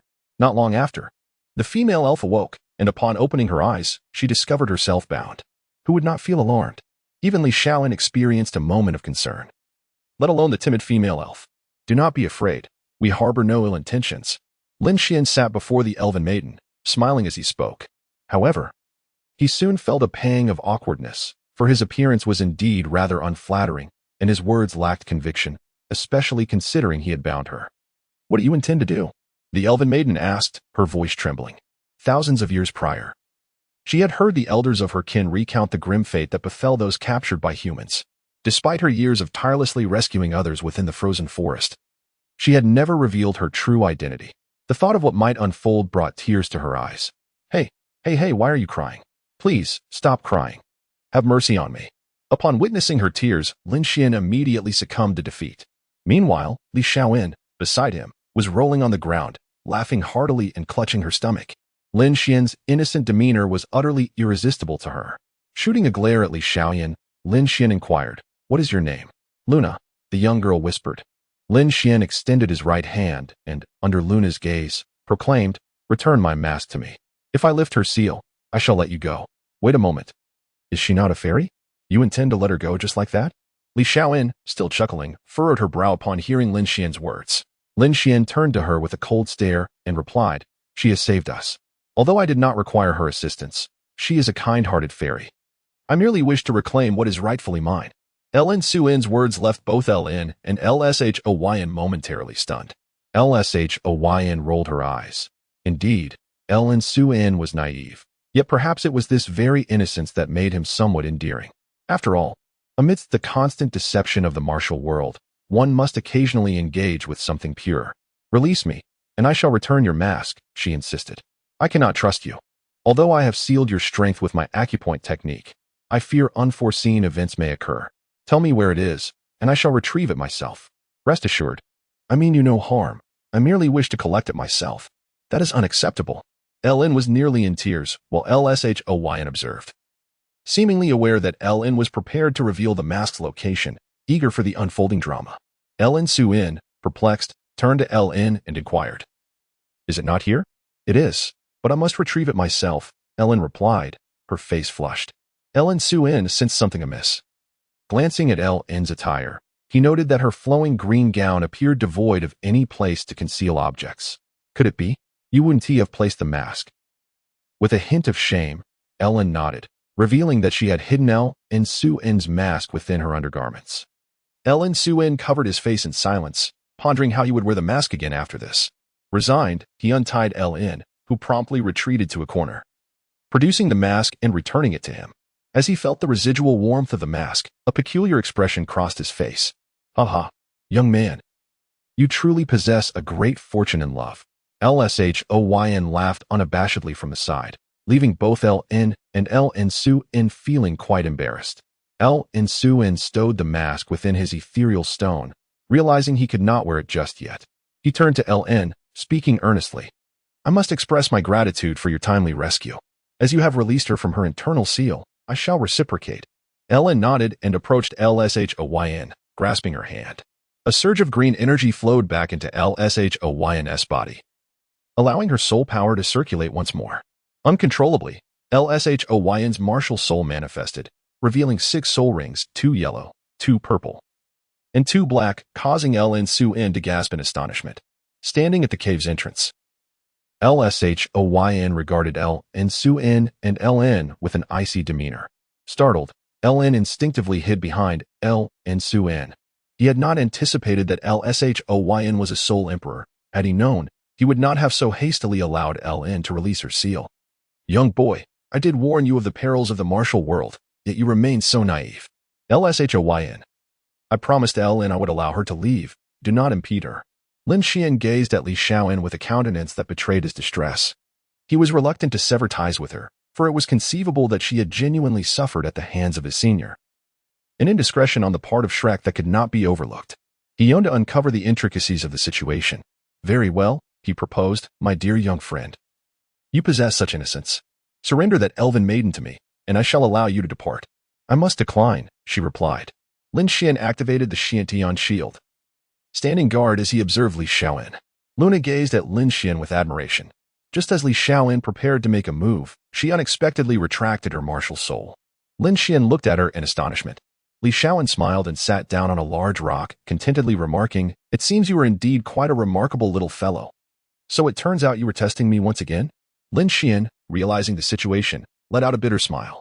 Luna also sighed in relief, fearing that Lin Xuan might suddenly strike. Lin Xuan glanced at the cave ceiling and then sighed, saying, I have matters to attend to in this frozen forest. Let us part ways here. Aren't you coming back to Shrek with me? I will attend to that matter eventually. And the Continental High Soul Master Academy competition is just a year away, is it not? I shall wait for you there. I believe that with that insufferable man's strength, entering the reserve team will pose no challenge. Do not see me off. With her back turned to Lin Xuan, Lin Xuan waved her hand and departed, leaving him powerless to retain her. Chapter 59. Distant Mountain City Luna, I apologize for frightening you. Allow me to help you unlock your acupoints now. Lin Xuan turned around and apologetically spoke, while Luna blushed and nodded in agreement. Upon receiving her consent, Lin Xuan swiftly tapped a few times on Luna's lower abdomen. The entire process was remarkably quick. Luna barely felt the touches, as he did not take advantage of her in the slightest. Lin Xuan would never casually touch a girl's body. Instead, he utilized his soul energy to apply pressure points from a distance. After completing this task, he finally sank down onto the ground, utterly exhausted by the rapid turn of events. What is your name? Luna inquired softly, sitting beside him. Lin Xuan shrugged his shoulders helplessly and replied, "Please, no more hitting. I am Lin Xuan. I do not wish to harm you, but I must maintain this faade." "I apologize," Luna said regretfully. Lin Xuan shook his head, indicating that he was unconcerned. He had anticipated that Luna would leave, yet to his surprise, she remained seated beside him, showing no intention of departing. "Aren't you leaving?" he asked. "Do you want me to go?" She replied, "You are so beautiful. I fear that if you stay any longer, who knows what might happen." Lin Xuan jestingly remarked, hinting at a deeper meaning. Unlike Lu Xiaohui, who could remain unperturbed in the presence of beauty, who could resist the allure of a sprite seated beside him, he could only admonish both himself and Luna to maintain a respectful distance. The denizens of the elven race are not prone to romantic feelings. However, should one truly captivate my heart, I would love unconditionally until death. Luna, in discussing this matter, exhibited a surprising lack of bashfulness. Her words imbued with a sense of sanctity that left Lin Xuan in a quandary. With a playful smile, Luna remarked, "I have dwelled in the frozen forest for 3 millennia, yet this is the first time I have conversed with someone for such an extended period." 3 millennia? That seems an eternity. Not at all. 3,000 years is merely equivalent to 15 human years. Thus, my current mindset resembles that of a mere young girl. Kindness is still a trait I possess, but should 5,000 years pass, I may no longer embody such virtue. Is this the nature of the elven race? How enlightening. Lin Xuan suddenly realized that Luna was indeed 3,000 years old, which meant she had lived within this frozen forest for 3 millennia. He then recalled the words spoken by Yi Fanqing and inquired, several decades ago, did an elderly man nearing the end of his life enter the frozen forest? Many individuals with a life expectancy close to their demise have entered the frozen forest over the past century, including numerous titled Douluos, many of whom sought to attain tranquility in this place. I cannot recall them all. Is that so? Lin Xuan felt a profound sense of regret as Luna rose and smiled at him, saying, "Lin Xuan, it is a pleasure to meet you. You are the first human to share your name with me. I hope we can meet again in the future." "I feel the same. But I may not return to the frozen forest often," he replied. "Is that so?" Luna remarked with a meaningful smile. She had not merely sat beside Lin Xuan for no reason. Her elven heritage endowed her with the ability to perceive his emotions. Lin Xuan's feelings were remarkably rich.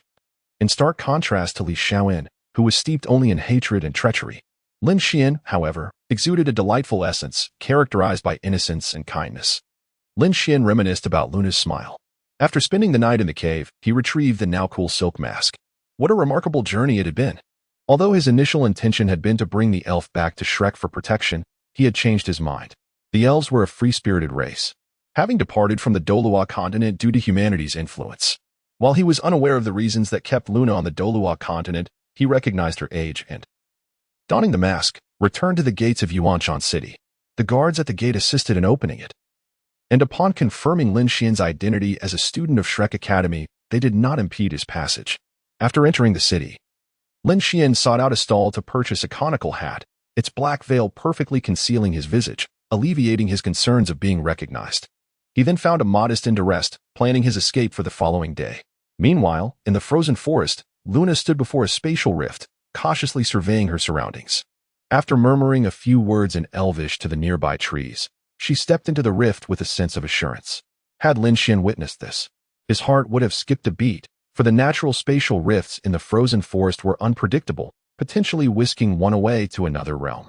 Luna was transported to a verdant forest teeming with life, where fawns frolicked joyfully, bees busily gathered nectar, and the air was filled with melodious birdsong and fragrant blossoms, reminiscent of a paradise. Yet, Luna's gaze was steeped in sorrow, for there were no elven companions akin to her. Long ago, her mother had forsaken her, leaving her behind in this forest, a solitary existence. She understood her mother's reluctance to take her along. Being of mixed heritage, her mother had fallen for a human man. Alas, human life is fleeting, and within a mere century, her father had perished. The most formidable force in the world is time. 1,000 years had elapsed, and her mother had long forgotten that love. Thus, Luna realized that the elven belief in everlasting love was but a fallacy. She had been intentionally abandoned by her mother. As Luna meandered through the forest, the animals gathered around her affectionately, seemingly attempting to alleviate her loneliness. A majestic lion approached, crouching as if inviting her to ride. Shaking her head, she sorrowfully declared, "I must leave." The lion roared in confusion, while other creatures anxiously bounded about. Luna gently patted the lion's head before approaching a stone statue carved in the likeness of the first elven queen, her idol. However, Luna was merely an ordinary wood elf, lacking the stature to become a queen. She knelt, clasping her hands in prayer, beseeching the statue. As if responding to her heartfelt plea, a green light enveloped her. In an instant, her wings vanished, and her pointed ears transformed into human ears. Luna had completely adopted a human form, a visage that Lin Xuan and Lin Xuan would never forget. With unwavering determination, she expressed, "Your Majesty, I am grateful for your approval. I believe he is the one I seek." Upon finishing her words, she departed the forest, leaving behind countless creatures mourning her absence, yearning for her return. Unbeknownst to Lin Xuan, he was entangled in his own predicament, for a one-eyed middle-aged man regarded him with a smile. Lin Xuan, upon seeing the man at the door, could only manage a wry grin. No matter how cautious he was, he could not escape the reality of being on another's turf. Chapter 60. How about being our son-in-law? Young man, won't you invite this old man in for a seat? The middle-aged man inquired with a grin. Reluctantly, Lin Xuan permitted him entry before closing the door. The man unceremoniously took a seat and scrutinized Lin Xuan. Lin Xuan poured a cup of tea and offered it to the man, asking, "You must be the president of the Faming Trading Association, the father of Miss Xia?" "Ah, young hero, you have sharp eyes. I am indeed the father of little Xia Fang, here to express my gratitude," the president of Xia replied with hearty laughter. Lin Xuan felt a sense of relief, realizing that the president understood his desire for discretion, hence his visit. The president then produced a cloth bag, stating, "This is a Qiankuan pouch, containing my token of appreciation for you. President Xia, I cannot accept this. My actions were as much for my own sake. At that time, due to certain circumstances, I was unable to intervene and could only watch as your people perished. I already bear a sense of guilt. How could I accept the gift?" Lin Xuan spoke bitterly, expressing his sincere thoughts, which President Xia could discern. Thus, he retracted the token of gratitude. Being a straightforward individual, he preferred not to beat around the bush. Lin Xuan's refusal might stem from a disdain for such trivialities. Continuing to press the issue would only serve to cause unnecessary annoyance. How about this? Instead of a gift, let us consider him as our son-in-law? Lin Xuan had just exhaled in relief and taken a sip of tea when he immediately spat it out. With a wave of his hand, President Xia directed the tea to the ground, not allowing a single drop to stain himself. Lin Xuan coughed twice to compose himself and, filled with indignation, said, "President Xia, please conduct yourself with dignity. Asking a question won't cost you anything. If you choose not to answer, so be it." President Xia casually whistled, seemingly unconcerned, as if his previous words had been mere jest. However, Lin Xuan was acutely aware that this was neither a test nor a joke. If he were to acquiesce, he might find himself wed tomorrow. With a respectful clasp of his fists, Lin Xuan declared, "President Xia, I will return to Shrek Academy tomorrow. Please do not impede my departure.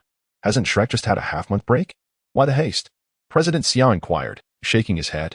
From any perspective, Lin Xuan appeared highly suspicious, which was precisely why President Xia had refrained from trying to woo him. Attracting talent is indeed a commendable pursuit.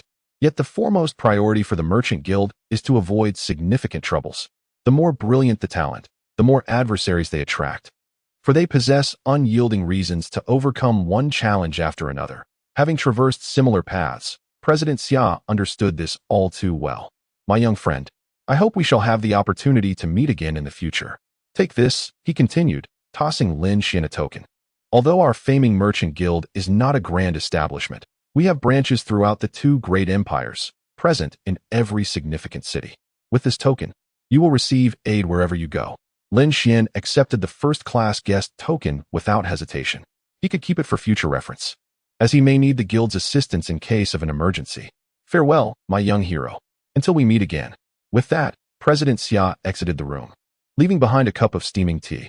Lin Xuan sat in contemplation of the recent events, the most reassuring news being that he had released the illusion crystal bear and could now return to Shrek Academy to delve into the wonders of the ethereal stone. However, the journey ahead might not be entirely tranquil. Firstly, there was the matter of Li Xiaoyan's true identity. He was uncertain whether she was indeed a member of the Holy Spirit cult, though her martial spirit bore no characteristics of an evil soul master. Moreover, there have been several occasions where she had attempted to take his life, yet she had refrained from doing so. After much pondering, Lin Xuan found himself at a loss and decided to let it be. At dawn the following day, he purchased provisions and daily necessities for the road and set forth on his journey back to school. He acquired a horse for the 7-day ride to Shrek, opting for the main road to minimize the risk of robbery. Having learned from the faming Merchant Guild's unfortunate experience of being ambushed while taking a shortcut due to time constraints, Lin Xuan, a voice called, causing Lin Xuan to break into a cold sweat. He quickly reined in his horse and turned to see Luna galloping towards him on a white steed. He was nearly startled to the point of losing his wits. Luna had completely shed her elven features and appeared entirely human. Could it be a disguise? Or had the most significant person in his heart truly changed? This was simply inconceivable, and Lin Xuan's mind was in turmoil, amidst the envious gazes surrounding them. Luna approached Lin Xuan, smiling as she said, "At last, I have caught up with you. Wait, this place is crowded. Let's find somewhere more secluded to converse."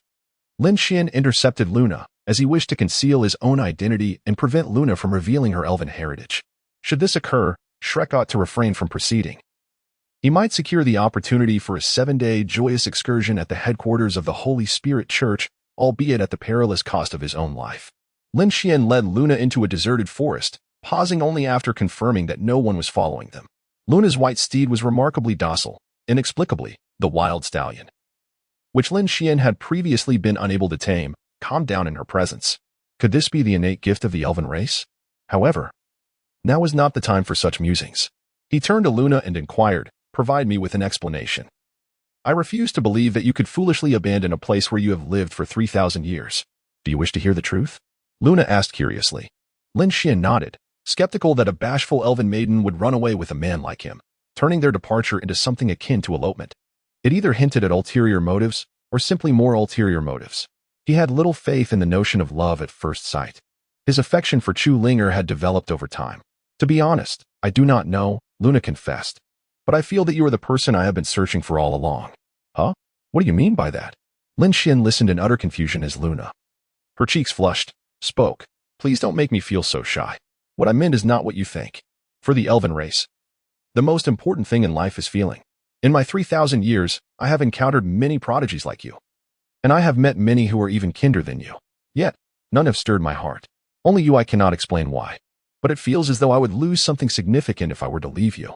Although Luna's words were shrouded in ambiguity, Lin Xuan seemed to grasp something profound. It was evident that the essence within him, that bloodline, held great significance. What could it possibly be that compelled both Chu Linger and Luna to approach him so fervently? Was it possible that his bloodline was something extraordinary, something that all who possessed it yearned to consume? If so, did that not place him in a precarious situation? While the girls might misconstrue their feelings as love, what about the boys? There were only two possibilities. One would seek to eliminate him to claim his bloodline, or they would develop feelings for him. The mere thought of a man harboring affection for him sent a shiver down Lin Xuan's spine. Chapter 61. Bad news. Although your words are perplexing, I still hope you return to the frozen forest. Do you understand what your departure signifies? Lin Xuan furrowed his brows and inquired. Luna's expression shifted, and she promptly nodded, saying, "The elven race has not appeared on the Douluo continent for over 3,000 years. If my true identity is discovered, I will be captured and interrogated about the ancient side of the elves, even forced to bear children with humans. It is enough to know, and there are even some who desire more. TSK. Lin Xuan found himself at a loss for words. The presence of a sprite was akin to a child brandishing a gold soul coin in a bustling marketplace, an inherently perilous situation. Just as he was about to articulate his thoughts, a look of helplessness crossed his face, for he sensed Li Xuan approaching. "Young lad, are you truly so slow?" Li Xuan inquired with a smile, having arrived before Lin Xuan and Luna after a 5-minute interval. Luna, visibly intimidated by Li Xuan, instinctively inched closer to Lin Xuan. He positioned Luna behind him and regarded Li Xuan, asking, "You are affiliated with the Flying Ming Merchant Association, are you not? Pray tell, how could I possibly be associated with Brother Jean? That would only bring him trouble." Li Xuan chuckled heartily after taking a sip of her drink. Lin Xuan was at a loss, unsure of how to navigate the antics of these two, who clung to him like stubborn gum. "Ah, is this not the sprite I once released? Did you think my kindness implied weakness?" Li Xiaoyan's tone shifted sharply as she cast a cold glare at Luna. Startled, Luna trembled, but mustered her courage to retort, "Do not presume that I fear you." "Oh," Li Xiaoyan laughed lightly as 6 soul rings, 2 yellow, 2 purple, and 2 black, flared to life behind her. Luna, undeterred, activated her own 5 soul rings, 2 yellow, 2 purple, and one black. Both Lin Xuan and Li Xiaoyan were taken aback. Was the Sprite tribe capable of utilizing soul rings? Seeing that a confrontation was imminent, Lin Xuan furrowed his brow and interjected. If either of you chooses to engage in combat, I shall take my leave immediately. With that, he tore open a spatial rift, preparing to step through. Li Xiaoyan clicked her tongue, reluctantly dissipating her soul rings. Although she yearned to avenge her earlier humiliation at Luna's hands, she recognized that the moment was not yet ripe. She still required Lin Xian's assistance to locate Lu Qiyao. Relieved that the two had ceased their hostilities, Lin Xuan closed the spatial rift and silently mounted his horse. Continuing towards Shrek Academy. For 7 consecutive days, he spoke not a single word, and neither did Luna or Li Xiaoyan, as they were acutely aware that Lin Xian's sudden entanglement with him had left him feeling quite vexed. This is Shrek City. You may enter with my credentials, but I must inform you that I will not conceal your identities. I shall not permit anyone to jeopardize Shrek. Lin Xian did not turn around. Instead, he gazed at the walls of Shrek City and spoke in a calm tone. His words instilled a subtle sense of menace in Li Xiaoyan and Luna. Though this aura of hostility was not overwhelming, they understood that should any harm come to Shrek, the man before them would pursue relentless vengeance. Lin Xian turned around and cast a glance at the two women, who promptly tore off their silk masks and made their way towards the city gate. The sentinel on duty immediately reported the situation to Zhang Jifeng. Upon seeing Lin Xian return from outside the city, Zhang Jifeng was nearly struck with terror and hurriedly ushered Lin Xian inside. He could not guarantee that Lin Xian would not be ambushed by members of the Holy Spirit sect outside the city. Zhang Jifeng quietly inquired, Lin Xian, you have truly acted recklessly this time. If Knight Fanqing discovers that you sneaked out of school, you will be reprimanded. Uncle Zhang, I was released by Ding Yi. What? That makes it even more absurd. Zhang Jifeng exclaimed in outrage. Who are you calling absurd? Knight Fanqing stepped in front of Zhang Jifeng, delivering a playful punch to his chest while reprimanding him with a smile. He then eyed the two women behind Lin Xian with a frown, pulling Lin Xian aside into a corner with a stern expression, asking, what is going on? Did I not instruct you to refrain from unnecessary interactions outside? It's a long story. These two individuals are not convenient to discuss. Let us return to school before elaborating. Lin Xian clearly wished to refrain from conversing with Yi Fanqing on the bustling street, as the presence of numerous bystanders might lead to unwanted eavesdropping. And it was inevitable that members of the Holy Spirit sect could be nearby. Aware of this, Yi Fanqing addressed Zhang Jifeng, saying, Jifeng, please continue your duty. I will escort Lin Xian back. Zhang Jifeng cautioned, be careful. The city has been rather tumultuous lately. Yi Fanqing nodded in acknowledgement and proceeded with Lin Xian toward the academy, while Luna and Li Xiaoyan obediently followed behind. Their brief excursion lasted merely half a month. Shrek City had not grown significantly quieter, yet within Shrek Academy it could be described as sparsely populated. After all, the faculty were on break, and only the elusive seniors from the inner court, including Wang Tianyu, had begun to appear more frequently. However, Wang Tianyu seemed to have pressing matters. Merely nodding in acknowledgement to Lin Xian before departing, Yi Fanqing cast a glance at Wang Tianyu and remarked, the inner court has been tirelessly engaged with the affairs of the Holy Spirit sect during this period. Many teachers have faced assaults upon returning home for the break. But most of these individuals appear to be merely testing the waters to exert pressure upon us. During my travels, I encountered no members of the Holy Spirit sect. I have released the illusion crystal bear in the frozen forest. Is Du Zitong safe? Upon hearing Lin Xian's words, Yi Fanqing's expression soured considerably. Lin Xian's heart skipped a beat as Yi Fanqing sighed, saying, Du Zitong and Xiaobei have vanished. It remains uncertain whether they were abducted or chose to flee on their own. At that time, Zhang Jifeng pursued the fleeing evil soul master upon discovering a stronghold of the Holy Spirit sect within the inner courtyard. Consequently, there was no one in the city to attend to Du Zitong and Xiaobei? Lin Xian inquired incredulously, while Yi Fanqing nodded slightly. At that time, he had not participated in the operation at the Sea God Pavilion. It now appeared that the stronghold may have been deliberately abandoned, with the intent to ensnare Du Zitong and Xiaobei. This has become quite troublesome. Lin Xian sighed deeply, feeling the gravity of the situation. While Du Zitong herself held little utility, the knowledge she possessed was far too extensive.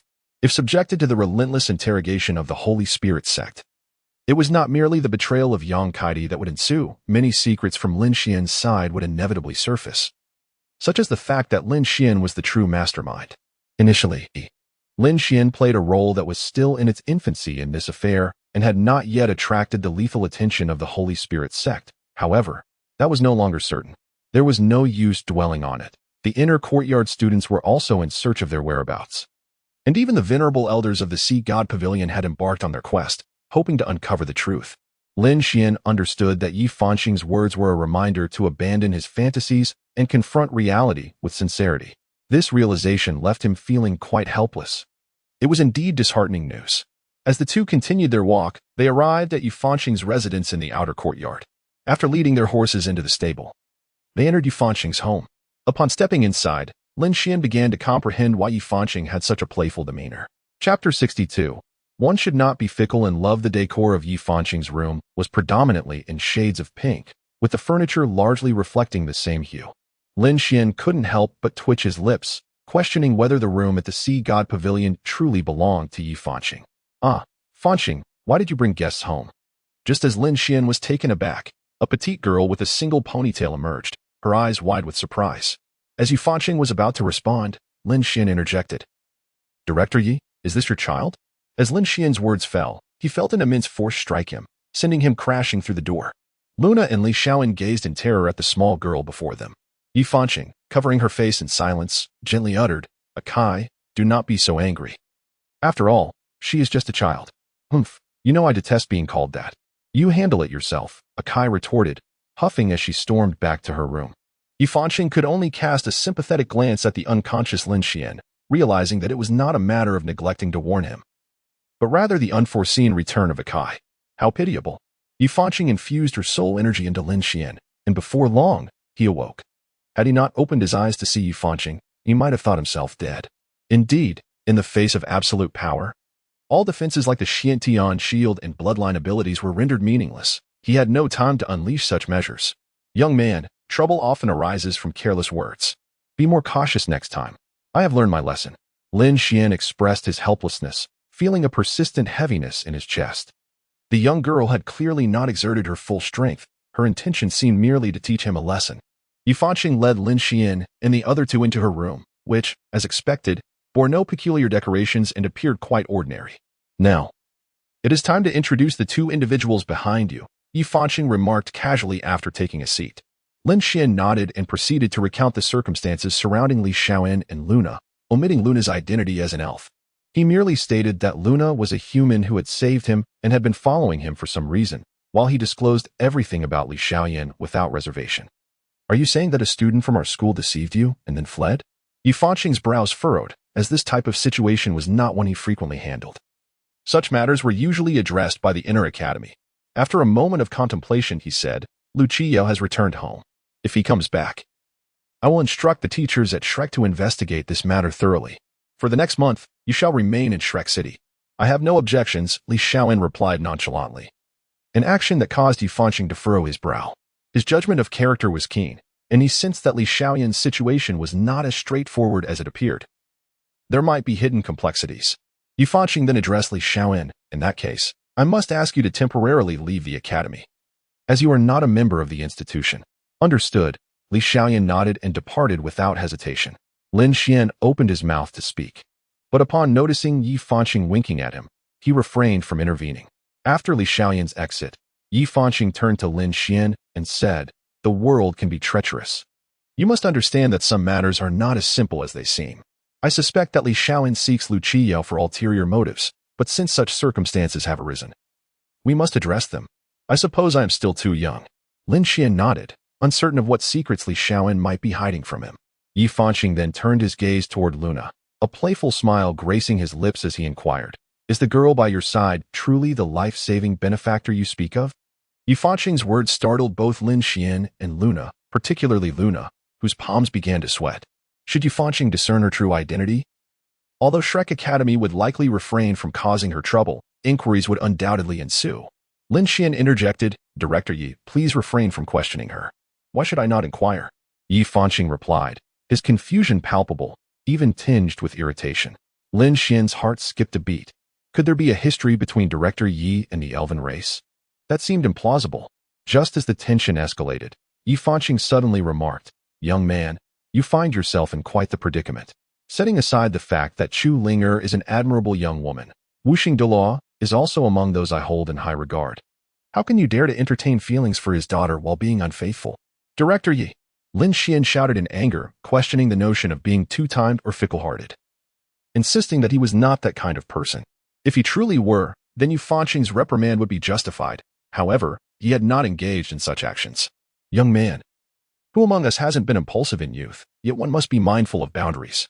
Since you have established a relationship with Chu Linger, refrain from reckless behavior. Yi Fanqing, a seasoned individual, had once flirted around during his single days, but he remained devoted once a relationship was confirmed. Lin Xuan could hardly contain himself. He was on the verge of revealing Luna's identity to Yi Fanqing. I only advise you to maintain your distance. After Yi Fanqing's words, Lin Xuan found himself at a loss for words. He thanked Yi Fanqing while holding Luna's hand and then departed. Yi Fanqing smiled as he watched Lin Xuan and Luna walk away, thinking how audacious Lin Xuan was to conceal Luna's identity from him. He felt compelled to tease him a little. You were truly mischievous, using your position as the dean of the Outer Academy to provoke a student. And what about you? As the vice dean, you resort to violence against a student, Yi Fanqing retorted, unimpressed. Akai huffed dismissively, ignoring Yi Fanqing. Although her strength surpassed his, she preferred to stay out of the limelight, partly due to her height. Rest assured, Akai, there is progress regarding the curse afflicting you, Yi Fanqing said softly as he embraced Akai. She attempted to break free, but did not exert much force. As Yi Fanqing mentioned, the curse had long troubled them both, evident in their 30 years of marriage without a child. Don't overthink it. Let us return, he urged, leading Akai back to their room. Meanwhile, Lin Xuan was fuming as he escorted Luna back to his dormitory. Yi Fanqing's words had unsettled him, and upon reflection, he realized there was no need for concern. He had not truly been unfaithful, so why fear others' judgments? It could only be said that he regarded Yi Fanqing as a mentor, hence his earnestness. I'm sorry, Luna whispered beside Lin Xuan. He waved his hand dismissively. This is neither your fault nor your concern. You heard me. I have a girlfriend now. If you do not leave within a month, I fear she may misunderstand. I understand, Luna replied, her demeanor dimming. Lin Xuan felt an unexpected pang of guilt as he observed her sorrowful expression. Chapter 63. The True Nature of the Ethereal Stone. Lin Xuan was drenched in cold sweat. He had never experienced such a situation before. If he were to become soft-hearted at the sight of a girl crying, he would inevitably face dire consequences. He looked at Luna earnestly and said, Do not employ any of your abilities upon me. I do not possess any. This is a natural gift of the elven race. Whenever we experience sorrow, we inadvertently affect all living beings around us, including plants, for we are the spirits of all creation. Although humans possess advanced intelligence, they remain fundamentally biological. Hence, relationships between elves and humans typically commence with the tears of the elven kind. Does that mean in order for me to be with you, I must ensure that you do not weep? Lin Xuan was utterly bewildered. Observing his dazed expression, Luna couldn't help but chuckle as she remarked, Well, let's see how you perform. Linger, hurry back and save me. In his heart, Lin Xuan lamented as he observed Chu Linger, who was secretly cultivating, suddenly sneeze. She cast a puzzled glance around before resuming her practice. To avoid becoming overly entangled with Luna, Lin Xuan decided to immerse himself in the study of the ethereal stone. The stone, infused with spatial energy by Lin Xuan, emanated a rich green glow. He could perceive the intricate patterns within the stone, which were etched in a mysterious purple-gold hue, the method of which remained unknown to him. Moreover, he discerned that these patterns bore a significant difference from those casually inscribed by Yang Zhao. Although the patterns were stable, their scarcity indicated a lack of sufficient prowess to carve more advanced designs. Is this the ethereal stone? Well, Lin Xuan was startled, casting an angry glance at Luna. Did she not understand that one should not disturb others when they are deeply engrossed in their studies? Had it not been for the fact that the power of space was inherently a force of nature, he might have succumbed to madness. However, the next scene left him utterly dumbfounded. The ethereal stone in Luna's hand radiated an even more vibrant green light. Just as Lin Xuan was about to speak, the two of them were enveloped within the ethereal stone. At that moment, the stone underwent a profound transformation. The ground beneath Lin Xuan's feet extended for 100 meters. And he finally comprehended why his mastery of the ethereal stone was limited to that range, for this was merely a plaza. Thunderous roars echoed around them as four shadowy figures slowly emerged from the earth, towering high around the plaza. The ground beneath Lin Xuan began to tremble violently, prompting him to grasp Luna tightly and cling to a nearby pillar. The plaza began to rise gradually, while a magnificent palace ascended from below Lin Xuan. He gazed in disbelief at everything surrounding him. The four black towers, the floating plaza, and the pristine palace on the ground. What is this? I have never encountered such an ethereal stone, Luna exclaimed in astonishment as she surveyed the scene, while Lin Xuan was equally taken aback. Though he had suspected that the ethereal stone had been modified by a significant figure, it was clear that the situation was far more complex. Even Yang Zhao, residing within Lin Xuan's spiritual sea, was astonished by the surroundings. How intriguing! A wisp of Yang Zhao's residual soul emerged from Lin Xuan's spiritual sea, taking on a human form and surveying the area with keen interest. Luna stared blankly at Yang Zhao, who, with a casual wave of his hand, sealed all her facial features, rendering her immobile and oblivious to her predicament. Yang Zhao observed the surroundings and remarked, the handiwork of an extreme Douluo, perhaps even a demigod. This individual must be an earlier user of spatial power, potentially from beyond this world, for there have only been 5 space gods to date, each in search of their successor. If such a formidable being exists, it is inconceivable that no one would be intrigued. Could this person's mastery of space lead them to divinity? Lin Xuan gazed at Yang Zhao in astonishment. Yang Zhao shook his head and remarked, I have told you. Do not underestimate yourself. Your master was once self-taught, and in the beginning, I had no mastery over spatial power. Yet you are a natural wielder of spatial energy, possessing an affinity for it that is unparalleled. With a gentle pat on Lin Xuan's head, Yang Zhao smiled, and Lin Xuan felt an overwhelming surge of excitement at his master's approval. However, Yang Zhao gazed at the 4 towering structures with a hint of confusion, unable to discern their precise purpose, including the palace beneath their feet. Lin Xuan, go take a look at that tower. Yang Zhao indicated towards the eastern tower. Lin Xuan was momentarily taken aback. He could not fly, and they were suspended in midair. Yang Zhao seemed to grasp Lin Xuan's thoughts, playfully scolding him. You are now the master of the ethereal stone. Are you still afraid of falling? Jump.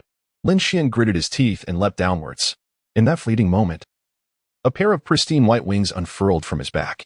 Astonished, Lin Xuan gazed at his wings, and before he could fully comprehend the situation, they began to flap autonomously, carrying him to the towering edifice that Yang Zhao had described.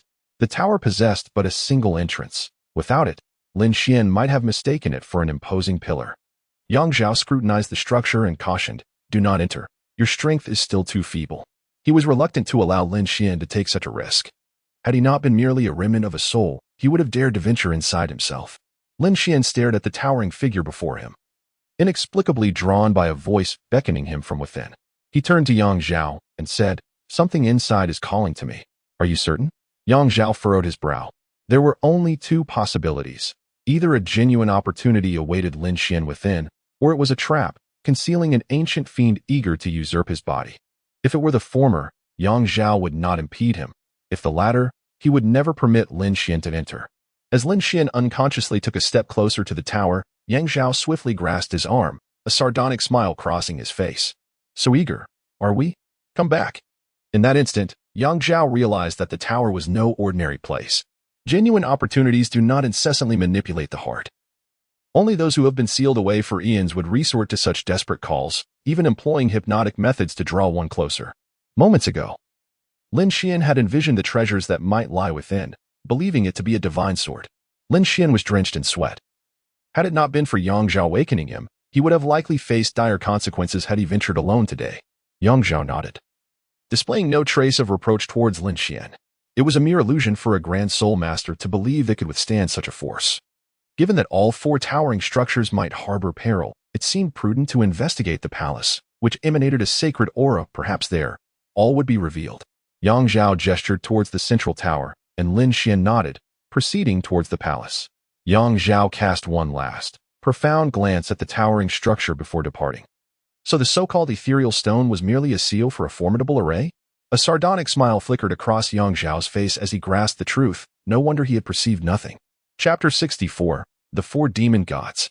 Lin Xuan arrived at the palace, which bore no restrictions, allowing him to enter the grand hall directly. The hall was devoid of furnishings, adorned solely with countless murals and a magnificent ceiling. Yang Zhao surveyed the surrounding murals and remarked, this individual is quite intriguing. He managed to depict everything that transpired before his demise. Ah, master, how can you tell? Lin Xuan inquired. Look over there. Yang Zhao pointed to a corner of the palace where a skeleton sat serenely upon the throne, draped in tattered robes and crowned with a resplendent golden tiara. As Lin Xuan approached, he couldn't help but gasp in shock. The skeleton's ribs were all shattered, and one could distinctly observe a broken rib positioned where the heart once resided. What grievous injuries! And fatal at that. But what are these murals? Lin Xuan marveled at the exquisite artistry of the murals surrounding him. Could this individual have endured such severe wounds to chronicle everything that transpired? I was mistaken. I initially thought this was the work of an ultimate Douluo, yet it appears to be the masterpiece of a true deity. A true deity? Master, are you suggesting? Indeed, this is a god of the elven race. Yang Zhao gestured towards the skeleton's hand, which, hidden beneath the robes, was slender and green, unmistakably marking it as that of a wood elf. Its characteristics mirrored those of Luna, who, despite always wearing green gloves, had revealed that her hands were indeed green. Although the elves are often seen as perfect beings, creation is fair, and no creature is without flaw. The imperfection of the elven race lies in their hands. They inscribed their strength upon their palms, and in ancient times, one could discern an elf's attributes merely by examining their hands. After experiencing hardship, all elves adopted the custom of wearing gloves. Yang Zhao generously shared this secret with Lin Xuan, who felt a sense of relief regarding the skeleton's former owner. He was glad to have brought Luna back. Otherwise, the secrets of the ethereal stone might have remained concealed. Lin Xuan attempted to decipher the murals, but he soon realized they were inscribed in the language of the elves. He turned to Yang Zhao, who, after a moment of surprise, smiled and said, "Do you truly believe your master knows everything?" Lin Xuan smiled awkwardly, acknowledging that even among the gods, Yang Zhao was not particularly formidable, as he could not defeat any god king. Were it not for his unique abilities, he would not have been treated with such courtesy by so many. For instance, several god kings greeted Yang Zhao with warm expressions, as they depended on him to mend the fabric of space. Is it possible to awaken Luna? It is not impossible. But I need to know everything about this elven maiden. Tell me all that you know, Yang Zhao stated cautiously.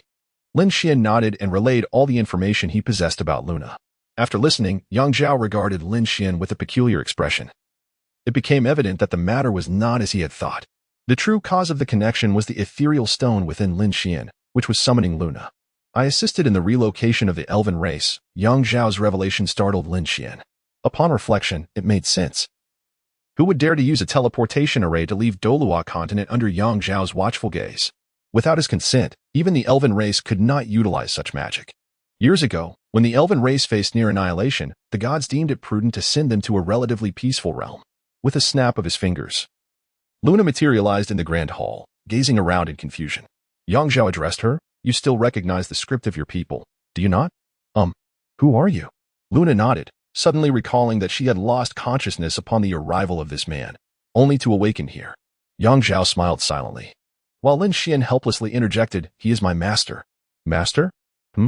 Is this not the script of our elven race?" As Luna spoke, she noticed the elven script on the mural, her astonishment causing her to cover her mouth. Yang Zhao observed the skeletal figure, sensing a deception. He had sealed Luna's senses for a reason, having discovered something amiss. "This mural recounts the tale of our divine spirit of the elven race," Luna exclaimed in shock. "The first elven god, Barbados. If the first elven queen brought hope for the future, Barbados was the one who truly liberated the elven race from its plight. Had it not been for Barbados ascending to divinity, the elven race would have continued to decline." "Is this the four demon gods?"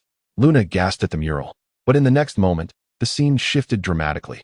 Lin Xuan fell heavily to the ground, while Luna found herself seated atop him, repelled by the ethereal stone. "Oh, Lin Xuan, are you all right?" Luna cried out in alarm.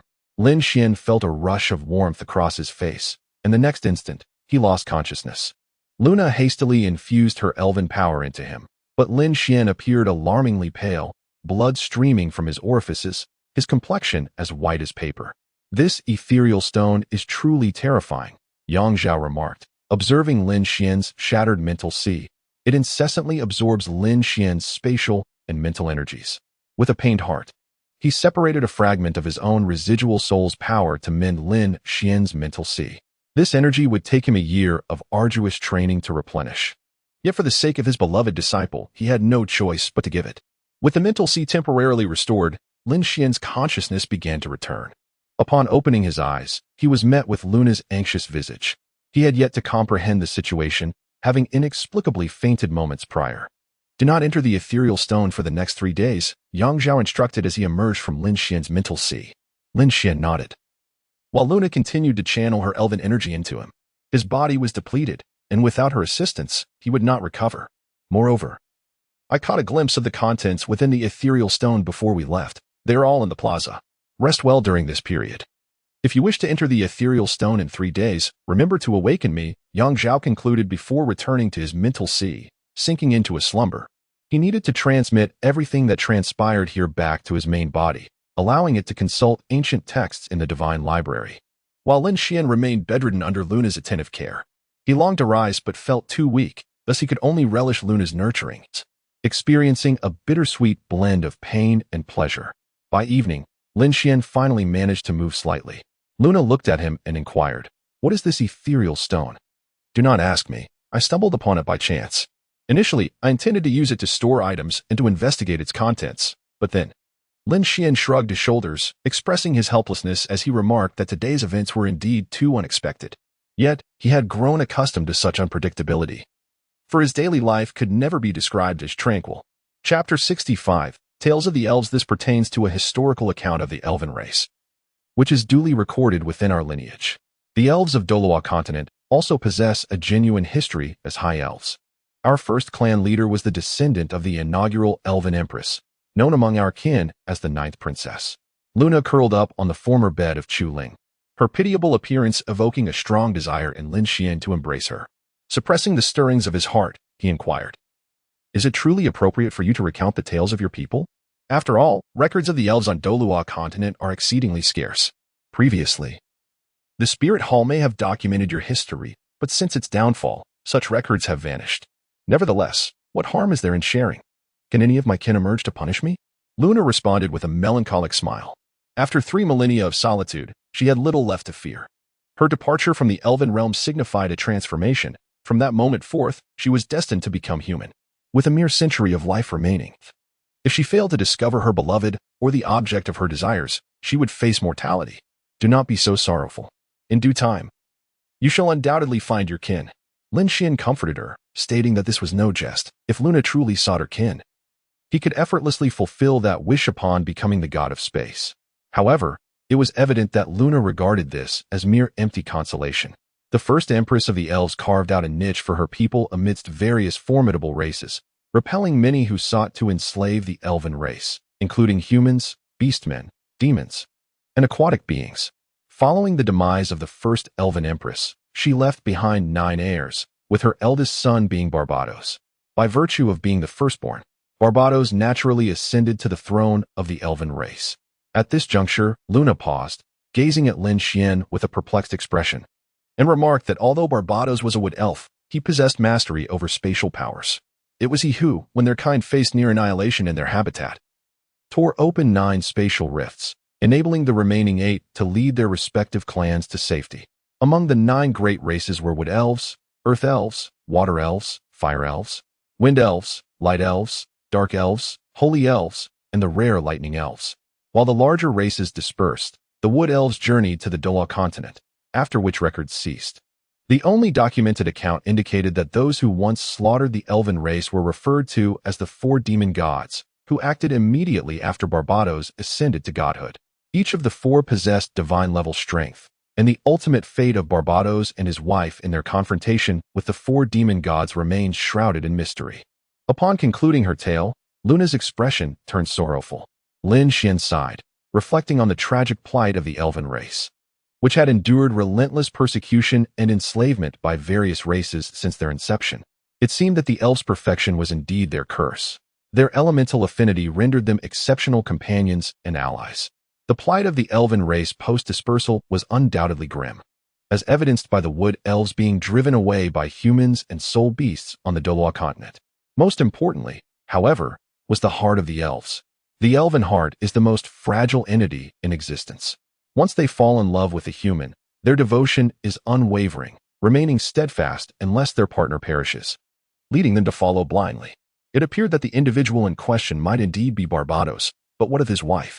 If Barbados had not perished and instead became one with the cosmos, where then lay the remains of his spouse? The records held no mention of Barbados's wife, only noting that she was brought back from the void after his ascension. Luna shook her head, asserting that the void must refer to the spatial passageway. It was highly likely that Barbados traversed the chaotic currents of space after his ascension, as ethereal stones could only be produced from such tumult. If Barbados had indeed returned with a wife who was also a deity, it raised profound questions.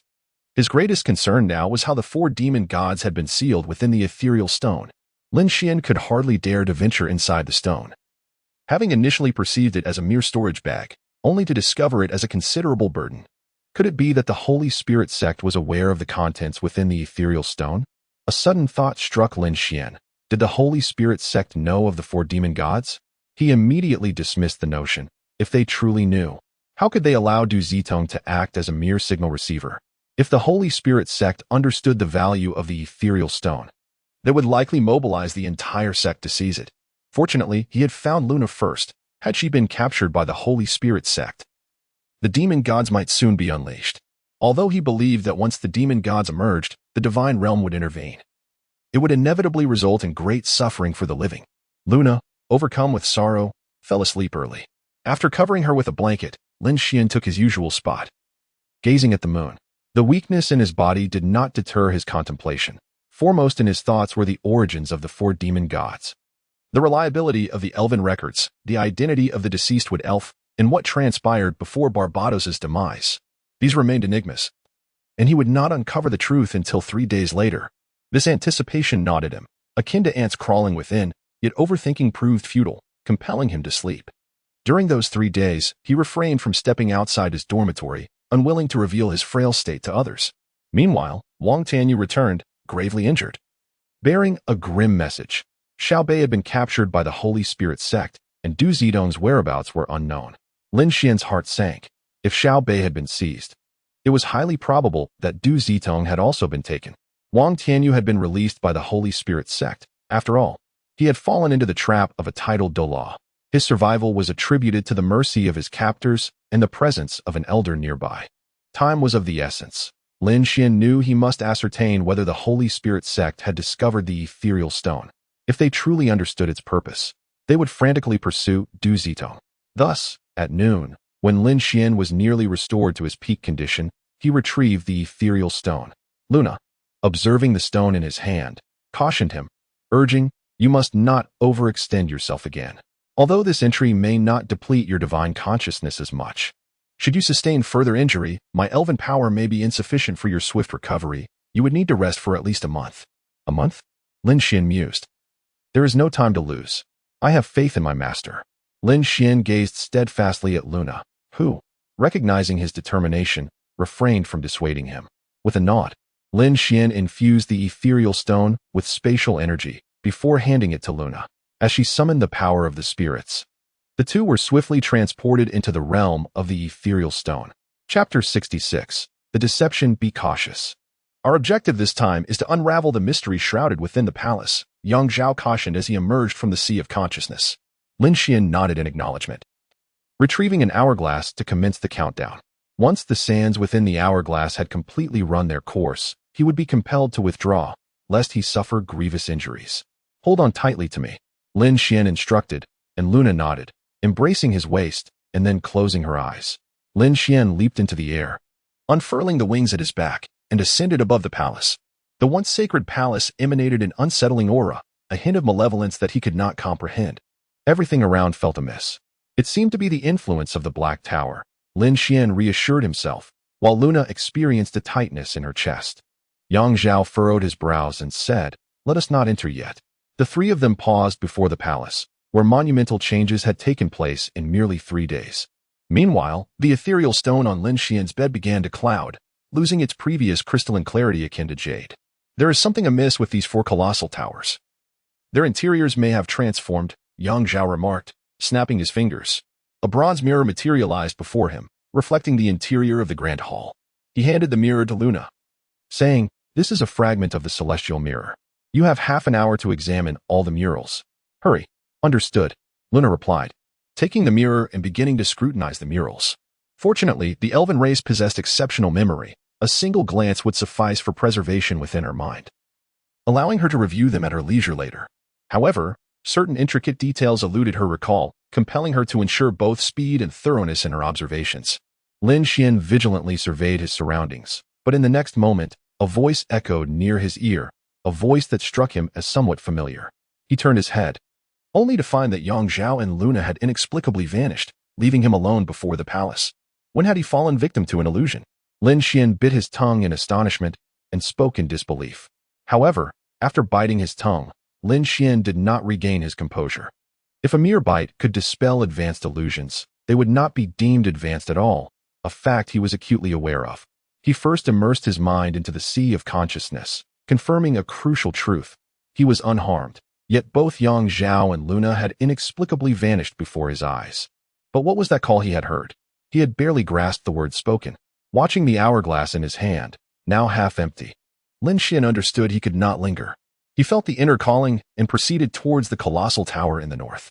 Upon his arrival, Lin Xuan sensed an air of sanctity, yet he remained cautious. The last time at the eastern tower, he had been ensnared by alluring promises. Could it be that this northern tower sought to deceive him with a facade of divine power? Without Yang Zhao, he could not even ascertain his own state of awareness. Meanwhile, Yang Zhao and Luna found themselves transported into the grand hall. Luna, drenched in perspiration, appeared to have stumbled upon something significant. "This is a trap," she exclaimed in surprise, glancing around and realizing they were indeed within the palace. Yang Zhao, on the other hand, gazed grimly at the frescoes adorning the hall. He was powerless to return to Lin Xuan and ensure his safety. What is happening here? These remains do not belong to Barbados. Luna pointed at the skeleton seated upon the throne. Yang Zhao clicked his tongue and delivered a swift blow, reducing the skeleton to mere dust, yet its hands remained intact, preserved without harm.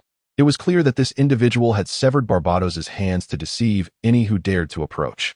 Luna approached the fresco and scratched at it. Instantly, the layer collapsed, leaving her covered in a cloud of pigment.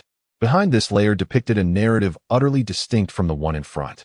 This was the palace of the elven race, the fresco illustrating the exploits of the first elven queen. The second layer, however, harbored sinister powers, while the first layer, crafted by the light elves, had succumbed to the passage of time and could be easily removed. After sharing her discovery, Luna attempted to scratch at the first layer, but it remained steadfast, clearly untouched by the ages. Yang Zhao coldly surveyed the hall. He was trapped, and the hourglass's time was nearly spent. Where is that foolish boy? Why hasn't he come to the palace yet? Lin Xuan did not approach the palace, for Yang Zhao had warned him against venturing too close. This misunderstanding left him with no choice but to steel himself and stand before the colossal northern tower. His fingers itched to trace the contours of its grand doors. Yet he restrained the impulse. Time was slipping through the hourglass like fine sand, and he had to locate Yang Zhao swiftly. The four towering structures surely held no trace of them, unless... A sudden realization struck Lin Xuan like lightning. He sprinted back to the palace gates, and there, imprisoned within, were Yang Zhao and Luna. From the depths of the northern tower, a sigh echoed, unheard by Lin Xuan. His immediate challenge was dismantling the barrier sealing them away. Yet, the moment he prepared to unravel its secrets, the obstruction dissolved on its own. Without hesitation, Yang Zhao merged into the depths of Lin Xuan's consciousness. The hourglass had run its course. Half an hour. This was the absolute limit Lin Xuan could endure. With Luna in tow, he returned to the tangible world, only to stagger upon arrival, his vision swimming. Luna, too, succumbed to unconsciousness, overwhelmed by the revelations they had witnessed. The hands of Barbados, severed. The ancient hall of the elves, concealed within the void spirit stone, a place spoken of only in forgotten tomes. The elven hall promised the blessing of the first elven queen. But only if all 9 elven clans gathered. Whether wood elves or wind elves, their shared purpose was to reclaim their ancestral home, to safeguard the legacy of their kind. Yet now, Barbados had fallen prey to treachery, and the elven hall remained bound to the void spirit stone. To remove it would unleash the 4 demon gods, an outcome none could foresee. This was no grand destiny. It was a deception woven from beginning to end. Lin Xuan gazed with a troubled expression at the murky, ethereal stone, an unsettling sensation gnawing at him. It seemed as though the colossal tower in the north had deliberately sought to lure him inside by dismissing Luna and Yang Zhao. Furthermore, the individual capable of manipulating the spirit palace had sparked a series of conjectures within him, yet he could not pursue verification at this moment. The ethereal stone had already acknowledged him as its master. He must resolve all matters within it. Otherwise, if the demon god were to seize control, even Yang Zhao would be powerless to rescue him. He gently laid Luna upon his bed and, after ensuring she was at rest, turned his gaze towards the window. Could it be that Barbados is calling out to me? Lin Xuan suddenly realized that only Luna could provide answers, as he was utterly ignorant about the elf clan, rendering his own musings futile. Chapter 67, Barbados. Lin Xuan ultimately succumbed to slumber, his body overwhelmed by fatigue. In his dreams, he found himself once again within the ethereal stone, or perhaps it was his spiritual essence that now inhabited this realm. Uncertain, Lin Xuan was enveloped by a sense of wonder. Within the confines of the ethereal stone, he beheld all that transpired within the obsidian tower. For instance, the majestic tower that once captivated him in the east, where a corpulent black dragon coiled majestically, surrounded by a veritable ocean of gold and coins, exuding an aura of avarice and desire. In the west, there resided a melancholic figure, a handsome man adorned with ebony wings, whose sorrowful expression evoked a profound sense of compassion. Just as Lin Xuan felt compelled to open the door for this striking figure, a refreshing sensation surged forth, revealing the true nature of the western tower. There was no enchanting male presence. Instead, it was a squalid place, akin to a foul sewer. And the once beautiful man transformed into a faceless figure, grotesquely adorned with protruding teeth. Lin Xuan was taken aback. The sight of such a grotesque figure nearly deceived him. He turned his gaze towards the colossal tower in the south, where nothing was present except for a black egg, pulsating as if it yearned to emerge. An inexplicable wave of malevolence washed over Lin Xuan, provoking an urge to retch. Ultimately, he shifted his attention to the towering structure in the north, where a man, devoid of his hands, was smiling at him. Startled, Lin Xuan rubbed his eyes, only to realize he was merely a spiritual entity, having entered the ethereal stone without any physical form. Do not be alarmed. I summoned you here deliberately while your master slumbers, the man chuckled. Lin Xuan regarded him with suspicion. Despite the man's severed hands, one could not ascertain whether it was a deliberate ploy by a demon to mislead him. In the next instant, Lin Xuan found himself within the northern tower, drenched in a cold sweat, despite being incapable of perspiring. Did you truly believe I was in a deep slumber? A sudden voice resonated within Lin Xuan, as Yang Zhao emerged from his spiritual essence. During the prior healing of Lin Xuan's spiritual sea, he had inserted a fragment of his soul into Lin Xuan's spiritual entity, anticipating the current circumstances. Barbados gazed at Yang Zhao in astonishment, exclaiming, I once believed your mastery of spatial power had reached its zenith. Who would have thought you also cultivated mental strength? Who knows? Just as your command over the wood element has reached its pinnacle, you have also honed the powers of the other 8 tribes alongside spatial abilities. Yang Zhao, shielding Lin Xuan behind him, replied coldly, while Barbados erupted into laughter and applauded. He was taken aback by how thoroughly Yang Zhao had unraveled his secrets. Although Yang Zhao was not considered a formidable force within the divine domain, the uniqueness of his power compelled even Barbados to take him seriously. Now, Barbados, what exactly do you intend to do? My disciple is of immense value. Should you harbor any designs upon him, I suggest you reconsider, Yang Zhao declared, his words laced with lethal intent. Despite his somewhat frail appearance, in that moment, he stood as Lin Xuan's unwavering pillar of support. Barbados waved his hand dismissively, stating, I merely hope he can vanquish the 4 demon gods. You must be dreaming. Even I am incapable of defeating any of the 4 demon gods, though they are sealed. Lin Xuan stands no chance either, Yang Zhao replied without a moment's hesitation. Barbados shook his head and continued, You have seen the corpse in the Elven Hall, have you not? Yes, that was one of the demon gods. At that time, my wife and I faced 4 adversaries and managed to seal 3 of them. Yet we were on the verge of perishing. As the last demon god remained, my wife selflessly burned her own essence to grant me half her power, transporting the 4 sealing towers in the Elven Hall into the Voidstone and transforming them into the spirit of the Voidstone. So, did you ultimately triumph? Lin Xuan impatiently inquired. And Barbados, taken aback, awkwardly scratched his head and replied, Even with half of my strength restored, I am no match for that demon god. It's rather embarrassing, considering the opponent possesses the power of a deity. Had I not arrived late, we could not have sealed the other 3 demon gods. Upon hearing Barbados's words, Lin Xuan's lips twitched. It turned out that Barbados was not truly a match for the adversary. Nevertheless, it was indeed a tall order for him to have sealed all 3 opponents single-handedly. Barbados pointed towards a colossal tower in the east and remarked, Residing there is the greedy demon dragon, Tiago. To the west lies the abominable demon god, and to the north, the Cerberus of the abyss, though it is already deceased. Strangely enough, it left behind an egg, quite peculiar. isn't it? Dogs are oviparous. As he spoke, Barbados couldn't help but chuckle. While Lin Xuan found little amusement in the situation, for Barbados had yet to explain his own circumstances. Barbados gazed at Lin Xuan and said, "Although I did not emerge victorious, I managed to seal the opponent within the Elven Hall. The Elven Hall, in conjunction with my strength, succeeded in sealing him, but the price I paid was my hands. As you can see, I possess no strength without them." Barbados sighed, clearly dissatisfied with this outcome.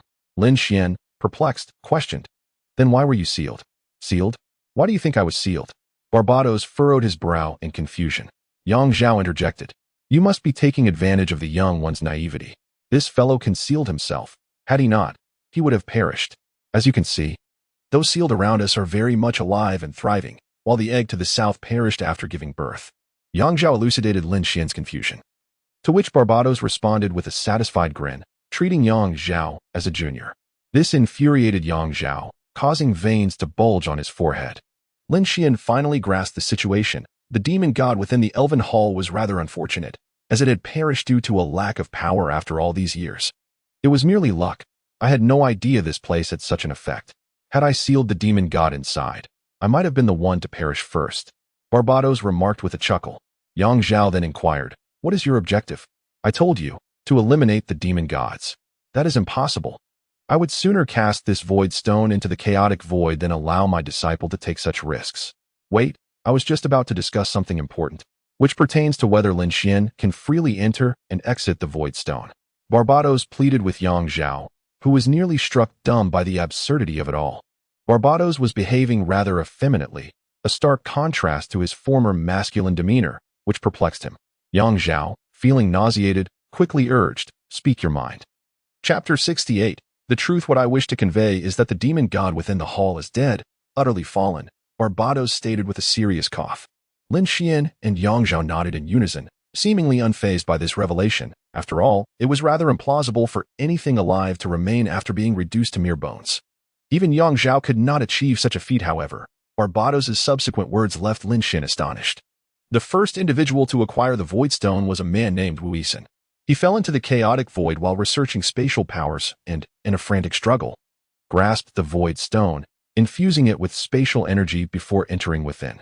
Barbados' words shocked Lin Xuan to his core. No wonder Wu Yisun's spatial powers had surged and his strength had soared. Noticing Lin Xuan's astonished gaze, Barbados chuckled. "I assume Wu Yisun is quite a renowned figure, as he brought many treasures into this realm during his mastery of the Void Stone, even sustaining serious injuries several times. However, Wu Yisun's mastery of the Void Stone did not awaken its true powers, as he lacked elven energy. It was merely used for storage." Completely unaware that we five were observing him. Before long, he met his demise, and shortly thereafter, a man discovered the Void Stone, claiming all of Wu Yisun's wealth. "Are you saying that Wu Yisun's entire fortune was contained within the Void Stone and subsequently taken by someone else?" Lin Xuan hurriedly inquired, and Barbados nodded with a smile. They held little regard for such items. Soul bones and gold coins were, after all, mere possessions of mortals. However, Barbados gestured towards the towering structure to the east and remarked, "All the gold coins have been taken by that individual." A disdainful grunt emanated from the giant tower. Clearly displeased by Barbados' words, Lin Xuan's expression darkened, realizing that the treasure sought by the world for so long had already been claimed by another. Yet, upon reflection, it was not surprising. Since Wu Yisun was adept in spatial powers, the ethereal stone was surely in his possession, a matter of fate.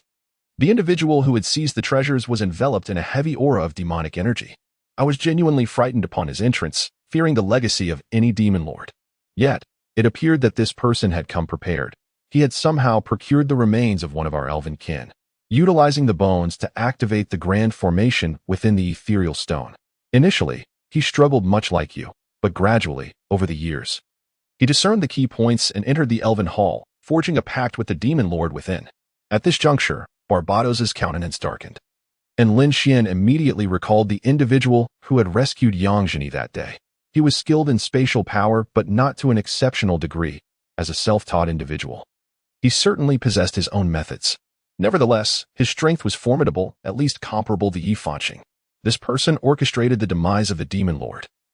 No one knew what transpired, only that he emerged alive, yet the demon lord did not perish. After departing from the ethereal stone, everything associated with it fell into slumber. The gravely wounded demon lord intended to disguise himself as me to deceive others, but ultimately succumbed to his injuries. Following his departure, tranquility returned here for decades, but now, after all these years, you have entered. Barbados regarded Lin Xuan intently, still questioning whether Lin Xuan was sent by that individual. Lin Xuan furrowed his brow, gradually sensing the undertones of a conspiracy. Firstly, Lin Xuan had obtained the ethereal stone from the hands of the Holy Spirit Church, and it had come into his possession with relative ease. He had even utilized the ethereal stone to dismantle the Holy Spirit Church's undercover operations in Shrek. Can you divulge what treasures lie within the ethereal stone that I so covet? Lin Xuan gazed at Barbados and inquired, while Yang Zhao chuckled softly. What else could it be? It is merely the essence of his wife. Yang Zhao's words transformed Barbados's expression into one of ferocity, startling Lin Xuan. It seemed that Yang Zhao had indeed struck a nerve, for a noble elf revealing such a menacing visage was no trivial matter. Yang Zhao pointed towards the elven hall and continued, I am now pondering how your wife accomplished this. I possess a fragment of the ethereal stone as well, and I am fond of carving the worlds within it, yet I am nowhere near your level, particularly regarding the laws. The ethereal stone you wield can inscribe the laws that seal even the mightiest of gods. The patterns I observed were merely a fade, were they not? Yang Zhao's words pierced Barbados's heart like a dagger. The matter he yearned to conceal most was indeed related to his wife. He had always sought to divert Yang Zhao, wishing to converse with Lin Xuan alone, intending to exploit Lin Xuan for his own ends. The notion of slaying the Demon King was merely a ruse to silence Lin Xuan. Indeed, the very concern that I dreaded has been unveiled by you. I exerted great effort to bring Lin Xuan's spiritual essence here solely to divert you, for you would stop at nothing to acquire her true identity. That entity must be the spirit of space, am I correct? Yang Zhao said with a cold smirk. Lin Xuan looked at Yang Zhao in disbelief. He was certainly aware of what the spirit of space entailed, as Yang Zhao had previously elaborated on it. The spirit of space is the very embodiment of the laws of space. Once one encounters the spirit, they must employ every possible means to seize it. For upon capturing it, one becomes the essence of space itself. Such a coveted entity, no wonder the elven race of Barbados faced the onslaught of the 4 demon gods. Now everything made sense. If their annihilation was the sole objective, the first elven empress would not have allowed Barbados to thrive after her emergence. You surmise correctly. Although I cannot ascertain whether my wife possesses such abilities, she is merely my wife. When we are together, she is an elf, not a spirit of space. Barbados replied in a low voice. The identity of his wife had brought unwarranted calamity upon his race. Lin Xuan fell silent. Reminded of the tale of Tang San and his beloved Xiao Wu, both possessing treasures that drove others to madness. One bore the 10,000-year soul ring and soul bone, while the other wielded the power of the laws of space. If I am not mistaken, you have likely anticipated the fate of your elven kin. Hence you and your wife had long planned to seal yourselves away along with the 4 demon gods. This way, you could endure with them, awaiting the arrival of someone like Lin Xuan, while simultaneously preventing anyone from acquiring your wife's essence, correct? Indeed, with the truth laid bare.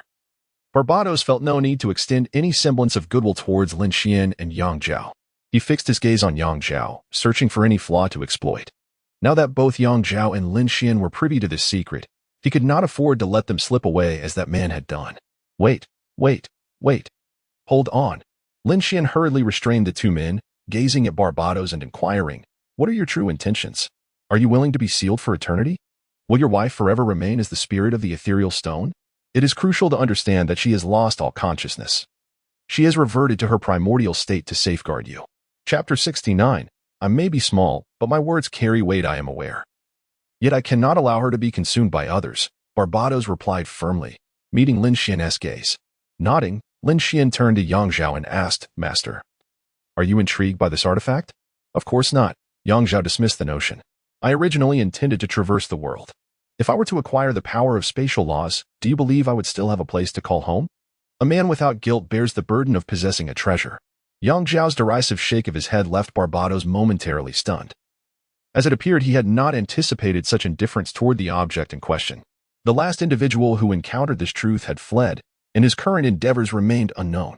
Then it is settled. Do you suppose I would engage in such acts? Is your aim for me to silence that individual? Precisely. Just go ahead.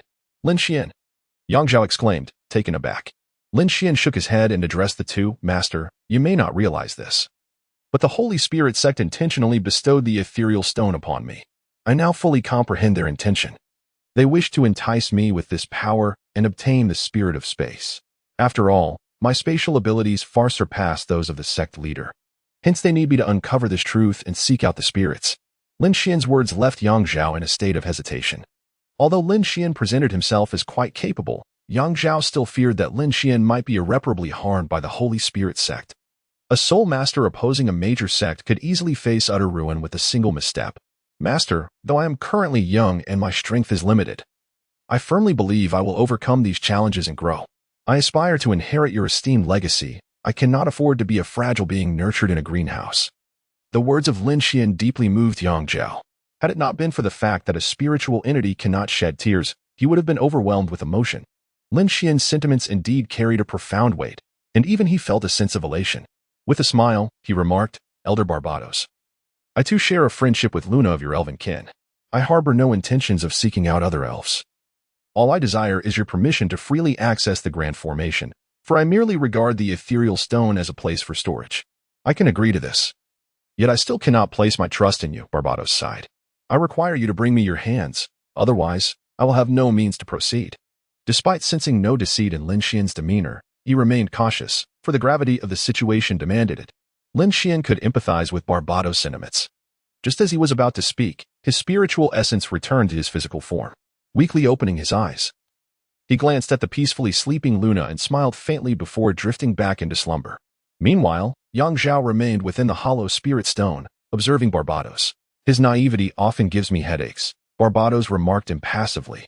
Yet I understand my very existence burdens him greatly. Were I merely a titled Douluo, the pressure wouldn't be so overwhelming. But as a deity, he believes I can resolve all things. So I showed him matters even gods cannot solve. Gods are not omnipotent. They, too, can perish, Barbados continued. Lin Xian's words had stirred something within him. Indeed, no one ascends to divinity without trials. Without adversity, one would at best become the lowest tier of deity. You should conceal nothing further, Yang Zhao interjected coldly. I must know everything, or I won't permit him to aid you. What you know is all there is. Barbados replied dismissively. With a derisive chuckle, Yang Zhao turned and departed, clearly unconvinced by Barbados' evasions. Nor would Barbados tolerate a lesser deity like Yang Zhao presuming superiority over him. Fuming, Yang Zhao retreated into Lin Xian's mental realm, while Barbados stood within the towering spire, exhaling heavily. The situation had spiraled beyond his expectations. From the eastern tower, the demonic dragon chuckled darkly. I wager human greed will eventually drown that naive boy. Indeed, echoed a sinister laughter from the western tower. Barbados sneered at the two. Their masters had already fallen. He feared them not, though his own strength was diminished. The true key lay in the egg within the southern tower. Once it hatched, the tides would turn. Unbeknownst to Lin Xian, these machinations unfolded as he awoke the next morning and sought out Yi Fanqing, mistakenly assuming Lin Xian came regarding Li Xiaoan. Yi Fanqing was surprised when the matter went unmentioned. Truthfully, recent events had pushed Li Xiaoan from Lin Xian's mind entirely. You must elevate your cultivation. Yi Fanqing chided from behind his desk. You've not advanced a single rank. Lin Xian scratched his head sheepishly. His holiday had left little room for training, still lingering at rank 34, not even at its peak. Yet his gains in spatial mastery far outweighed mere cultivation. Now was not the time for such discussions, however. Dinyi, Lin Xian said gravely, Wuisen's treasure has been found. What? Yi Fanqing bolted upright, gripping Lin Xian's shoulders with such force it pained him. Realizing his outburst, Yi Fanqing inhaled deeply to compose himself. Where? Ah, Dean, please remain calm. The treasure has already been taken. Lin Xian hesitantly remarked, it seems that the treasure of Wuisen holds great significance for Yi Fanqing. Indeed, upon hearing this news, Yi Fanqing's face drained of color as she slumped into her chair, entirely listless, resembling a gelatinous mass. This is disastrous. What shall we do about Akai's curse? Yi Fanqing spoke weakly. Lin Xian scratched his head and replied, Director, there is evidence that the treasure of Wuisen was taken by the leader of the Holy Spirit sect. Therefore, Lin Xian's words deepened the bitterness at the corners of Yi Fanqing's mouth. He gestured for Lin Xian to leave, and Lin Xian could only comply obediently. During such moments, it was best to allow Yi Fanqing some solitude for contemplation. He returned to his dormitory and returned the hands he had dropped in the spirit hall to Barbados. Then commenced his rigorous training. With only a month and 10 days remaining until the end of the holiday, everyone was diligently cultivating, and he could not afford to lag behind. Thus, Lin Xuan trained while pondering Luna's situation. The optimal course of action now was to facilitate Luna's entry into the ethereal stone, as the spirit hall housed the legacy of the elven race. Barbados also wished for Lin Xuan to bring Luna in to receive this inheritance. Chapter 70, Class Division. Lin Xuan naturally informed Luna, who joyfully entered the ethereal stone, accepting the legacy of the wood elves within the elven hall. According to Barbados, Luna might take 2 years to emerge. With her entrance, Lin Xuan felt he had resolved a significant dilemma, for he was unable to justify his actions to Chu Ling. Although she did not mind his associations with other women, he still wished to remain true to her. "Thank you for taking care of me during this time," Luna said with a smile while standing in the elven hall. Lin Xuan shook his head and replied, "It is nothing. This was merely an opportunity meant for your elven kin, unrelated to me. It seems my decision to leave the elven realm and come to your side was indeed the right one. You are a good person," she said before stepping into the portal of inheritance. Lin Xuan touched his face and smiled, pondering whether this was what they referred to as a good person card. Nevertheless, he certainly was a good person, without a doubt. He clapped his hands and exited the ethereal stone, preparing for a month of arduous training. After procuring provisions, he embarked on an unrelenting regimen of practice. Meanwhile, the search for Du Zitong by Shrek continued unabated. Xiao Bei had been rescued, but the cost was steep. A venerable elder was gravely injured, and this individual happened to be Xiao Bei's relative. This incident incited fury across the Douluo continent. The two great empires, initially dismissive of the Spirit Hall's strength, suddenly took the matter with utmost seriousness. However, their vigilance translated into a passive observation, fortifying their defenses while watching the conflict unfold. Only the Tang sect responded to the call, joining Shrek in the effort to besiege the Spirit Hall. Seniors and elders from the inner court came and went, most returning with injuries. Even Lin Xuan felt a pang of concern upon witnessing the formidable strength of the Spirit Hall, likely attributed to the legacy of Wu Yisan. What was even more disconcerting was the identity of the Spirit Hall's leader. Under Wang Lin's guidance, Lin Xuan advanced 2 levels within a month, reaching the 36th rank. Though this pace satisfied him, knowing that 2 months of rigorous cultivation could have yielded 3 levels, this current progress at least ensured he wouldn't fall too far behind by a second year. Thus, Lin Xuan awaited the eve of the new semester. The Inner Academy's hunting operations had ceased, but not without cost, 20 lives lost, including 2 core members of the competition team. Such losses made it clear to Shrek Academy that combating the Holy Spirit sect alone was impossible. The hot-tempered elder long stormed into the palaces of the 2 great empires, berating their emperors for a full hour before departing with a final ultimatum. Shrek would no longer intervene in the Holy Spirit sect's affairs. If the sect continued targeting Shrek's members, they would hunt down the perpetrators relentlessly. But if Shrek remained untouched, even if the empires fell, the Academy would not lift a finger. In response, the Holy Spirit sect slaughtered a garrison of the Heaven Dou Empire, arranging the corpses into a chilling message.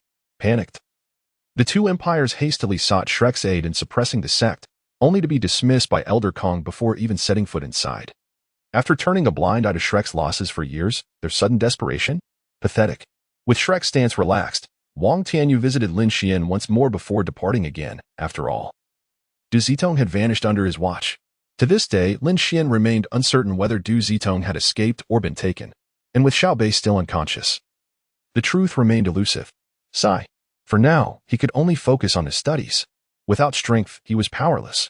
Lin Xuan sat beneath a parasol tree, sighing softly. Oh, even the illustrious champion of the first year finds himself lamenting a lack of strength? A melodious voice reached Lin Xuan's ears, leaving him momentarily frozen, too apprehensive to turn around. The owner of that voice could only be Chu Linger, who had promised him that upon her return, she would face him as a daughter should. Lin Xuan hesitated, fearing that she might not resemble the image he had conjured in his mind. Why? Are you afraid to look at me? It makes me quite sad, Chu Lingo said with a playful smile. Lin Xuan chuckled heartily and turned to face her. In an instant, he was taken aback. Chu Lingo's long blue hair cascaded down to her waist, and her azure floral dress made her appear akin to a goddess of the sea. Yet, her features remained unchanged, still exuding that gentle aura. It's not much different from what I imagined, but what's with the long hair? Lin Xuan gently caressed Chu Linger's silky long hair and smiled as he inquired. Chu Linger chuckled softly, covering her mouth, and playfully swatted Lin Xuan's hand away, saying, "Hair is a woman's crowning glory. Please be gentle." My apologies, my apologies. Lin Xuan scratched his head, while Chu Ling'er sat beside him. Inhaling the delicate fragrance that enveloped her, Lin Xuan smiled and inquired, "How has your holiday been?" "Don't mention it," she replied. "My master has been subjecting me to intensive training lately. My martial soul's power has returned as my previously cut long hair has grown back. I had dyed it before because I was dissatisfied with the original color." As she gently caressed her long hair, a tranquil silence enveloped them.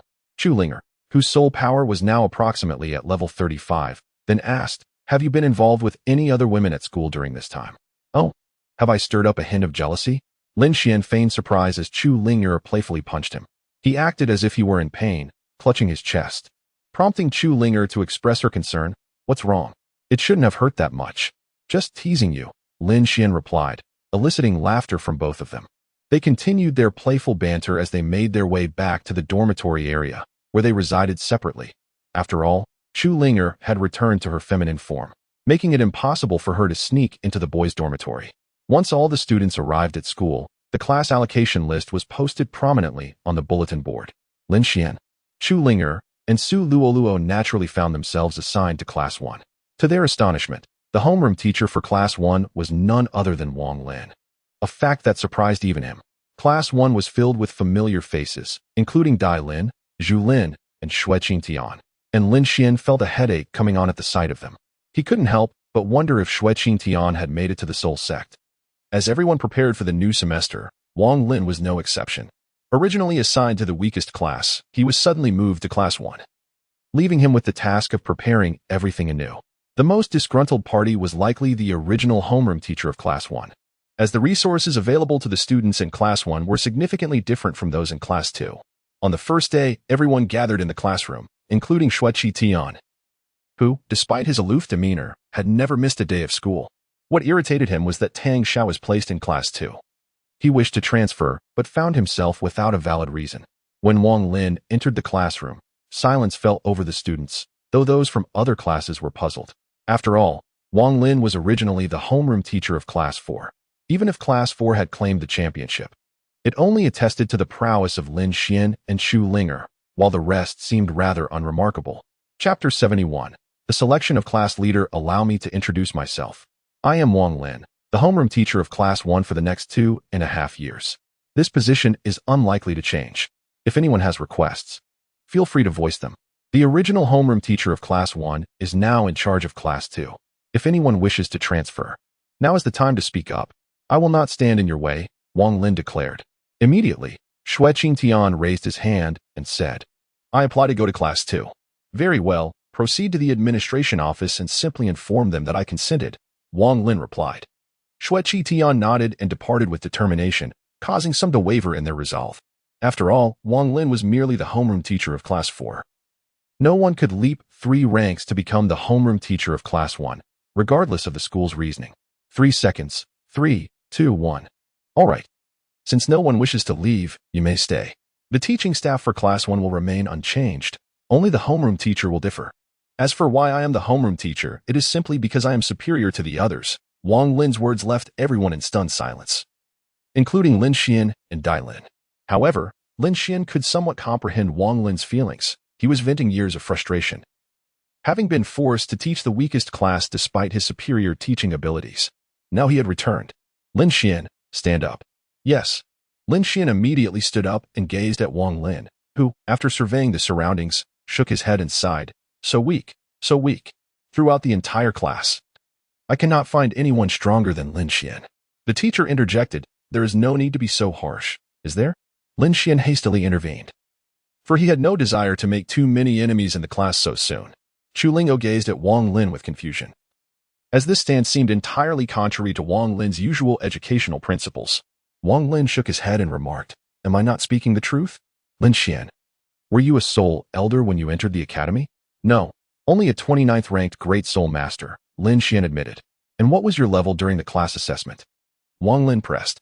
34th rank. No, you broke through from 33rd to 34th rank. Wang Lin exposed Lin Xuan's deception with a shake of his head. Dai Lin's expression darkened as he glared at Wang Lin, understanding the implied criticism. After all, he had lost to Lin Xuan despite possessing 37th ranked soul power at the time. Teacher, my soul power has now reached the 41st rank. I believe I am qualified to serve as class monitor, Lin declared, unable to suppress his indignation any longer. Lin Xuan sighed inwardly, though he had no desire to compete for the position as Wang Lin's disciple. He had no choice but to step forward to uphold his mentor's authority. Just as Lin Xuan resigned himself to the inevitable, Chu Lingo stood and announced, I, too, wish to contend for the role of class monitor. Very well, so it's the two of you, then? Proceed to the arena, Wang Lin said, slightly surprised but nodding in approval. In a daze, the entire class followed them to the dueling grounds, where the rules were simple: defeat the opponent without taking a life. Lin Xuan drew his dagger, a blade he had named Gale Edge, symbolizing a blade swift as the wind. Ultimately, he had chosen the path best suited to his abilities, that of an assassin. Yang Zhao had once explained to him the various applications of spatial power. The first was the path of a wandering bard, Yang Zhao's own choice, a traveler who roamed the world, weaving tales with the aid of spatial manipulation. It suited Yang Zhao's free-spirited nature perfectly. The second path was that of an assassin, one who could eliminate targets unseen, a role that aligned seamlessly with spatial abilities. However, it demanded greater sacrifice and exposed one to far greater peril. Yang Zhao had wished to shield Lin Xuan from such dangers. But Lin Xuan had chosen this path precisely because he refused to remain under constant protection, much like his mother, whose aloofness had been a shield to keep him from harm. Even as a child, he had understood this truth. What mother would not yearn to be close to her son? With unwavering resolve, Lin Xuan fixed his gaze upon Lin's retreating figure.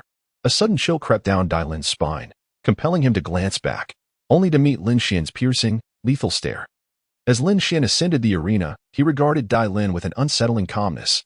Upon entering the stage, Lin eyed Lin Xuan warily, sensing an inexplicable shift in Lin Xuan's aura, which had transformed into something enigmatic. In contrast to the Lin Xuan of the class evaluation, who had been vibrant, innocent, and untainted, this new Lin Xuan exuded a mysterious quality, reminiscent of a venomous serpent lurking in the shadows. Wang Lin furrowed his brow, noting that this was not the state Lin Xuan had exhibited moments ago, nor during the recent holiday. It was as if he had made a momentous decision in an instant. Could there be someone guiding Lin Xuan unbeknownst to him? Such a notion seemed implausible, and Wang Lin shook his head, dismissing the thought. Lin took the initiative, summoning 4 soul rings, 2 yellow and 2 purple, behind him. Lin Xuan crouched low, and before Lin could unleash his soul skill, he had already positioned himself behind him. White Tiger's form. Lin bellowed, instantly releasing his second soul skill. Lin Xuan, astonished, retreated a few steps. He was not incapable of vanquishing Lin, but this was merely a sparring match. The White Tiger's form prevented him from closing the distance. Summoning the ethereal stone, a finely crafted iron dagger materialized in his grasp, one in each hand, causing Lin's expression to darken. Lin unleashed his first soul skill, the White Tiger's radiant wave, directly towards Lin Xuan, who tore through the fabric of space to appear above Lin. In response, Lin invoked his third soul skill, the White Tiger's annihilation strike, targeting Lin Xuan in midair. Lin Xuan revealed a faint smile as he discarded the wind blade in his hand. The White Tiger destruction strike immediately shifted its target due to the incoming wind blade. Lin gasped, astonished to discover such a flaw in his White Tiger destruction strike. His fourth spirit ring illuminated, and just as he was about to unleash his power, he realized the wind blade was already a mere half-meter above his head. The White Tiger destruction strike had only sparked a few embers, inflicting no substantial damage. He swiftly batted the wind blade away with one hand, but in the next instant, Lin Xuan appeared behind him. Farewell. Lin Xuan pressed the dagger against Lin's waist, his body half-crouched, with a mere exertion of force. The defense of the White Tiger's diamond transformation would immediately become ineffective. Lin's expression darkened, unable to accept this outcome, for he had lost to Lin Xuan without even utilizing his fourth soul skill. Lin Xuan chuckled softly, rising to retrieve the wind blade. Lin gazed at Lin Xuan's unguarded back, tempted to strike, yet reason restrained him. What was the nature of Lin Xuan? His combat style was exceedingly peculiar, resembling a nightmare for a power-based fighter, with the enigmatic spatial power and the whimsical combat approach of discarding the dagger. Clap, clap, clap. Wang Lin applauded, satisfied as he observed Lin Xuan's flawless battle. He understood that Lin Xuan had relinquished the wind blade due to caution and now wielded an iron dagger to ambush Lin. The iron dagger was unlikely to breach the defenses of the White Tiger's diamond transformation, yet this was inherently a skirmish of restraint. Chapter 72. I have lost. If Lin Xuan employed the iron dagger to counter the white tiger's destruction kill, it would surely fail to interrupt Dai Lin's fourth soul skill. However, Lin Xuan could gradually toy with Dai Lin, knowing that releasing the fourth soul skill at this moment would undoubtedly be an offensive one, while Lin Xuan's spatial power could effectively counter Dai Lin's efforts. From beginning to end, Lin Xuan never allowed Dai Lin's soul bone skill, gravity control, to be unleashed. This can be described as a masterful manipulation, beginning with the feint to draw out the white tiger's transformation, followed by an attack from above. Then capitalizing on Dai Lin's attention being fixed on the wind blade, only to reappear behind him. The more Wang Lin observed, the more satisfied he became. I never expected to lose to you. I didn't anticipate your strength without weapon restrictions. It seems I am indeed at a disadvantage when fighting barehanded, sighed Dai Lin. Lin Xuan smiled and replied, I am indeed powerful with weapons, but it is only due to certain circumstances that I am able to be this way. If I had the choice, I would prefer not to rely on these weapons. This was Lin Xuan's heartfelt confession. What is a divine dagger compared to his own mother? After sighing, Dai Lin resolved to never engage in combat with Lin Xuan again, as he felt utterly constrained. He returned to Zhu Lin's side, accepting that Wang Lin would be his class teacher. It's my turn, isn't it? Zhu Lingao asked with a tilt of her head as she approached the arena.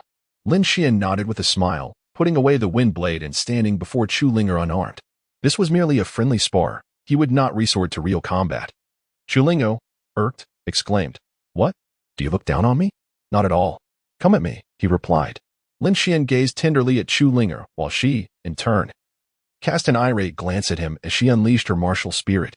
Her second soul skill, Absolute Enchantment, was activated, yet Lin Xuan remained utterly unfazed, advancing resolutely toward her. Zhu Lingao was momentarily taken aback, bewildered by the ineffectiveness of her Absolute Enchantment on Lin Xuan. However, she swiftly regained her composure and directed her third soul skill, Tail Needle, straight at him. Lin Xuan merely sidestepped to evade the assault of Zhu Lingao's three tails, then seized one of them and tugged with considerable force. With a piercing scream, Zhu Lingao was propelled directly towards Lin Xuan, who caught her securely in his embrace. Caught in her own trap, Zhu Lingao chuckled softly, playfully slapping Lin Xuan on the chest. He paused for a moment, then, with a resigned smile, gently set her down. Zhu Lingao, with a triumphant smirk, remarked, You have lost, you know.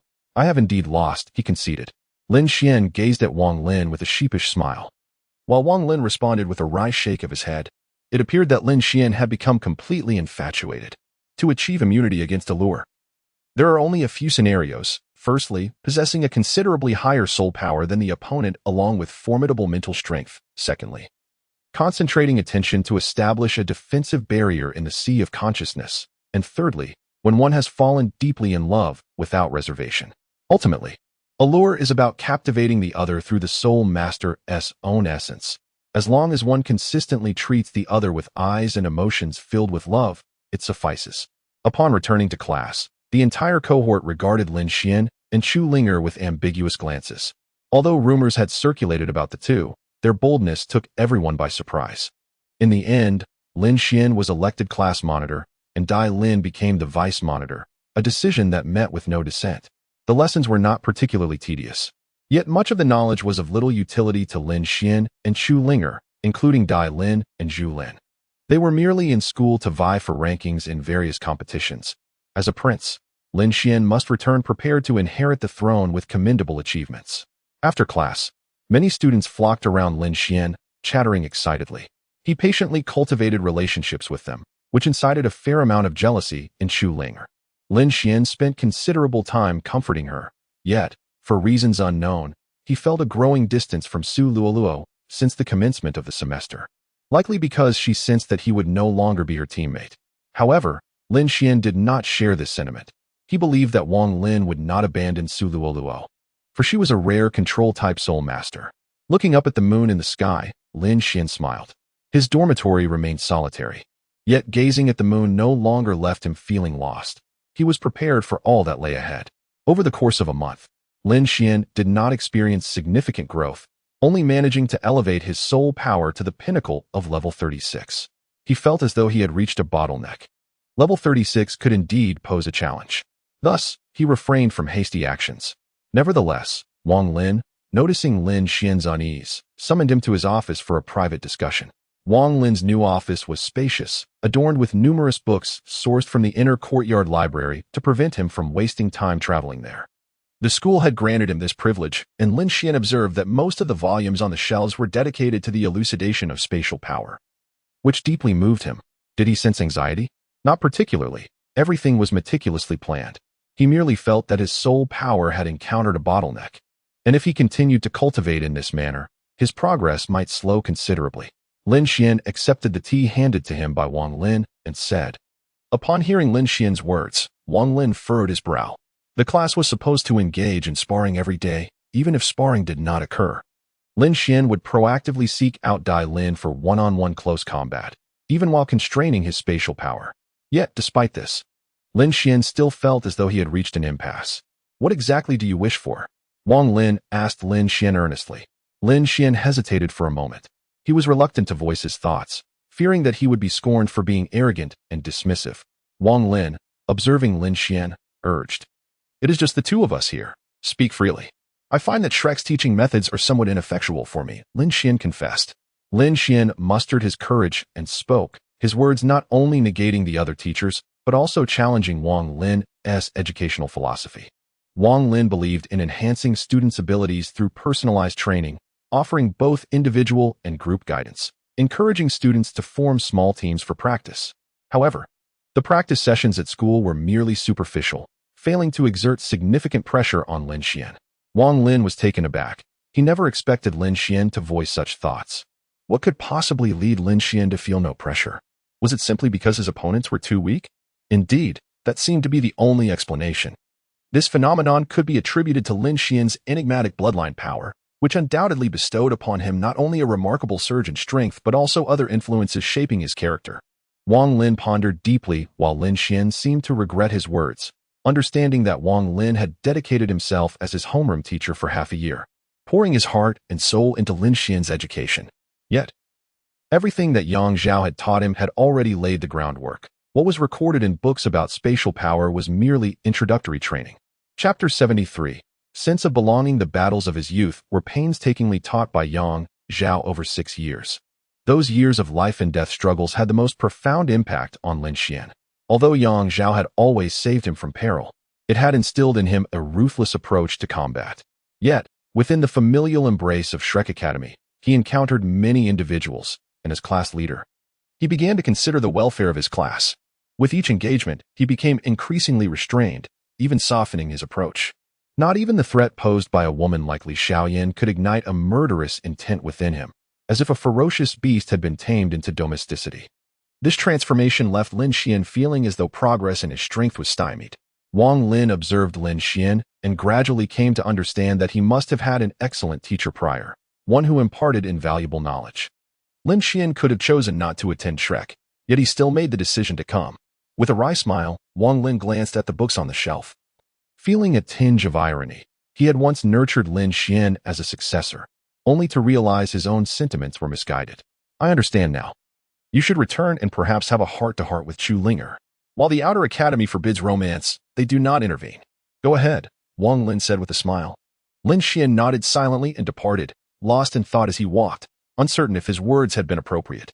Wang Lin, meanwhile, sighed deeply as he settled into his office chair. He stood and left the office, making his way to Yi Fanqing's office door, uncertain whether to enter. Oh, is that you, Teacher Wang? What brings you here? Yi Fanqing inquired, surprised as she approached from the hallway. Wang Lin realized he was now in a precarious situation and replied, It's been years since I last visited the principal's office, and I haven't spoken with Dean Yi in quite a while. Really? Please come in, Yi Fanqing smiled, inviting him in. Wang Lin took a seat on the sofa, remaining silent as he faced the coffee table. Yi Fanqing paused momentarily before cheerfully asking, What is the matter? It's only been a few decades since we last spoke. After all, we've both been through so much. Wang Lin replied with a calm demeanor, and Yi Fanqing, unable to think of anything to say, poured him a cup of tea.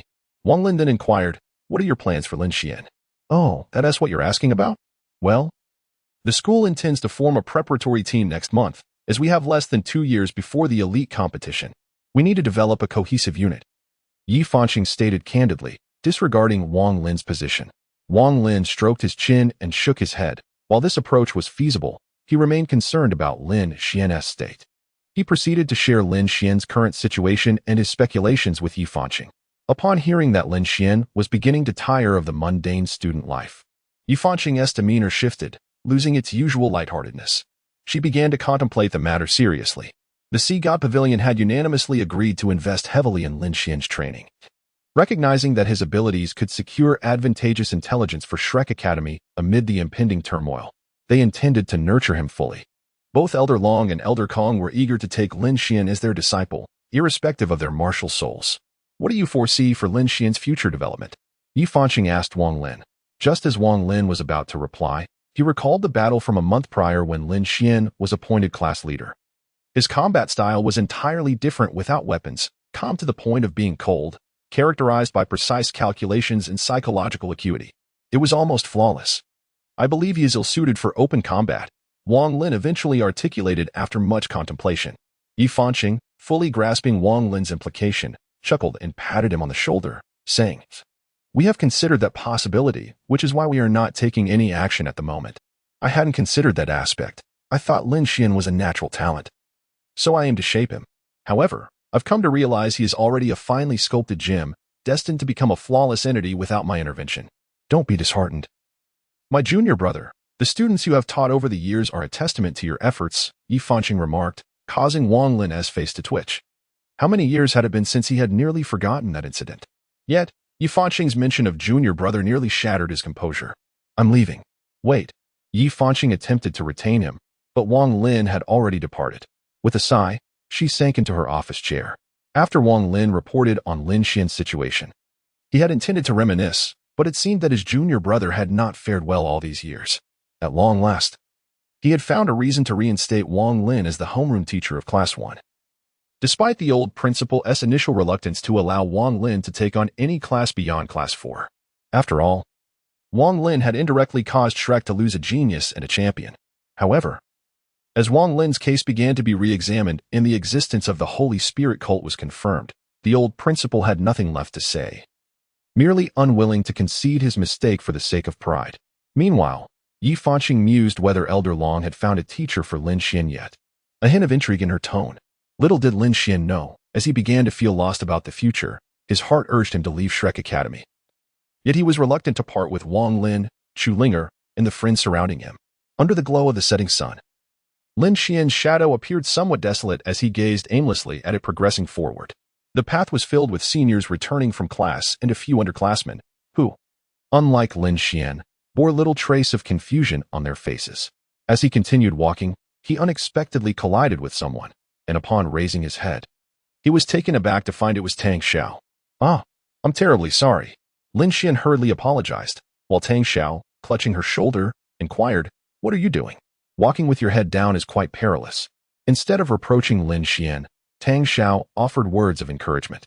Lin Xuan paused for a moment before breaking into a smile. Nodding as he replied, "I will be careful. I must take my leave now. The teacher has summoned me for something. If time permits, I eagerly anticipate our conversation." Tang Xiao waved farewell to Lin Xuan, who watched her retreating silhouette with a tinge of loneliness. He finally comprehended the source of his anxiety in the second semester. He simply did not belong here. The sense of belonging eluded him. Perhaps during the first semester, he felt the pressure from Xue Qingtian and Dai Lin. But that was no longer the case. In the second year, dueling with third-year students was prohibited, and any sparring required prior approval. Furthermore, students above the third year were strictly off-limits for challenges. If caught engaging in clandestine dueling, one would face disciplinary action. Chapter 74. The new teacher Lin Xuan? "What are you doing here? I've been searching for you for quite some time. I went to Teacher Wang's office, but he wasn't there." Just as Lin Xuan was lost in thought, Chu Lingo approached, visibly relieved. Lin Xuan looked up at Chu Linger, his eyes brimming with unexpressed affection and longing. She sat beside him, smiling as she teased, "What's with that gaze? Have you become so sentimental after just one holiday apart?" "It's nothing. I merely wish to gaze upon you." After Lin Xuan finished speaking, he gazed silently at the sky. Chu Lingo accompanied him in silence until nightfall. When Lin Xuan finally inquired, "If one day I were to leave, would you feel sorrow?" "Of course I would. We are lovers, after all, and lovers do part ways."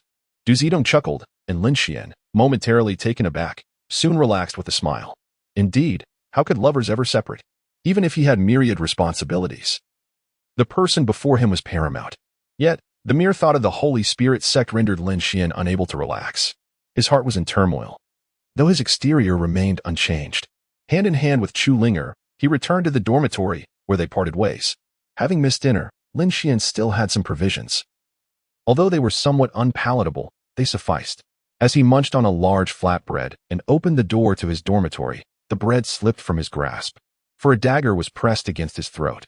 Lin Xuan's mind raced. An assassin from the Holy Spirit sect? He could easily be transported away with a mere flick of his finger, but he was utterly powerless to do so, as he had already been locked onto. Any slight movement would result in his throat being slit. I thought you would be more vigilant. It seems that old man has greatly exaggerated, the assailant remarked. Just as Lin Xuan was drenched in sweat, contemplating his next move, the stranger released him. Collapsing to the ground, Lin Xuan gasped for breath. The harrowing 3 minutes he had just endured would forever be etched in his memory, the sensation of impending death and his own helplessness. Who are you? Regaining his composure, Lin Xuan turned to face the intruder, only to find himself momentarily stunned. The individual appeared remarkably ordinary, the kind of face that would vanish in a crowd, utterly unremarkable. Clad in a black trench coat that concealed his slender figure, Lin Xuan could sense that the person's strength was not formidable. Me? I am unsure how to explain, for I have never engaged in such activities. Allow me to clarify, came the voice of Long Lao as he leapt down from the rafters, smiling at Lin Xuan. In an instant, Lin Xuan understood that this individual was not an assassin, but rather someone summoned by Long Lao. However, he was bewildered by Long Lao's intentions. Long Lao patted the middle-aged man on the shoulder, urging him to sit. The middle-aged man, however, was unconvinced, shaking his head in disappointment as he regarded Lin Xuan. Long Lao sighed in resignation. The man then asked Lin Xuan, "You just smiled like a fool. It's clear you were in the throes of love. If I were hired by the Holy Spirit sect, there would be no fewer than 5 methods to assassinate you, and from a distance, there are dozens. Senior, I believe I need not remain on constant alert within the academy. If I must be vigilant at all times, what meaning would life hold?" Lin Xuan expressed his dissatisfaction. An elder Long gazed at him, stating, "This is the teacher we have engaged for you, and it has come at a considerable cost." A teacher? Lin Xuan gazed at the middle-aged man with a hint of confusion. It was evident that the man before him lacked the prowess of Wang Lin. Could he truly impart knowledge to him? The middle-aged man regarded Lin Xuan as if he were foolish, yet he replied, "Get a good night's rest. Tomorrow at noon, meet me at the back mountain of Shrek. We will be residing there from now on, so be sure to bring your belongings." With that, he departed. Lin Xuan turned to Elder Long, hoping for clarification, but Elder Long merely shook his head and said, "The academy would not assign a useless individual as your teacher. If you believe he is utterly unqualified, you may voice your concerns to me. That is all." Given Elder Long's words, Lin Xuan felt compelled to trust him. Especially since the truth would soon be revealed by noon the following day, there was no need to contradict Elder Long at this juncture. Elder Long left the dormitory and approached the middle-aged man, who was leisurely smoking as he walked along the path to Shrek. Standing beside him, Elder Long inquired, "What do you think?" The man replied, "He is a rough Jim, but he is still too young. A killer should not harbor excessive emotions, however. It is rather prejudice to assume that a killer is devoid of feelings." The middle-aged man smiled as Elder Long chuckled heartily, saying, "You will be astonished by his abilities. Let us hope he does not undergo reverse education. Thank you for your counsel, Elder Long. It fills me with nostalgia to return to Shrek." The middle-aged man smiled and turned his gaze towards the back mountain of Shrek, contemplating the lessons for the following day. Meanwhile, Lin Xuan rose from his slumber and shared breakfast with Chu Ling, informing her that he would be engaged in special training at the back mountain, and might not return today. Though reluctant, Chu Ling did not dissuade him, which relieved Lin Xuan. Lin Xuan visited the back mountain of Shrek for the first time. The back mountain housed numerous soul beasts, though most were under careful watch. After a night of contemplation, he had discerned the expertise of his new teacher. It was evident that this new mentor was a true assassin, as evidenced by the silent approach that had taken him by surprise. However, he would not remain passive. Having been cornered into such a predicament yesterday, he was determined not to repeat that experience today. His pride would not allow it. He understood that his teacher was likely engaging in a game of cat and mouse within the forest. Therefore, why could he not assume the role of the cat? Lin Xuan smiled as he took out the windblade bow, rising cautiously to navigate through the forest. His spatial awareness heightened to its maximum. He could sense anyone who entered a 50-meter radius around him. A middle-aged man observed Lin Xuan clearly through his binoculars and instantly comprehended his intentions. How intriguing.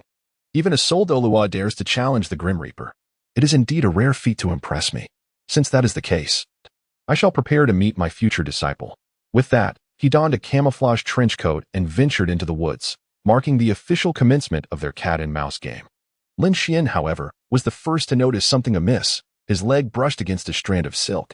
It was evident that this silk, which he had inadvertently stepped on without breaking, was crafted through a special technique. Only by lifting his foot would the concealed mechanism in the shadows be triggered. Do you wish to see my expression? Then I shall play along. Lin Xuan revealed a faint smile, effortlessly evading such mundane traps with his mastery of spatial power. He utilized his abilities to simulate the surrounding terrain, discovering that the only entity concealed there was the Zhuge divine crossbow. Although the reason for its presence in the hands of the opponent remained a mystery, it posed no threat to him. Chapter 75, The Shadow of Death. Oh? Is this a deliberate trap? The figure of death, positioned 100 meters away from Lin Xuan, refrained from advancing recklessly. Based on his deductions, he had surmised that Lin Xuan's control over spatial power was confined within that 100-meter radius. A fact he had thoroughly investigated through the cooperation of Lin Xuan from Shrek Academy in handling various cases. That girl's intelligence was accurate. The young man's aura was remarkably stable, and his emotions were exuberantly high. Since he was so confident, it was time to show him why I am known as the Grim Reaper Slayer. Behind the middle-aged man appeared 5 soul rings, 2 yellow, 2 purple, and 1 black, forming a rather unimpressive sight. After all, even an ordinary senior from the inner academy possessed the cultivation of a soul king, let alone a man of his age. However, the next moment, the middle-aged man vanished from sight, leaving no trace of his presence. Something feels amiss. Suddenly, Lin Xuan sensed an unsettling shift, an instinct, or perhaps intuition. He had an inexplicable feeling that someone had entered his 100-meter radius. Yet the feedback from his spatial illusion revealed no figures, only a squirrel that had just arrived.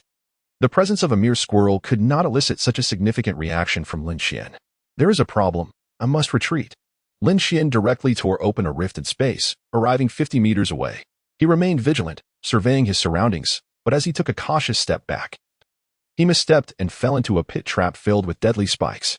A fall into such a pit would undoubtedly spell his demise. Just as he contemplated tearing open another rift, an arrow swiftly shot toward his brow, nearly coinciding with the moment he opened the rift. Yet, Lin Xuan narrowly evaded this peril by tearing through the rift just in time. Gasping for breath, he realized the multitude of traps set for him. It seemed his adversary possessed comprehensive intelligence about him, ensnaring him in a web of deceit, which instilled a sense of hesitation within him.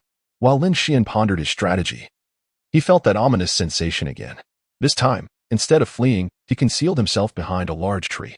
He sensed a solitary creature approaching within a 100-meter radius, this time. It was not a squirrel, but a black cat. The black cat approached to within 10 meters of Lin Xuan. He cautiously peeked out and spotted the feline. But in the next instant, a murderous intent surged forth as a dagger stealthily lunged at him. Lin Xuan's expression shifted as he instinctively kicked to his left, only to find his right leg striking something solid, causing excruciating pain in his calf. He quickly withdrew his right leg and tore open a rift. Heading toward the direction of the black cat, he could confidently assert that what he had just encountered was unmistakably an elbow belonging to a person, deliberately tricking him into kicking. The pain resonated through his bones, confirming that this individual was undoubtedly his new teacher. He had not seen his opponent, leaving him puzzled as to how they had eluded his spatial perception and stealthily approached from behind, striking with precision and escaping without a trace. Lin Xuan's expression shifted as he gazed at the black cat, which had vanished without a trace. His emotions surged to a pinnacle. His mind heightened in tension as he scanned his surroundings, finding nothing but emptiness. He gasped, awaiting the return of that unsettling sensation. One must remain calm at all times. Suddenly, a sharp crack echoed, rendering Lin Xuan's mind blank. He was felled by the specter of death, a dagger once more pressed against his throat. In the moments before unconsciousness claimed him, he glimpsed the smile of his assailant, a wry smile crossing his lips.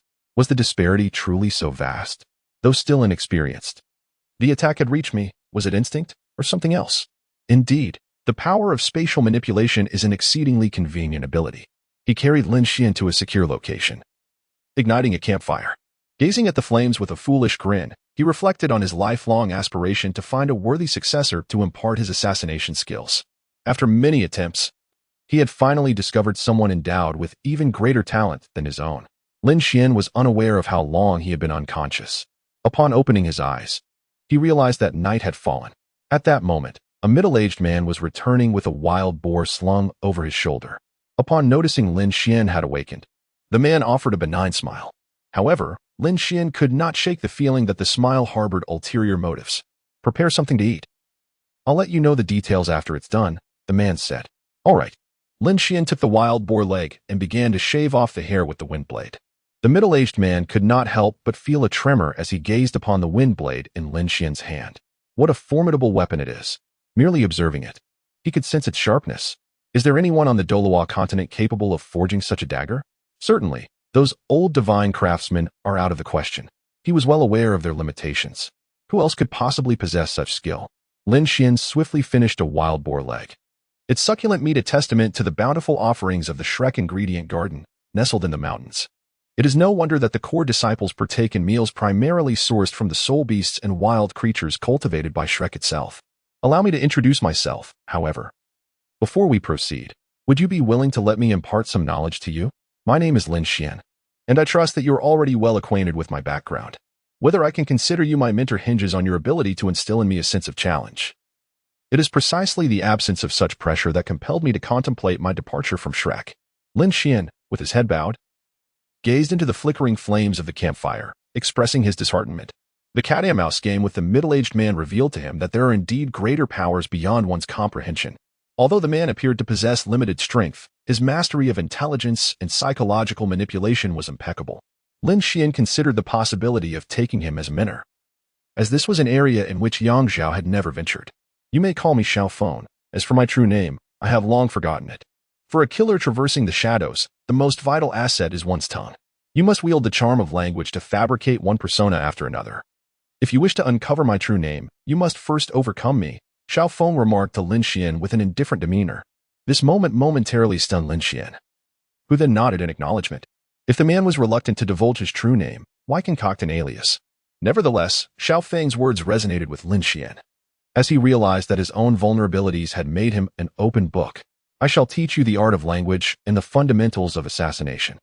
Once you are capable of standing on your own, I will take my leave. I cannot linger at Shrek for long.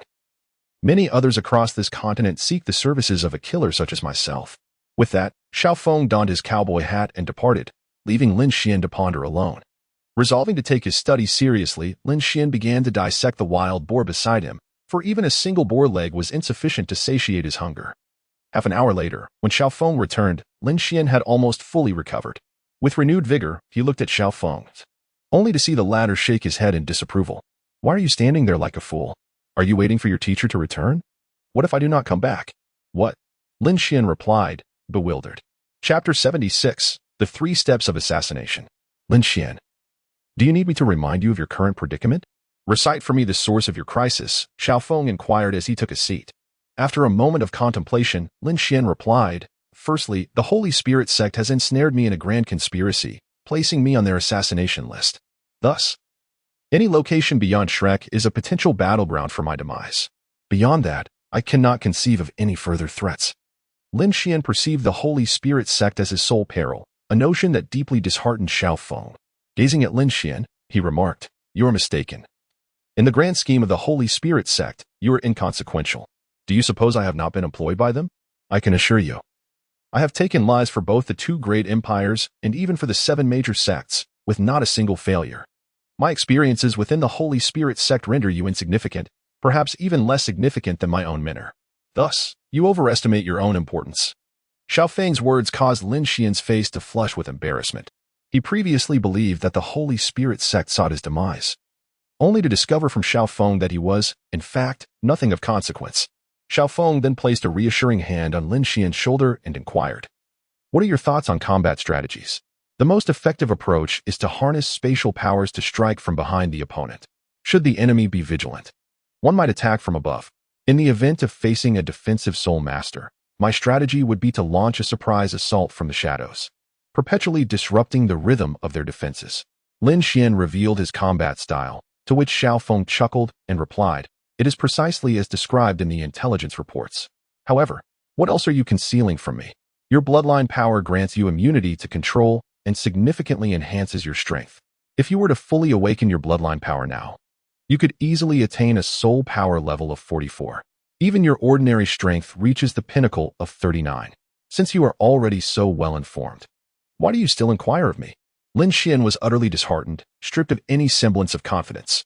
Initially, he had boasted of his self-assuredness, claiming that even when faced with a fourth-grade student, he would not be significantly outmatched.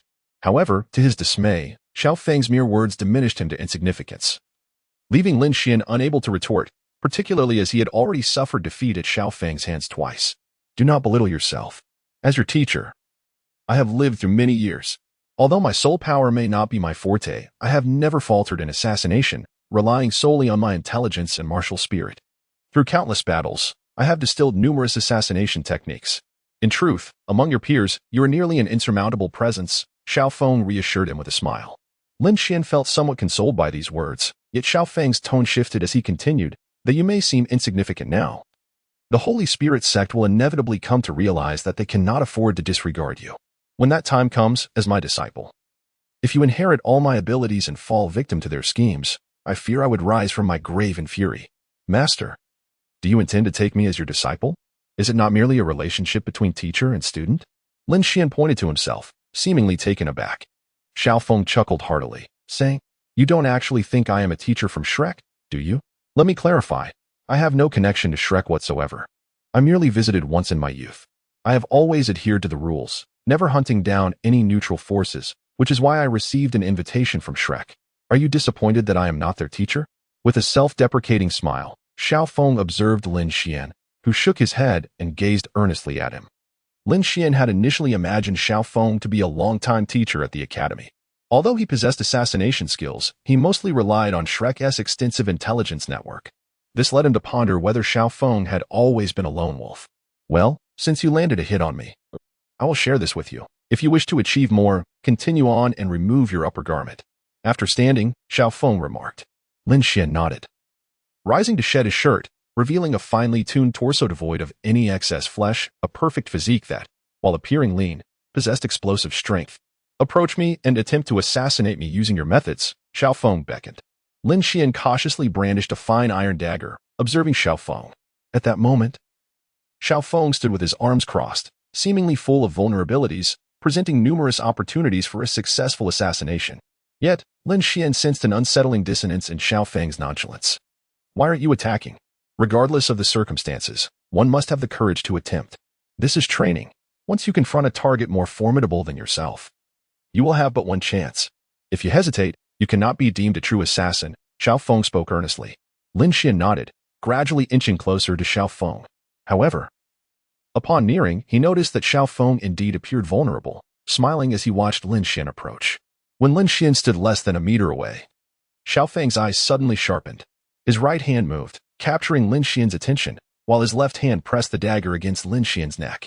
You see me as full of openings, yet you too are rife with vulnerabilities. I will not allow you to have your way. If one day you find yourself targeted, do not merely think of defense. You must strike first, Xiao Feng stated, withdrawing the dagger from Lin Xuan's neck. He patted Lin Xuan on the shoulder and added, For an assassin, the most crucial aspect is not the first strike. Observe how I execute my moves. With that, Xiao Feng swiftly made a slicing motion with his right hand, creating a perfect arc that Lin Xuan narrowly evaded. Just as Lin Xuan prepared to dodge the anticipated second strike, Xiao Feng suddenly halted, looking at him intently. What did you think of the first strike? It was a powerful sense of suffocation, and it came unexpectedly. Because you lacked any intent to kill, I felt a visceral fear of death in that moment. But why did you not proceed with the second strike? Lin Xuan said with a hint of trepidation. He was genuinely alarmed. In the face of Xiao Feng, no matter how cautious he was, he felt as though he might be killed at any moment. Xiao Feng nodded thoughtfully and remarked, If I were to unleash my self-created technique, the assassin's 3 steps, you might not even have time to react. Put on your clothes, and I shall teach you the second move. Upon hearing this, Lin Xuan donned his clothing, and the moment he finished, Xiao Feng's dagger struck again. Lin Xuan narrowly evaded the attack, which was executed with silent precision. Frustration mounted within him, and just as he prepared to counter, he suddenly lost his balance. He realized that his garment had been seized by Xiao Feng, who pulled him down. As Lin Xuan braced himself to block the dagger in a moment of instability, Xiao Feng swiftly maneuvered behind him, enveloping him in an embrace, and pressed the dagger against Lin Xuan's throat, blindfolding him as well. An assassin should never strike head-on. Even a fool would understand the necessity of defense in such a confrontation. One must swiftly approach the opponent from behind to execute a lethal blow. Chapter 77. In pain and pleasure. Well then, have you grasped these two moves? Xiaofeng released Lin Xuan, who was still gasping for breath. The sensation of being killed twice left him little time for reflection. Realizing this, Xiaofeng sheepishly scratched his head and remarked, "Indeed. It is quite rare for anyone to evade these two moves of mine. Even during practice, I always feel inclined to strike you down. Therefore, if you wish to learn, you must continuously attune yourself to my movements and techniques, as this is my first experience imparting skills. I am ready." Lin Xuan took a deep breath, rising to his feet as he gazed upon Xiaofeng. At that moment, he had fully prepared himself. If he could not elicit 3 moves from Xiaofeng, then today's training would be utterly devoid of significance. The sun was nearly set, and he had to fight with all his might. "Forgive me." After murmuring softly, Lin Xuan summoned the Xiantian shield from his dantian and hurled it directly at Xiaofeng.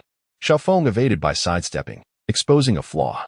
Lin Xuan seized this opportunity, utilizing spatial power to appear before Xiaofeng, mimicking his earlier motion. He raised his right hand, wielding the wind blade, in a swift upward slash.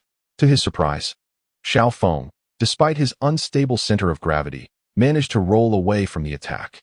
Without hesitation, Lin Xuan launched a powerful kick towards Xiaofeng's abdomen. A commendable approach. But alas, in midair, Xiaofeng defied expectation, executing a spin to evade Lin Xuan's strike.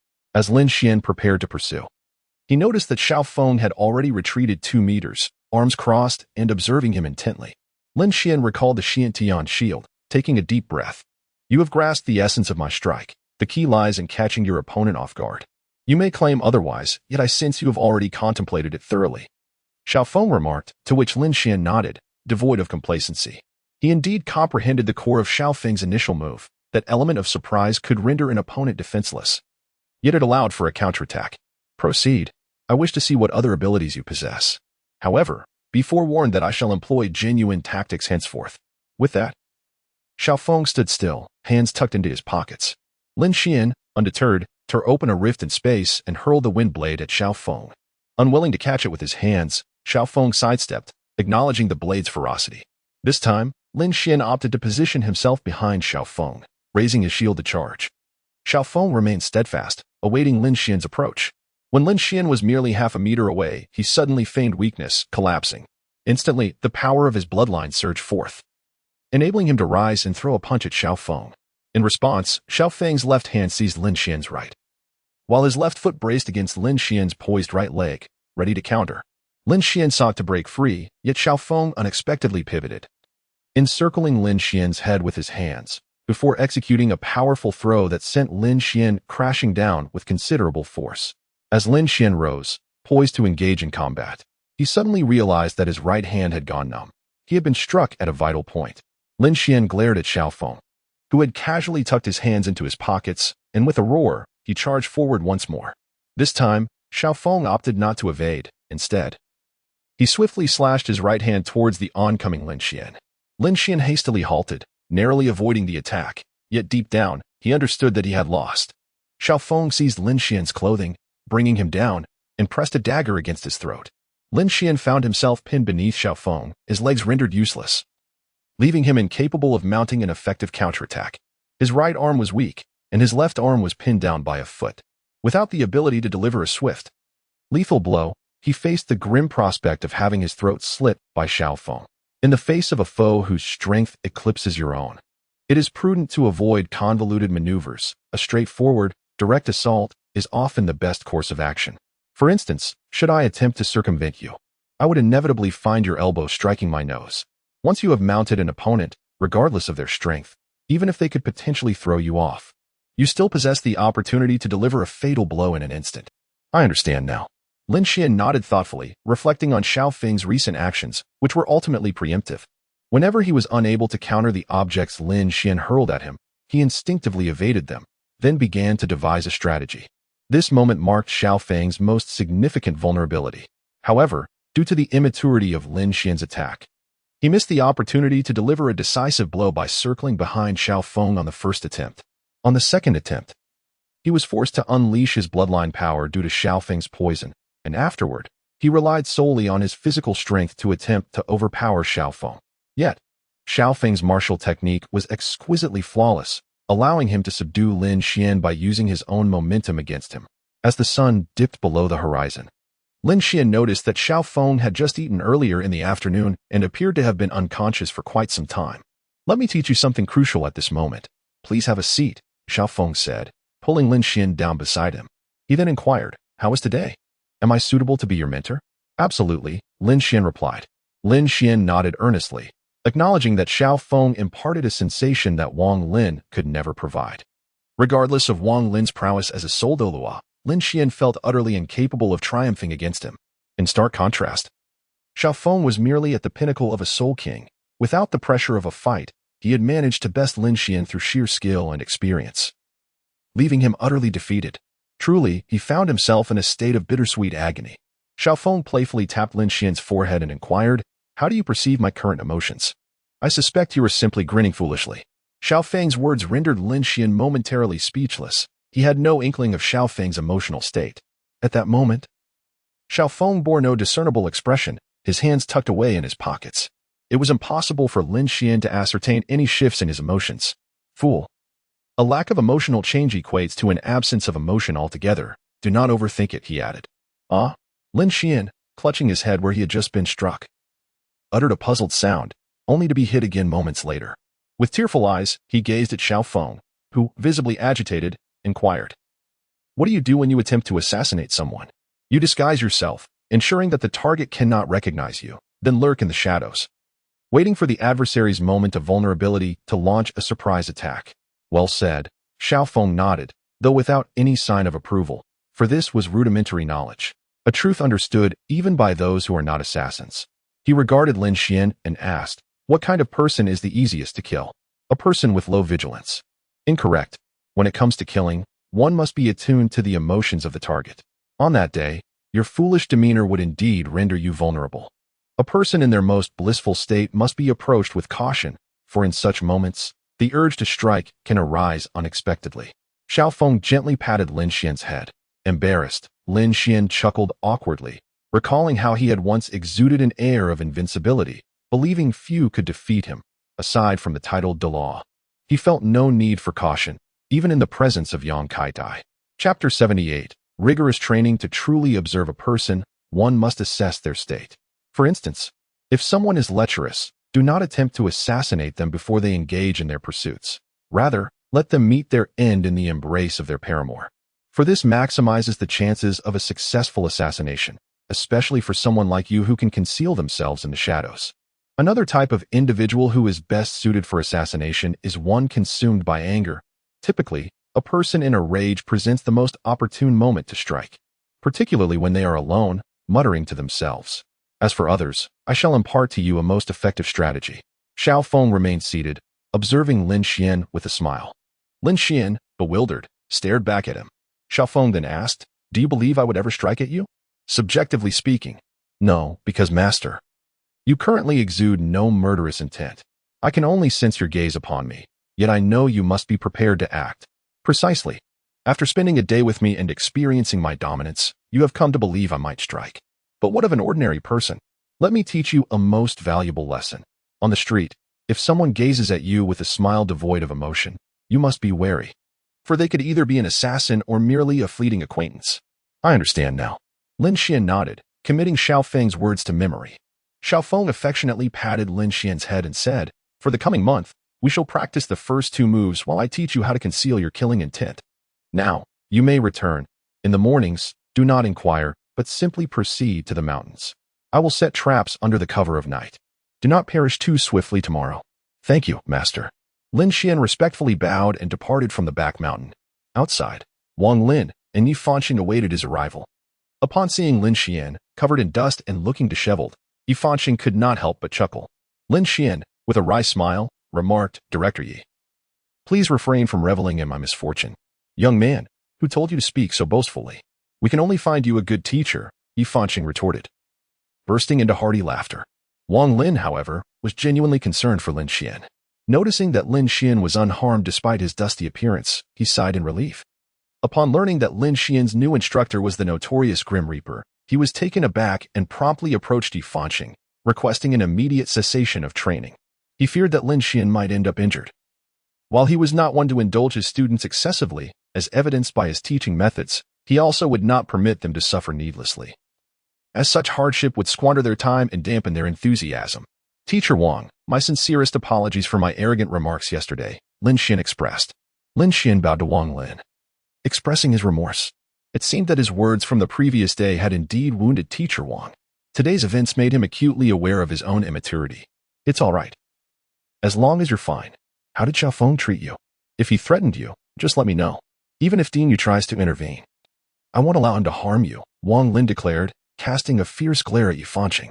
Yi Fanqing shrugged innocently in response. Lin Xuan shook his head and said, I learned a great deal under Teacher Xiaofeng today, and I look forward to the upcoming lessons. Well then, Teacher Wang, students certainly do not lie. Rest assured. I promise that Lin Xuan will continue to grow stronger, Yi Fanqing reassured. Lin Xuan, you should return and take a rest. I am here for you. With a knowing glance from Yi Fanqing, Lin Xuan understood, and, after offering his apologies, took his leave. Wang Lin, unable to stop him, could only sigh and depart. Though his worries lingered, he chose to trust Lin Xuan's words. Lin Xuan arrived at the dormitory building and, as expected, Chu Ling'o was sitting beneath a tree by the flower bed, waiting for his return. He hurried over and sat beside her, apologetically saying, Have you been waiting for long? Humph. I wasn't waiting for you at all, Chu Ling'o retorted with a huff. Today had been marred by some unpleasant occurrences, primarily due to Dai Lin's attitude towards her. Upon learning that Lin Xuan would no longer be present in Class 1, Dai Lin had directly challenged Chu Ling'o for the position of class leader. However, Lin Xuan chose not to disclose this matter, especially considering Lin Xuan's disheveled appearance. Go take a shower. I will also return to freshen up and change my clothes, she suggested. All right. Lin Xuan nodded, acknowledging the disheveled state he found himself in. It seemed that henceforth, his days alongside Xiaofeng would be characterized by such chaos. After a refreshing bath, Lin Xuan engaged in conversation with Chu Ling'o. However, when inquiring about the class situation, Chu Ling'o hesitated and stammered. It was not until Lin Xuan encountered Su Luoluo that the atmosphere shifted. Su Luoluo's eyes brightened upon spotting Lin Xuan, and she rushed over with enthusiasm. Ahem. Chu Ling'o quickly cleared her throat, causing Su Luoluo to freeze in her tracks. Feeling somewhat awkward, Su Luoluo scratched her head and addressed Lin Xuan. Brother Lin Xuan, where have you been? Are you truly not returning to Class 1? Lin Xuan replied, Well, due to certain matters, I am no longer a student of Class 1. I am now under the guidance of a private instructor. Lin Xuan revealed little regarding Xiaofeng, even withholding details from Chu Ling'o.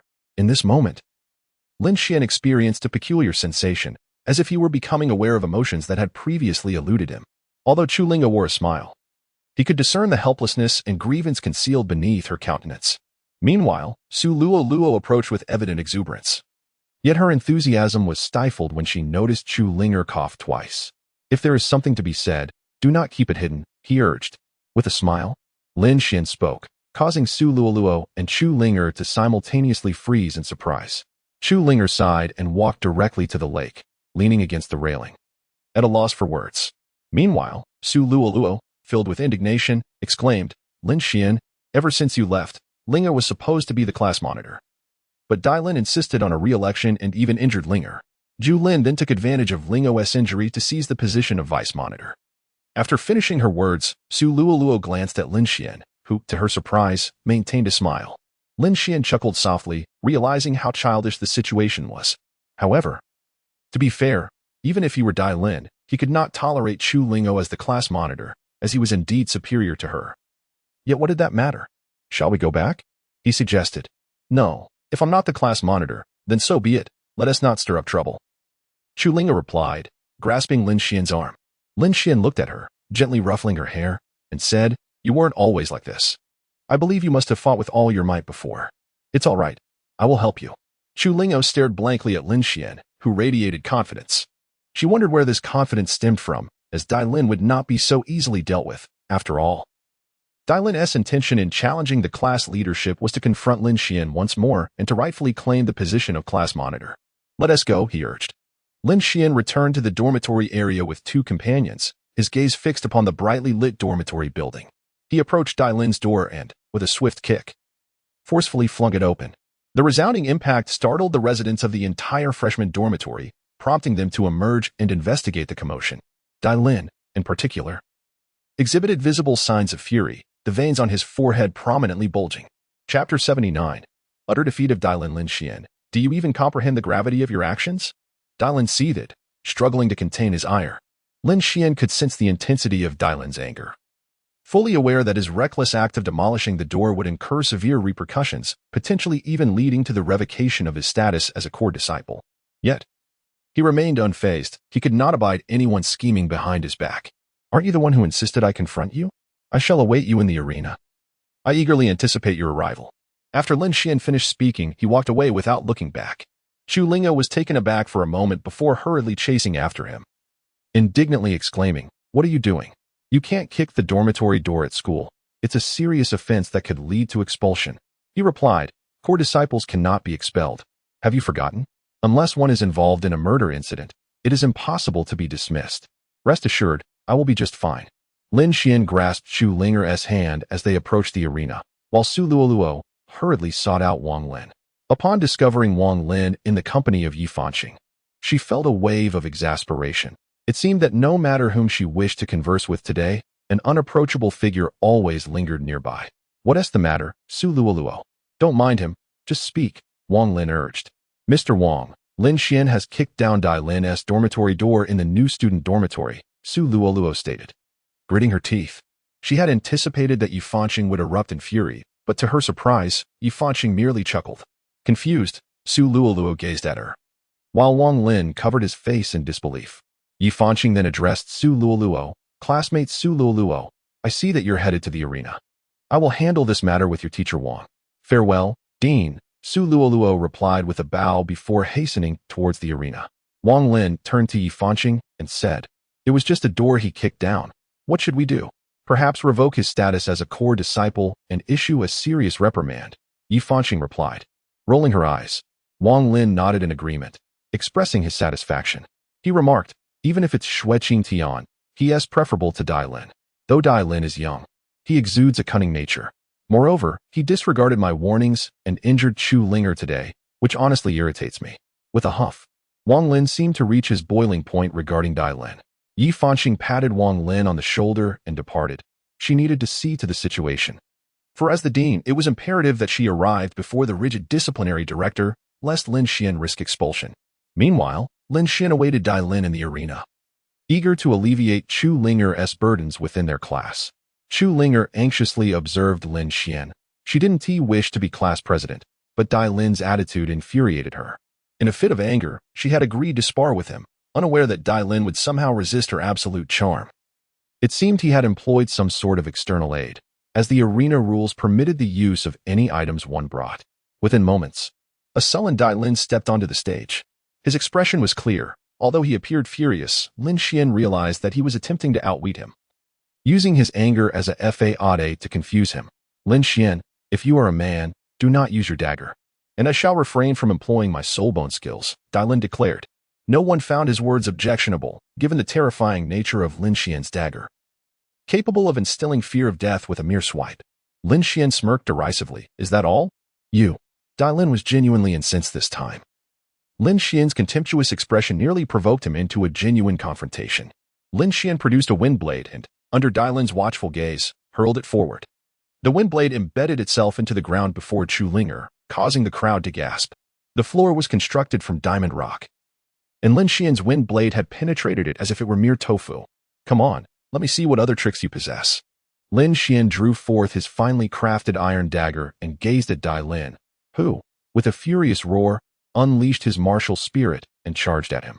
Lin Xuan merely smiled as the events orchestrated by Xiao Feng whirled rapidly in his mind.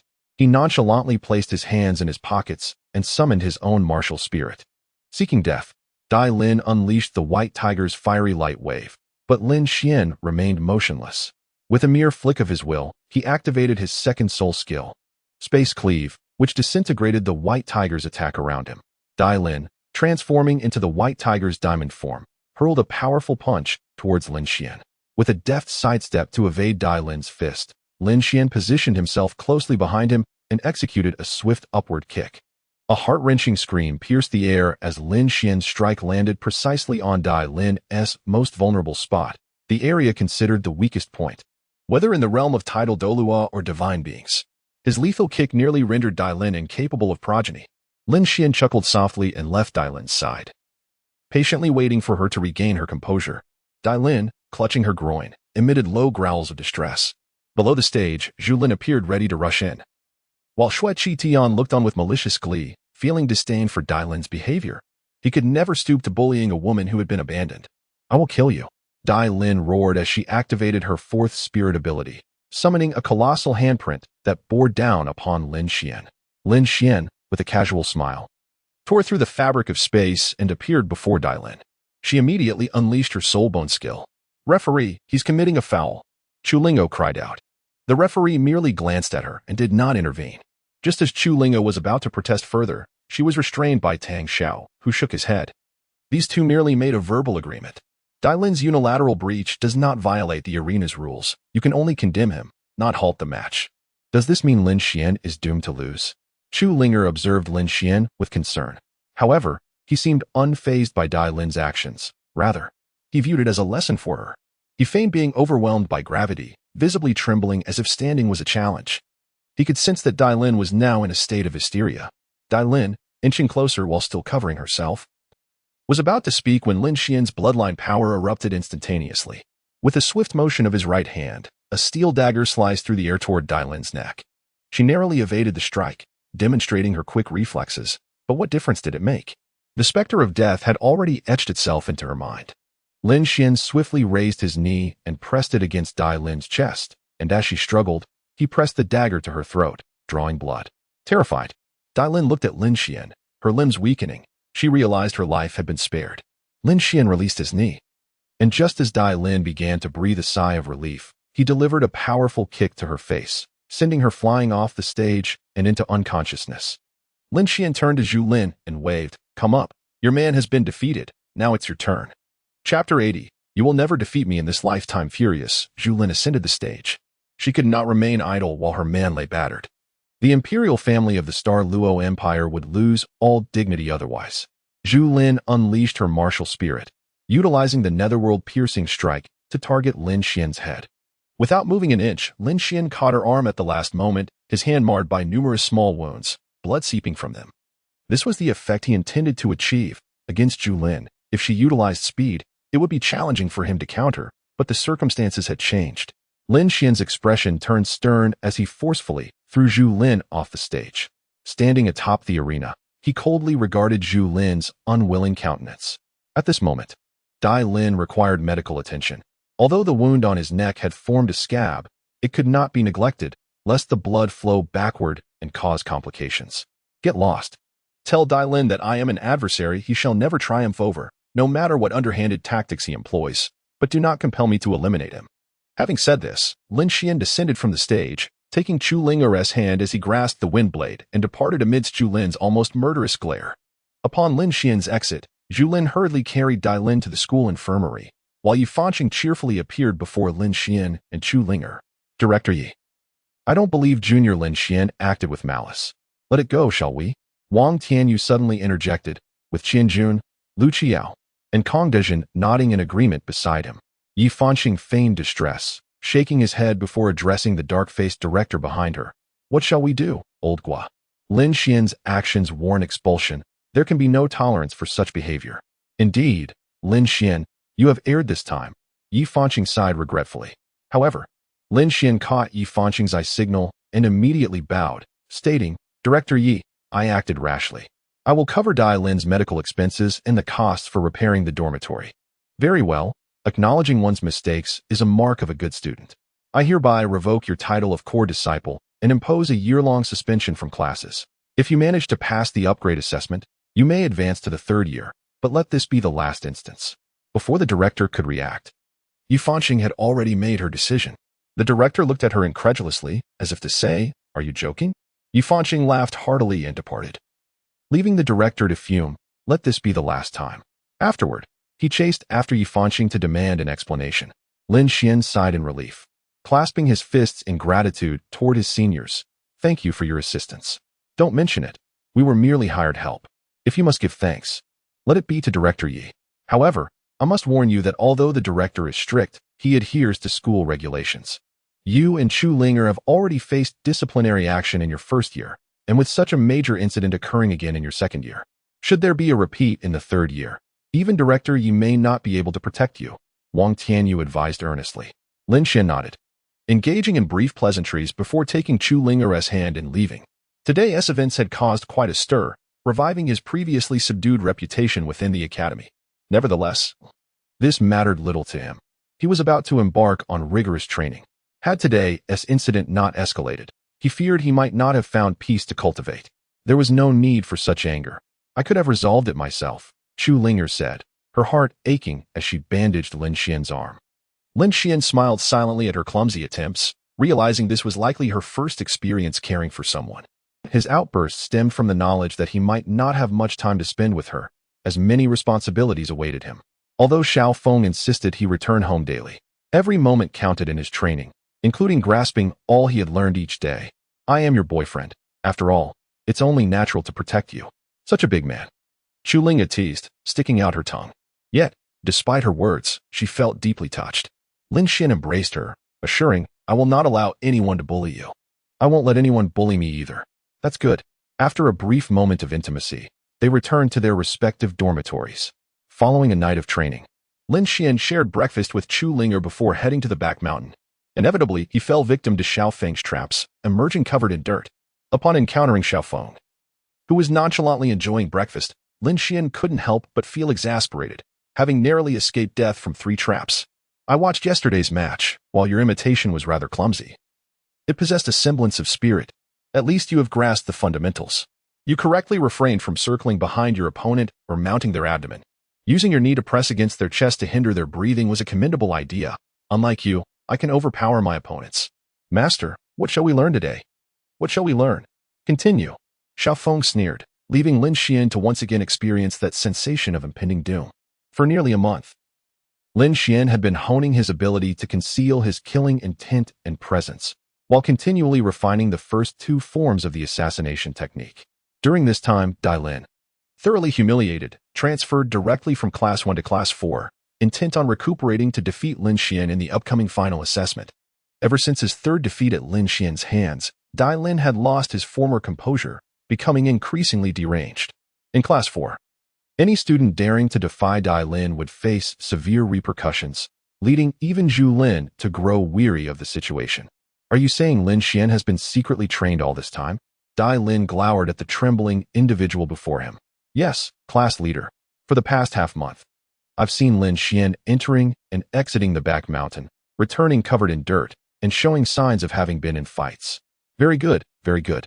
Lin Xuan, I want you expelled today. Dai Lin summoned the entire Class 4 to the director's office, where the director regarded him with a puzzled expression. What seems to be the matter, Dai Lin? Director Gua, Lin Xuan's punishment is still in effect, right?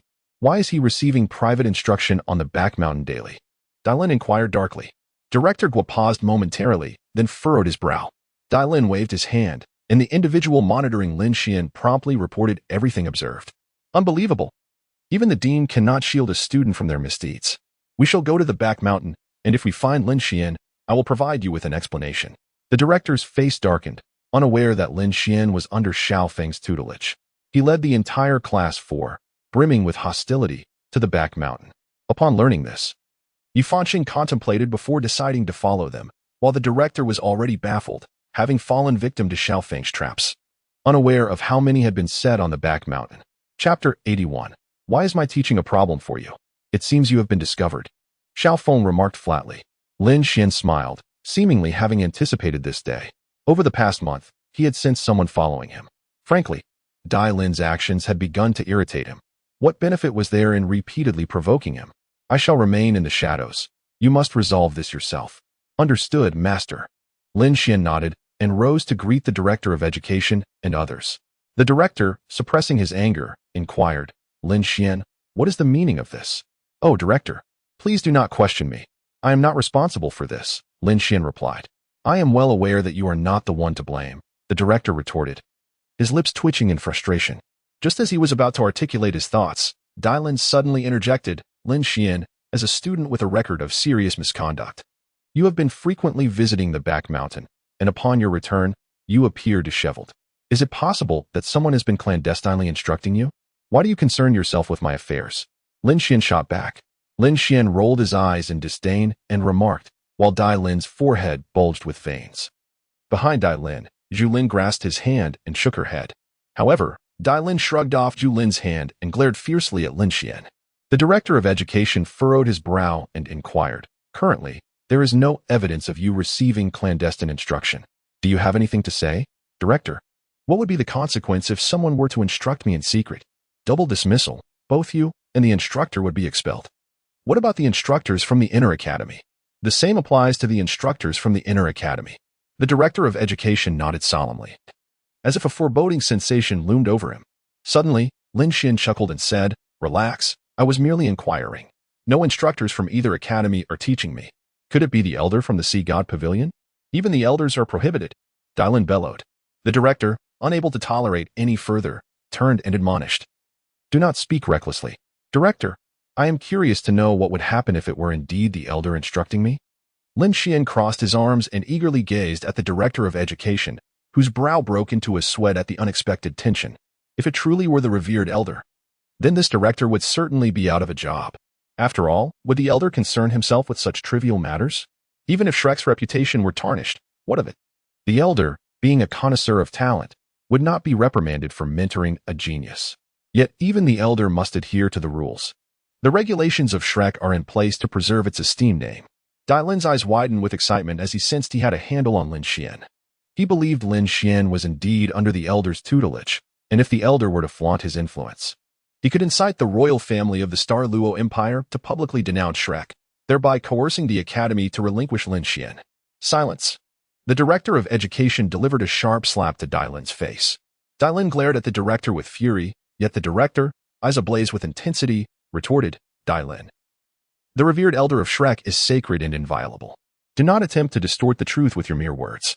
The regulations do not stipulate that the elder cannot personally instruct. They clearly state that students who are suspended cannot be taught by any teacher. And the elder does not fall under that category." Just as Dai Lin was about to protest, he was firmly restrained by Zhu Lin, who looked at him pleadingly. Restoring a flicker of rationality within his frenzied mind, Lin Xuan sighed regretfully and addressed the director. "Director, perhaps you need not concern yourself with matters here. However, I must inquire why the entire class 4 has assembled. If I recall correctly, they have classes scheduled today. Has someone usurped the authority of their homeroom teacher? Have students been threatened?" Dai Lin attempted to speak again, but was once more halted by Zhu Lin, who implored Lin Xuan with her gaze. Hoping to prevent him from continuing, Lin Xuan paused momentarily, then rubbed his head and said, "Director Guo, you should consult Dean Yu regarding this matter. Furthermore, do not allow anyone else to enter. It would be a toxic gas trap, and I fear you may not be able to safeguard so many students." With that, he took his leave. The director of education, his expression darkened, commanded, "Everyone, return to your classes." Instantly, the once ferocious group dispersed. Upon Lin Xuan's return, Xiaofeng sighed. "What a pity you didn't trigger those traps. Master, I am well aware of their locations. It matters not whether I step on them or not," Lin Xuan said with a smile, while Xiaofeng gazed at him with eyes full of anticipation. Over the past month, Lin Xuan had made remarkable progress. He not only mastered the first 2 steps of the assassination technique, but also perfected the art of reading faces. Xiaofeng felt as though his thoughts were nearly laid bare before Lin Xuan. However, he reminded himself that he had come with the intention of teaching. In a true assassination scenario, Lin Xuan would undoubtedly be unable to withstand the challenge. "Let us prepare to depart from Shrek. Wear the mask that Night Star gave you, and meet me at the city gates tomorrow." Understood. Lin Xuan packed his belongings and descended the mountain, refraining from inquiring about Xiaofeng's next course of action. He understood that leaving the back mountain signified the end of his learning there. Upon returning, Dai Lin sought out Director Yi, only to be met with a vehement reprimand from Elder Long in the director's office. Had it not been for Yi Fanqing's intervention, Elder Long might have escalated to physical confrontation. Ultimately, the matter concluded in discord, with Elder Long departing after casting a scathing remark. "What? Is there an issue with my teaching?" This left Dai Lin seething, nearly grinding his silver teeth in frustration. Meanwhile, having overheard Elder Long's tirade, Yi Fanqing approached Xiaofeng, learning of his intention to take Lin Xuan for training outside of Shrek. Instinctively, she wished to intervene but ultimately acquiesced, trusting Xiao Feng's guidance. Yet, as a precaution, she decided to enlist Elder Kong's assistance to keep an eye on things, knowing that only the Holy Spirit sect's leader could apprehend Lin Xuan if necessary. You are leaving Shrek? Chu Linger gazed at Lin Xuan in astonishment. He nodded, a hint of melancholy in his voice. It seems I must depart for a time. The thought of not seeing you is truly tormenting. How sentimental, Chu Lingo playfully chided as she lightly tapped Lin Xuan's chest. He grasped her hand, reluctant to let go. And she sighed, since it's for training, do not worry about me. By the way, how much has your soul power increased during this period? Level 37, he replied. Be more mindful, I am already at level 35. It won't be long before I catch up with you, she expressed her concern. Lin Xuan chuckled quietly, acknowledging the slow pace of his progress. Despite knowing that he was being secretly tutored, his advancement mirrored that of an ordinary person. Is 37 at 13 years of age considered low? It's quite impressive, really. Even among the Shrek 7, none reached this level at my age. So do not fret. Slow progress is inevitable. Lin Xuan's words prompted Chu Linger to scratch her head. Indeed, it was a valid point. They had already become the unparalleled prodigies of this era. It would be quite unreasonable if their progress were to be exceptionally rapid, despite having grown up immersed in medicinal baths and consuming rare treasures from heaven and earth. Chapter 82, The Hunt for the Evil Soul Master. After an extensive conversation, Lin Xuan and Chu Linger reluctantly parted ways. Lin Xuan's journey commenced a month later, filled with anticipation following the rewards he received from Chu Linger. The next day, he eagerly set off with Xiao Feng, who observed their surroundings and remarked, there are still many eyes watching you. Master, are you not concerned that the Holy Spirit sect might recognize you? Rest assured, I too am equipped with a mask. Did you not notice? Xiao Feng replied with a grin, pointing to his own face. Lin Xuan shook his head, genuinely unable to discern any difference.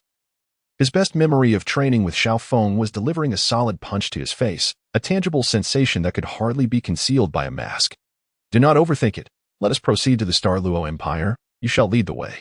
After saying this, Xiao Feng settled into the carriage and promptly fell asleep. Lin Xuan took the reins, directing the carriage towards the border of the Star Dou Empire. Throughout the journey, he utilized his spatial powers to deliberately avoid numerous bandit ambushes. Although unafraid, he valued time, and Xiao Feng did not significantly impede Lin Xuan's training, as most of the journey comprised Xiao Feng managing the horses. After 5 days, they arrived at Baishir City, situated at the border of the Star Dou Empire. It could no longer be deemed a small city, for tensions ran high between the two major empires, each amassing troops along the border. While it was unlikely that this location would become a battlefield, approximately 10,000 guards occupied both within and outside the city. Greetings, please present your identification, a soldier sternly commanded, blocking their carriage. Lin Xuan produced his Shrek token and tossed it towards the soldier. Upon seeing the token, the soldier's brow furrowed. Lin Xuan awaited clearance, only to be met with, please present your identification. Is the rule that students of Shrek Academy must present their student ID no longer valid between the two empires? Do you suspect that mine is a forgery? Lin Xuan spoke with a cold demeanor, causing the other party to tremble in fear.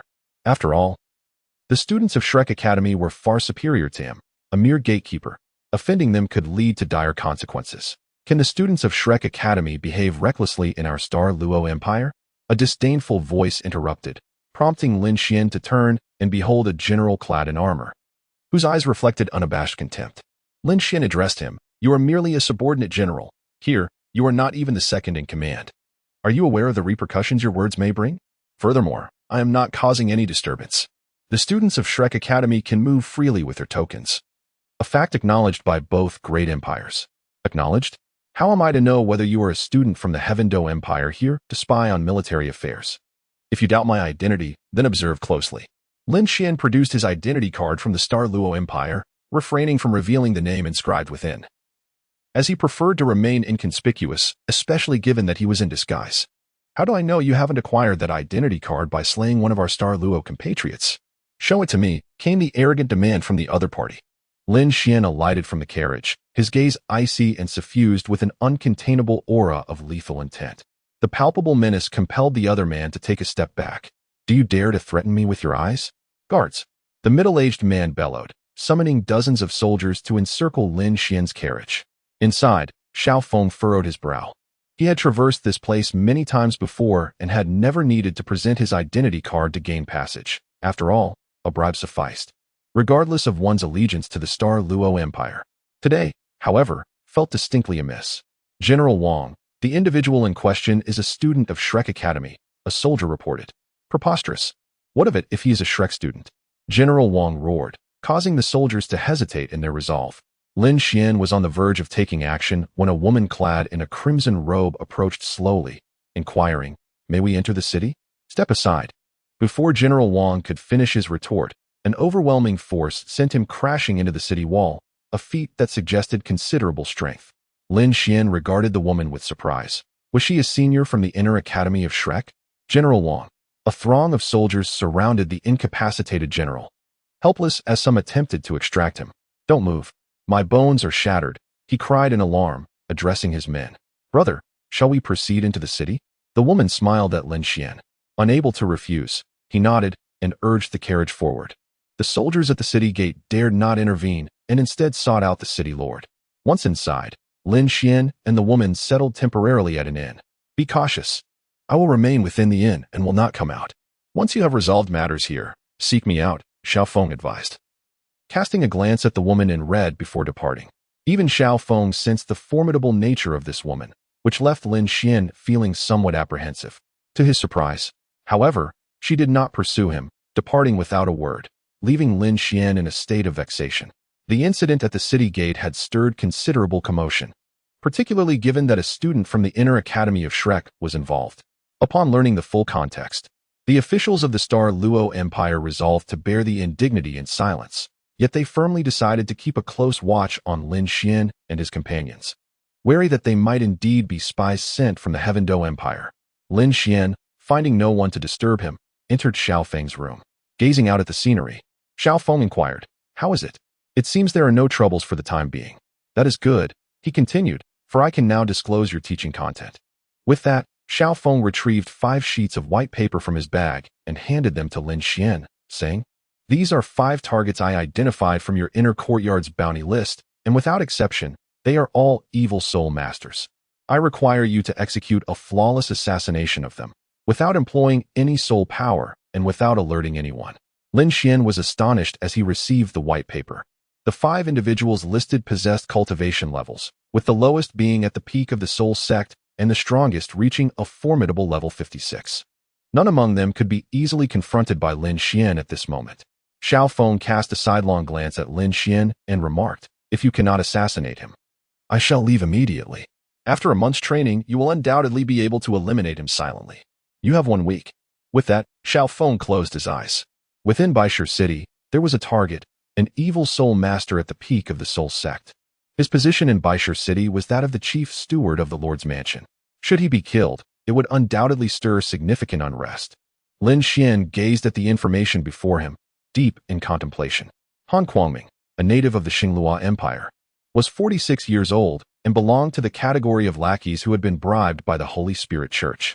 He oversaw various matters in the border city of Baishur, allowing evil soul masters to come and go freely to commit murder, and afterwards assisted in erasing any traces, earning the Lord's deep favor. Chapter 83, Mission Impossible. It was a troublesome affair that required further investigation. Lin Xuan tore through the rift in space and departed from the hotel, arriving at the outskirts of the Lord's mansion.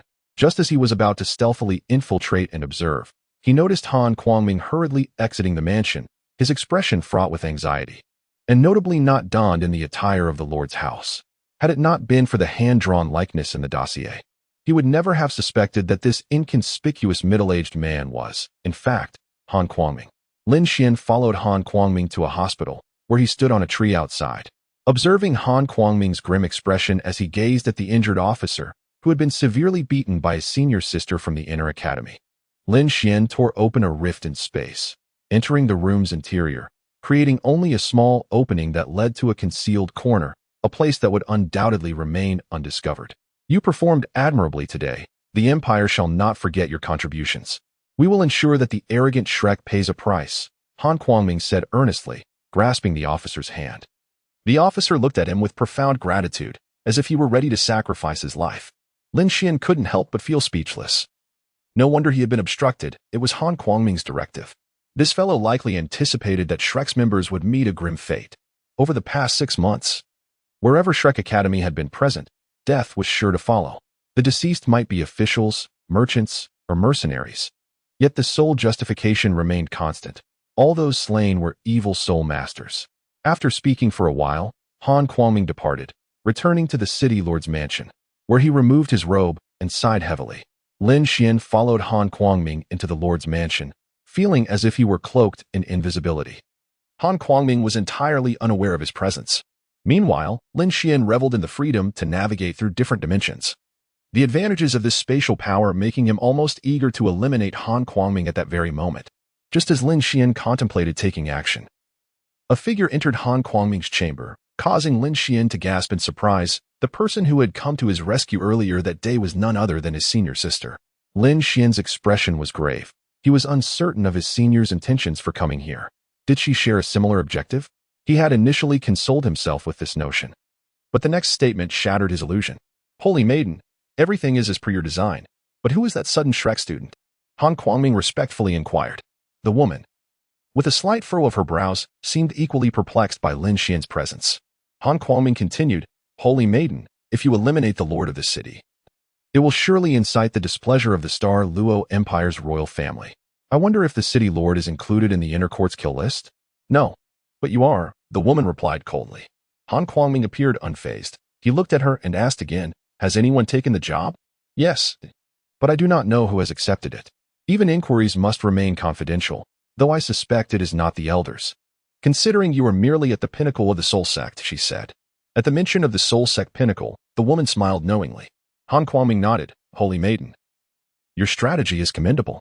Disguising yourself as a pinnacle soul sect member with your soul sage strength will surely deceive many unsuspecting youths. As he said this, he could not help but chuckle, while Lin Xuan, eavesdropping, felt a chill run down his spine. He had nearly acted on impulse, realizing just how cunning Han Kuangming was. Always playing a part. Perhaps he suspected Lin Xuan's presence, intending to lure him into action. However, the woman's arrival at Han Kuangming's abode confirmed that Lin Xuan had no need for pretense. Han Kuangming, the inner court should approve my review soon. At that point, we will jointly eliminate the city lord, and you merely need to feign an inability to stop me. I will ensure Shrek's reputation is tarnished. The woman scoffed. Lin Xuan's expression darkened as he observed her depart from the city lord's residence. He returned to his room and recounted everything he had witnessed to Xiao Feng. Xiao Feng pondered for a moment. For Lin Xuan to assassinate a soul sage was akin to a pipe dream. If he were to act, he could indeed slay a soul sage. Even a pinnacle soul sage would not evade his strike. His highest record was the silent elimination of a peak soul Douluo, earning him the moniker of the Grim Reaper. Only a title Douluo could potentially survive his lethal assault. Yet Xiao Feng also possessed methods to ensure even a title Douluo could meet a bitter end. This is rather unforeseen. We cannot leave Baishur City now. Nor can we allow the city lord to learn of his impending demise. The best course of action is the tactic I taught you, Xiao Feng said with a sly grin. Lin Xuan immediately understood. Xiao Feng had instructed him on how to capture the hearts of female adversaries during training, employing various techniques that would ensnare even the most seasoned of romantics. The optimal strategy is to break through. I can assure you that Kong Lao is tailing us closely. If you wish to abandon this opportunity, just say so, and I can notify him. If you wish to seize this splendid chance for growth, then proceed. Xiao Feng advised Lin Xuan calmly. Lin Xuan clenched his fists. He did not want to relinquish such a valuable opportunity. The pressure was immense, and the likelihood of success was nearly non-existent, yet he longed to try. Even in failure, he would not harbor regrets. I want to give it a try, he declared. Excellent. Do not worry. You possess numerous means of self-preservation. Your senior is a soul emperor, while Han Kuangming is merely a soul sage. They cannot directly kill you. Xiao Feng reassured Lin Xuan, patting his shoulder. Lin Xuan forced a smile. He found little comfort in his mentor's words, inwardly resigned to the notion of defeat. Observing Lin Xuan's despondent demeanor, Xiao Feng remarked, Remember, everyone has weaknesses. Whether it be money, women, or power, one can always exploit a person's vulnerabilities to reveal their flaws. I understand, Lin Xuan replied. Go now, and avoid coming to my room unless necessary. Lest that woman grows suspicious, Xiao Feng instructed. Understood.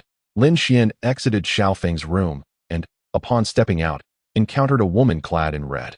Upon seeing her, Lin Xuan feigned a moment of distraction, causing him to twist his ankle and fall to the ground. The woman chuckled softly as she helped him up, inquiring, "Is it possible that even a junior like you can be so careless?" Lin Xuan stammered, "It's just that senior sister is so breathtakingly beautiful that I was momentarily entranced." Lin Xuan shyly covered her ankle and replied, "There's no need to trouble you, senior. My room is just next door." The young woman chuckled softly and asked, "Where is your room? Shall I assist you?" Lin Xuan pretended to be capable of walking, but after taking just 2 steps, he came to a halt. The young woman did not refuse and assisted Lin Xuan into the room beside Xiao Feng.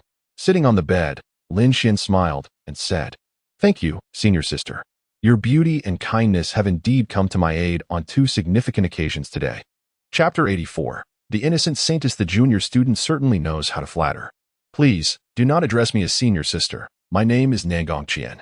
Simply refer to me as Nangong Senior. Then I shall humbly comply. It is a pity that I am not a student of Shrek. Otherwise, I would have the pleasure of seeing you more often." Lin Xuan feigned a lament, causing Nangong Qian to raise her eyebrows in surprise. She had not anticipated that Lin Xuan was merely pretending to be a Shrek student. No wonder she had no recollection of him from either the inner or outer academies. Gazing earnestly at Nangong Qian, Lin Xuan inquired, "Senior, could you keep this a secret for me?" "Oh, what secret?" she responded. "Never mind, if I reveal it. My father will undoubtedly be displeased." Lin Xuan presented himself with an expression reminiscent of pear blossoms weeping in the rain, leaving Nangong Qian at a loss for words. Although she was the saintess of the Holy Spirit sect and had committed numerous acts of violence since childhood, she had never encountered such a scene, where a young man appeared on the verge of tears. "If you do not wish to speak, then do not," Nangong Qian said anxiously. While Lin Xian's heart was filled with cold laughter, his expression conveyed an air of profound grievance. With tear-filled eyes, he earnestly gazed at Nangong Qian and inquired, "Sister, you are such a benevolent person. Let me ask you, if you had a child, would you have the heart to abandon him?" "Certainly not," Nangong Qian replied without a moment's hesitation. Lin Xian could sense the emotional turmoil within her. A girl skilled in the art of strategy had fallen prey to his charming facade. Seizing the opportunity, he continued, "Indeed, sister, your kindness shines bright, unlike my father, who, fearing for his reputation, refuses to acknowledge me as his illegitimate son." "What?" Nangong Qian was taken aback by Lin Xian's words, quickly grasping his shoulders and pressing for answers. "What is the matter?" Lin Xian revealed, "I am the illegitimate son of Director Yi Fanxing, born during his journey to the Xinglua Empire with my mother. She was frail and ill, and only before her death did she disclose my true identity. When I sought out Director Yi, he merely provided me with money and dismissed me, giving me a Shrek Academy student ID to quell any inquiries." Lin Xian immediately threw himself into Nangong Qian's embrace and burst into loud sobs. Though feigned, his wails were deliberately exaggerated to suppress any laughter that might escape. "Apologies, Dean Yi, for casting you as the villain in this charade. Junior, don't despair. Your senior sister will stand up for you," Nangong Qian reassured, sensing an opportunity. Though she held the title of Holy Maiden, the Sacred Spirit sect boasted multiple bearers of that honor. If she could seize leverage over Yi Fanxing and tarnish Shrek Academy's reputation through him, the impact would far surpass assassinating the Lord of Whitestone City. After all, slaying a mere city governor might not suffice to plunge the Star Dou Empire and Shrek into irreparable enmity. "Senior sister, will you truly champion my cause?" he pleaded, voice trembling with affected vulnerability. Lin Xian timidly raised his head and inquired, while Nangong Qian confidently patted her ample bosom and assured him, "Do not worry. Even if I were to part ways with Shrek, I would still assist you. However, who is the man residing in the room next to yours?" "He is the person that Dean Yi has placed beside me to keep watch," she replied. "He fears that I might speak out. Thus he has arranged for me to live my life in seclusion deep within the mountains and forests." Lin Xian could not help but cast a disparaging glance at his master. After all, he had resolutely decided to use Nangong Qian to ensnare a significant opportunity. Nangong Qian felt a secret delight, yet she maintained an expression of feigned indignation. Lin Xian turned to her and inquired, "Senior, may I have a moment alone?" "Of course. If anything arises, do not hesitate to call me. I am unperturbed by the middle-aged man beside you. After all, I am quite formidable," she replied with a playful gesture of flexing her muscles before departing. Once Nangong Qian left Lin Xian's room, both individuals immediately revealed their cold smirks. Nangong Qian reveled in her perceived leverage over Shrek, while Lin Xian mocked his own lackluster performance that had managed to deceive her. As he had anticipated, Nangong Qian's standing within the Holy Spirit sect was evidently not very high, despite her esteemed position as a saintess. Her conversation with Han Kuangming suggested a status of equals. Seizing upon this fact, he played to her whims, allowing her to believe she had grasped a substantial advantage. However, the current circumstances remained precarious. He could not reveal his martial spirit. Should Nangong Qian unleash hers, it would undoubtedly expose his true identity. For his unique combination of 1 yellow and 2 purple soul rings was exceedingly rare. Moreover, the situation with Han Kuangming was equally concerning. While he could manipulate this oblivious woman, it was clear that someone as astute as Han Kuangming would be beyond his schemes. Thus, it was imperative to sow discord between the two. All of this required his diligent effort. Presently, his persona was that of an innocent individual. Yet this facade was insufficient. He needed to reverse this image, portraying himself as love-struck by Nangong Qian, while ensuring she perceived him merely as a foolish man swayed by emotional turbulence. He must retain much information regarding Yi Fanqing, while simultaneously exhibiting indifference and arrogance towards others. Lin Xian spent an entire night devising a strategy, while Nangong Qian, at the break of dawn, consulted with Han Kuangming regarding the matter. Han Kuangming, with a furrowed brow, listened to Nangong Qian's report, feeling an unsettling sense of disquiet. Although there were few loopholes, they were indeed quite suspicious. Yi Fanqing was notoriously known for his promiscuity. It was common knowledge among the older generations of the Douluo continent that the number of women who had spent the night with him exceeded 100. Had he not been captured by the Sea God Pavilion Master and imprisoned for decades, he might not have attained the position of the Shrek Academy's outer court dean. However, Yi Fanqing had never left behind any offspring, and his safety measures were meticulously executed. How could an illegitimate child suddenly appear? This was certainly a point of concern. After hearing Han Kuangming's words, Nangong Qian regained her composure. Han Kuangming then suggested, inquire whether he would be willing to join the Holy Spirit sect. If he expresses a desire to join, we may tentatively place our trust in him. Conversely, if he offers excuses to evade joining, it may indicate that he fears being unable to extricate himself from the sect, thereby confirming the falsity of his claims. This is worth a try. Upon returning to the inn, Lin Xian sat alone in his room, gazing out at the scenery. A knock on the door interrupted his thoughts, prompting him to quickly rise and open it. Indeed, Nangong Qian stood there, holding breakfast with a cheerful expression. Lin Xian, limping slightly, welcomed her inside. Rubbing the back of his head in apology, he said, I must apologize for my behavior yesterday. My emotions were somewhat volatile, and I inadvertently shared matters that should not have been overheard. There's no need for such formality, Junior. Since Dean Yi made an error, I shall certainly assist. Please, do not trouble yourself, Senior. I am confident in my strength to confront Yi Fanqing and assert that I am his son. Lin Xian gazed out the window with a sense of grandeur. Nangong Qian, captivated by his silhouette, stood transfixed. Lin Xian turned to her and, with deep affection, declared, From the very moment I laid eyes on you yesterday, I found myself enamored. Even if our paths diverge in the future, I wish to express this to you clearly. Chapter 85. Sowing Discord Junior You? Nangong Qian's face flushed crimson. Though she had received confessions before, Lin Xian's forthrightness was unprecedented. He grasped her hand more boldly, his gaze growing ever more fervent. Despite his uncertainty, he recognized that retreat was not an option.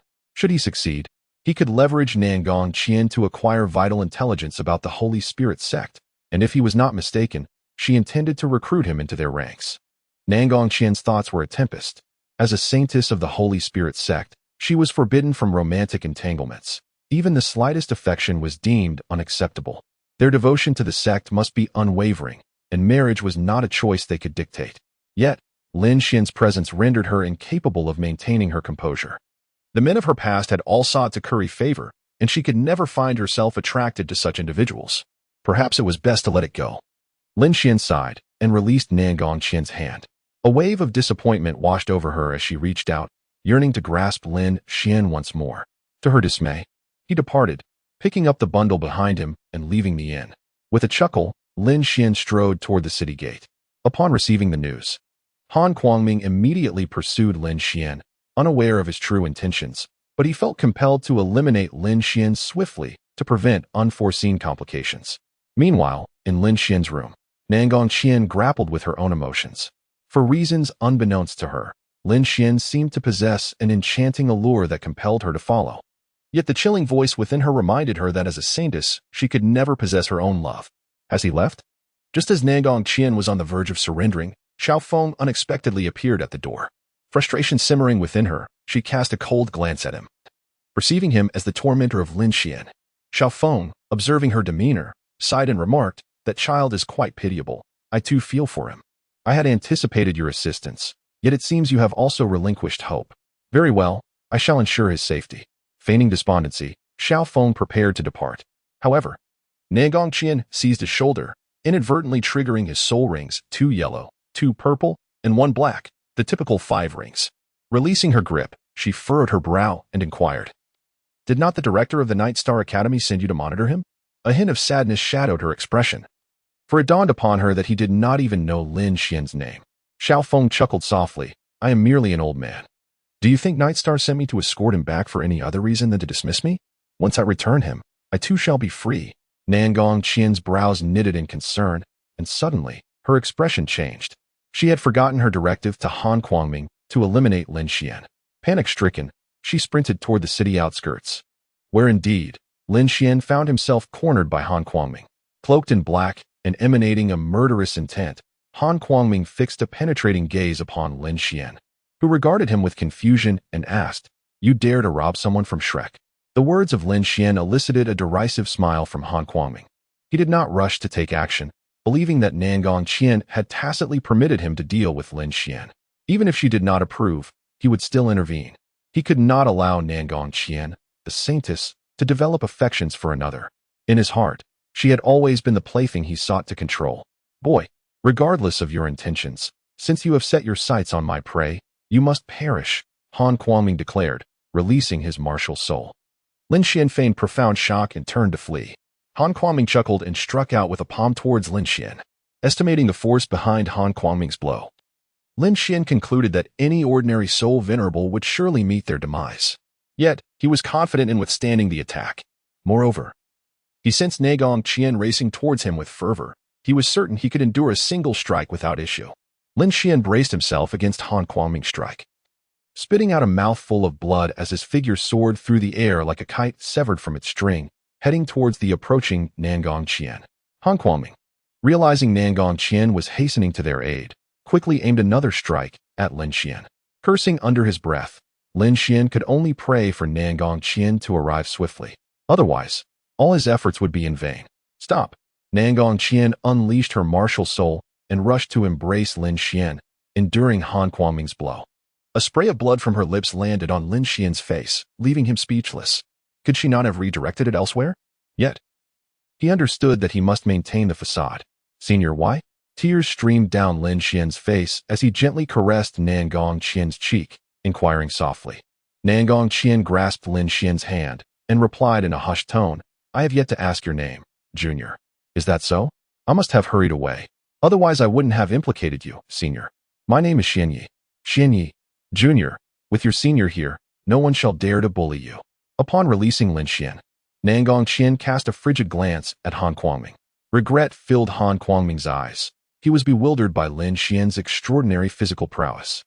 Even a soul sect master would have perished from such a blow, let alone a mere soul sovereign. "Get lost," Nangong Qian commanded, her gaze unwavering upon Han Kuangming. For a moment, Han Kuangming faltered in his breath, grappling with the urge to eliminate Lin Xuan and seize Nangong Qian for himself.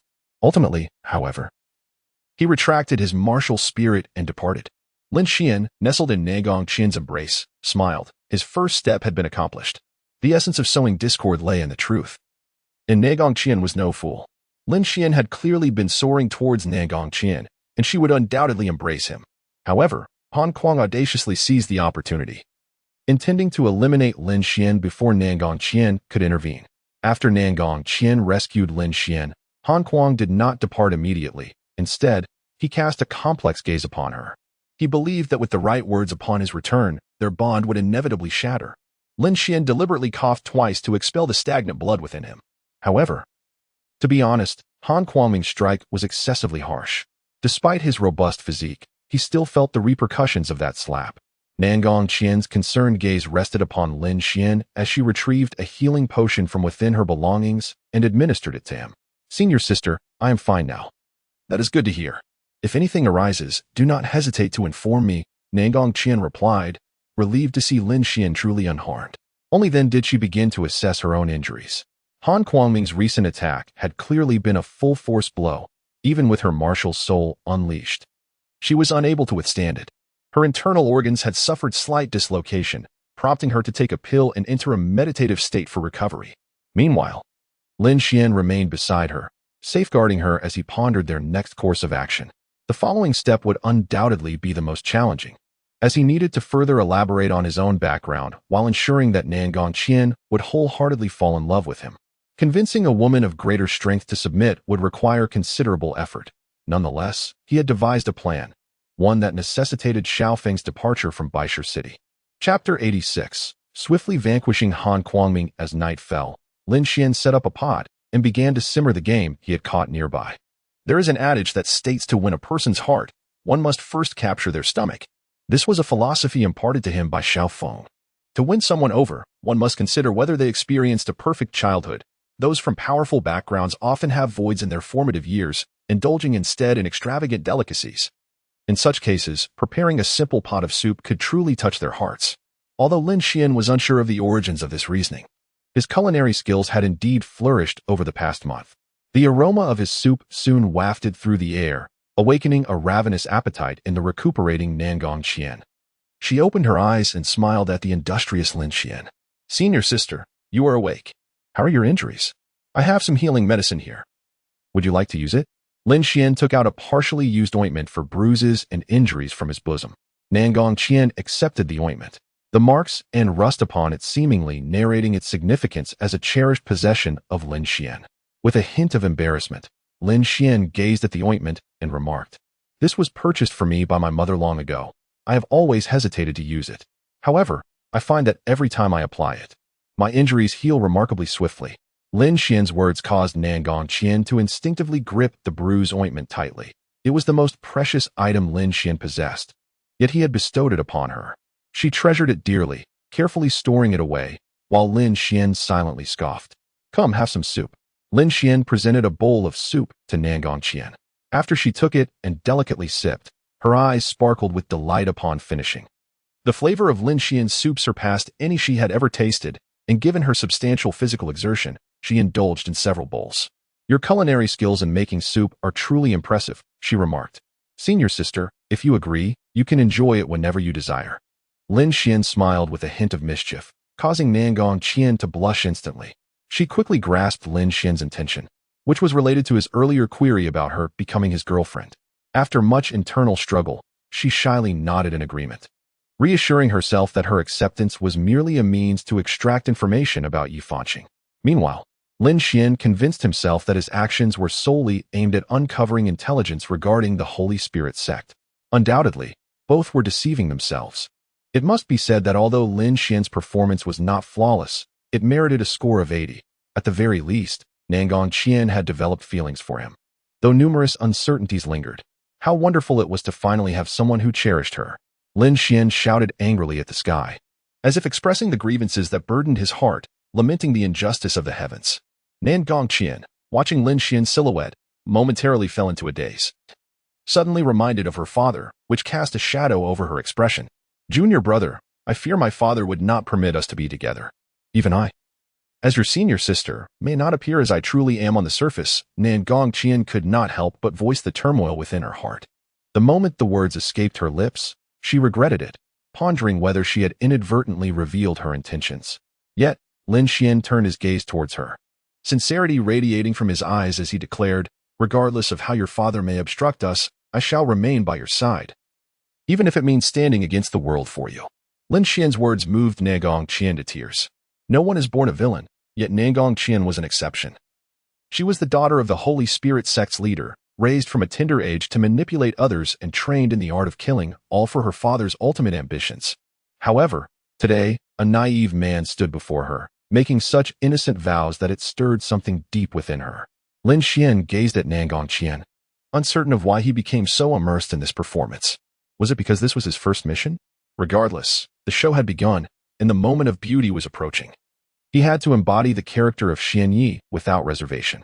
He held Nangong Qian tightly and comforted her, saying, "Senior sister, do not be saddened. If you are upset, my heart will also feel heavy." This single statement shattered Nangong Qian's psychological defenses. She no longer wished to pull Lin Xuan into the mire of the Holy Spirit sect, believing him to be the purest soul in the world, feeling unworthy of him due to the blood-soaked vendettas she carried on her shoulders.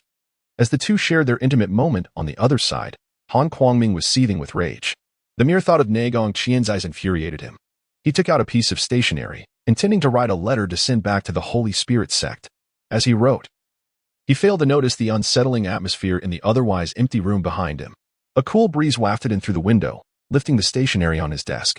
Han Kuangming stared blankly at the paper as rose petals drifted down to rest upon his nose. He glared out the window, only to discover a red mark forming on his neck, where droplets of blood began to surface. In the end, it's I who must assist him, echoed Xiao Feng's voice throughout the room as he materialized behind Han Kuangming. His martial spirit, the phantom of death, allowed him to enter a state of invisibility, achieving an unparalleled mastery of concealment. In truth, he had long been perched in the tree outside Han Kuangming's window, the very spot where Lin Xuan had confronted him the day before. Lin Xuan's abilities were imparted by Xiao Feng, which is why he appeared in the exact locations where Lin Xuan had once lingered. Silently and stealthily, he ended Han Kuangming's life with golden silkworm threads. Upon picking up the letter, he comprehended Lin Xuan's intentions immediately, his brow furrowed. Yet he folded the letter away and inscribed a large character for kill on a fresh sheet of paper. With a sigh, Xiao Feng pressed the letter down with an inkstone and departed from the city lord's manor, leaving no trace, just as he had arrived. It was only in the dead of night, when the city lord, feeling unwell, summoned Han Kuangming, that they discovered the latter had been murdered. The only remnant was a letter bearing the character for kill, which appeared to have been penned by a woman, prompting the city lord's manor to immediately suspect Nangong Qian. Meanwhile, Xiao Feng had long since left Baisher City and arrived at the place where Lin Xuan and Nangong Qian were resting. Nangong Qian regarded Xiao Feng with both wariness and irritation. Their intimate moment was interrupted by the old man's arrival. Lin Xuan stood, his expression dark as he addressed Xiao Feng, saying, "Esteemed elder, my feelings for senior sister Nangong are profound. She will escort me on the journey ahead. So please return to Shrek and inform Yi Fanqing that I will seek him out. Can you ensure his safety?" Xiao Feng ignored Lin Xuan and instead turned to Nangong Qian. She positioned herself protectively behind Lin Xuan and replied, "I can certainly guarantee his safety. Once I have escorted him to a secure location, I will return to Shrek to seek an explanation from Dean Yi Fanqing." "Very well, then I shall take my leave. The journey is perilous. You two must remain vigilant," Xiao Feng remarked with a smile as he departed. He tossed an identity card from the Tiando Empire to Lin Xuan. Upon opening it, Lin Xuan discovered it was empty, yet his fingers brushed against something inside, as if it concealed an object. Chapter 87. Departure. Lin Xuan discreetly tucked away his identification card, while Nangong Qian cast a hostile gaze at Xiao Feng as he departed. In his heart, Lin Xuan pondered whether Xiao Feng truly comprehended his intentions. Although he had conveyed a rough outline of his plan to Xiao Feng on that day, his words were indeed a signal for Xiao Feng to return to Shrek for reinforcements and to prepare Dean Yi Fanqing, thus preventing Nangong Qian from inadvertently revealing anything upon her return to Shrek. Early the next morning, as the two contemplated their return to the city, they discovered that wanted posters had been plastered throughout, featuring none other than Lin Xuan and Nangong Qian. With a smile, Lin Xuan inquired, "Senior, why are we being sought after?" "How would I know?" Nangong Qian replied with a resigned smile, though a chill gripped her heart. It was likely that after parting ways with Han Kuangming the day before, she had fallen victim to Shrek's machinations. Nevertheless, recalling Han Kuangming's demeanor towards her the previous day, she felt a sense of satisfaction. He deserved his fate. Despite his earnest facade, his eyes betrayed an insatiable desire. She was acutely aware that she would most likely be wed to Han Kuangming, for he was merely 40 years old and already a soul sage, poised to ascend to the esteemed title of Douluo and become a linchpin of the Holy Spirit cult. Moreover, the cult leader was not limited to just her as a daughter. Much like Lin Xuan's mention of Yi Fanqing, her own father had a reputation for dalliances and neglecting safety measures, resulting in enough offspring to form a battalion. From birth, They were destined to be sacrifices for the Holy Spirit cult. Suddenly, she turned her gaze toward Lin Xuan, who was smiling at her, causing her to swallow the question she had intended to ask. She grasped Lin Xuan's hand, leading him away from Baishur City. Remaining in proximity to Nangong Qian significantly increased the risk of exposure. Truthfully, he needed to devise a means of extricating himself and reuniting with Xiaofeng. As the longer he lingered with Nangong Qian, the more likely he was to reveal himself. Lin Xuan and Nangong Qian arrived at a village, specifically Hutua village, the place where Lin Xuan had grown up. Before his mother's grave, he could no longer contain his tears. The wooden tombstone had decayed, rendering the inscriptions nearly illegible. When Lin Xuan had returned 6 months ago, he had been in such a hurry that he had not had the opportunity to repair his mother's resting place. What is happening, Xian? Nangong Qian, witnessing Lin Xuan's profound sorrow, knelt down beside him and inquired gently. Placing her hand on his, she attempted to offer comfort. Initially taken aback, Lin Xuan suddenly withdrew his hand, leaving Nangong Qian in a state of astonishment. Realizing his indiscretion, Lin Xuan swiftly apologized, saying, "I am sorry, Senior. I merely found myself stirred by the memories evoked by this place." Lin Xuan hurriedly calmed the tumult within his heart, in his subconscious. Nangong Qian was a woman with blood-stained hands. Were it not for his sweet words, she would not have spared him. Such a person was unworthy to hold his hand before his mother's grave. "Senior, this is where I shall rest. Would you like me to take you to my dwelling?" Lin Xuan remarked, while Nangong Qian obediently followed behind him, nodding in agreement. Lin Xuan arrived at the dwelling he once called home, a simple wooden cabin. Everything within remained unchanged. Although his mother had exchanged only a handful of words with him, the timber used in their home was of the finest quality, ensuring its endurance for a century. Lin Xuan gazed at his silvery hair, memories of his mother's gaze flooding his mind. He found himself in a rather dismal state. Xiaofeng had once remarked that a person is most vulnerable when enveloped in sorrow. It was during Nan Gongquan's moment of sadness that he had breached her defenses, and thus he was acutely aware of the peril inherent in such emotional exposure. "Senior, I will go fetch some water. Please sit here for a moment," he said. "Very well," Nangong Qian replied with a smile. Lin Xuan took the water bucket and stepped outside, leaving behind a letter. He tore open a rift in space and departed. 300 meters outside Tiger Head Village, Xiaofeng awaited him, and upon seeing the melancholic expression on Lin Xian's face, he let out a sigh. "Master, have I erred?" Lin Xuan gazed at the despondent Xiaofeng and, without uttering a word, led him toward the next assassination target in the city. Meanwhile, Nangong Qian, concerned by Lin Xian's prolonged absence while fetching water, ventured outside. Upon opening the door, she discovered an envelope placed on the windowsill. Her heart skipped a beat, as an ominous premonition washed over her. Upon opening the envelope and reading its contents, she collapsed in despair, frantically leaving Hutu village to search for Lin Xuan. She scoured the surroundings for an entire day and night, yet he remained elusive. "Dear senior sister, I have departed. Please believe that this decision was not made lightly. I carry an overwhelming burden. Now that we have confirmed our bond, I do not wish to rely on you and create discord with Yufanqing.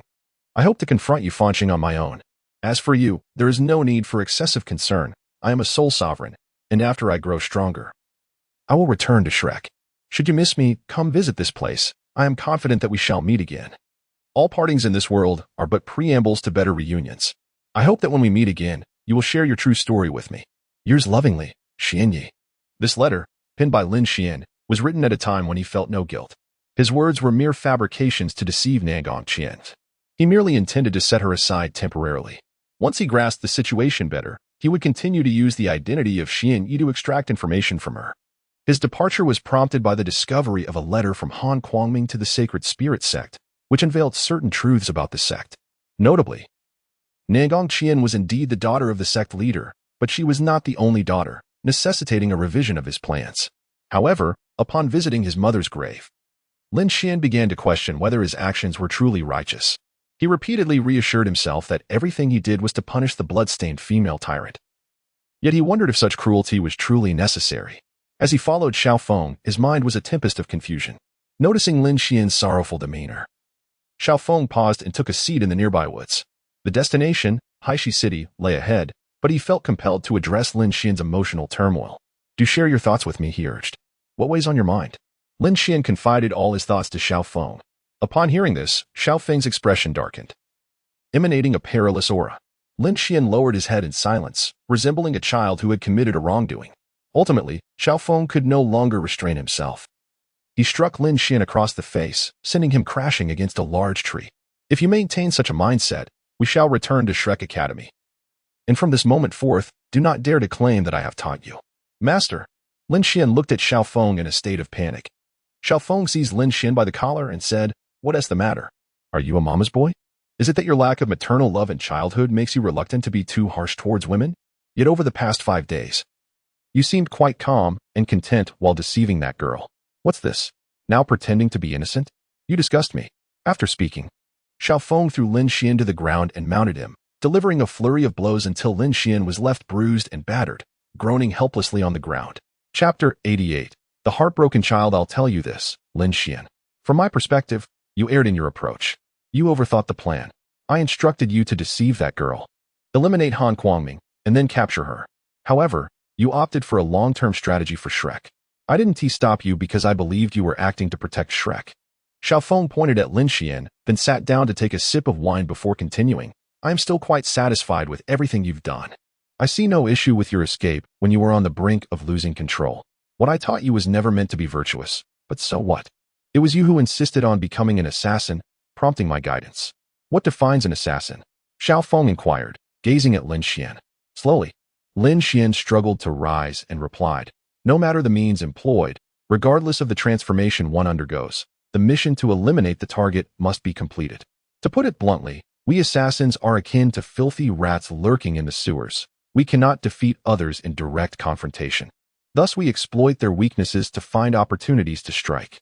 Hence, you must learn the art of sweet talk to deceive women, how to use your appearance to manipulate others, and how to feign weakness to disarm your enemies. Therefore, in all your actions, you must question your own heart. Will this truly achieve your objective? Rather than pondering whether it will invoke the condemnation of your conscience?" Upon hearing Xiaofeng's words, Lin Xuan's gaze regained clarity. Indeed, having chosen the path of an assassin, why should he still be lost? Surely, his mother would not wish to see him in such a state. Xiaofeng took out some ointment and applied it to Lin Xuan's face, sighing as he said, "Your heart remains too fragile. Once something affects you, you are bound to waver. Such a person cannot become a formidable force. But what of it? The so-called strong emerge only through repeated wavering and failure, ultimately finding success. Your innate talent surpasses mine, and your ability to control emotions and seize opportunities is far superior to what I possessed at your age. Henceforth, you should continuously hone your inner strength." "Master, you are becoming more like a teacher," Lin Xuan remarked. Lin Xuan said with a smile, while Xiaofeng, momentarily taken aback, embraced Lin Xuan and remarked, "You foolish child, you are my only disciple. Do not let yourself fall into despair. I have no desire to engage in sentimental displays." To Xiaofeng, Lin Xuan was akin to a raw gem. The more effort he invested in sculpting it, the more valuable it would become. In turn, people would ponder who had polished such a masterpiece. Having never received recognition from the world, he aspired to forge someone even greater to conquer all. "Master, I shall not disappoint your expectations," Lin Xuan replied. "You are right. I may have gone a bit overboard. I will devise a new plan to address this." Though Lin Xuan rose with a bruised visage, his gaze finally radiated determination. Xiaofeng gestured for Lin Xuan to take a seat and inquired, "How many plans do you typically devise for your objectives?" Lin Xuan replied, "When time permits, I generally formulate 3 strategies. One for the seamless execution of the task, another for scenarios where unforeseen complications arise yet the task remains achievable, and a third for retreating in the event of failure. And regarding Nangang Qian, how many plans have you prepared?" "Just one."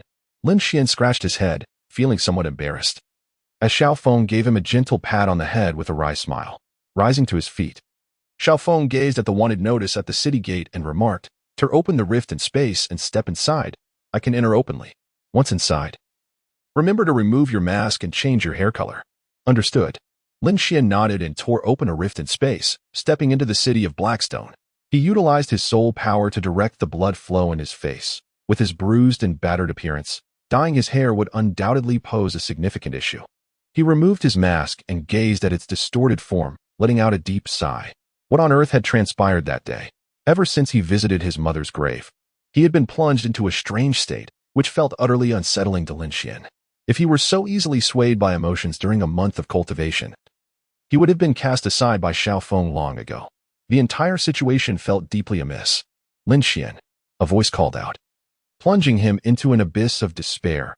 as memories from his childhood flooded back, dragging his spirits down to a nadir. Before Lin Xuan stood a handsome man, smiling at him with an unsettling gaze. The man caressed Lin Xuan's cheek, speaking in a voice that sent chills down his spine. It seems the master was right in instructing me to lie in wait. You have actually entangled yourself with Nangang Qian? It appears that she has betrayed the Holy Spirit sect, has she not? Is that so, Lin Xuan? Lin Xuan stared vacantly ahead, merely nodding in response to the man's satisfied smile. His martial soul, the heartbroken doll, had the power to ensnare others within their most profound sorrows.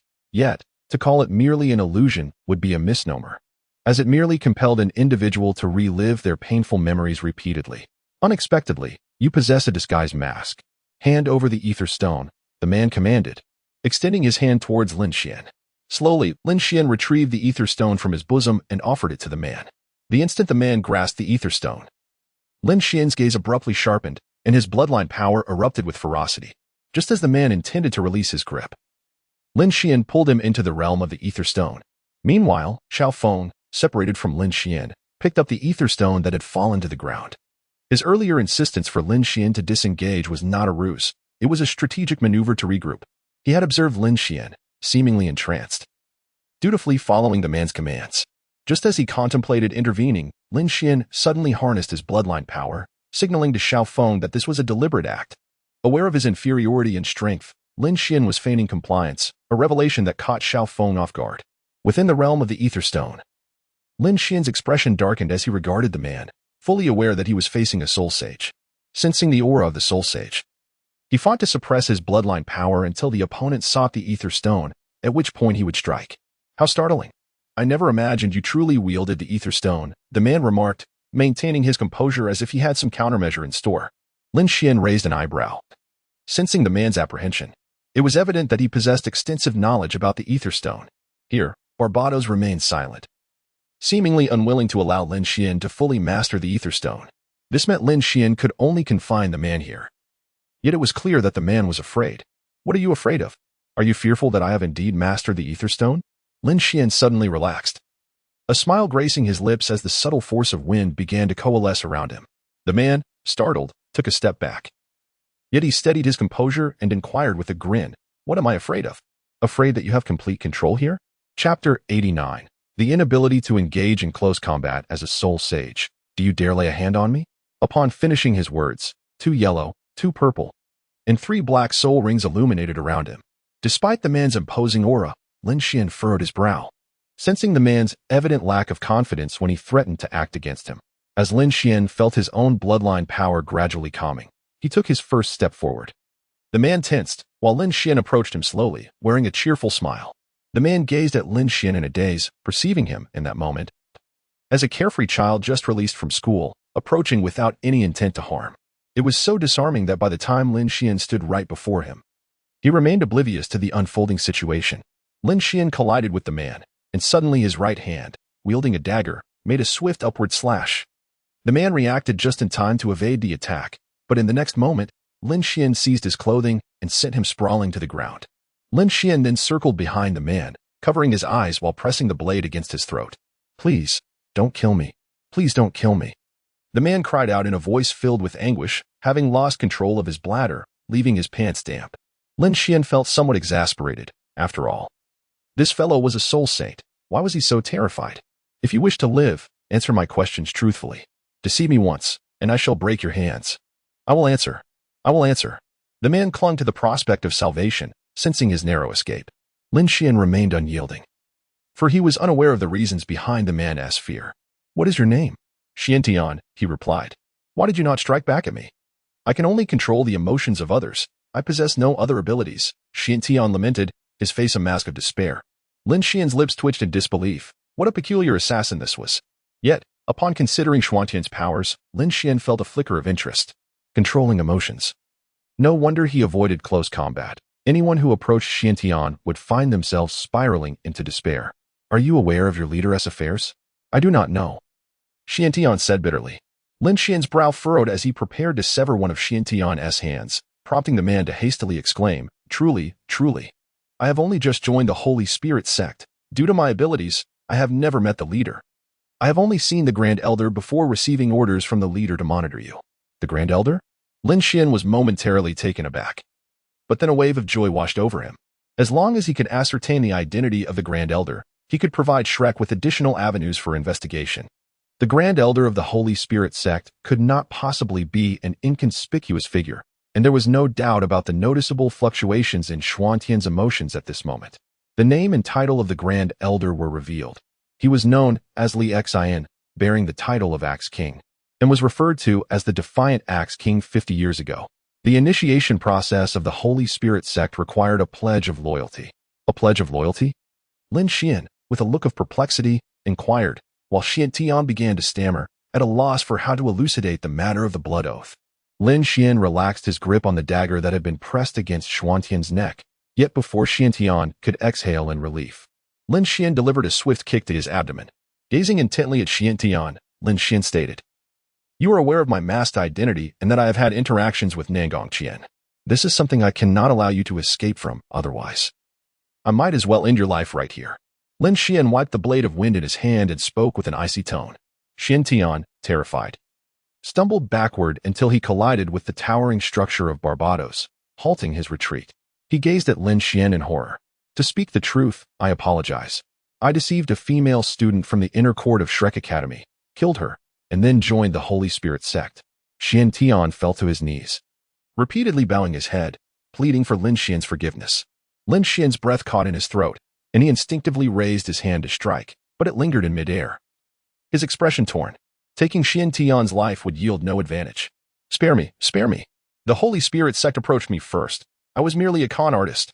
They coveted my abilities, and if I had not joined, they would have killed me. It was your senior sister from the inner court who saved me. I had intended to deceive her into bringing me back to Shrek Academy to protect me for life, but the Holy Spirit sect dispatched more formidable individuals. I had no choice but to ambush and severely injure your senior sister, leading to her swift demise, which forced me into the Holy Spirit sect. Please, spare me." Xiantian cried out in anguish, genuinely terrified. If not for his fear of death, he would never have committed such heinous acts. The inner court should have long understood that opposing the Holy Spirit sect would inevitably lead to death. Even without his betrayal, he would have been eliminated. Yet, to perish in such an obscure manner felt unbearably suffocating. "Tell me what you know. I demand to know who killed my senior sister." It was one of the 9 guardians within the Holy Spirit sect, a sole Douluo powerhouse named Tianze. Tianze, is it? Excellent. You are cooperating with me. You have now earned a fleeting opportunity. I must administer a poison to you, and you are to assist me with the task today. After Lin Xuan fed Xiantian a pill, he remarked, and Xiantian, his face ashen, nodded slightly. At this moment, he realized that he had no choice but to heed Lin Xuan's words. However, Lin Xuan's heart raced with trepidation. After all, the pill he had administered to Xiantian was merely an ordinary one, devoid of any significant effect, merely an embryonic form of a medicinal elixir. The pill was colorless and tasteless, even untraceable. "Should you betray me, we shall meet our demise together." "Oh. I forgot to mention that I am well versed in the power of space, as you all know, and I can escape at any moment, without access to the antidote. You shall perish." The words of Lin Xuan sent a shiver through Xiantian, who could only nod fervently in agreement, indicating his willingness to cooperate. With a sigh, Lin Xuan departed from the Void Spirit Stone, granting Xiantian some time for contemplation. He was aware that the Void Spirit Stone was currently in Xiaofeng's possession, and thus he stepped out to discuss his plans with Xiaofeng. Upon learning that Lin Xuan intended to enlist Xuantian's aid in assassinating their target, Xiaofeng expressed no dissent. He merely advised Lin Xuan to consider the matter carefully. The objective of their mission was the Soul King, and the key lay in swiftly and effortlessly executing the assassination. The target in question was the vice president of the Fortune Merchants Association, who, by a stroke of fate, had also invited another assassination target, the mayor of In-City, Seton, to the same gathering. Seton was the highest level target, being a 56th level Soul King. This banquet was to be a private affair, and had Lin Xuan not eavesdropped, he would have remained oblivious to it. The night before the feast, Lin Xuan had already devised a unique strategy, and considering the internal structure of the Holy Spirit sect as described by Xiantian, he planned to take considerable risks. "If I encounter trouble, you needn't expect to survive either. Do behave yourself." Lin Xuan assisted Xiantian in organizing his garments, speaking in a tone devoid of emotion. Xiantian, in response, took deep breaths to stabilize his feelings. The two departed from the ethereal stone and entered the outside world. Lin Xuan presented himself like a dandy, without any disguise, as he intended to reveal his true visage, for it was certain that neither of them would survive beyond this day. Remember, I am the Holy Sun, and you are here to issue commands alongside me. Understood. Chapter 90, A Grand Cup. Having adjusted his demeanor, I now embody the role of the Holy Sun. Lin Xuan smiled as he spoke, exuding an aura of confidence. According to Xintian, every member of the Holy Spirit sect is considered an underling of a saint or a saintess. In this district, all members of the Holy Spirit sect were under the management of Nangong Qian prior to their arrival. The Grand Elder had specifically informed Xintian about who belonged to Nangong Qian's faction. Leading the group was Han Kuangming, while Nangong Qian herself was a sole emperor. Generally, the saints and saintesses maintained a respectful distance from one another, and subordinates rarely sought out other saints independently, making Lin Xuan's impersonation entirely feasible. The two men arrived at the territory of the Wishing Commercial Association and boldly breached the defenses, disregarding the guards' protests. Startled, Saturn and Vice President Xiao Jin, who were engaged in strategizing, gaped at the intrusion. Saturn turned to Xiao Jin with a frown, expressing his dissatisfaction. Xiao Jin, is this the best security you can provide? Calm yourself, City Lord. This is merely a stronghold, Xiao Jin replied, rising to address the situation with an indifferent gaze directed at Lin Xuan and Xiantian. Without hesitation, Xiantian slammed the token onto Xiao Jin's face. Lin Xuan observed Xuantian's hand tremble slightly, feeling a sense of incredulity. What was there to fear in a soul saint striking a soul king with a token? Seeing the token, Xiao Jin was instantly struck with terror. Realizing that the black token signified that the man before him was at least a guest elder of soul saint caliber. Hastily, he dismissed the others and handed the token to Saturn, who frowned upon seeing it. May I inquire who you are? Saturn asked cautiously as he rose. Xiantian remained silent, relishing in the act of projecting an imposing presence. As long as he refrained from engaging in combat, he could present himself as invincible. He merely released a fraction of his soul rings and respectfully stepped behind Lin Xuan. This gesture left both men in a state of uncertainty. Under their scrutinizing gazes, Lin Xuan sat down with a cold demeanor, while Xiantian assumed a sentinel-like stance behind him. Xiao Jin respectfully returned the token to Xiantian, who then addressed the two men. This is the new saint, Nangong Qian. A new saint? Both men exclaimed in disbelief, clearly astonished that a soul venerable like Lin Xuan could be deemed a saint. Wiping the sweat from his brow, Saturn cautiously inquired, May I ask what has happened to Saintess Nangong Qian? Nangong Qian has conspired with individuals from Shrek Academy to eliminate Han Kuangming and has now been apprehended by our sect. Lin Xuan sat with an air of disdain, his words laced with contempt. This was a critical point. Within the Holy Spirit sect, the Holy Sun and Holy Maiden schemed against one another. The crux of the matter lay in the death of Han Kuangming, which occurred after a visit from Nangong Qian and a remarkably handsome young man. I must be frank. We have not received any directives from above regarding the arrival of a new Holy Sun.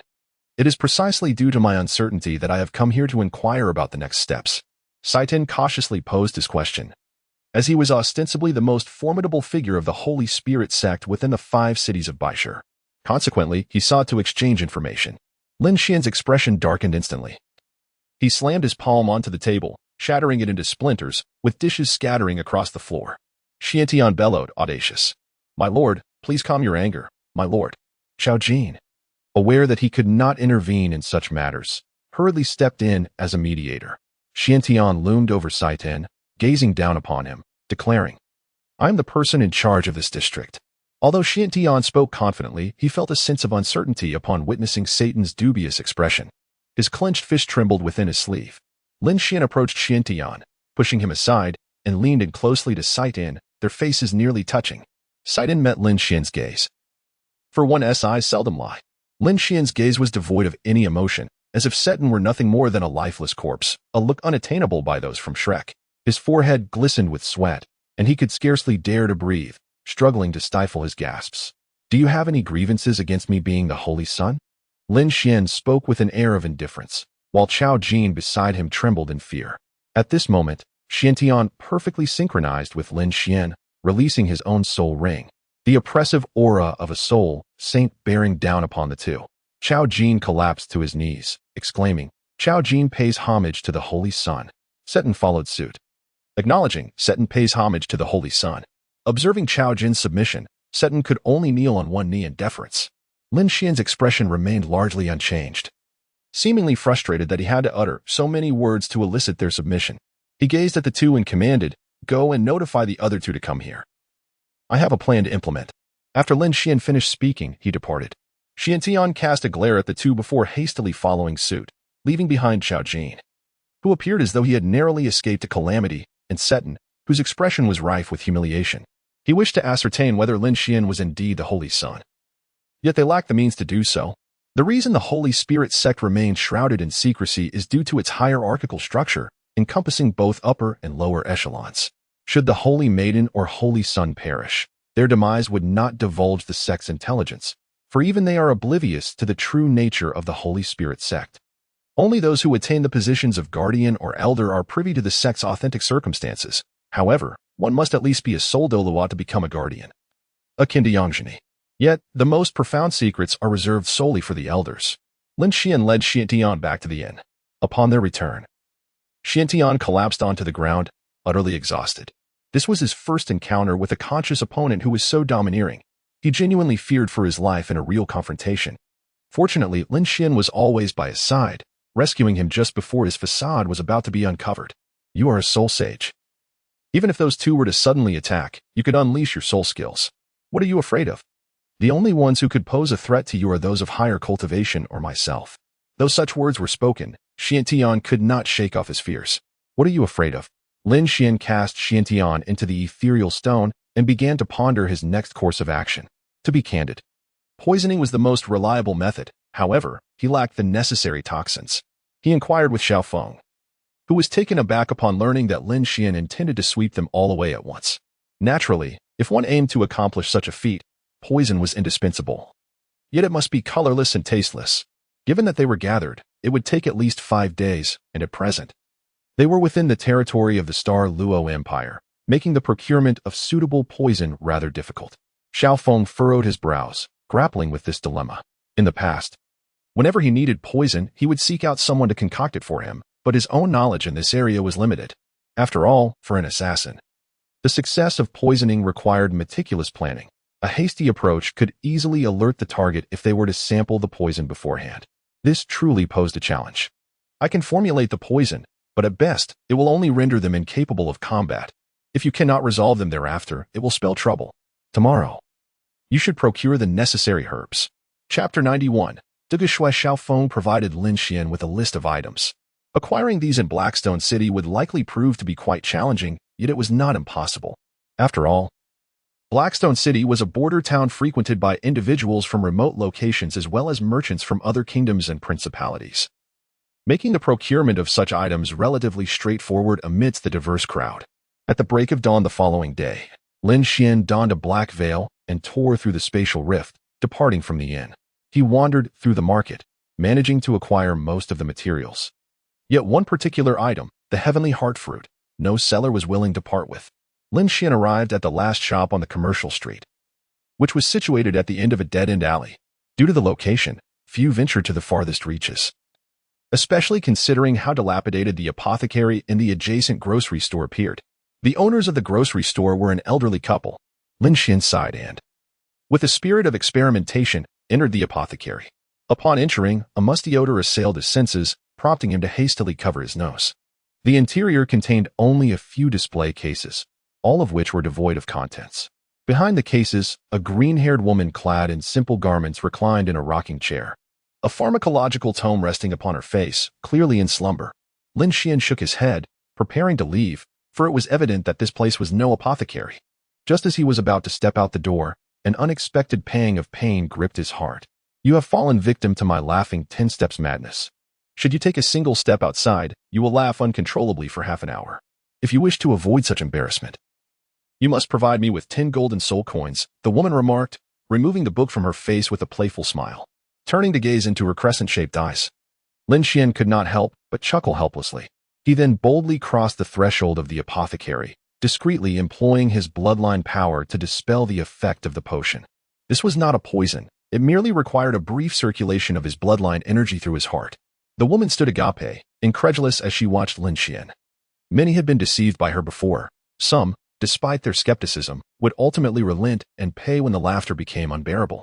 Yet, It was astonishing that her trick had utterly failed with Lin Xuan. "Wait," she called out, rushing to intercept him. Lin Xuan furrowed his brow and inquired, "What is it?" "I am leaving. Why do you stop me?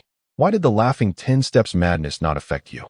she questioned earnestly, shaking her head in disbelief. Lin Xuan, however, had no desire to engage with her inquiries and merely wished to evade her grasp. This peculiar woman was clearly driven by greed. Yet, she seized his hand, exclaiming, "Do not go. Surely, you came here to purchase something, right? I might possess items that are unavailable elsewhere." With a glimmer of confidence in her narrowed eyes, she continued, "Do you have a heavenly heart fruit?" Lin Xuan replied with a resigned smile. "Heavenly heart fruit. No wonder no one else would sell it to you. According to the laws of the Star Dou Empire, anyone caught purchasing a heavenly heart fruit is liable to be imprisoned." The woman stared at Lin Xuan in astonishment. He paused, taken aback by her words. Could it be that she truly had a heavenly heart fruit? Cautiously glancing around, she then released his hand. "Let us discuss this further in my shop," she proposed. Lin Xuan hesitated for a moment before returning to the apothecary. The woman handed him a small bamboo stool, inviting him to sit down. As Lin Xuan perched upon the rickety seat, his expression soured. It was rather shabby. The woman, feeling somewhat embarrassed, scratched her head and remarked, "I can't help it. I'm poor. The land in this commercial street is worth enough to purchase a shop outside. What are you aiming for? The family business is not for sale." Upon hearing Lin Xuan's words, the woman shook her head vigorously. Although business was lacking, the heritage passed down through generations held significant value. Lin Xuan inquired, "If you have the tianqing fruit, then I shall leave." "I do have it. But if you wish to concoct a poison, you must provide me with the formula, and I shall do the rest," the woman replied earnestly. Her eyes fixed on Lin Xuan. He was taken aback, pondering her naivety. Noticing his strange gaze, the woman felt her cheeks flush and cleared her throat, asking, "Do you know who I am?" "I do not care who you are. Without the tianqing fruit, I will take my leave," Lin Xuan retorted. Lin Xuan, with an air of impatience, remarked that he was overwhelmed with numerous matters and had no inclination to engage in trivial discussions with others. A woman obstructed his path, producing a heavenly heart fruit and presenting it to him. "Do not be hasty," she urged. "Who doesn't desire a heavenly heart fruit? I am the only one willing to sell it to you. The market price is 500 gold soul coins, but I shall offer it to you for 1,000. If you will, just 1,000 gold soul coins, and I merely wish to inquire what you intend to do with it. Do you take me for a fool?" Lin Xuan, suppressing his anger, spoke, "If it were not for the fact that this woman indeed possesses the heavenly heart fruit and has handed it to me, I would have already left." The woman shook her head and replied, "My name is Douluo." Instantly, Lin Xuan's irritation dissipated. He stared at the woman before him in a daze. The surname Douluo is rare, especially after the existence of a certain individual, which made it even more daunting for others to adopt such a name. That individual is the poisoned Douluo Douluo, who is both a mentor and friend to Tang San, standing steadfastly by his side in times of peril. However, the lineage of Douluo has not fared well. After Douluo Yin married Yu Tianqing, they had a son and a daughter. The son inherited the blue electric Tyrannosaurus soul, while the daughter inherited the phosphor serpent emperor soul. Yet, after Tang San ascended to godhood, the Douluo lineage remained unchanged, with their lifespans being notably short. Typically, they do not survive to reach the rank of title Douluo, and even upon reaching that rank, they merely linger for a few more years. Furthermore, due to the barrier Tang San established at the Eye of Ice and Fire before his departure, only the Douluo lineage was aware of it, which led to their relentless pursuit and forced exodus from the Heaven Dou Empire. No one knows their whereabouts, and the Heaven Dou Empire has never ceased its search for the heirs of the Douluo lineage. Lin Xuan gazed intently at Douluo, searching for any hint of deception, yet she met his scrutiny with serene composure. Removing the bamboo hat that concealed his features, he revealed his true visage and inquired, "How dare you speak so freely without even glimpsing my face? What if I were from the Heaven Dou Empire? A disciple of Shrek Academy wouldn't act thus, would they?" A mischievous glint appeared in Douluo's eyes as she replied. Lin Xuan froze momentarily. When had his identity been compromised? This journey had been meticulously planned, with no telltale signs betraying his affiliation with Shrek. "So you truly are from Shrek Academy?" Douluo pressed, observing his reaction. Lin Xuan couldn't help but chuckle wryly. The cunning girl had been bluffing. With a respectful cupped hand salute, he said, "State your business plainly. You seek to concoct poison using heavenly heart fruit.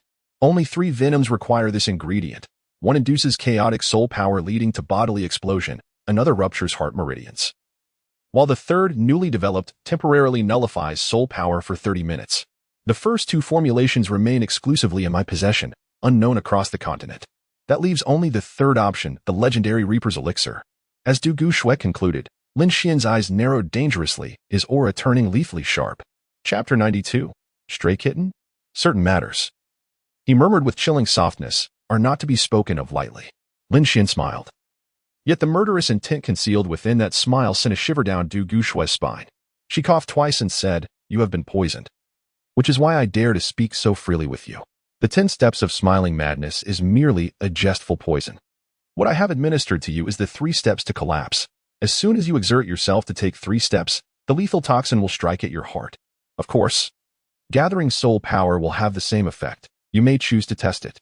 Upon hearing this, Lin Xian remained unfazed. He sensed that the poison was indeed lying in wait around his heart pulse, yet the strength of his bloodline rendered him immune to all poisons. Nonetheless, he had no intention of acting prematurely. He wished to ascertain what schemes Du Guxue had in mind. "What do you intend to do? Tell me where that fellow is," he demanded.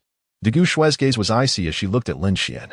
Suddenly, he was taken aback, realizing that she seemed to share a significant connection with his master. Du Guxue raised her hand and said, "Do not misunderstand. I simply harbor a deep hatred for those who kill for money and have devised such a poison. So you wish to kill me as well?" Lin Xian let out a soft exclamation as realization dawned upon him. It became evident that Du Guxue intended to coerce him into revealing the whereabouts of Xiao Feng, and subsequently eliminate both him and his master.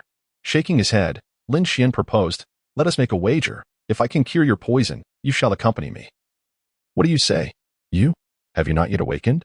"My potion should not becloud your mind," Du Guxue replied, bewildered as she surveyed her surroundings. At that moment, Lin Xian seized the opportunity. He placed a hand upon Du Guxue's shoulder, unleashing his soul power to directly immobilize her soul's flow. Given that Du Guxue was merely a member of the soul sect, Lin Xian could contend with her using his bloodline power. And he had struck while she was entirely unprepared. The tides of the situation had indeed turned.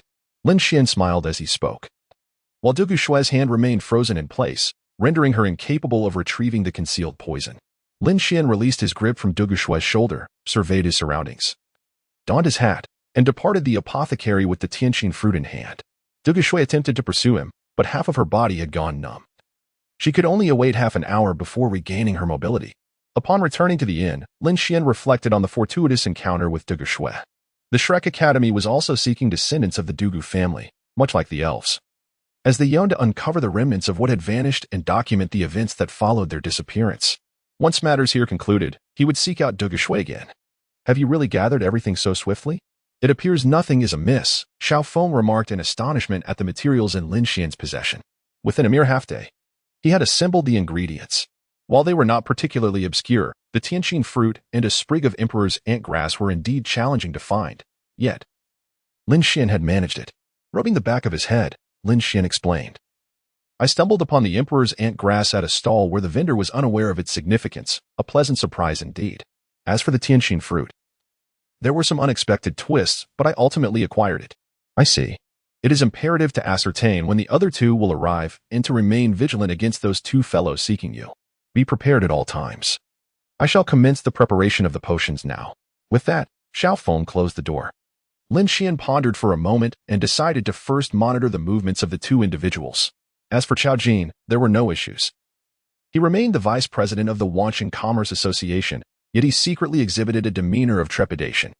Lin Xian understood that Chao Jin was the type of person who sought to avoid blame rather than to achieve merit. Although he remained unaware of this individual's motives for joining the Holy Spirit sect, he posed little threat to Lin Xian. Given that Chao Jin was merely an ordinary person aligning himself with the sect. However, Seton was a different matter altogether. Gradually, Lin Xian made his way to Seton's temporary residence. As the Lord of An City, his presence there for a few days would inevitably raise suspicions. Thus, Seton had concocted a pretext of cooperating with the Lord of Blackstone City to apprehend a wanted criminal. Consequently, Lin Xian only needed to visit the Lord's mansion to find him. As Lin Xian approached the corner, he beheld a familiar figure. It was none other than Du Guxue.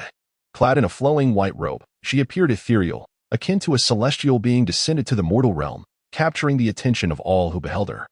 Lin Xian feigned ignorance, passing directly in front of her, yet to his surprise, Du Guxue abruptly seized his arm, refusing to let go. Lin Xuan could perceive the cacophony of shattered hearts surrounding him. Although he wore a bamboo hat, the murderous glares directed at him were still disconcerting. He gazed at Douluo Shui, furrowing his brow as he inquired, "What is the meaning of this? What is the meaning of this? You took my congenital fruit and left without paying? I had thought that by curing your poison, I could take advantage of the situation." Lin Xuan tossed a crystal card to Douluo Shui. To his surprise, after she received the card, she still refused to let go, growing increasingly impatient. Lin Xuan suppressed his irritation and said, "I have matters to attend to. Kindly release me. We can discuss further entanglements later. Have you forgotten? You yourself stated that if you cured my poison, I would accompany you." A sly smile crept across Douluo Shui's face, and Lin Xuan, momentarily taken aback, eventually nodded and decisively replied, "Then follow me." "You?" Douluo Shui exclaimed, her frustration mounting. Initially, she had assumed Lin Xuan would be irate due to his pressing errands. Yet he appeared utterly indifferent, allowing her to accompany him. With a flick of his wrist, he shook off Douluo Shui's grasp and strode forward. Reluctantly, Douluo Shui stomped her foot and followed suit. She had her own matters to discuss with Lin Xuan, after all, considering his remarkably unique constitution, impervious to all poisons. Lin Xuan guided Douluo Shui into a deserted alley. Douluo Shui, feeling apprehensive, gazed nervously at Lin Xuan. At that moment, Lin Xuan turned around, cornering her against the wall, and inquired, "Are you a stray cat?" Douluo Shui, taken aback by the absurdity of his question, had anticipated something entirely different from him. Lin Xuan gently lifted her chin with his hand and continued, "Stray cats are inherently fearful of humans, yet once you successfully feed them, they cling to you. I find this quite reminiscent of you. Initially, you were wary of me, but after being overwhelmed by my nature, your guard has significantly lowered, leading us to this secluded alley where you now appear completely at my mercy." Lin Xuan's words were laden with bias, leaving Douluo Shui momentarily at a loss, her limbs growing cold as she gazed at him. Unexpectedly, Lin Xuan broke into a gentle smile and said, "My intention in speaking to you this way stems solely from your recent actions that have displeased me. I harbor no ill will towards you. Rather, I hope to cultivate a friendship. However, this is contingent upon your ability to comprehend reason." After Lin Xuan finished speaking, he departed, leaving Douluo Shui standing there in a state of shock. Although Douluo Shui possessed considerable cultivation, she remained an inexperienced young girl. Poison was her most reliable companion, yet regrettably, this ally could not shield her from Lin Xuan's grasp. How infuriating! What does this man intend to do? He truly startled me. Mother was right. Indeed, there are no good men. Douluo Shui gritted her teeth in frustration, but Lin Xuan was utterly oblivious to her sentiments. If he had heard her scathing remarks, he would likely have been so enraged that he could have coughed up blood. Chapter 93. Rescue. Lin Xuan discreetly observed Seton. Although Seton harbored a lingering discontent, he found himself unable to voice any objections. After all, Nangongqian was now a wanted fugitive. If she possessed any sense, she would not seek out Seton, as it could lead to dire consequences should she fall into his treacherous hands. 2 days later, Xiao Feng delivered the potion to Lin Xuan. The liquid was colorless and tasteless, making it ideal for poisoning. However, the method of administering the poison was of paramount importance. Lin Xuan did not inform Chao Jin and the others, but rather, it was Chao Jin who cautiously approached the inn to discuss a dinner at Wanha Tower that evening, where they would deliberate their plans. Lin Xuan, having agreed, began his preparations. He left the inn, intending to visit Douluo Shui. Meanwhile, Seton sat within Douluo Shui's shop, gazing at her as he spoke. "Shui, my dear niece, I find myself entangled with a troublesome individual. I hope you can provide me with a vial of poison to eliminate him." "Uncle Seton," Douluo Shui replied, shaking her head in refusal, "ever since my mother passed, I have ceased the creation of poisons. I no longer possess that colorless, odorless liquid capable of killing unseen." Each of her concoctions was perilous, and despite her slight kinship with Seton, she would not casually offer any. A flicker of latent malice glimmered in Seton's eyes as he turned to leave. Not uttering a single word, Douluo Shui bit her lip, a sense of foreboding washing over her. Indeed, in the next moment, a horde of armored soldiers burst into the shop, charging toward her. Startled, Douluo Shui immediately struck the table with a punch, shattering it, before unleashing her martial spirit. A purple miasma enveloped the advancing soldiers, and within 3 steps, they were reduced to toxic sludge. Yet, before she could release another wave of poison, 4 formidable presences bore down upon her, the combined aura of 4 soul kings momentarily stalling her movements. In that fleeting instant, an arrow pierced her abdomen.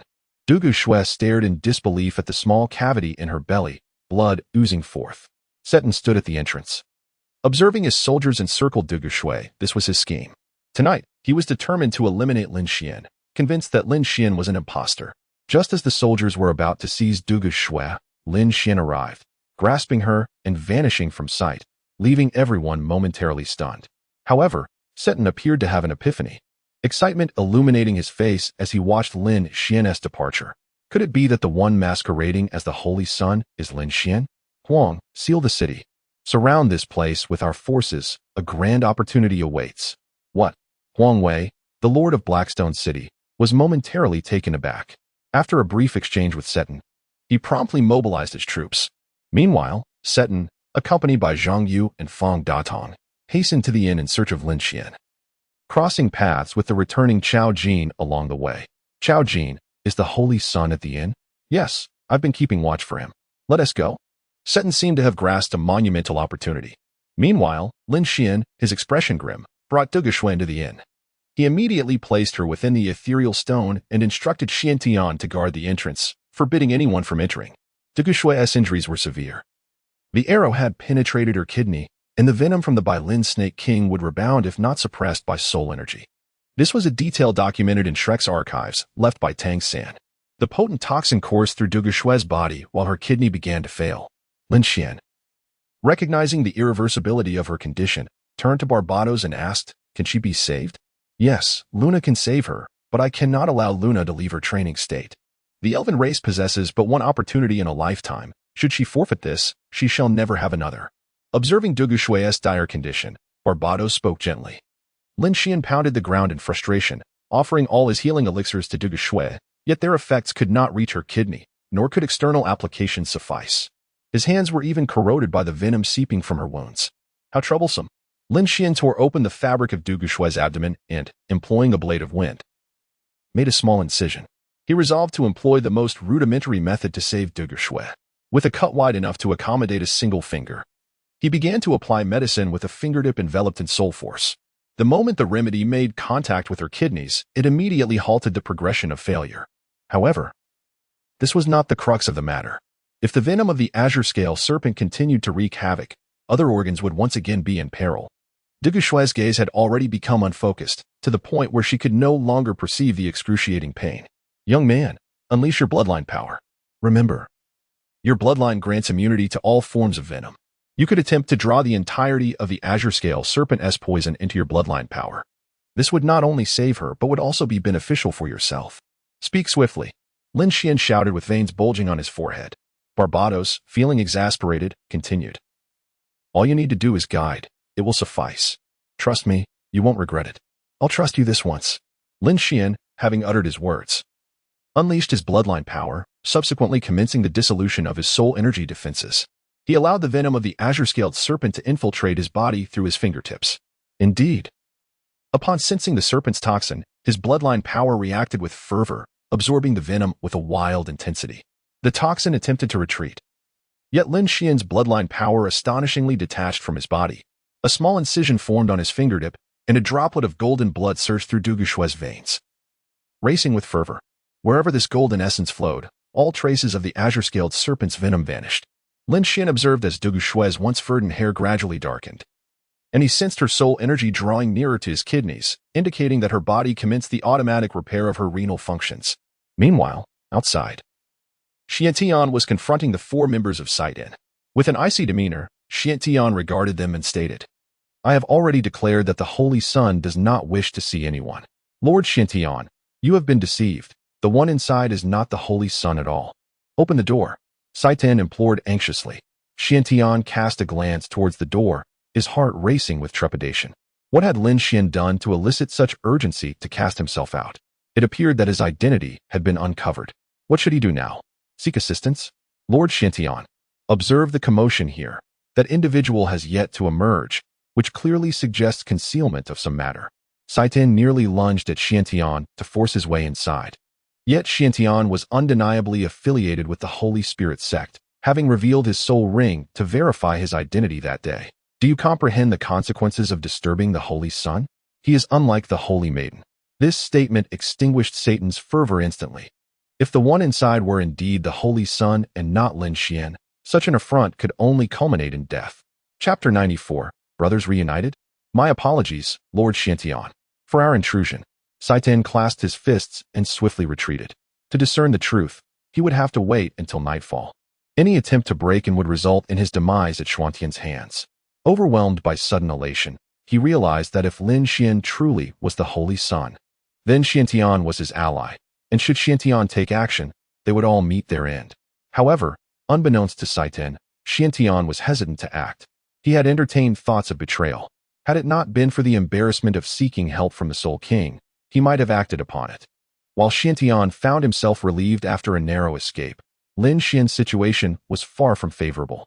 He had absorbed 80% of the azure-scaled serpent's toxin from Douluo's Shui's body. This, when purified, could transform into refined soul energy. However, his bloodline power had inexplicably ceased to function, having only absorbed 50% of the venom, while the remaining 50% wreaked havoc upon Lin Xuan's meridians. Douluo Shui, with great difficulty, opened her eyes, only to see Lin Xuan's skin take on a bluish hue, his pallor alarming. As she attempted to assist him, excruciating pain in her abdomen caused her to lose consciousness. Whether her kidneys could self-repair remained uncertain. Such severe injuries could result in an irreversible condition. Lin Xuan, hold on. I can sense your bloodline power undergoing a transformation. Once your bloodline power successfully evolves, you will be all right, cried Barbados, who was anxious as he witnessed Lin Xuan struggle. Lin Xuan, with a pained expression, glanced at Barbados's towering form and muttered, "You old man." Lin Xuan was uncertain how long he had endured, whether he would indeed be able to attend the appointment that evening. Just as he felt himself on the brink of unconsciousness, the golden blood within his heart's pulse split into two. A droplet of verdant essence manifested in his dantian, while the venom of the azure-scaled snake surged wildly into this emerald blood. The golden blood was not idle either, it flowed forth, rejuvenating the meridians within Lin Xuan's body to their former state, completely eradicating the harm inflicted by the snake's venom. Yet, the paralysis lingered on. After 10 minutes, Lin Xuan was finally able to stir his limbs. He examined Douluo Shui's injuries and found that she merely required rest, which brought him some relief. However, the wound on her abdomen had yet to heal. With no other option, he took out a needle and thread to stitch her up himself, as he possessed some rudimentary skills in treating wounds. Regrettably, Douluo Shui's abdomen had been left scarred, but it was a far better fate than losing her life. He hoped that upon returning to Shrek, the instructors in the inner courtyard would have a solution. Lin Xuan, upon leaving the ethereal stone, discovered Xiantian anxiously awaiting him. As soon as Lin Xuan emerged, Xiantian hurriedly exclaimed, "Time is running short. You are covered in blood. How can you possibly go like this?" Lin Xuan replied, "Do not fret. Please wait for me at the entrance." Lin Xuan waved his hand to dismiss Xiantian, then began to change his clothes, the lingering scent of blood proving impossible to conceal. Suddenly, he recalled Yang Zhini, the man who feasted on the blood of women and infants. The Holy Spirit sect embodied such a vile organization. He resolved to concoct a plausible lie, as tonight presented a crucial opportunity to eradicate a stronghold of the Holy Spirit sect, a feat achievable only by the inner court students. Yet, Lin Xuan found himself enveloped in uncertainty this evening. First and foremost, who had loosed that arrow? He could confidently exclude the 4 individuals he had invited, as they were all focused on suppressing Douluo Shui through their oppressive demeanor, while Chao Jin had not intervened. Moreover, the movements of Seton and his companions seemed to mask something. Secondly, what was the source of Seton's audacity? Even if he suspected he was not the son, it was inconceivable for him to display such open impatience.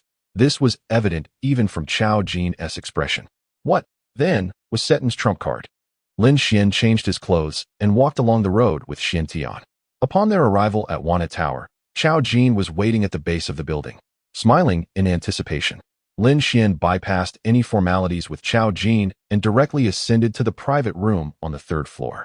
Inside, in addition to Seton, a young man occupied the main seat, gazing at Lin Xuan with an intriguing expression. Lin Xuan's heart sank, yet this was part of his strategy. The 3rd plan revolved around how to act when confronted by another Saint's son. The essence of this plan was singular, to make a swift escape. He had no means to eliminate another Saint's son, who also possessed a soul guardian. Seton, with a smile, inquired, "Nangong Xian, may I introduce you to the Saint's son Zhongli Qing from the neighboring region? Are you two acquainted?" With a scoff, Zhang Liqing interjected. Nangong Xian? Only the saintess of the Holy Spirit sect bears the surname Nangong. Are you perhaps a woman as well? Following this, the atmosphere around Chao Jin and his companions turned ominous. Lin Xuan, maintaining an impassive demeanor, calmly seated himself and asked, Zhang Liqing? I have not heard of you. Where is your guardian? Didn't he bring one? Zhang Liqing retorted, disdain evident in his tone. His arrogance was palpable. How could he be accompanied by a guardian? Lin Xuan nodded and turned to Xiantian, inquiring, Have you heard of Zhang Liqing? Reporting to you, esteemed Saint's son, I have not, Xiantian replied, scratching his head awkwardly. To be honest, he truly had no knowledge of Zhang Liqing. The latter chuckled, Are you taking advantage of my lack of a guardian? Behold, what is this? Zhang Liqing tossed his Saint's son token into the air. Although Lin Xuan's expression remained unchanged, he silently acknowledged his miscalculation. Previously, Nangong Qian had refrained from revealing her identity token when meeting with Han Guangming, as they were master and servant. Saint's son token? I do not possess one. And you can clearly discern my cultivation level. Lin Xuan spoke without the slightest hint of panic, while Zhang Liqing was momentarily taken aback. It was evident that Lin Xuan possessed the cultivation of the soul sect, which could not possibly meet the requirements for a saint's son to undertake a mission. A saint's son must be at least level 58 to be entrusted with the territory. So what? Doesn't that only further prove your falsehood? Zhang Liqing remarked with a cold smile. Lin Xuan nodded, acknowledging the truth in that statement, as it indeed would serve to reinforce the notion of his inauthenticity. However, he swiftly shifted the conversation.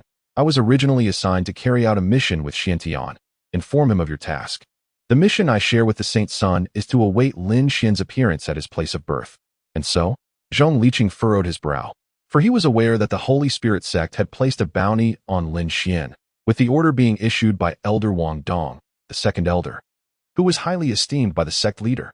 Although his father possessed immense power, he was notoriously lecherous, and most matters within the sect were managed by the first and second elders. Lin Xuan is now with Nangong Qian. I have yet to report to the first elder. To prevent any collusion from Nangong Qian, I have come here to gather Seton and the others, Xiantian coldly stated, observing the unwavering demeanor of Lin Xuan and Xiantian. Zhang Liqing began to harbor doubts. Were these two individuals overly confident? Seton, still unconvinced, queried, Your Excellency, from the moment you entered, I detected a sin of rouge mingled with the stench of blood. This afternoon, while we were besieging Douluo Shuel's. Do not tell me you were the one who rescued her? Chapter 95. A complete capture. Seton voiced all his suspicions in one breath, with Zhang Liqing present. Even if there were repercussions later, he could seek refuge with Zhang Liqing, who would undoubtedly welcome his allegiance. The sin of blood and rouge. What do you deduce? Lin Xuan tilted his head, revealing a sickly smile, which instantly caused Xiantian to adopt a pallid expression. With a grim countenance, he remarked, Holy Son, please exercise restraint. If it comes to light that you are associating with Yangzheni's guardian, even he would impose punishment upon you. Yangzheni? Zhang Liqing nearly fell from his chair in shock. Yangzheni was almost a legendary figure. After having his limbs severed, he transformed into a being of duality, requiring the blood of women or infants daily. Even within the Holy Spirit sect, he was an outlier whom no one dared to approach. Lin Xuan waved his hand, interrupting Zhang Liqing, who had just opened his mouth to speak. As Zhang Liqing touched his face, he discovered some water stains. Realizing that Lin Xuan was using a wet wipe to clean his hands, the mere thought of what Lin Xuan might have done almost made him retch. How infuriating. Saturn was clearly not ready to give up, yet at this moment, Lin Xuan appeared to be the true son of the Holy Spirit.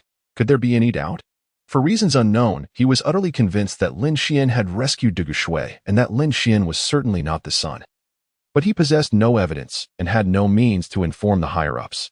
It seems you are indeed affiliated with the Holy Spirit sect. Xiantian cannot possibly know this much. I shall reluctantly place my trust in you, Zhang Liqing said helplessly. Lin Xuan's arguments were impeccably sound. As he stood up, intending to leave, he suddenly knelt at the doorway, disbelief etched on his face as he gazed at the floor, his soul power unable to function, his body turning to jelly. The other four, including Saturn, were equally stunned, their eyes fixed on Lin Xuan. Rising, Lin Xuan looked around with a smile and remarked, The effects of the medicine are so swift. Nangong Xian, what do you intend to do? Zhang Liqing glared at Lin Xuan, his face ashen. Unbeknownst to him, Lin Xuan wasted no time and swiftly struck Zhang Liqing's chest with his foot, causing him to lose consciousness in utter disbelief. The remaining four clawed desperately to escape, only to be dispatched one by Lin Xuan, who crushed their necks beneath his foot. Xiantian, observing from the side, trembled in fear as Lin Xuan cast a glance at him and remarked, "Why are you so frightened? You just witnessed me eliminate 4 Soul Kings and a Soul Emperor. They were far too complacent. I merely had to wave a poison tissue at them for it to take effect. They can only blame their poor defensive instincts." After sipping his tea, Lin Xuan remarked leisurely that the task had been accomplished. It was indeed fortunate that through the connection with Nangang Qian, he had successfully completed Xiao Feng's assessment within half a month.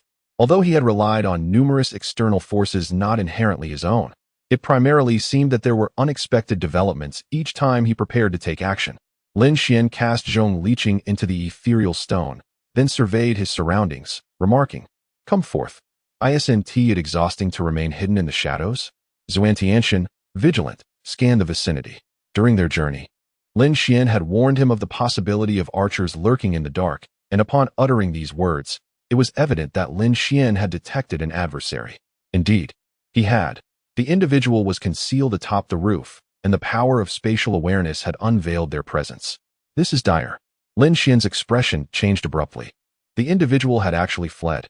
Without hesitation, Lin Xuan tore through the rift in space to pursue, leaving Xiantian alone to survey his surroundings. After a moment's hesitation, he decided to return to the inn, for he dared not gamble on the chances of survival in this escape. Truth be told, accompanying Lin Xuan was far preferable to aligning with the Holy Spirit sect. The adversary darted swiftly across the rooftops, rendering Lin Xuan utterly unable to track him. Had it not been for the unwavering grip of spatial power that firmly locked onto the fugitive, he would have been unable to keep pace. Ultimately, however, Lin Xuan managed to corner his opponent in a dead-end alleyway. Breathless, Lin Xuan gazed at his opponent, who turned out to be a mere youth, surprising him somewhat. Lin Xuan inquired, "Why do you assist these malevolent soul masters? You are one of them as well." The boy coldly replied, his bowstring taut. The 3 soul rings, 2 yellow and 1 purple, radiating behind him. Should Lin Xuan make any sudden movement, an arrow would surely be loosed. Lin Xuan raised his hand, stating, "Your martial spirit is a Bao, is it not? This implies you are not affiliated with the Holy Spirit sect, and neither am I. Might you lower your weapon?" "I must decline," the youth responded curtly. With no other recourse, Lin Xuan summoned his spatial powers and appeared behind the boy. The youth, startled by Lin Xuan's sudden disappearance, was taken aback. Yet, in the next moment, darkness enveloped him as Lin Xuan rendered him unconscious. "This lad, I had expected him to be someone of great significance." Lin Xuan glanced at the youth with a slight curl of his lips and remarked, "Though this lad conceals his aura remarkably well, likely honed from a life as a jungle hunter, there remain numerous unanswered questions. The incident at Wanha Tower must surely have come to light by now. So many influential figures of the Star Dou Empire perished in one fell swoop. A city lord, a vice president of the Merchant Guild, along with 2 others, a deputy city lord, and the proprietor of a pleasure house. Best to return and seek counsel from the master." Lin Xuan placed the youth into the ethereal stone and proceeded towards the inn, only to find it sealed. As expected, this was the doing of the Lord of Blackstone City. Amidst the crowd, Xiao Feng spotted Lin Xuan, who in turn recognized him. The 2 of them stepped away from the throng and met in front of the bun shop, with Xiantian respectfully donning a bamboo hat like a loyal subordinate behind Xiao Feng. "I have heard from Xiantian about the process. It was executed splendidly. Let us depart from here." "Very well." Lin Xuan was acutely aware that it was unwise to linger in this place. He withdrew Xuanti into the ethereal stone and then, alongside Xiao Feng, tore open a rift in space, emerging outside the Blackstone City. Though heavily guarded, these defenses were but a mere illusion to Lin Xuan, who effortlessly led Xiao Feng out of the encirclement in just an hour. "This spatial power truly nearly cost me my life," Xiao Feng lamented as he touched down, his voice laced with bitterness. Had he known, he would have opted to enter the ethereal stone instead. The ordeal of traversing space was not something an ordinary person could endure. He recalled his last moment of such disarray, reminiscent of his first journey in a horse-drawn carriage. Together, he and Lin Xuan had once again procured a carriage at the border and were now making their way back toward Shrek. Naturally, it was Xiao Feng who handled the reins. With Lin Xuan's dual identity now exposed, it would be increasingly challenging to navigate future trials without revealing his true self. Lin Xuan recognized this reality as well, and thus resolved to swiftly pry information from Zhong Liqing. Unlike Xuani, who was merely a temporary ally, Zhong Liqing undoubtedly possessed a wealth of intelligence regarding the Holy Spirit sect.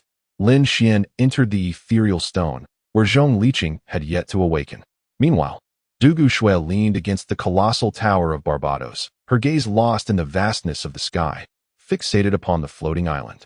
Lin Xuan approached her and handed over the medicine he had just procured at the border. "Thank you for saving me," Douluo Shui remarked softly, her eyes fixed on the medicine lying on the ground. Lin Xuan sighed as he observed the scar on her abdomen. "In order to rescue you, I could only hastily stitch up a dozen or so wounds," he confessed. Chapter 96. The Perfect Blood, Where is Seton? My apologies. I had every intention of eliminating him. I took care of that this evening. We are now en route back to Shrek. Is that so? A smile suddenly graced Douluo Shui's face as she regarded Lin Xuan. His current demeanor seemed somewhat comical to her. In truth, she was indifferent to the scar on her abdomen, for she was not the type to flaunt her midriff, as it could easily lead to catching a chill.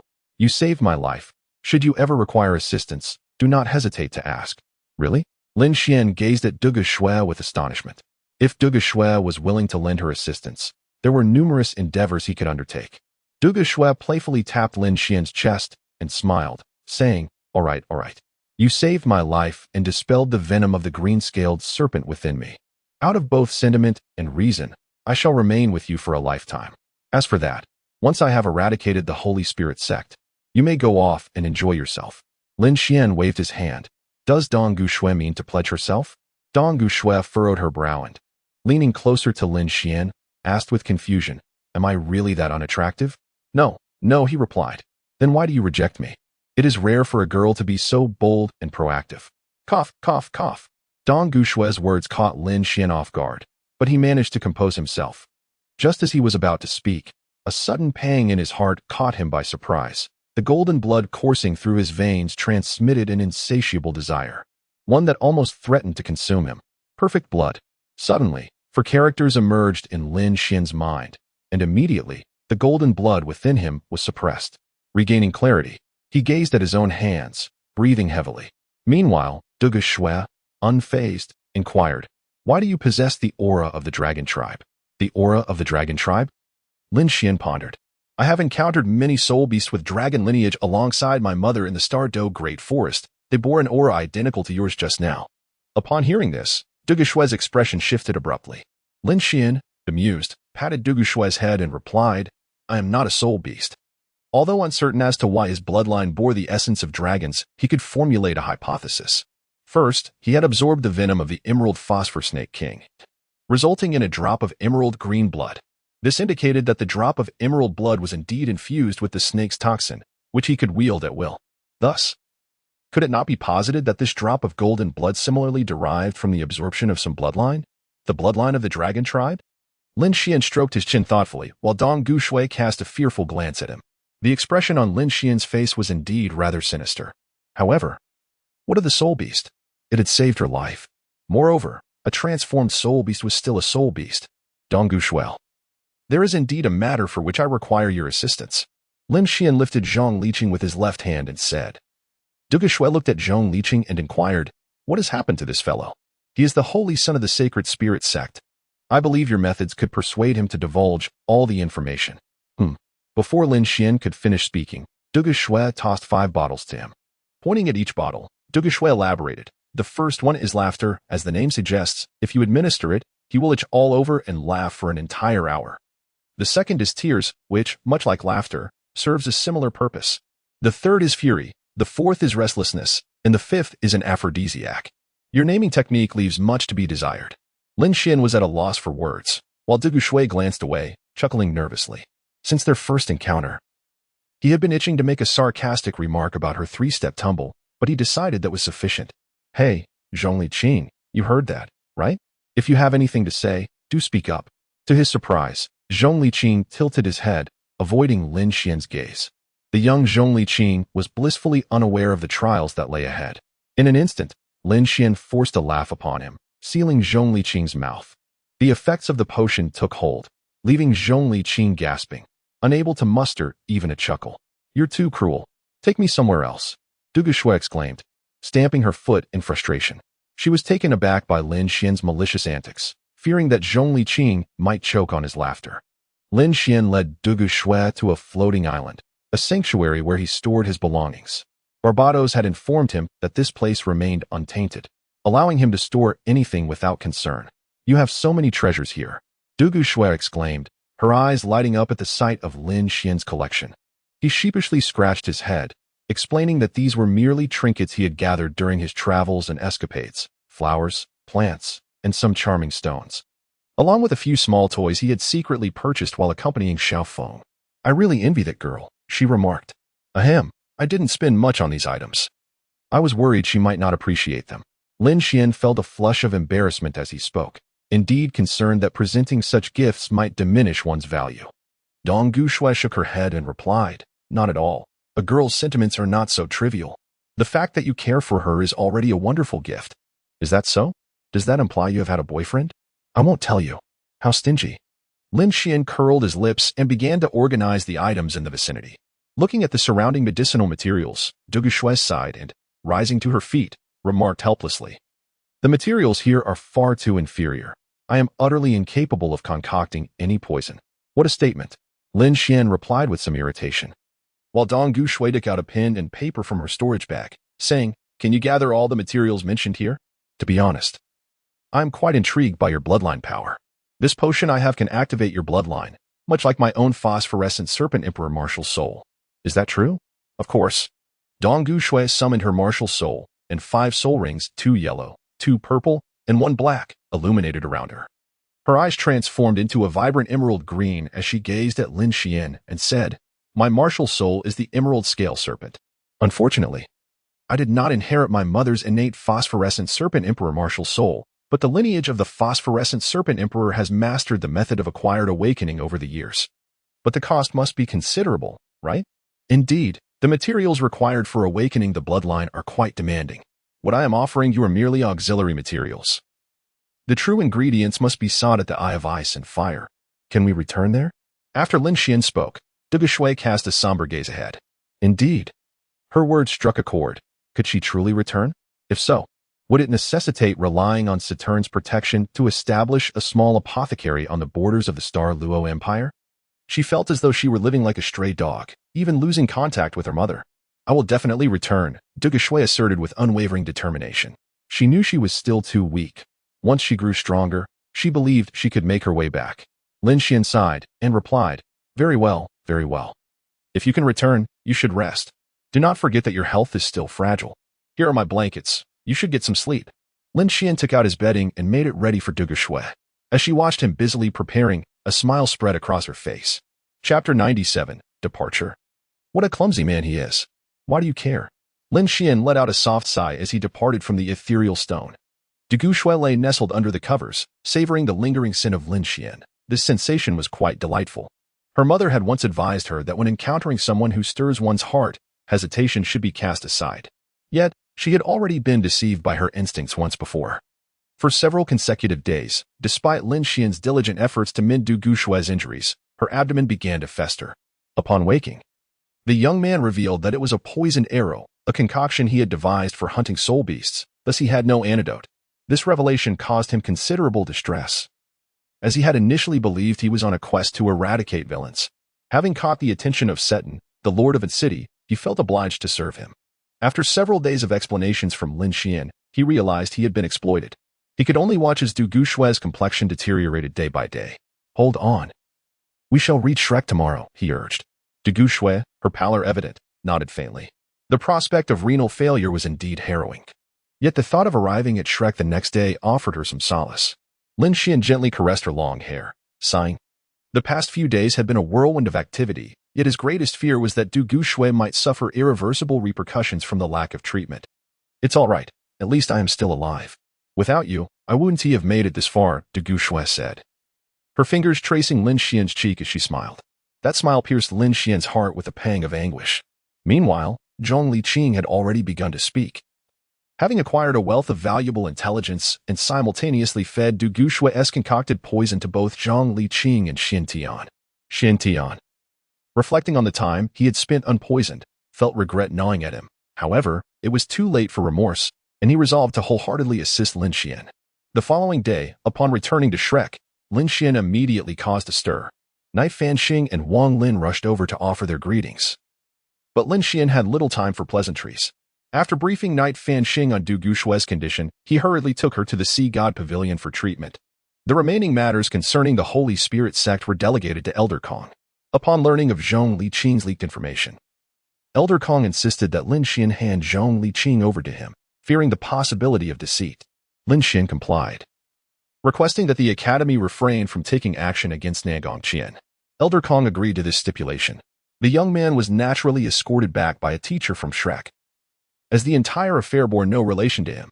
After ensuring he was mentally prepared, he was released. Lin Xuan spent the day bustling about, encountering countless individuals, to the point where he ultimately declined an invitation to dinner from Wang Tianyu and others. In the end, Du Guxue accepted treatment, but it would require an extensive period.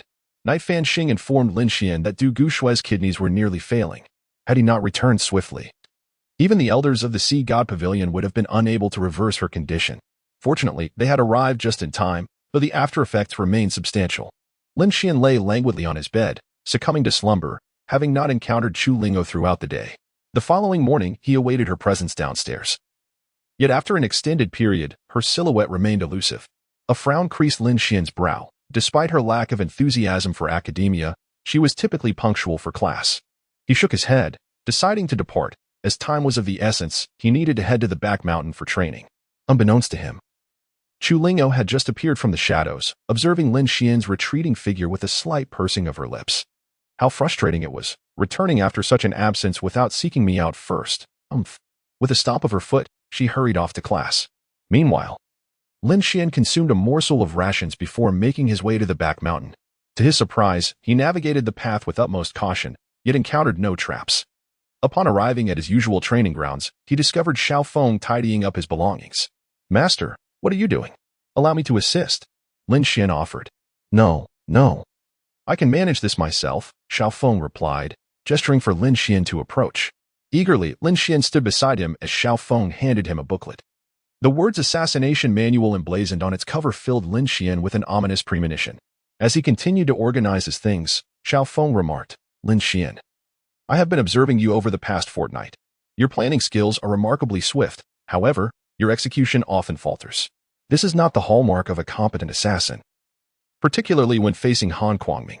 Your initial instinct should have been to retreat, yet you chose to fight recklessly. Such decisions do not bode well for a killer." "Indeed," Lin Xuan conceded. "My primary concern was to shield Shrek from any threat, while also striving not to disappoint you, Master." Lin Xuan lowered his head, speaking with a sense of disappointment. Xiaofeng raised his head and let out a helpless smile. This was precisely the quality he admired in Lin Xuan. A killer is not devoid of emotion, yet those who possess emotions are certainly not the foremost assassins. "Master, are you leaving?" Lin Xuan inquired with a trembling voice, while Xiaofeng's hand, poised in midair as he was tidying up his belongings, froze. Though reluctant to broach the subject, he knew he had to depart. He was an assassin, renowned as the Reaper, and there was no way he could retire in Shrek. "Foolish disciple, I have imparted all that I could teach you. There are still many in this realm who require my assistance. Yet, I too need you. There remains much I am unfamiliar with, the strategies of assassination. The initial 2 steps of the 3-step kill I have yet to master. When faced with formidable foes, I may lose my composure, and furthermore, slap." As Lin Xuan's words remained unspoken, a crisp sound rendered his mind blank. Xiaofeng's hands were poised in a clapping gesture before Lin Xuan's forehead. With a sense of resignation, Xiaofeng remarked, "You are overly reliant, my friend. You always put on a facade of strength, enduring everything alone. Yet, once a dependable ally appears, you revert to a frightened child, needing company to face the darkness in the dead of night. Such a habit is detrimental.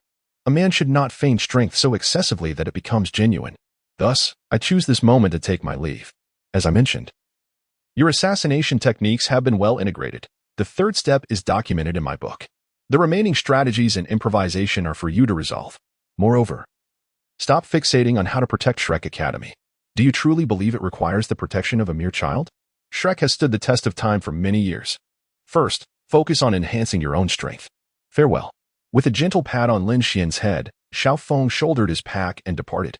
Lin Xuan remained rooted to the spot, dazed by the impact of Xiaofeng's words, yet he retained every syllable spoken. Was this the essence of that technique? Tears flowed from his eyes. and half an hour later, he collapsed onto the grass, surrendering to slumber, clutching tightly the assassination manual penned by Xiao Feng.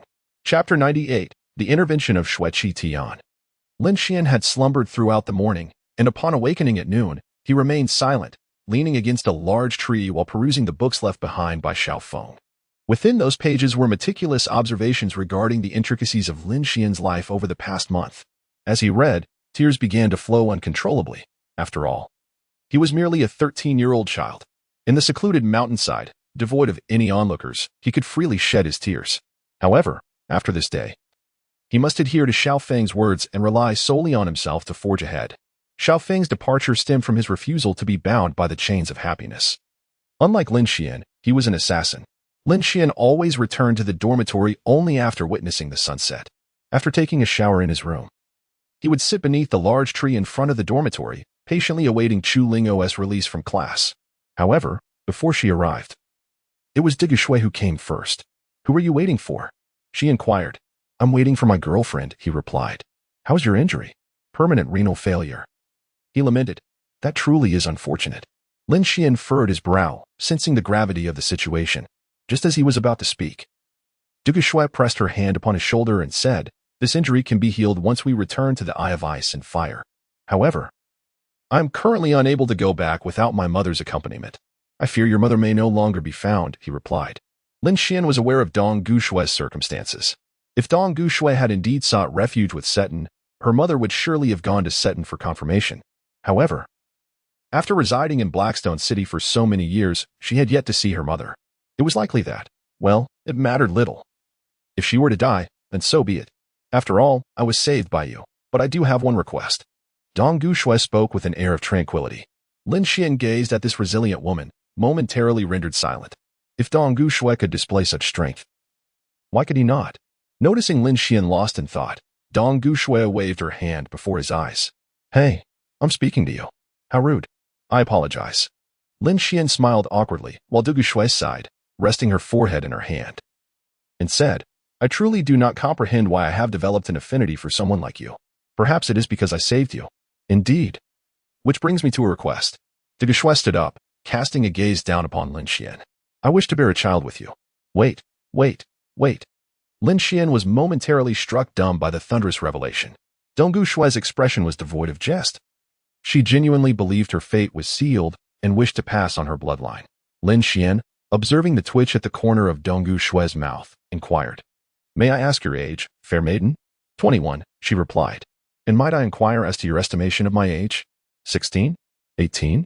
Douluo's delicate brows furrowed slightly as she pondered, ultimately deducing Lin Xuan's age to be a tad older. Yet, Lin Xuan could not bring himself to articulate the truth of his tender years. Douluo, gazing at him curiously, asked, "What troubles you?" "I am but 13 years old." "What?" Douluo's mouth fell agape in disbelief as she regarded Lin Xuan. 13? How could one of such youth stand at 1.80 m? Furthermore, his demeanor hardly resembles that of an adolescent. She had presumed Lin Xuan to be merely 19 or 20, slightly younger than herself, but this revelation was utterly unexpected. Thus, one should not view life with such despair. Perhaps one's mother still lives, merely preoccupied with other matters. If death were to come, it ought to wait until I reach adulthood. Lin Xuan consoled Douluo with peculiar words, suggesting that a plethora of extraordinary herbs could aid in the treatment of renal failure, and that they could simply endure until they reached the ice and fire duality eye. Douluo, clutching her abdomen, could only laugh and cry at the same time, remarking, "You little rascal truly have a way with words." She added, Hey. Just because I am 13 doesn't mean you can change how you address me." Lin Xuan exclaimed in anger, while Douluo chuckled and replied, All right. I shall wait for you for 5 years before discussing this again. But you must promise to marry me after those 5 years." "I shall not," he retorted, "for I already have a girlfriend." "Is that so? Well, I shall be here waiting for you to break up or when you desire to be with me." "Where did you even learn such indecent phrases?" Lin Xuan felt quite overwhelmed. Every time Douluo spoke, she would tease him, which seemed rather inappropriate for a young lady. Street literature. Do you still indulge in this? How tiresome, he thought. Never mind, they must be finishing class. Your little admirer might be arriving soon. Upon hearing the school bell, Douluo left before he could finish his thought. Lin Xuan smiled as he watched her retreating figure. Having such a girl as a friend was indeed entertaining. Yet, he couldn't help but wonder why Chu Linger was avoiding him today. Lin Xuan quietly observed the throngs of students exiting the classroom. As a group passed by, they whispered among themselves. For Lin Xuan had been absent from classes for the entire semester and had received a notice of observation. After a fortnight of absence, Lin Xuan's sudden appearance astonished everyone. As many had presumed that he had withdrawn from school. Lin Xuan, my brother. What happened? Su Luoluo inquired. Lin Xuan gazed at the panting Su Luoluo and inquired with a smile, to which Su Luoluo leaned closer to his ear and whispered, Sister Linger has been quite worried about you these past 2 weeks. Why didn't you go to see her directly after returning yesterday? There was an overwhelming number of matters to attend to yesterday. After everything was settled, everyone rested, so I chose not to disturb her, Lin Xuan replied. Sister Linger must be upset. I noticed her sitting in the cafeteria with her meal untouched, which is why I hurried back to inform you. Su Luo's words left Lin Xuan momentarily stunned. Then he chuckled. It was amusing that this little girl was actually upset with him. No wonder she had deliberately avoided him today. He patted Su Luo's shoulder and said, Thank you, Luoluo. I shall go find her. You should head to your meal. Please, don't mention that I told you. Su Luoluo waved her hand and promptly retraced her steps. To create a time gap, Lin Xuan meandered towards the cafeteria. Inside, an unexpected scene unfolded. A senior from the inner courtyard, clad in a red robe, seated himself across from Chu Linger and inquired with a smile, My dear lady, why are you not eating? Chu Linger cast a glance at the man and prepared to rise and leave, yet he exerted his aura, immobilizing her legs. Coldly, she regarded him and asked, Senior, what do you mean by this? Just seeing that my junior seems a bit lonely. How about accompanying your senior for an afternoon outing? I have classes. Chu Linger promptly rejected without a second thought. Yet, she gradually sensed something amiss. Why was a senior from the inner courtyard in the outer courtyard cafeteria? Moreover, with so many empty seats, why did he choose to sit directly across from her? Hey, Akita, is it really necessary to make things difficult for a junior? Kong Dajin remarked as he approached with a food tray, followed closely by Lu Qiao and Qianjun. Akita shot a cold glance at Kong Dajin and icily replied, Scram. Whoa, such a temper, senior. Lu Yang, holding a duck leg, chuckled as he inquired. They had approached because Akita was harassing Chu Ling. Akita surveyed the surroundings.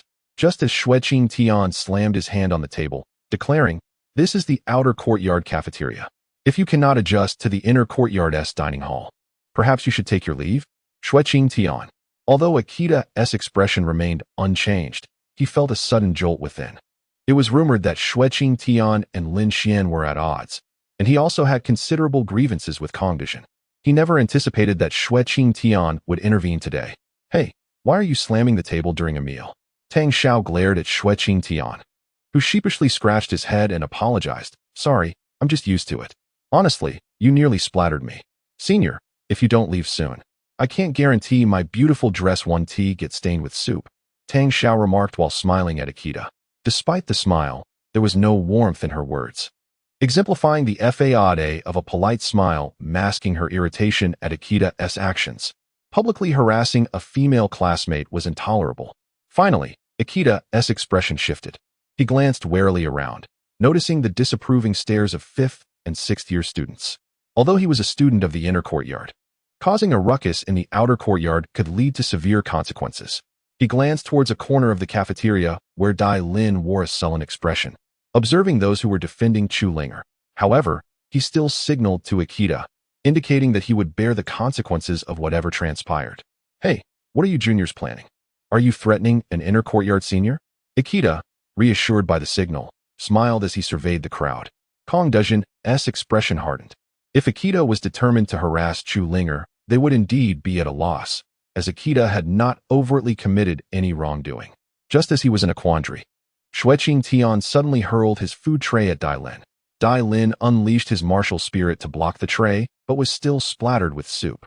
Furious, he exclaimed, Xueqing Tian, Dai Lin, I thought I was petty enough, yet today I discover you are the true villain. How dare you use your royal lineage from the Xinglua Empire to harass Lin Xuan's woman? Are you even a man? Xueqing Tian retorted with a grim expression, believing that his intervention would deter Akita. However, Dai Lin's relentless pursuit ignited genuine anger within him. Xueqing Tian, if you wish to fight me, I am always ready, but do not slander me. Dai Lin ultimately restrained himself, He knew he could not match Shueqing Tian, and any altercation would only lead to humiliation. Meanwhile, witnessing the disgrace of his prince, Akita's expression darkened as he stated, Shueqing Tian, please refrain from defaming your classmates. Silence. You, a mere lapdog, have no right to speak to me. Shueqing Tian glared at Akita with murderous intent, causing Akita to feel as though he had plunged into an icy abyss. He firmly believed that uttering a single word would result in assassination. With a grim countenance, he took a step back, only to collide with the smiling Lin Xuan. What a lively commotion we have here. Lin Xuan, without even glancing at Akita, directly addressed Kongda and his companions. Shueqing Tian, nonchalantly seated, remarked, is there a dog barking, disturbing my meal? Xiao xiao. Indeed, while I do not fancy keeping dogs, if one must, it should be a well-behaved and quiet one. It was evident that such venomous words from the kind-hearted Tang Xiao indicated how repulsive the actions of Akita and Dai Lin had become to her. Dai Lin huffed and left in a huff, while Julin hurriedly followed after him. I hope you can be this arrogant during the selection, Akita, feeling humiliated, retorted harshly as he prepared to make his exit. However, Lin Xuan seized his arm, placing a hand to his ear and loudly inquired, what did you say? Let go. Akita attempted to shake off Lin Xuan's grip, only to find that he could barely move his arm. Lin Xuan coldly gazed at Akita and said, you dare to provoke my girlfriend and think you can leave just like that? Huh? What of your girlfriend? Do you wish to fight? Akita's anger flared. As a senior in the inner courtyard with a formidable level of 58, he could not tolerate the provocation from Lin Xuan, a mere spirit master. Upon seeing Akita relent, Lin Xuan released his hold, and Akita disdainfully chuckled as he exited the cafeteria, vowing never to return. Lin Xuan gazed at Akita's departing figure, a murderous intent brewing within him. Having absorbed 90% of the venom from the green-scaled serpent that resided within Douluo Shui, he had begun to gradually digest the verdant energy of the blood within his heart vein. In less than half a month, he would reach the 39th level, and upon attaining the soul sect, he would likely be capable of contending with Akita. Lin Xuan turned to glance at Chu Linger. Just as he intended to take a seat, she abruptly stood up, attempting to leave. Lin Xuan did not stop her. After all, family matters should remain private. He merely nodded with a smile to Kongdian, Shueqing Tian, and others before pursuing her. Lin Xuan exuded a distinctly different aura this time. Shueqing Tian squinted his eyes and remarked that if the former Lin Xuan was akin to a blank canvas, though often enigmatic in his intentions, he was now imbued with an air of mystery and an undeniable self-assurance. A confidence rooted in strength. What transpired in these past few weeks that led to such transformation? Who, indeed, has been guiding Lin Xuan? Stop looking. Let us finish dinner and return to our training, Shueqing Tian suggested. All right, he nodded in agreement. Regardless of Lin Xuan's evolution, at least during his absence, he managed to win over Tang Xiao. Curiously, after dispersing his entourage, Tang Xiao seemed to warm to him considerably, culminating in a confession that secured the heart of his long-desired companion. This fellow has likely incurred the wrath of Akita. He may face obstacles during the selection process. Lu Yong chuckled. Kongdian rolled his eyes. You two have crossed Akita, you know. Lu Qiyu surveyed the surroundings and declared, let us disperse. Lingering here serves no purpose. Initially, he aimed to discreetly facilitate Chu Linger's departure. With Lin Xuan's return, it seemed prudent for everyone to attend to their own affairs. What surprised Kongdian was the unexpectedly strong reaction from Shueqing Tian today, especially considering his prior discord with Lin Xuan. Linger, don't run away, he called out. Lin Xuan grasped Chu Linger's arm at the sea god lake. She struggled gently for a moment before relinquishing her resistance. Lin Xuan urged her to sit down, saying, I apologize. The day I returned was truly hectic. I was concerned about disturbing your rest, so I waited for you downstairs bright and early. I wasn't angry at all. Chu Linger turned her head away, avoiding Lin Xuan's gaze. He sighed with a wry smile and continued, Linger, much has transpired. I was in a rush to save a friend whose abdomen had been pierced by a poisoned arrow. I hurried back with all my might, just to keep her alive. Had I come to see you first, there would have been numerous elders seeking to discuss the circumstances of the Holy Spirit sect. I couldn't let the elders wait in vain. Indeed, friends and elders are far more important than I, she retorted. Go ahead and pursue your romantic entanglements with them. I shall not accompany you. With a huff, Chu Ling arose to depart. Lin Xuan grasped her arm once more, pleading, please, I have prepared many gifts for you. Look at this. Lin Xuan continuously retrieved various trinkets he had purchased along his journey from the ethereal stone. As expected, Chu Linga was captivated by these items. momentarily forgetting to feign her displeasure. After a brief conversation, she soon realized she had been deceived. All right, I have plenty of time to keep you company now. So don't be upset. Lin Xuan embraced Chu Linger and assured her. Chu Lingo covered her mouth and smiled, saying, I don't believe your nonsense. A man's words are often deceitful. However, you must not leave me, or else I will be bothered daily by that obnoxious fellow from the day. Who dares to approach my woman? I will surely give him a thorough beating. Lin Xuan cheerfully waved his fist and spoke animatedly. The two engaged in conversation for an extended period before returning to their respective dormitories just before the door closed. Lying on his bed, Lin Xuan let out a sigh of relief. It was indeed a close call. He felt immensely grateful to Douluo Shui. Without her encouragement, he would have been at a loss on how to charm Chu Linger. He resumed the process of refining the essence blood within him, having now mastered the art of utilizing the venom of the green-scaled serpent. This involved infusing his spatial power with toxic elements. His third soul skill allowed him to transform spatial energy into various weapons. During this creation process, by activating his essence blood and applying the serpent venom to the blades of the weapons, any strike against an enemy would ensure the venom infiltrated their body. If left untreated for just 15 minutes, it would lead to a swift demise. This was indeed a remarkable skill, alleviating Lin Xuan's earlier concerns about his diminished offensive capabilities following the loss of Windblade and Shantian's shield. Now, all that remained was to absorb the soul power contained within his essence blood. Meanwhile, Douluo Shui leaned against the window, her soul power gradually receding. The reason was simple. Lin Xuan had assisted in expelling the green-scaled serpent's venom from her body. The process of detoxification required rare and precious materials, and Lin Xuan's forceful extraction was detrimental to her foundation, though she chose not to disclose this to him. For her, the sacrifices made to aid Lin Xuan were inconsequential, even at the expense of her own strength. The debt of gratitude she owed him was one she felt could never be repaid, especially since the toxins within her body threatened her life. Although Lin Xuan's actions had caused her soul power to drop to the soul sect, she believed she could still cultivate her way back. Lin Xuan was naturally unaware of such matters. Upon awakening early in the morning, he ventured out with Chu Linger for breakfast. However, he was unable to attend class. With Xiaofeng's departure, he now faced the prospect of punishment. The mere recollection of yesterday's events ignited his ire. That Dai Lin had initially presented himself as a paragon of virtue, yet behind the facade lurked a treacherous character. Conversely, Shui Qingtian surprised him by extending assistance. Nevertheless, there were matters that could now be addressed at a measured pace. First, he sought out Xiaobei to gain insight into Du Zitong's situation. Curiously enough, Xiaobei had accompanied Du Zitong on a jaunt to clear her mind, only to find himself fainting and awakening in a cave, bound alongside Du Zitong. Are you saying that senior sister Nan Gongqian was the one who rescued you? Lin Xuan gazed at Xiaobei and inquired, to which Xiaofeng nodded. This action instilled in Lin Xuan a faint whiff of conspiracy. Could it be that Du Zitong was not as uncomplicated as he appeared? It seemed implausible. Yet, could Nan Gongqian truly rescue him from his own allies? You should rest well. I shall take my leave now. Xiaobei, oblivious to the underlying matters, merely articulated what he knew. Lin Xuan found the situation peculiar, but chose not to involve himself, for the academy undoubtedly recognized the intricacies at play. Perhaps, as his mentor suggested, a touch of naivety might indeed be beneficial. Returning to his monotonous life, Lin Xuan's days unfolded in a linear fashion, shuttling between the dormitory and the dining hall. Occasionally, he would stroll and share heartfelt conversations with Chu Linger in the evenings. The plight of Douluo Shui weighed heavily on Shrek, as her lineage demanded that she not perish under any circumstances. At long last, after 2 months, Lin Xuan ascended to the realm of Soul Master. The blood of the azure scale serpent was now devoid of all but the most potent toxins.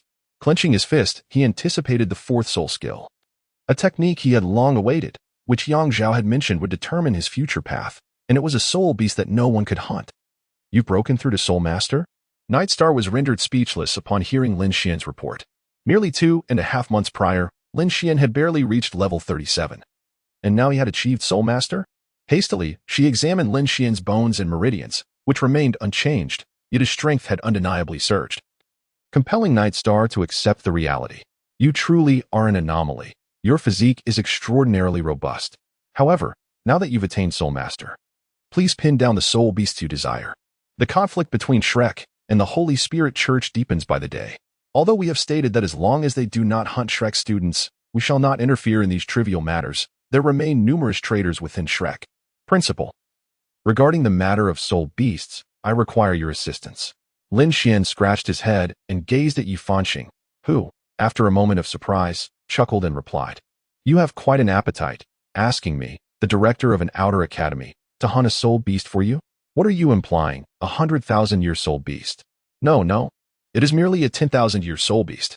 Lin Xuan hurriedly shook his head and said. Night Star glanced at Lin Xuan and asked, with a millennium soul beast, Do you have the confidence to withstand the soul impact?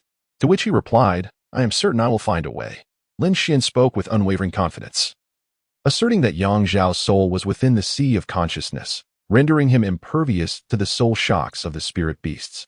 Yi Fanqing was momentarily taken aback, uncertain of Lin Xuan's hidden cards. However, it was evident that someone was guiding Lin Xuan from behind, a fact that could not be denied. Moreover, this individual would likely be unable to attend to Lin Xuan for a considerable time. Young man, I am quite occupied and unable to assist you. I will arrange for a teacher to lead the team, the dean remarked.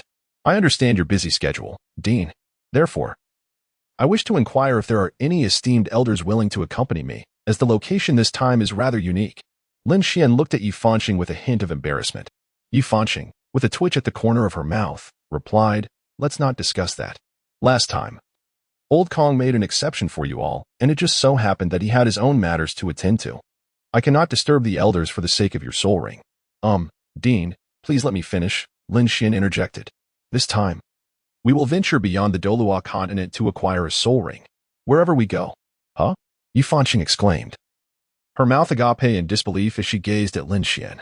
Lin Xuan nodded and presented a map, saying, Dean Yi, this is what I have discovered. This map indicates a spatial node.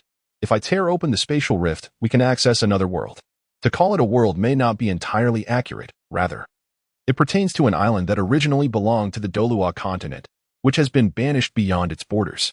After Lin Xuan finished speaking, he almost wiped the sweat from his brow. He was nearly convinced by his own fabrication. In truth, it was Yang Zhao who, fearing that someone might inadvertently slay this singular 10,000-year soul beast, had concealed it. The creature still resided within the Douluo continent,